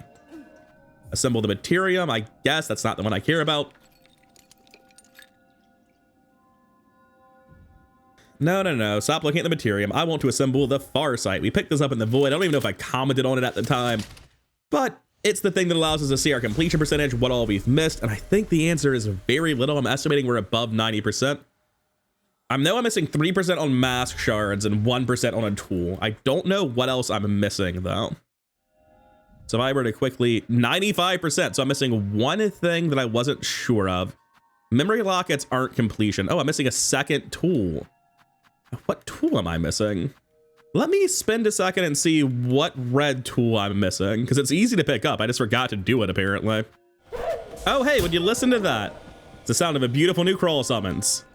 Well, I have a thing I wanted to go do, but I guess I'll go to Bird Court real quick. I feel like I'm kind of trolling by playing with a Shaman Crest and not having the last memory locket. So I'm actually going to go to the Far Fields briefly and do that instead. And it's right there, isn't it?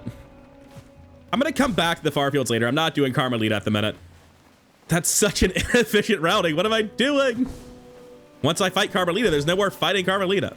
I guess the idea is I want to have a save before I do all the dream bosses where everything else is done.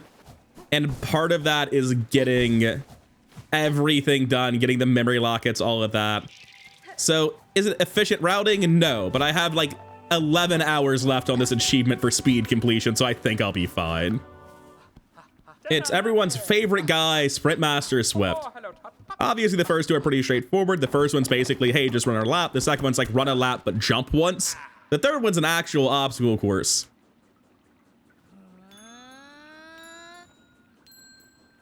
We always start by grappling him because we are a fair and honorable competitor. So I don't actually remember what the first obstacle course looked like very well. And I'm also not using the anklets, which, like, obviously you want to be using Silksong anklets if you're doing this, but oh well, I'm not. First one done. Oh, we have to do 3 laps of this shit? Wow. I guess I'll be editing out after all, because I think you get the pulse-pounding content that we're currently experiencing, right? God, I was glued to the edge of my seat the entire time. It was pulse-pounding. Closest race I've ever seen. He definitely was on my screen for more than a couple of frames throughout that race after I started editing forward. Anyway, time for the next course. I did not remember that he paid you for the earlier courses. I kind of wish I'd come here instead of farming. Oh well. And for track 2, it is slightly more of a real race, but it's not much more a one if I'm remembering correctly. Probably would have been preferable to actually... Oh, that's all fucked up. It's fine, we've got this. That's why we take the extra silk. I'd say it was probably preferable to actually engage the mechanics there and not just brute force through it the slow way, but it worked out. Anyways, once again, he's spending the rest of the race off of my screen. Even if I fuck up like this. I definitely didn't fall off at the last possible jump and have to do the entire race a second time. That could never be me. In related news, not even close, I was never worried. I may have messed up a jump during that next attempt as well. All right, race 3, take 2. I may have been halfway through the race when somebody opened the door, distracted me, and I just ran under this one instead of through it. But this is not hard, or at least it's not hard once I practice it as much as I have. And I am messing it up here, unfortunately, but it's fine. You only need to be ahead of him in the final round, and only at the end of the final round at that. Because he has catch-up mechanics, getting a lead on him is not really that important. It's much more important that I'm just close enough to him and that when the time comes, I'm able to hit him with a grapple and take the lead right at the end. Although I have been messing up like pretty consistently here, which is alarming. He's bad at that last section, which I always catch up and win at the end. But I'd prefer to just, you know, be actually ahead going into the final lap, please, which I currently am. And we are currently actually ahead. And we've lost it immediately, but it's fine. Got it. Okay, not that bad. I struggled with that a ton my first time through. And also, I always thought that you needed silk speed anklets for that, but I didn't know they spent all your silk to run faster and immediately wore off in the race, which is very funny. Now, with that wish granted, I think I get a mass shard unless I'm horribly misremembering this. I do, and the last two are from quests. One from Gerd the Outcast and one from the Void Hearts that I've been hunting, I think. And rather than going to fight Carmelita, which, yeah, I could do right now, I will go to Carmelita just to open a path to her. I'm pretty sure that's a thing. Oh, right. The memory locket's next to her as well. That part's kind of a big deal. This will be the oh, shit. You're guarding it? I wasn't told there'd be guards.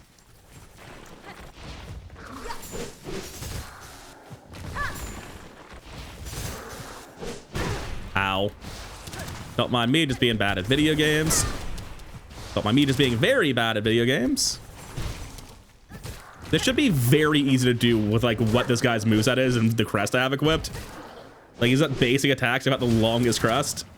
What's he gonna do? Put shit on the ground? Who cares? All right, I do gotta watch out for that one though.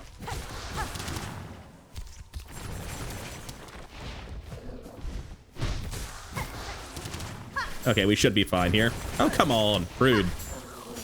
There we go. We're gonna have to fight a guy to open this. Anyway, memory locket obtained.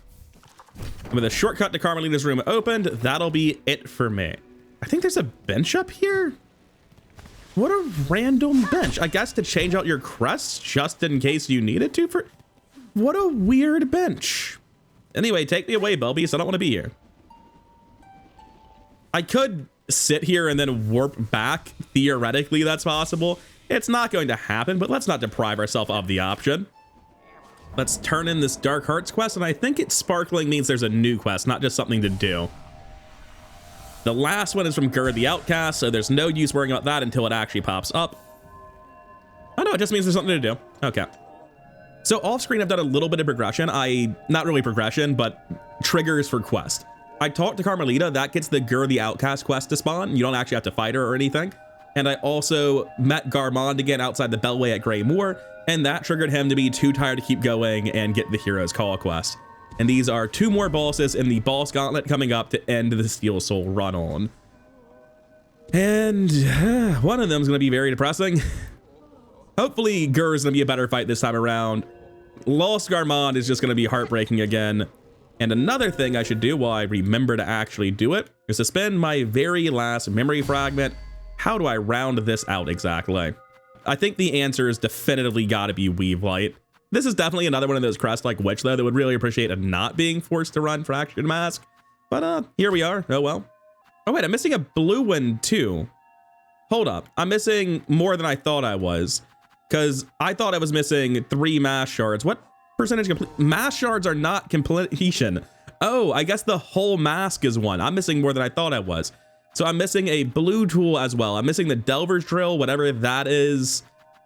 1 mask. The Silk Shot. I have full silk. I don't know what the last % completion I'm missing is. I'll have to figure it out. Anyone who was watching this series live might have initially thought he must have died because there was a big upload gap. I've just been feeling really bad under the weather. I've been starting to get better. And instead of recording Silksong, I've actually just been playing the shit out of Megabonk. And I think the reason I've been procrastinating on recording Silksong is because now that I've stopped for the first time all run, the nerves have really gotten to me. Like, it's actually stressful to sit down and play Silksong. So we're gonna get back on that horse, and I got together a list of everything left for me to do in the game, starting with Gerd the Outcast. As you can see up here, everything left to do. It's not that much. It's basically just a boss gauntlet, though, so it's scary as hell. Let's get into it, and let's start by doing the thing that gets us the last mass shard. And I'm gonna be real with you. I think I'm going to cheese the absolute shit out of Gur. I think I am just going to be incredibly rude to the guy to the point of using poison cogflies, because honestly, I'm not much interested in learning how to fight him. I could fight him properly, but it's so funny to demonstrate that you can cogfly him down so quickly. He's getting the cogfly treatment. It's too funny. All right, I think we're just about here. Yeah, this will be the boss. So if you could just give me a second, Mr. Gur the Outcast, that would be, I think it's down and B. It's been a while. It's up and B. Unfortunate. We probably don't need 2 rounds. I would be real with you. Get me out of here.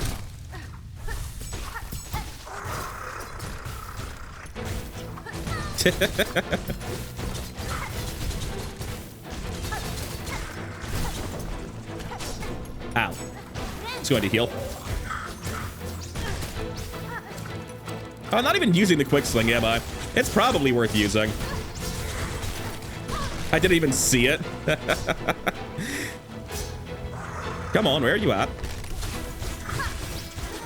Honestly, I can probably win that, but I just fucked up so many times I want to do it again. Like, genuinely, I think the reason that I struggled so much there is just the visual chaos of the cogflies makes everything so much harder for me. I really don't enjoy playing with the cogflies. Okay, take 2 with slightly less incompetence this time, we promise. That seems like a little bit of damage, you know?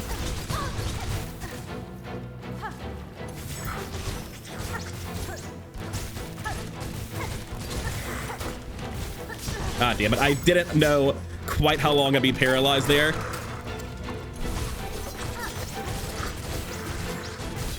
I think he's probably almost dead already. I mean, I hope he's dead. Yeah, he's done. That'll do it. That's how I thought the first one would go, but I just saw the cogflies and nothing else.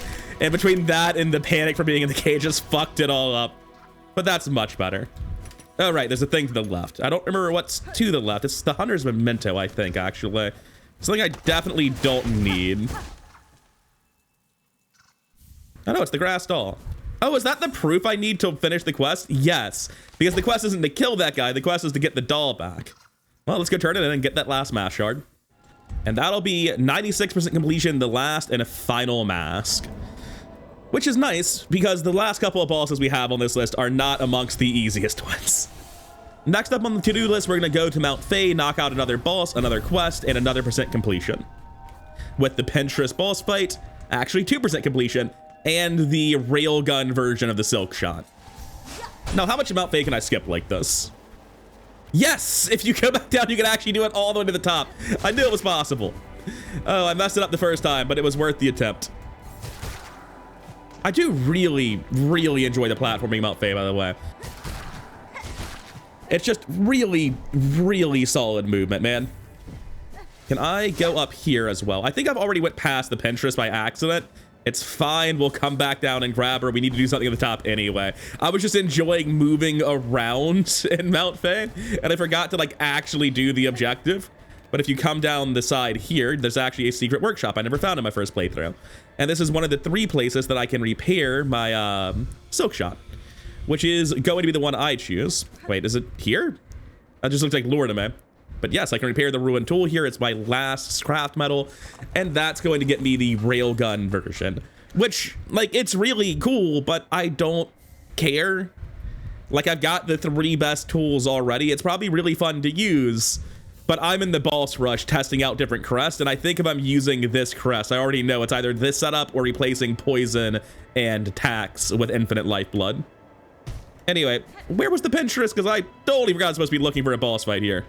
Oh, damn it. I have to go to her house first. Yeah, this is the platform she's supposed to be on, but I have to go to her house first. All right, take me away. I'll be right back. By the magic of editing, she'll just show up for you. I'll be there in 5 to 10 minutes, depending on how often I fuck this up. Oh, man. I guess I'll make a slight detour. It turns out, look, I'll be there in a second, Zaza. I want to use a different... I don't want to kill Garmon with the Architect's Crest. It's just a little bit too mean. I can live with using the Shaman Crest. That's still cheesy, but it's a crest I don't use enough, and Garmon doesn't deserve the poison cogflies. Oh, man. Just absolutely heartbreaking quest line. I knew somebody was going to get Dark Souls here, but... yeah. Anyway, this might be a pretty quick one. Honestly, I should probably be using Threadstorm here. God, the dash attack is bad.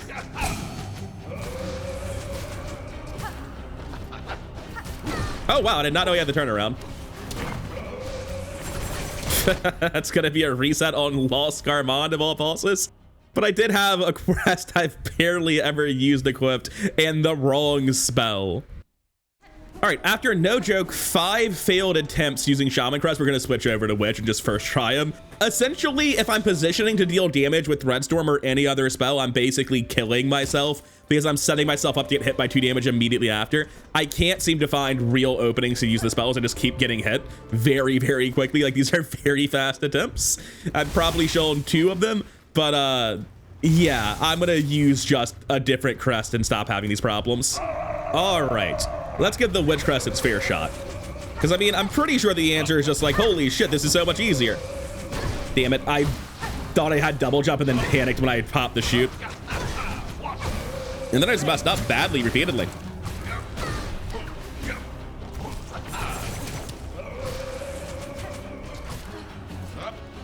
All right, you have fun being voidy over there. See, I don't know what to do about that when he's just off my screen doing that nonsense.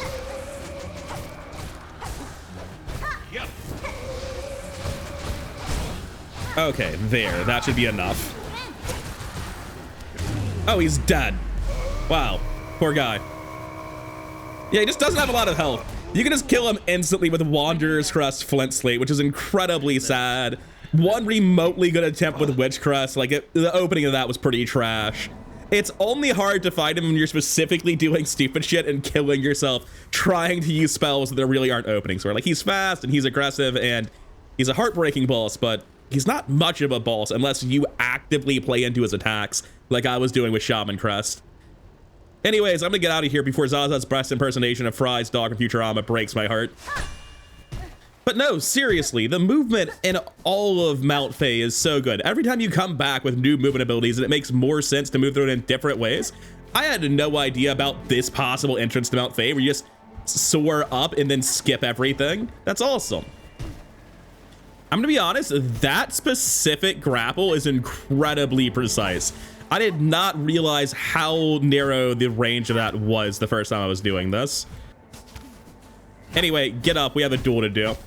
Come on, why does it take so many hits?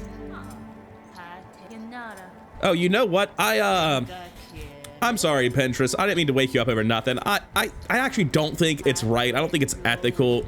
Oh wait, I thought I was using Architect's Crest. Sorry, different cheese. It is time to duel. Scared the shit out of her, apparently.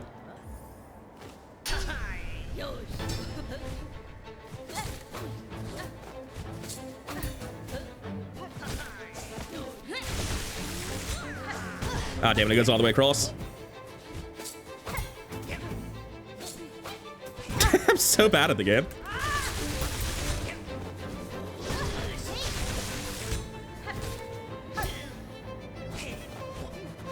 Stop that.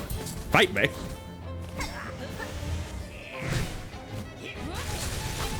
Oh, it worked for a given definition.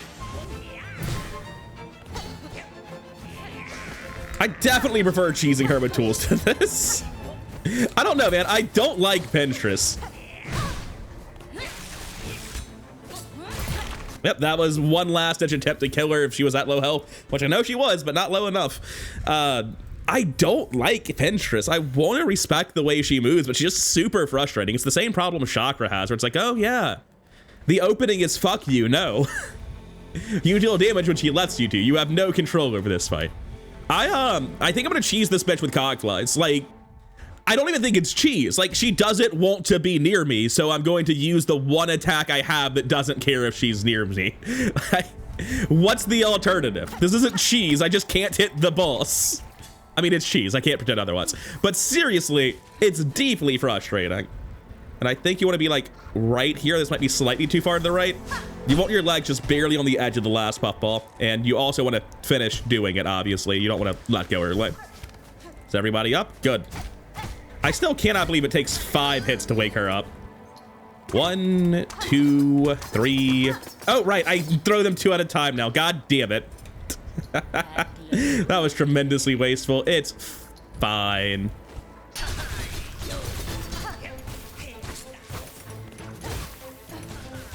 I just didn't know what she was doing. She was off the screen.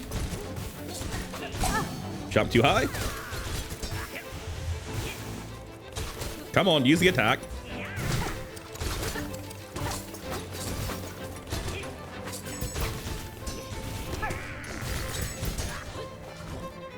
This doesn't really feel fair from either of us, right?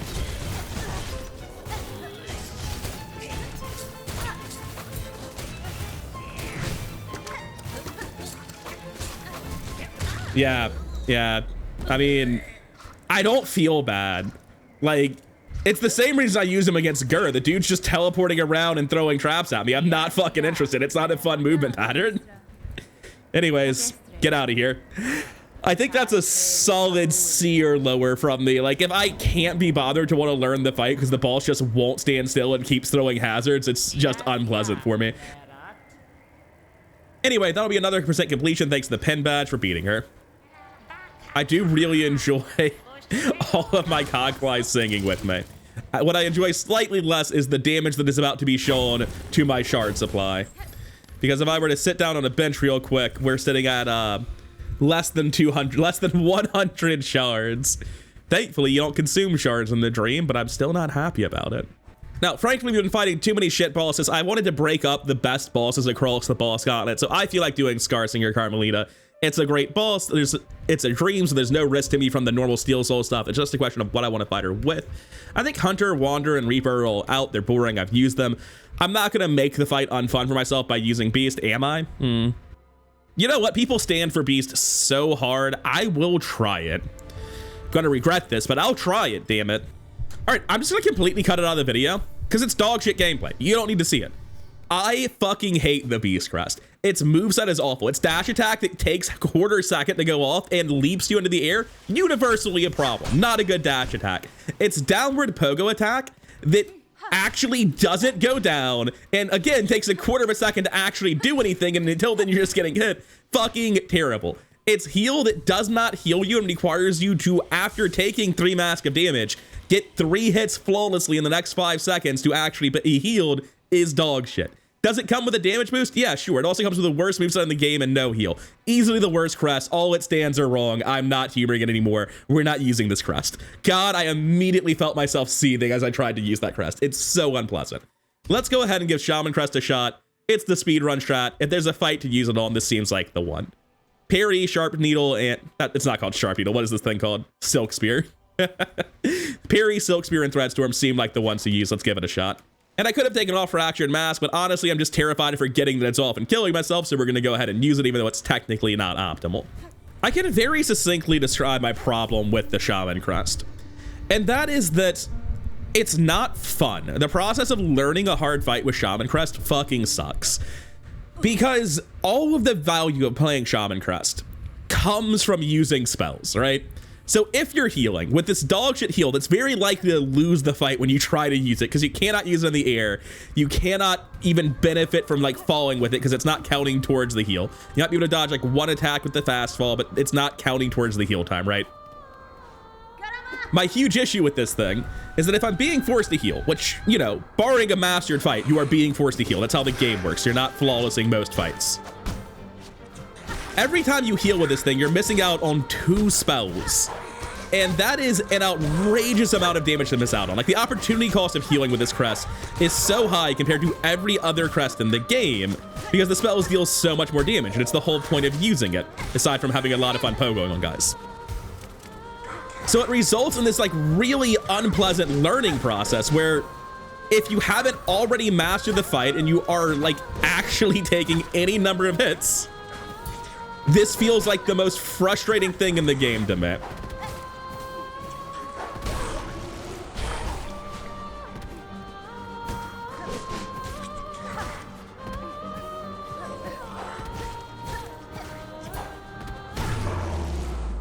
Anyways, I'm starting to master the gauntlet because that's full health, full silk going into Carmelita. We take our free hit. Like, I'm getting there, but the learning process is so much less fun for this weapon than almost every other one. It would really benefit from Long Nail too. Damn it, too high. I'm just going to heal here.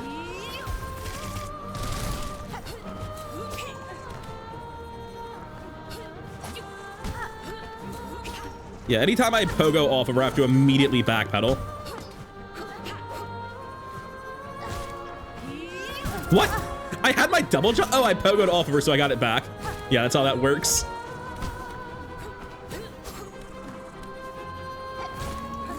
Ah, I'm just bad at the game. Going to assume I can heal. She fucks around a lot when she's not near you.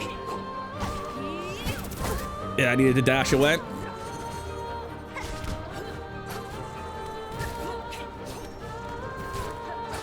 Look at all the spells I'm making use of. And the reason I'm not making use of them is because of how often shit like that will happen if I try to use them. I thought she was going to go back. Sometimes she does. I'm not quite sure what the trigger for it is. Ah, what am I doing?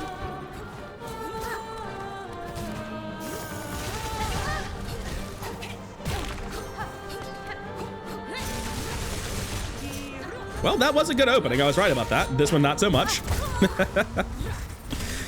Like, it hits like a truck. The fact we were in phase 2 there, we got the scream, shows how strong Shaman Crest is. But it's just so frustrating because every time you take a hit, like maybe the strat with Shaman Crest is healing doesn't exist. Don't even consider healing. That may genuinely be the way I have to play it. Because like losing 2 thread storms of damage and in exchange oftentimes healing for 1 crest, like it's pretty bad, dude. The heal is fucking miserable against almost every fight. Against Carmelita specifically, I think when I'm on the ground far away from her after an attack is finished, I'm probably safe to heal. So I'm gonna start trying to heal in that specific window that I used in that fight, but it's very frustrating to have to heal at all on this crest. Although I will say that just pogoing off trash mobs with this crest is the most fun thing of almost any trash mob crest fighting ability in the game. Just going to kill this guy with Red Storm. Oh, I thought I was going to. Well, that's fine. I needed to justify healing.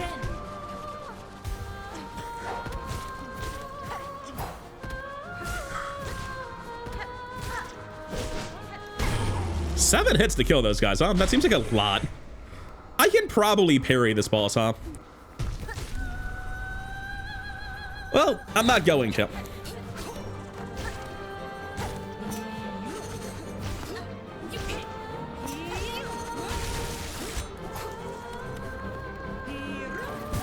Damn it, I needed to dash away there.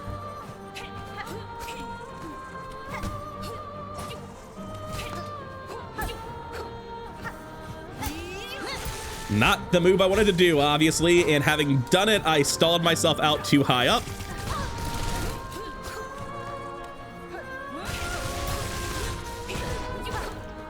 I think she's about... Oh, that sucked. I said she's about to phase, and I think I was right about that, but, looks like I'm about to die now.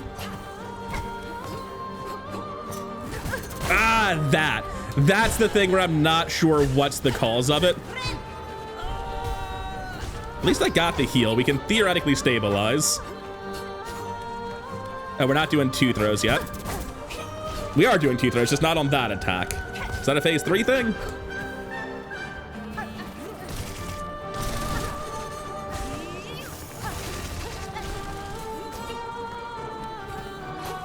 Man, I'm shit at the game. Also, apparently I lost my mask and didn't realize it. Need to avoid doing that in other fights, but it's probably specifically being in a dream fight that's causing me to be sloppy about it. All right, so after several bad attempts with Shaman Crest, I just really don't enjoy using Shaman Crest, man. The fact that, like, if you need to heal, you lose out on 2 Thread Storms, which is the equivalent of, like, what, 10 nail hits? It feels so bad learning a fight with Shaman Crest. Is it probably the strongest crest in the game? I don't know. It probably goes to Architect. And realistically, if you're playing really well, Shaman is probably the highest output in the game. There's a reason speedruns use it. But like, for a casual playthrough, this shit feels terrible, man. So I'm gonna go to the Witch Crest, which uses the exact same opening to deal the exact same damage, or something similar to it at least. And then in exchange, it's going to hit like a truck much more quickly, leave me less open to counterattacks, and the rest of the fight is just going to be like a normal fight that's fun to do. Additionally, being a dream fight, I can actually run the proper setup for Witch Crest. We don't need the Fractured Mask, so I can run the full 4 blues that it actually needs to run. Well, it's not the best way to start Carmelita, but it's probably fine.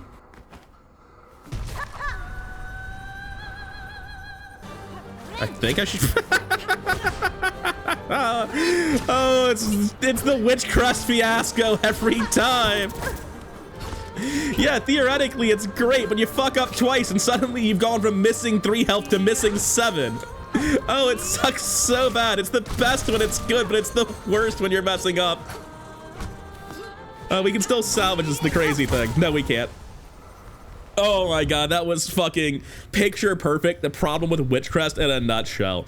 And you'd be like, oh, problem skill issue. Don't fucking lie to me. We both know you've done the same thing in your playthrough, even if you're standing for the Witchcrest as hard as you can. It's so miserable, man. It feels so good when it's good, but it feels so bad when it's bad. And I don't want to just switch to Wanderers and Hunters. I know they're good. I want to play the interesting risk-reward crest. And I'm about to just switch to Architect's Crest because I've actually been here, like when you're in, probably like 5-10 minutes. But on my end, this has actually been over half an hour of switching around through Crest, trying to do interesting things.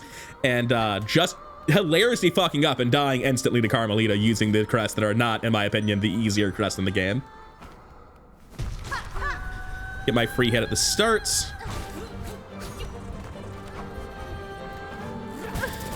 Right, stop being in the air because if you are, you can't dodge that. Don't jump that high, you know this. I have fought Carmelita for literal hours. I should be better than this.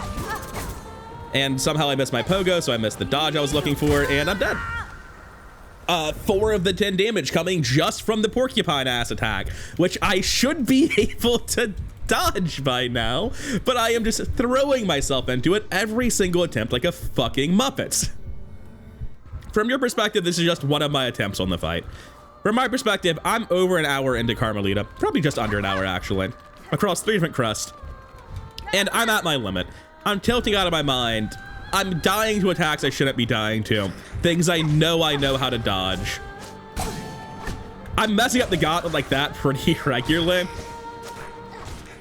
I am about to switch to Architect's Crest and just win the fight because I'm trying to do different things and have fun, but I'm having a bad time instead. If the goal is to have fun, I want to move on. So if this attempt is as bad as several of the previous attempts, I'm just going to move on. And by the way, that one-shots the big guys.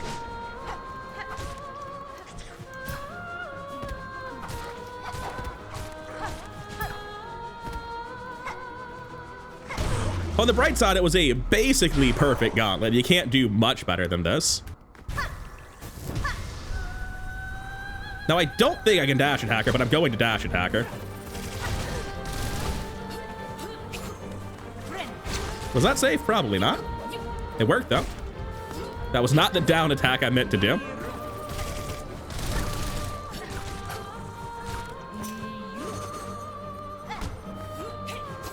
Just going to pop some damage consumables and go at it.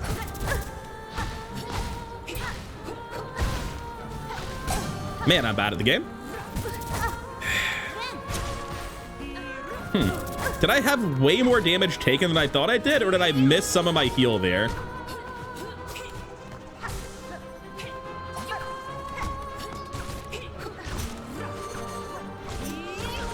All right, that's kind of the opposite of the lace fight. That's sick as hell.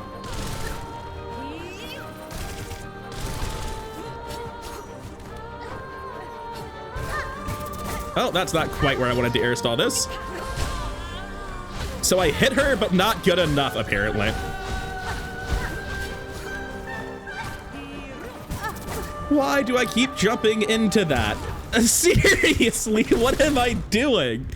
And that's essentially why I'm tilting out of my mind. Like, I just jump around when I play the game. It's part of how I move, and I'm just hurling myself into that attack over and over and over again. I fucking know I can do this. It's not hard, but I am struggling with it so badly, man. That's not true. Carmelita is probably the second hardest fight in the game, but like, it's not as hard as I'm making it. I've beat it before. I've learned these moves. That's one of the easiest attacks to dodge, and I'm not even like pogoing her when I'm getting hit by it. I'm just throwing myself into it like a Muppet, and it's very frustrating to lose to things you know how to dodge. It's one thing getting blindsided by a boss I'm learning. I've learned Carmelita. This is a fight I shouldn't be struggling on like this. All right, decent enough gauntlet. When she jumps, I'm gonna start popping consumables.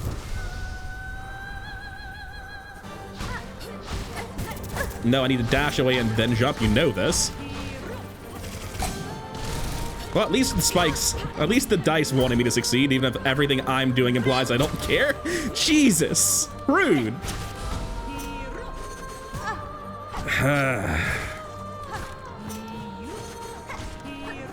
What am I doing, man?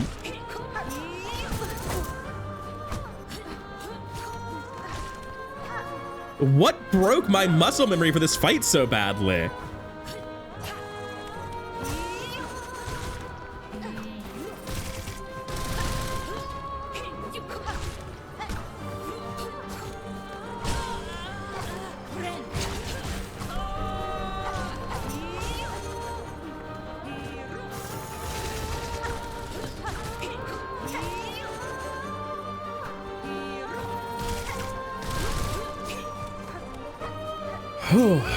Well, I'm way too high.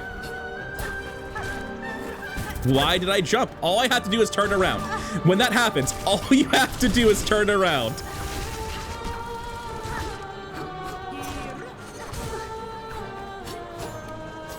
Oh, I forgot about phase 2 doing that. Well, if the dice want me to try, I'll give it my best. My best involved continuing to eat that attack for no reason. Yeah, that's right. There's too many particle effects on me. I'm not familiar with how long she screams. It's 3 hits. It's always 3 hits. Every boss is 3 hits, unless you're using Wanderer's Crest. We've got this. I can do it. I'm not going to switch to Architect's Crest. I just need a few more fights like that. I just need to get over the tilt, smash my head all the way through the wall, and stop fucking jumping for no reason. We can do this. This is my 3rd attempt without commentary. I probably fought Carmelita about an hour and 10 minutes total or something. I was tilting off the face of the earth, as I'm sure you can tell based on the past 10 minutes of footage or so. And I just had to stop commentating. I just wasn't able to do it correctly. I was fucking it up left and right. I was running into attacks I knew how to dodge constantly. I could never get into a rhythm. And this is the first attempt I had where I felt like it clicked remotely for me. The worst part of it is this isn't even a particularly good fight. Like, I do decently, right? But mostly I'm just landing witch heals as an aggressive attack. I'm using my consumables. I'm not throwing myself into every attack. You can kill Carmelita so much cleaner than this. This is not a pretty fight. This is not a dance. This is... I was genuinely disappointed. Like, as soon as this fight ends, my girlfriend walks in the room and I vent to her like, man, it wasn't even a good fight. I spent an hour and a half fighting her and my final attempt is so ugly that I wish I'd have lost, man.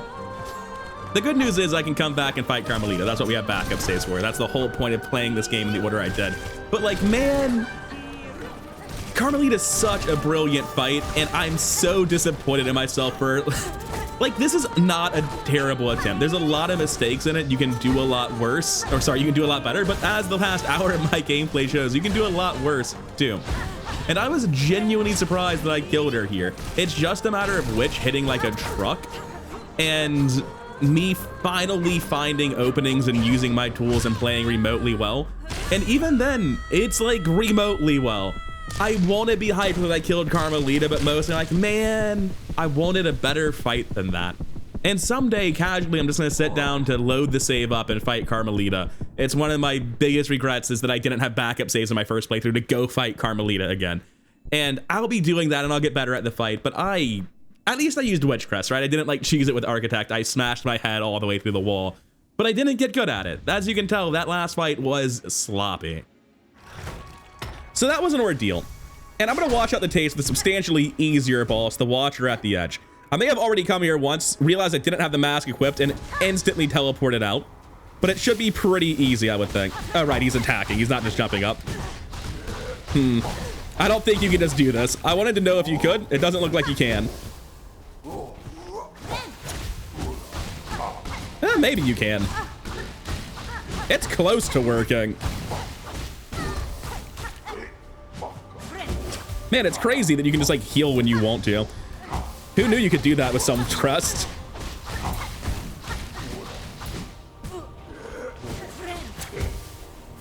It's hilarious how much you don't need to learn the game with Wanderer's Crest.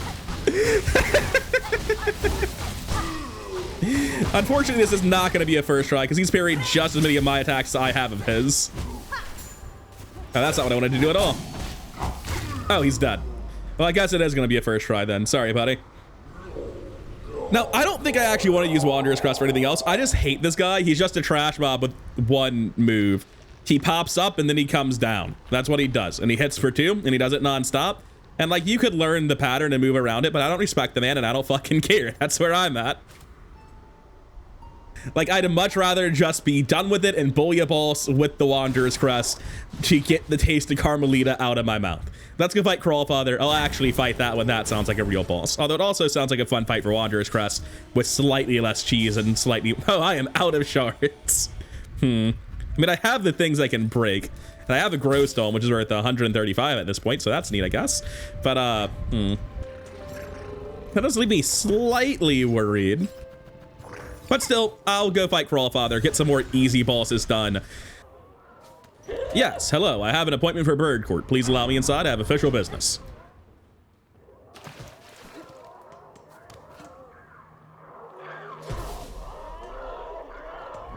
I don't like the crawls as an enemy, but God, do I love this as a set piece.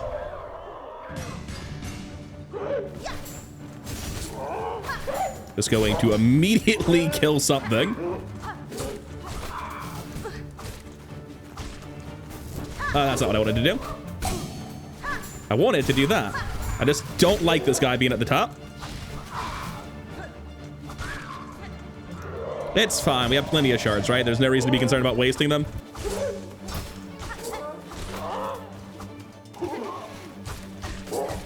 Did it only take 4 hits to kill? Oh my God. I was worried about nothing. Also, I cannot actually pogo these guys for the life of me. It's kind of embarrassing.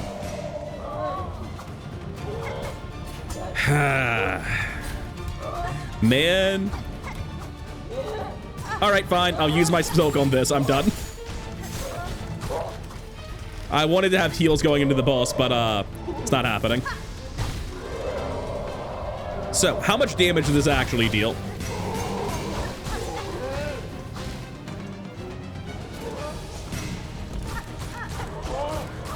Seems like the answer is all of it, basically.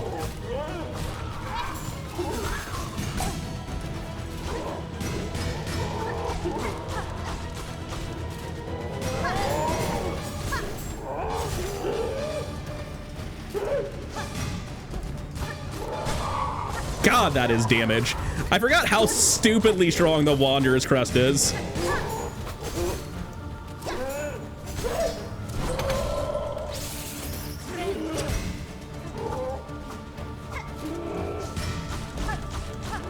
Yeah, just beat the absolute shit out of him.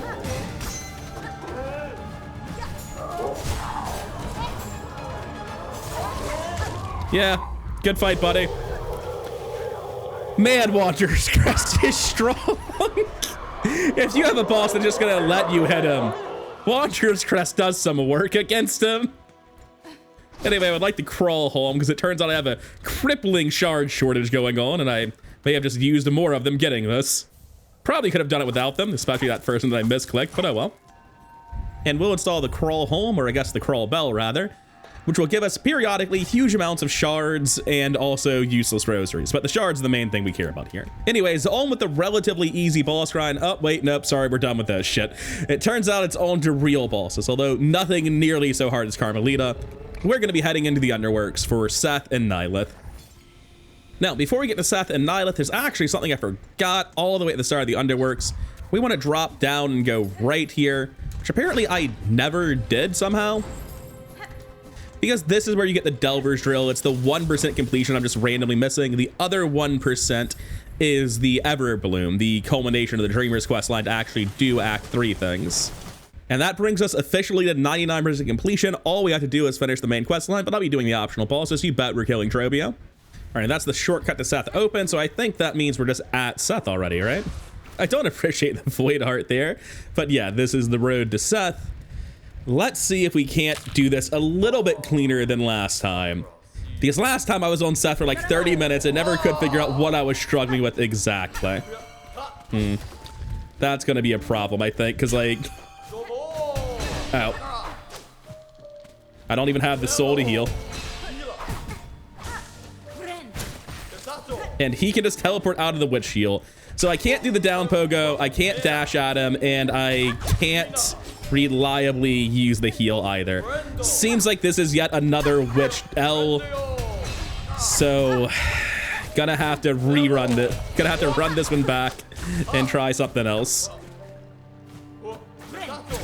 Man, that was not what I thought was gonna happen. Yeah, I'm just gonna get out now. No reason to stick around. We're not salvaging that. No Silk, one mask, clearly a failed attempt. Witch Quest is not doing it. Witch Crest every time, man. I don't want to use Shaman Crest. I just viscerally dislike Shaman Crest, man. I didn't know I hated it so much, but I do.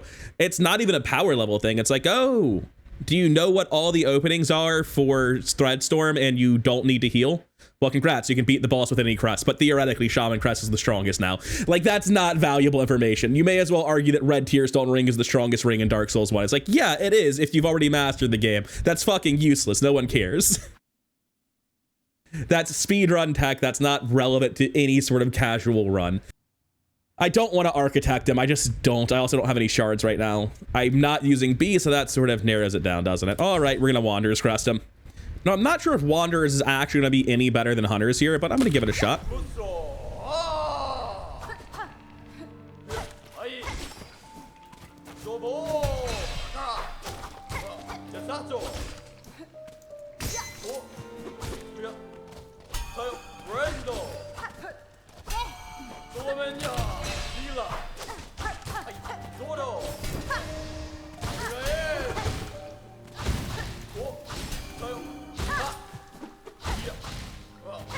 Yeah, see, this is precisely why I was so frustrated with myself for struggling on Seth the first time. It's like, he's just kind of a guy. Like, there's not a lot to struggle on, really.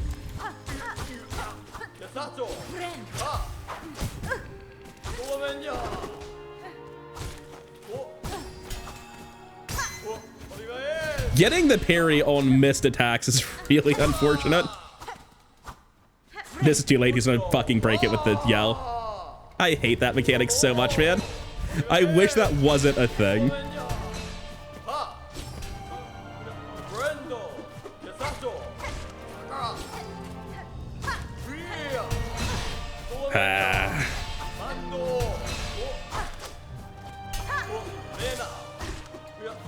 I don't think this is safe. It was.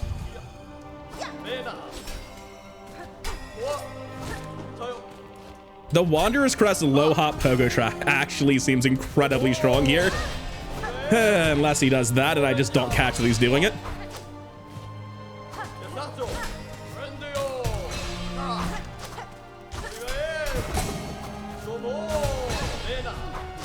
This is bad. It worked out.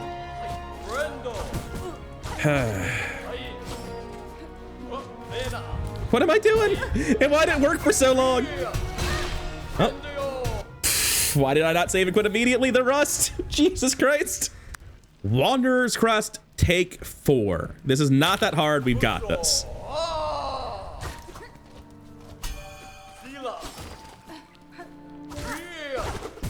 Ah, that attack has my number sometimes.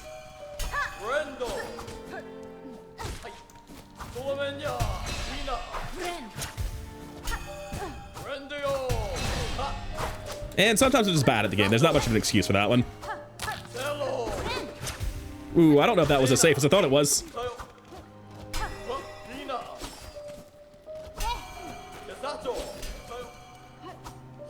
Man, do I have long nail equipped? Is this actually Wanderer's base range?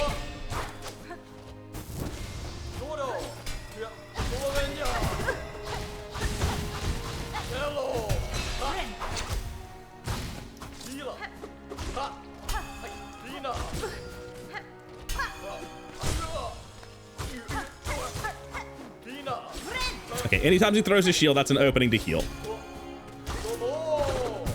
Ah! Not necessarily always safe to be pogoing, but Because of the shield, I don't really know what I'm supposed to do in terms of openings. What are we doing? Thought he was gonna get me for sure there. Ah, man. Yeah, of course. I don't know why I was trying to pop that anyway. It's not like there's a damage opening. 1, 2, 3. What? You can stop on 3? I've seen him do like 4 and even like 3 take a break and then 4. Oh my god. We've got this. What? Why did I not double jump? Where was the double jump? Oh, that's bad. Okay, we got lucky on the attack pattern.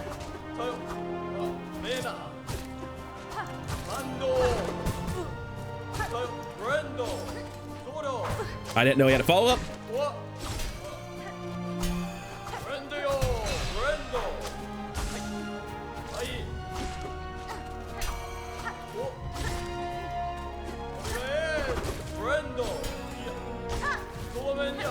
Yeah, see, I've missed my double jump a couple of times now. I'm not really sure where it's been. All right, there. Okay. I like Seth as a fight. He's grown on me a lot since my first run. I don't know what I was doing my first run. I just like choked on Seth for like a solid hour, never figured out the strats. It was rough. We got it though. Really good fight. Like it a lot more my second time through. Now, let's get to Nihilith. I started to say I think Nihilith might be my least favorite dream boss. Let me rephrase that. Nihilith is definitively by far my least favorite dream boss. He is shown up by everyone else.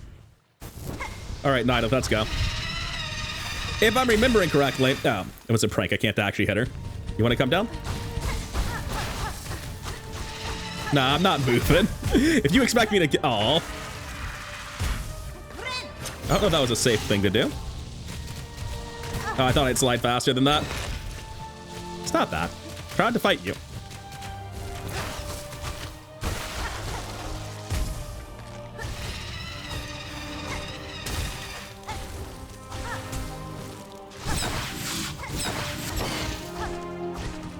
Don't mind me, I'm just playing a really cool boss and not a strangely timed platforming section.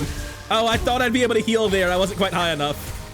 Well, that definitely makes it possible to lose the fight in a way that otherwise wouldn't have been doable. Oh, that sucks. I might actually have managed to throw this. I'm gonna quit out now. Nihilith is not a hard fight, but at 1 mask left, I can get hit by her, thrown into a spike, and die. Like, actually... It's a dream. You could have stayed. I am so scared of spikes and boss rooms, man. So, phase 1? Nah. I'm not moving. I'm tanking it. Yeah, that's all of phase 1.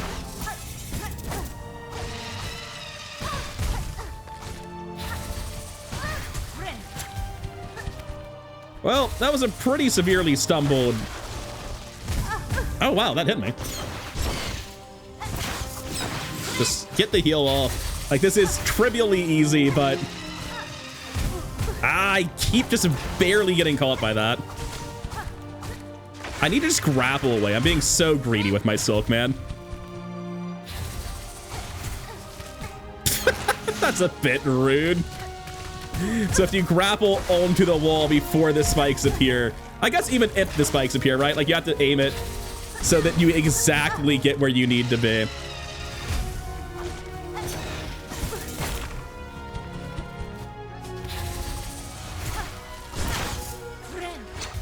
It's still winnable, but it's like the ugliest Nihilith fight in the world. Yeah, we're done. Cool.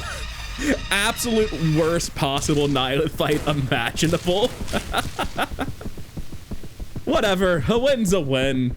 Like, I'm glad to be done with Nihilith because I don't respect the boss, but I am severely disappointed in the fight that actually got me through. Like, wow, you almost died repeatedly, had no good damage windows, but, you know, she just loses to Wanderer's Heart in a bad way, man. Wanderer's Heart? What? No, we're getting the Forest Heart, or whatever it's called. The Wanderer's Crest. My brain's got all of its wires crossed today. 41 shards left, huh? That's rough. Is the Growstone back? Probably not. It's back, but it's not got much in it. I mean, I know I can break these. I can use the rosaries I've got to buy more, but like, I don't want to. I'm definitely not breaking that one. That's just heartless. All right, we're closing in on the end of the run now. We are only required to do 100% for the achievement, but damn it, I'm doing all bosses, and that means we have to fight one of my favorite bosses left in the game, Tormented Trobio. The first time I fought him, I was busy being sad there wasn't a phase 3. Let's see how I feel about him this time around. It's my beautiful boy. Gotta love Trobio.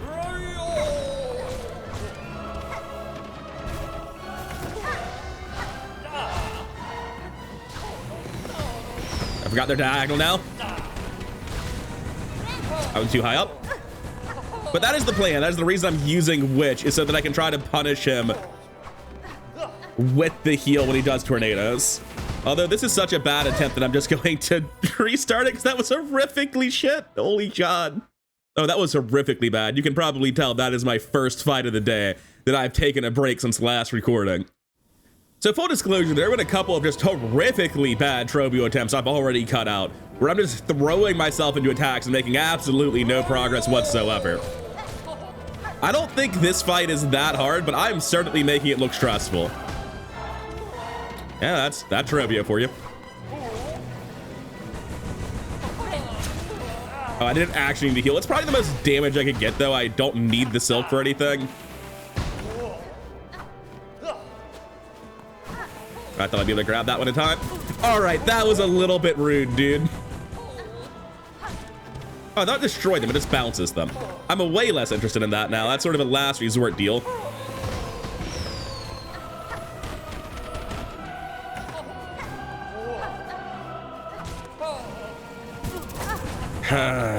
That's so frustrating.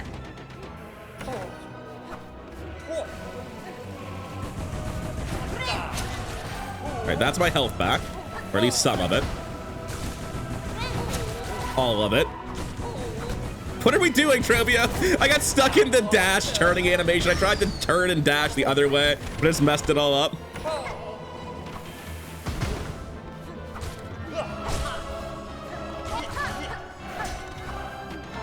All right, almost enough for a heal, Oh, that's rude. He just teleports away at the end of the screen. And I didn't quite have enough silk to actually do anything. I'm just gonna reset that attempt, man. That's so upsetting. I just fully tilted off the face of the earth. I got to him, was one hit short of healing immediately. Hit him, healed. He just teleports out and dodges the whole thing. What other boss screams and then just runs away instantly? It's the witch crest pattern. Sometimes you're the best crest in the game. Other times, congrats, you threw your attempt on the boss. Any other crest would still be playing the game. Unfortunately, this is where my love affair with Witchcrest ends. I'm going to go over Wanderer for most of what's left in the game. I might use Architect for some of it. My reason being, Reaper just is genuinely one of the weakest crests in the game from an optimization standpoint. Like, it has the slowest attack speed and the worst DPS. Every other crest is better offensively. Even Beast Crest, it's just Beast Crest has crippling downside, so I don't want to use Reaper. I mained Hunter in my first run.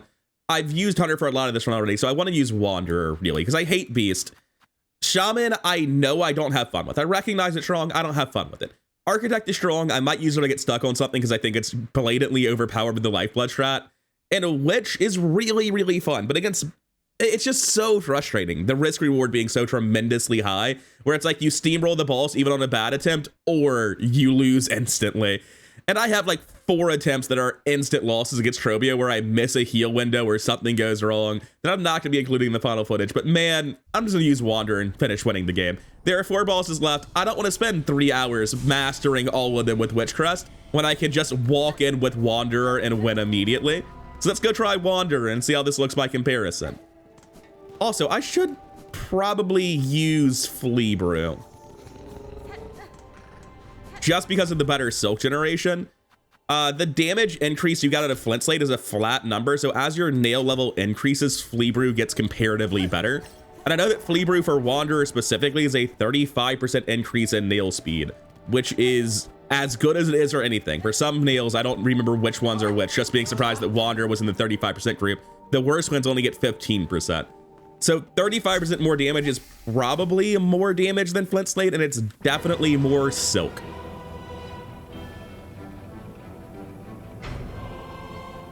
Come on, Trobio, get it done. Oh, he's just gonna hang out underground after I drink my beer?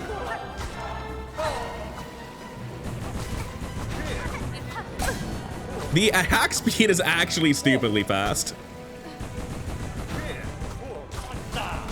Rude?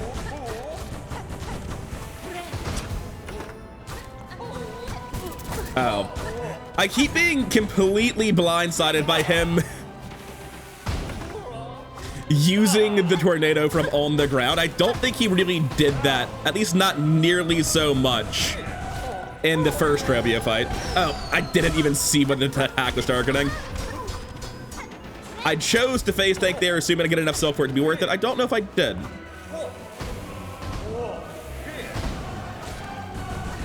I just missed on the second one.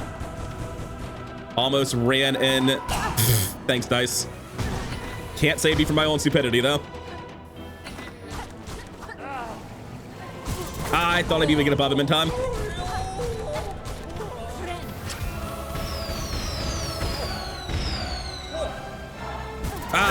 I thought it was high enough. See, this is what I mean when I say the Witch Crest has such tremendously high risk reward, and that other crests simply keep playing when you make mistakes, and the Witch Crest doesn't. All right, this one should be Trobio. Oh, this one. Oh, damn it, I didn't realize that was under me. And for some reason, I can't drink my brew? I don't actually know why.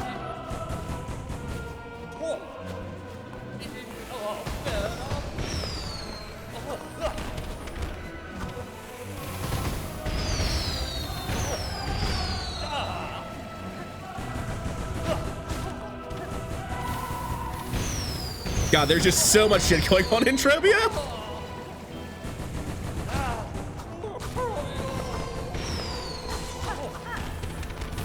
Shit. That's unfortunate. I forgot about the tornado popping out at the end for some reason. That's the end of the fight. I'm so close to winning it, but I was thinking about the tornado and the ball at the same time and just froze up. But yeah, that attempt was so much better than any of my Witch Crest runs. Just having the ability to use heal is kind of important against every boss in the game. I think it's funny to not even equip Cross Stitch, but I will go ahead and use it to parry the tornadoes. It's very, very cool. Something I never actually do, though. Maybe I'll remember to use it a single time. Oh, how much damage was that? I thought I'd be able to hit it away.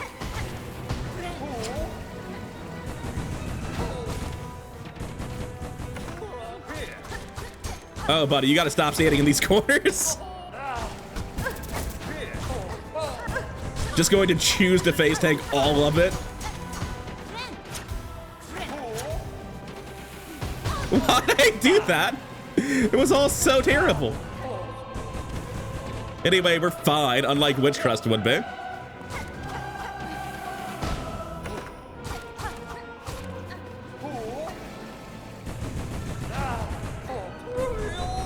Rude.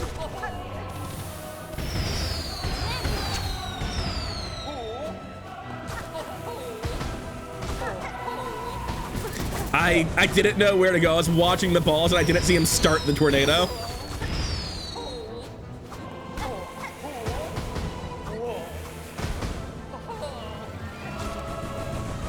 I just mistimed the attack.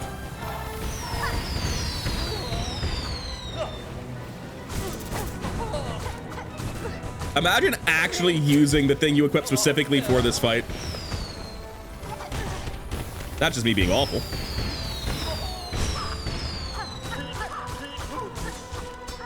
God, Wanderer's Nail is disgusting, man.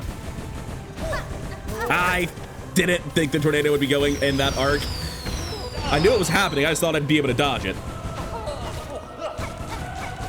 I don't know how I didn't get hit by the sparkle trail. Not gonna question it.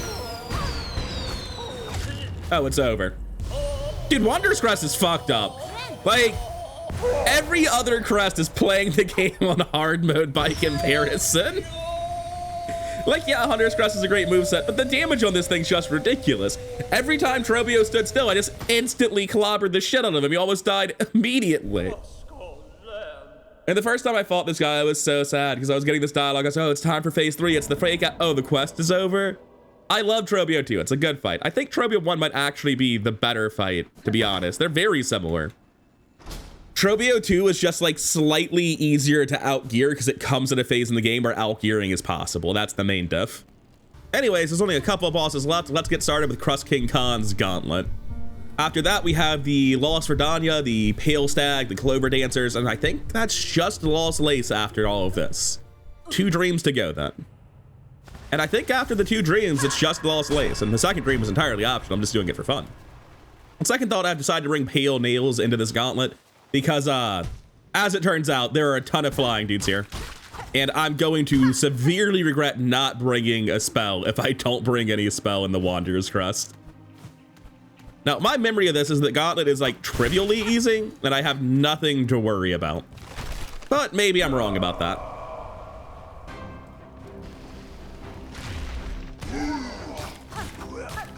So how many hits? 5? You're gonna need more than that, buddy.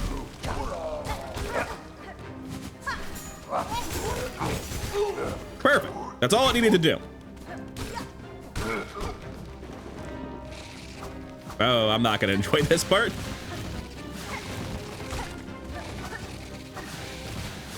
Ow. This dude's got my number.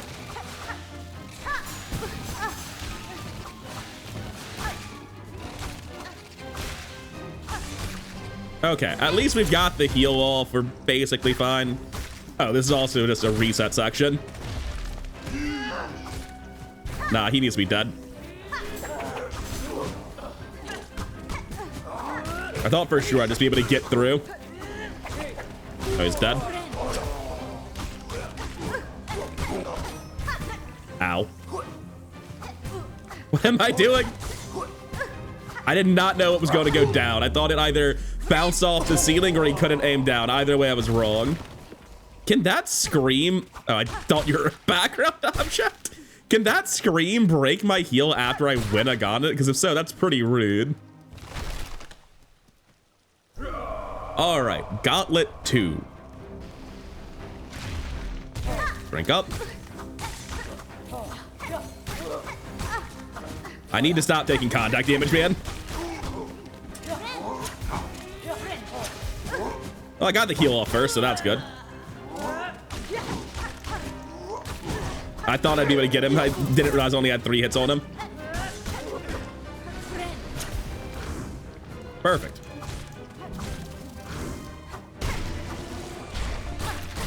And not realize we got to break so quickly. Oh. Okay, spells then. Cool, he's dead. I wish I had saved my spells.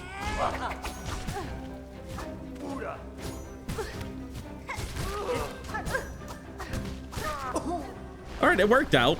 Clumsy, but good enough.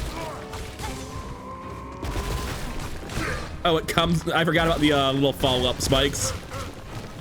We're fine. Not what I meant to do, obviously.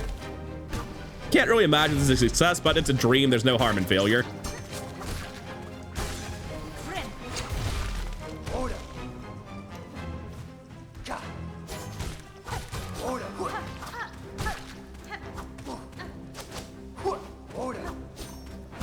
Dude's got my number.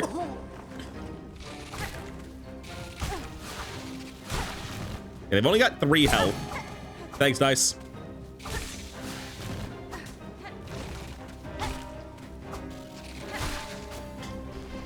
Well, 3 health is the wrong way to describe it. They survived 3 nail hits.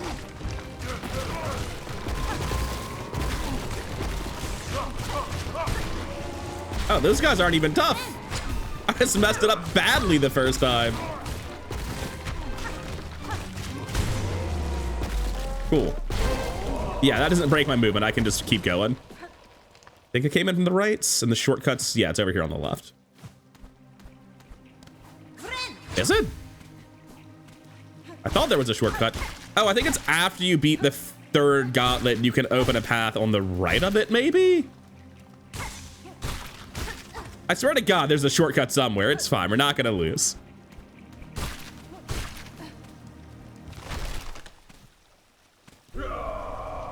Oh, are there 4 gauntlets? Is that the deal? Yeah, there's 4. That's what it is. Perfect.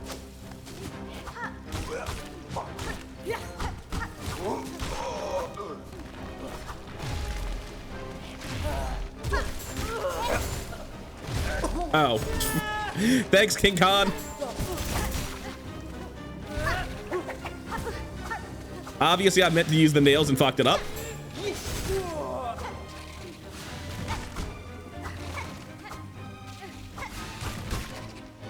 Okay, at least we have not that much missing health.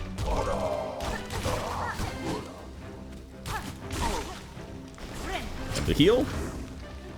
And a silk refresh. That's very nice of you. Why am I walking into it?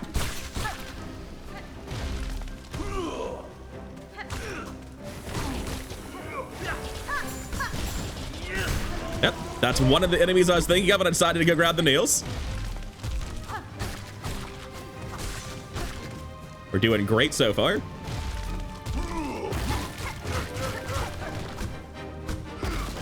Oh, he goes all the way to the top, shit. I thought it'd be safe.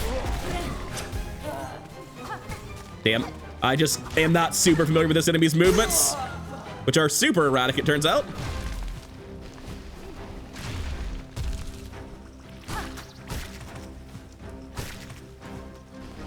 Okay, good. We have something to actually fight. I regret having something to fight.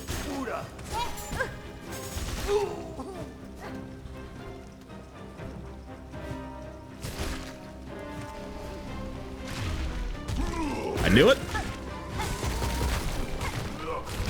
It's fine. The heal off.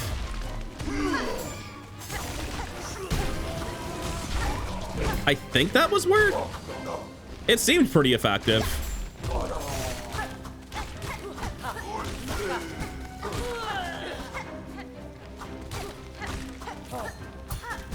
Damn it. Almost did it really well. Still not quite at full, though.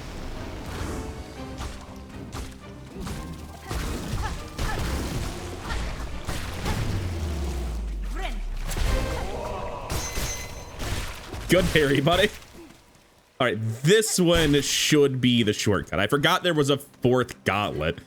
I see why some people got upset with that, but again, this is my experience the first time I was here, which is just the gauntlets are not hard. Although I am running out of flea brew, I need to save the rest for King Khan, because that's the whole reason I wanted to bring flea brew here.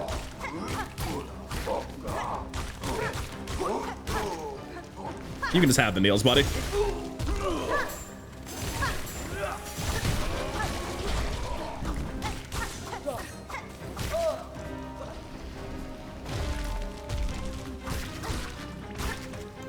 I think that means, yeah, there's gonna be immediate spikes once you get down to less than half of the starting number. Just bad video games sometimes. Oh, that's unfortunate, Rude. It worked out, I guess.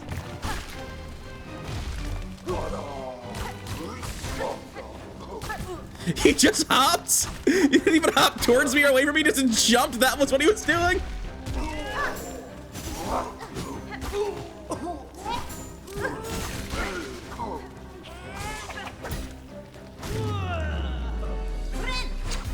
All right. I think we're actually at King Kong, yeah. It is a very pretty set piece. Like, the Coral Tower Gauntlet's incredibly cool. However, this is a hard counter for King Khan. It's not going to go well for him. Get out here, you ass. There's been enough buildup. Get down here.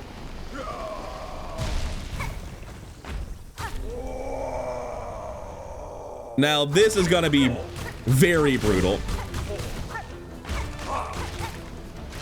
I can't quite reach through it.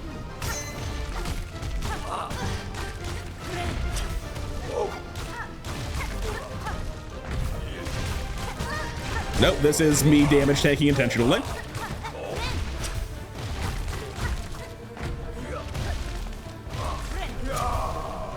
What?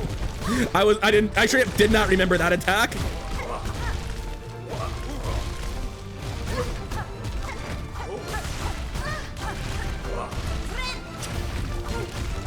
We're almost done. He doesn't have much health left. I could be wrong about that. It's fine. We managed to get off 2 consecutive heals. I threw the bottle at him. It's been a long time since I messed that up and used Flea Brew that I didn't have. I'm sure the damage tank here. No, it was not a good choice.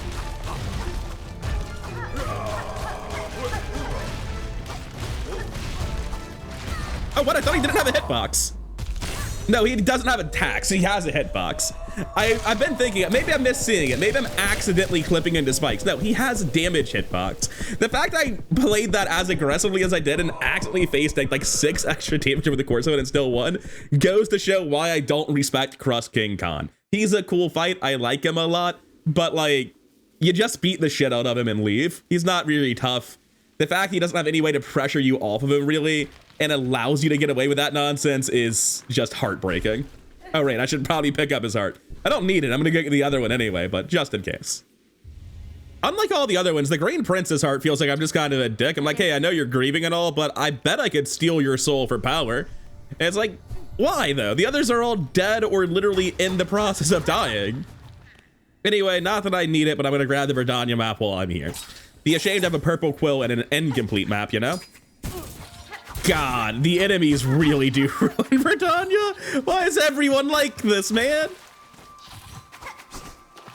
Anyway, I'll be cutting out the vast majority of Lost Verdania because it's basically just me running around getting frustrated by teleporting dudes and not knowing where anything is.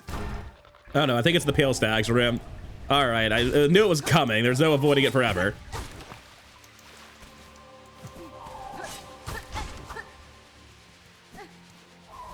You can just have them, I guess.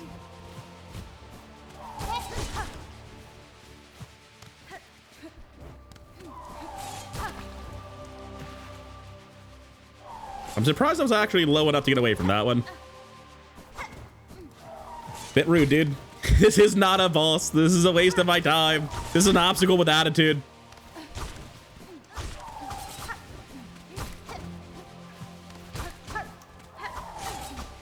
I can't quite reach it. My nail's too tiny. Okay, we got it. Yeah, I can't hit it through the platform because of my incredibly small nail. Oh, they were slowly drifting down. Of course they were.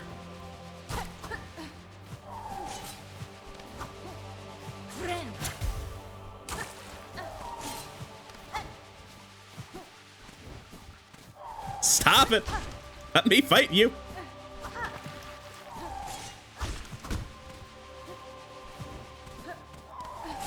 Perfect. That's exactly how I intended for that movement to go.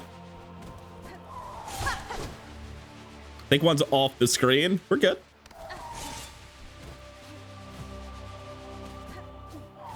I thought it was going to teleport as I got close to it again. I don't like this, man. Why? It knows when I'm not actually close. I'm trying to bait it. Okay, good. We're done. What a boss fight. What a spectacular piece of boss design. I do not enjoy that, man. It is probably the worst of all the fuck you, wait for me to let you hit me bosses in the game. There are really only about 3 of those, just Pinstress, Chakra, and the Pale Stag. And the other 2 actually have attacks and movesets and shit. All right, quite a bit of wandering around in Verdania, but hey, we finally made it to the Clover Dancers. I do kind of wish I had brought the Witch Quest here, but I'm the Witch Crest every time. But on the other hand, I'm very glad that I didn't have to explore Verdania with that. For some reason, I heard the sound. I was like, oh, cool, he's not attacking anymore. I didn't know how to dodge that. That was just me being bad. Come on, guys, get it together. I hate the little hitboxes legs have, man.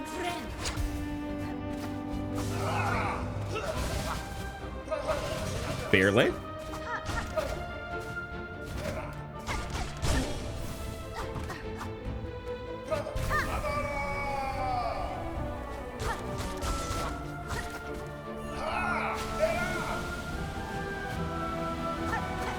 I thought I'd be able to hit them for some reason.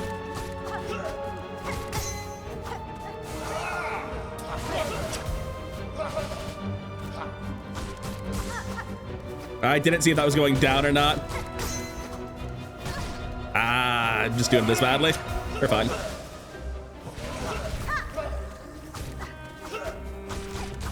Choosing to take that because I'm pretty sure it's almost dead. Yeah, that's Wanderer's Crust for you, baby. Like, every other crust has to fight the boss, and then Wanderer's Crust does this. It's not even close to fair, man. I switched off of Wanderer's Crest towards the, like, 2/3 mark of my first playthrough. Basically, all of Act 3, I was doing Hunter's Crest, is my memory of it. And, I gotta say, I might have made a prettier, more interesting game, but I definitely did not make an easier game by switching off of the Wanderer's Crest. After so much time spent trying to use the weaker crest in the game, going to Wanderer is like turning the difficulty down. Jesus Christ. Anyways, with that last heart picked up, it's time to go grab the Everbloom. And I think that'll be our last percent of completion and only Lost Lace left in the game. We'll do a quick check of the wiki, but I think we just have some very pretty cutscenes to get through, and then quick wave to Adorable Child Hornet. On with the show. Final boss of the game. Let's get it done. But in classic Steel Soul fashion, that is saving the hardest for last. By far, the most heartbreaking place for me to throw would be Lost Lace. You know what's fucking crazy? Child Hornet's adorable, right? We're all agreed. I don't know how it's possible that Child Hornet's adorable, though. That is literally 4 polygons. It's 2 eyes, a crescent moon head, and a little stick body. You can argue it's 6 if you count the hands you can barely see. But Child Hornet is still absolutely adorable, despite how minimal they are. And one quick memory dive later, we have the Everblossom. With the wiki checked, there is nothing left to do. It's just Lost Lace. So let's get back into the Abyss. I guess before we go, we should probably like check our crawl home and put all of our shit in our house just for completion's sake. Also, to get the shards, we may very well need to finish the game, but we have to switch to Architect's Crest because we're basically out of shards. But yeah, it's just Lost Lace, so let's get to it. All right, checking the crawl home, there's 100 and so shards in there. And checking the glowstone, or the growstone rather, another 125, which is not great, but you know, it's something. Take a quick nap in our own bed. Put up all of our random shit we've acquired in our travels. Oh, right, we had the Materium, so it's gonna show all the mementos we picked up.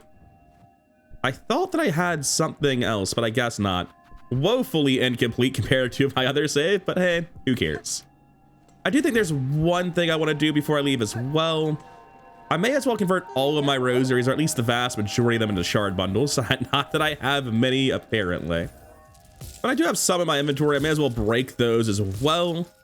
See if I can't get up to the max stack. I don't think I can even do that. I need to buy 5 more. No, I can just barely get to the max number of shard bundles held. Not that I'm anywhere close to max shards, but oh well. Maximum held, you love to see it. And there's one more thing I feel the need to do before I head into the Abyss, just because I feel like it's gonna pop up during my fight at the worst possible time. I wanted to swing by the fleas one last time, stock up on some alcohol, and it occurred to me that there's something I've never done, and I don't know if I can even do it anymore. I think Kratz closed up his stupid perverted bathhouse thing. I was looking to hit him in the head before I actually did any of this, but no, all their stuff's gone. It turns out beating the shit out of Krat is a limited time offer, and I'll never get to do it now. What a shame. All right, this is it. This is the end one way or another.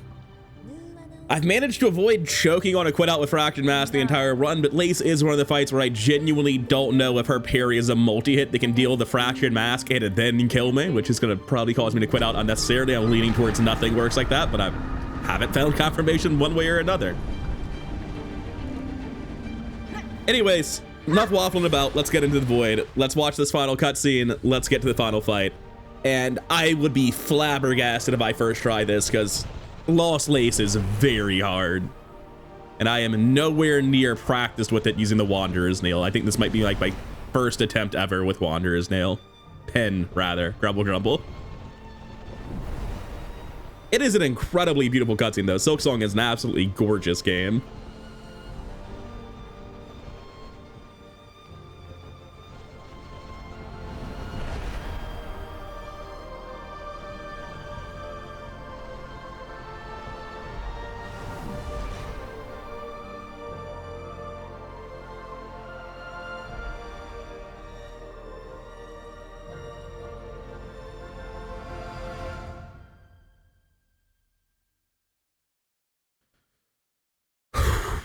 Deep breath. We got this.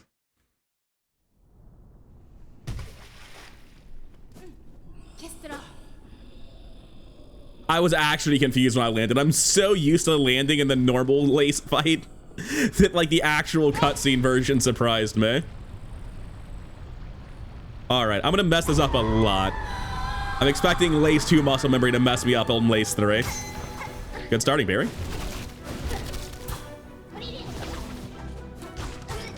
Oh my god, I don't think you can actually safely get the 3. Ah, I put the dash like as she was first jumping.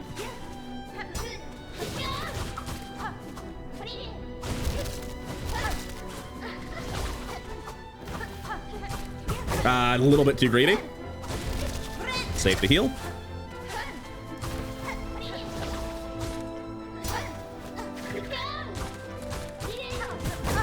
Oh, was the damage worth it? Probably. Jesus, yes, the damage was worth it. I'm gonna face take whatever you're about to do. It's worth. Easy enough to dodge.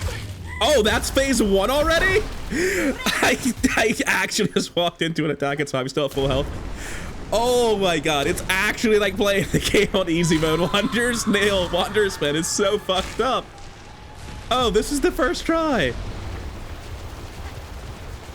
I was actually looking forward to a good like 20 minutes of smashing my head into the wall that is Lace 2, but we'll probably choke it. It's fine. We probably have more Lace to fight.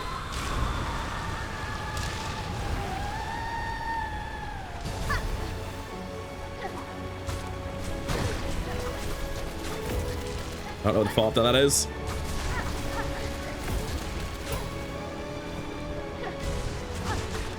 This is my spot in the middle. Oh, I moved too far over.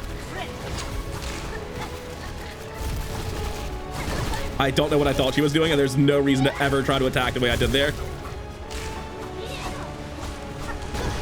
A little bit too greedy on the damage openings. Same on the heal opening.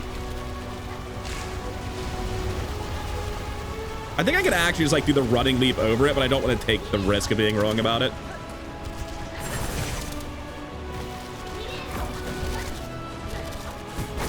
That was so greedy. I can't do that with Wanderers.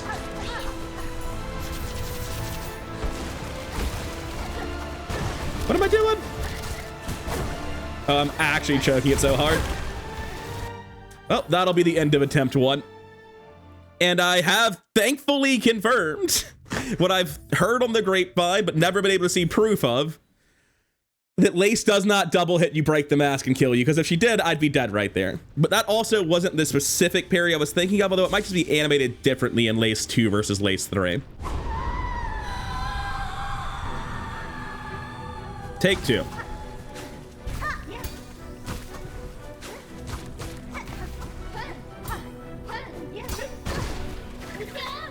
How did I mess it up that badly? Oh man, that was brutal.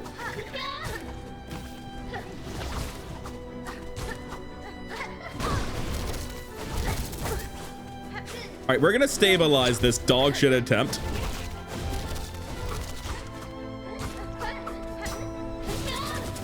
We're gonna stabilize this dog shit attempt. It's fine.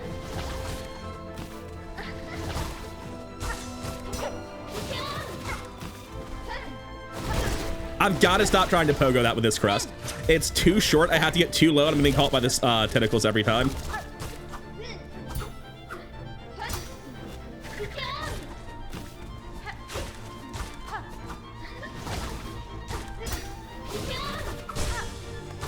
Okay, got the stagger. She should scream any second now. Perfect. Little bit too much damage, Shank. Easiest game of my life.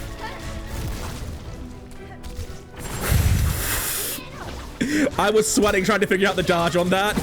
And then I forgot just like how to do the parry fundamentally. Oh, that's phase 1 done. Nice. I mean, I wish I had full health going into phase 2, but still pretty quick phase 1. Turns out if I drink Flea Brew before she gets staggered, I just deal an obscene amount of damage during that window. Oh, also I have parry. Probably should make use of it sometimes.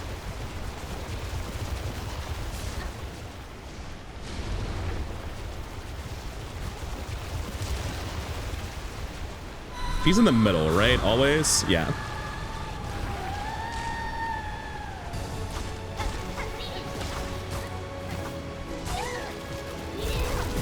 I don't know what I thought she was doing, but I read it completely wrong.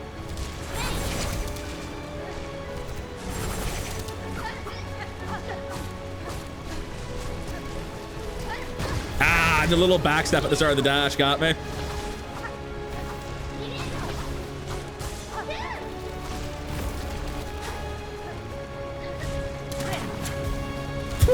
I almost managed to make that work somehow. Oh, God. Figuring out where the opening is to dodge safely during this attack is a mess.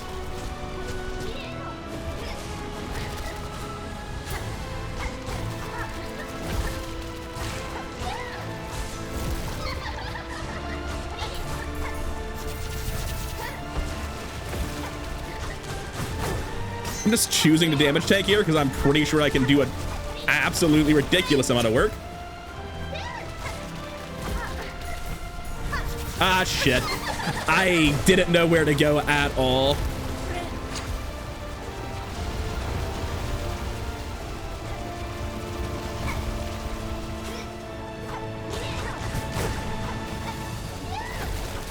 Damn it, I'm just playing terribly all of a sudden.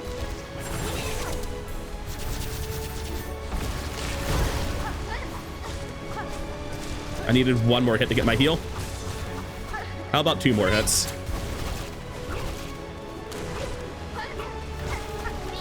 Oh, that's it. God, Wanderer's Crest is actually playing the game on easy mode. Also, quick detail, notice how she was mostly white when she was staggering there. That's because each time you stagger her, the lower her health is, the more the void is falling off her, the more of like actual lace you get to see. Dude, Wanderer's Crest is so strong. Wanderer's Crest is actually fucked up, man. It's like not even close to fair. Anyways. Oh my God, we did it. That's Steel Soul complete. 100% Steel Soul in under 30 hours. Let's get out of here. True ending unlocked. I'm kind of... Oh, I'm supposed to let it go. I thought I was going to keep going for ages like it does with binding Grandmother Silk.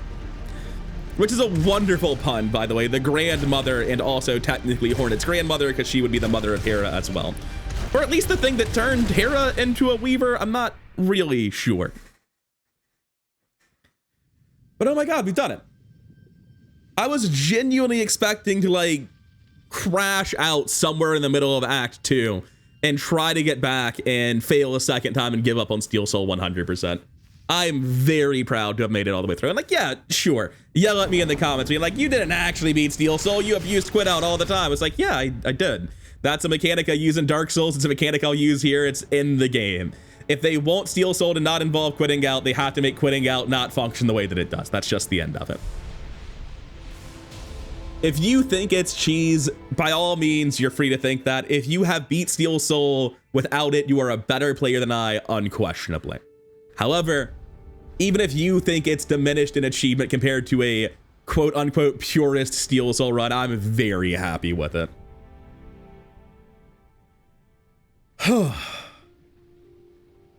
Silksong's a genuinely wonderful game. It's incredibly beautiful. Like, I haven't been talking about the cutscene going on in the background, but it is brilliantly animated.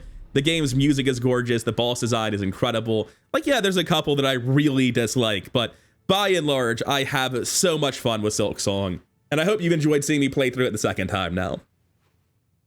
I'm genuinely proud of myself. Like, I immediately got defenses like somebody in the comments is gonna be coming after me. Like, it's not really Steel Soul, you used Quit Out. And it's like, yeah, so did 95% of people who did Steel Soul runs probably. Like, welcome to the mechanics available in the run. But even with that stupid, incredibly good safety mechanic of using Fractured Match plus Quit Out, I'm still genuinely happy with myself for being able to do this. And it's also a great excuse to go fight all the bosses again, because again, I didn't need to fight a lot of the bosses. Like Dormant Trobio just now, the Clover Dancers, those were just to beat all bosses again. I enjoy the game. I enjoy fighting the bosses. Steel Soul ain't gonna convince me to bitch out and not experience the best part of the game. Also, I cannot overstate how broken Wanderer's Crest is. Just real quick here at the end of the series, my opinions on every crest. Hunter's Crest is great. It's a wonderful balance of speed and offenses and mobility. It doesn't have anything great going for it because the focus mechanic requires you to play basically flawlessly, but I would argue several other crests also require you to play basically flawlessly, and if you're able to use those crests well, then you'll get probably more benefit out of focus from the Hunter's Crest. I would say Hunter's Crest is one of my favorite crests, but probably not even top 3 in power. Reaper Crest, I don't have anything good to say about it. I'll just lump Reaper and Beast in at the very bottom of my tier list. Reaper is the slowest crest and therefore the worst DPS, so like, there's not really a good reason to gravitate towards Reaper. If you want more Silk, like if you really like the bind, just hit on more with the Wanderer Crest. The Pogo's nice, but there are plenty of other great Pogos like Wanderer and Shaman. There's really not a lot of reason to use Reaper. Meanwhile, with Beast, yeah, the damage buff is nice, but the moveset is dog shit, and the heal actually doesn't heal you at all. It is the single most difficult heal to utilize in the game, and being able to win with Beast Crest probably implies you could have won with every other crest in the game. Regardless of what strength it has in the vacuum, like the RTSR argument from Dark Souls 1, in a casual playthrough, if you're getting through with Beast Crest, you'd have gotten through faster with every other crest in the game. I love Witch Crest. Witch Crest is really, really fun. The risk reward is so high and it feels so good when you're doing it right.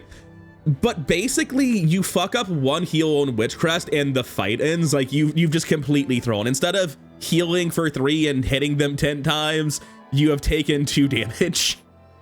And it's just so catastrophic when it backfires. I love Witch Crest, but I can't in good conscience say it's one of the better crests in the game. Obviously, I think Wanderer is completely, utterly broken. It's so fast and deals so much damage. You saw it trivialize the last like 20 minutes of my run in terms of boss fights. I would say Architect is probably the second strongest crest. It's pretty close with that and Shaman though. Architect's crest is able to give you infinite health. It has an acceptable, if unimpressive, moveset. 22 hours and 1 minute for everything. Steel Heart, speed completion, both on the screen at the same time. You love to see it.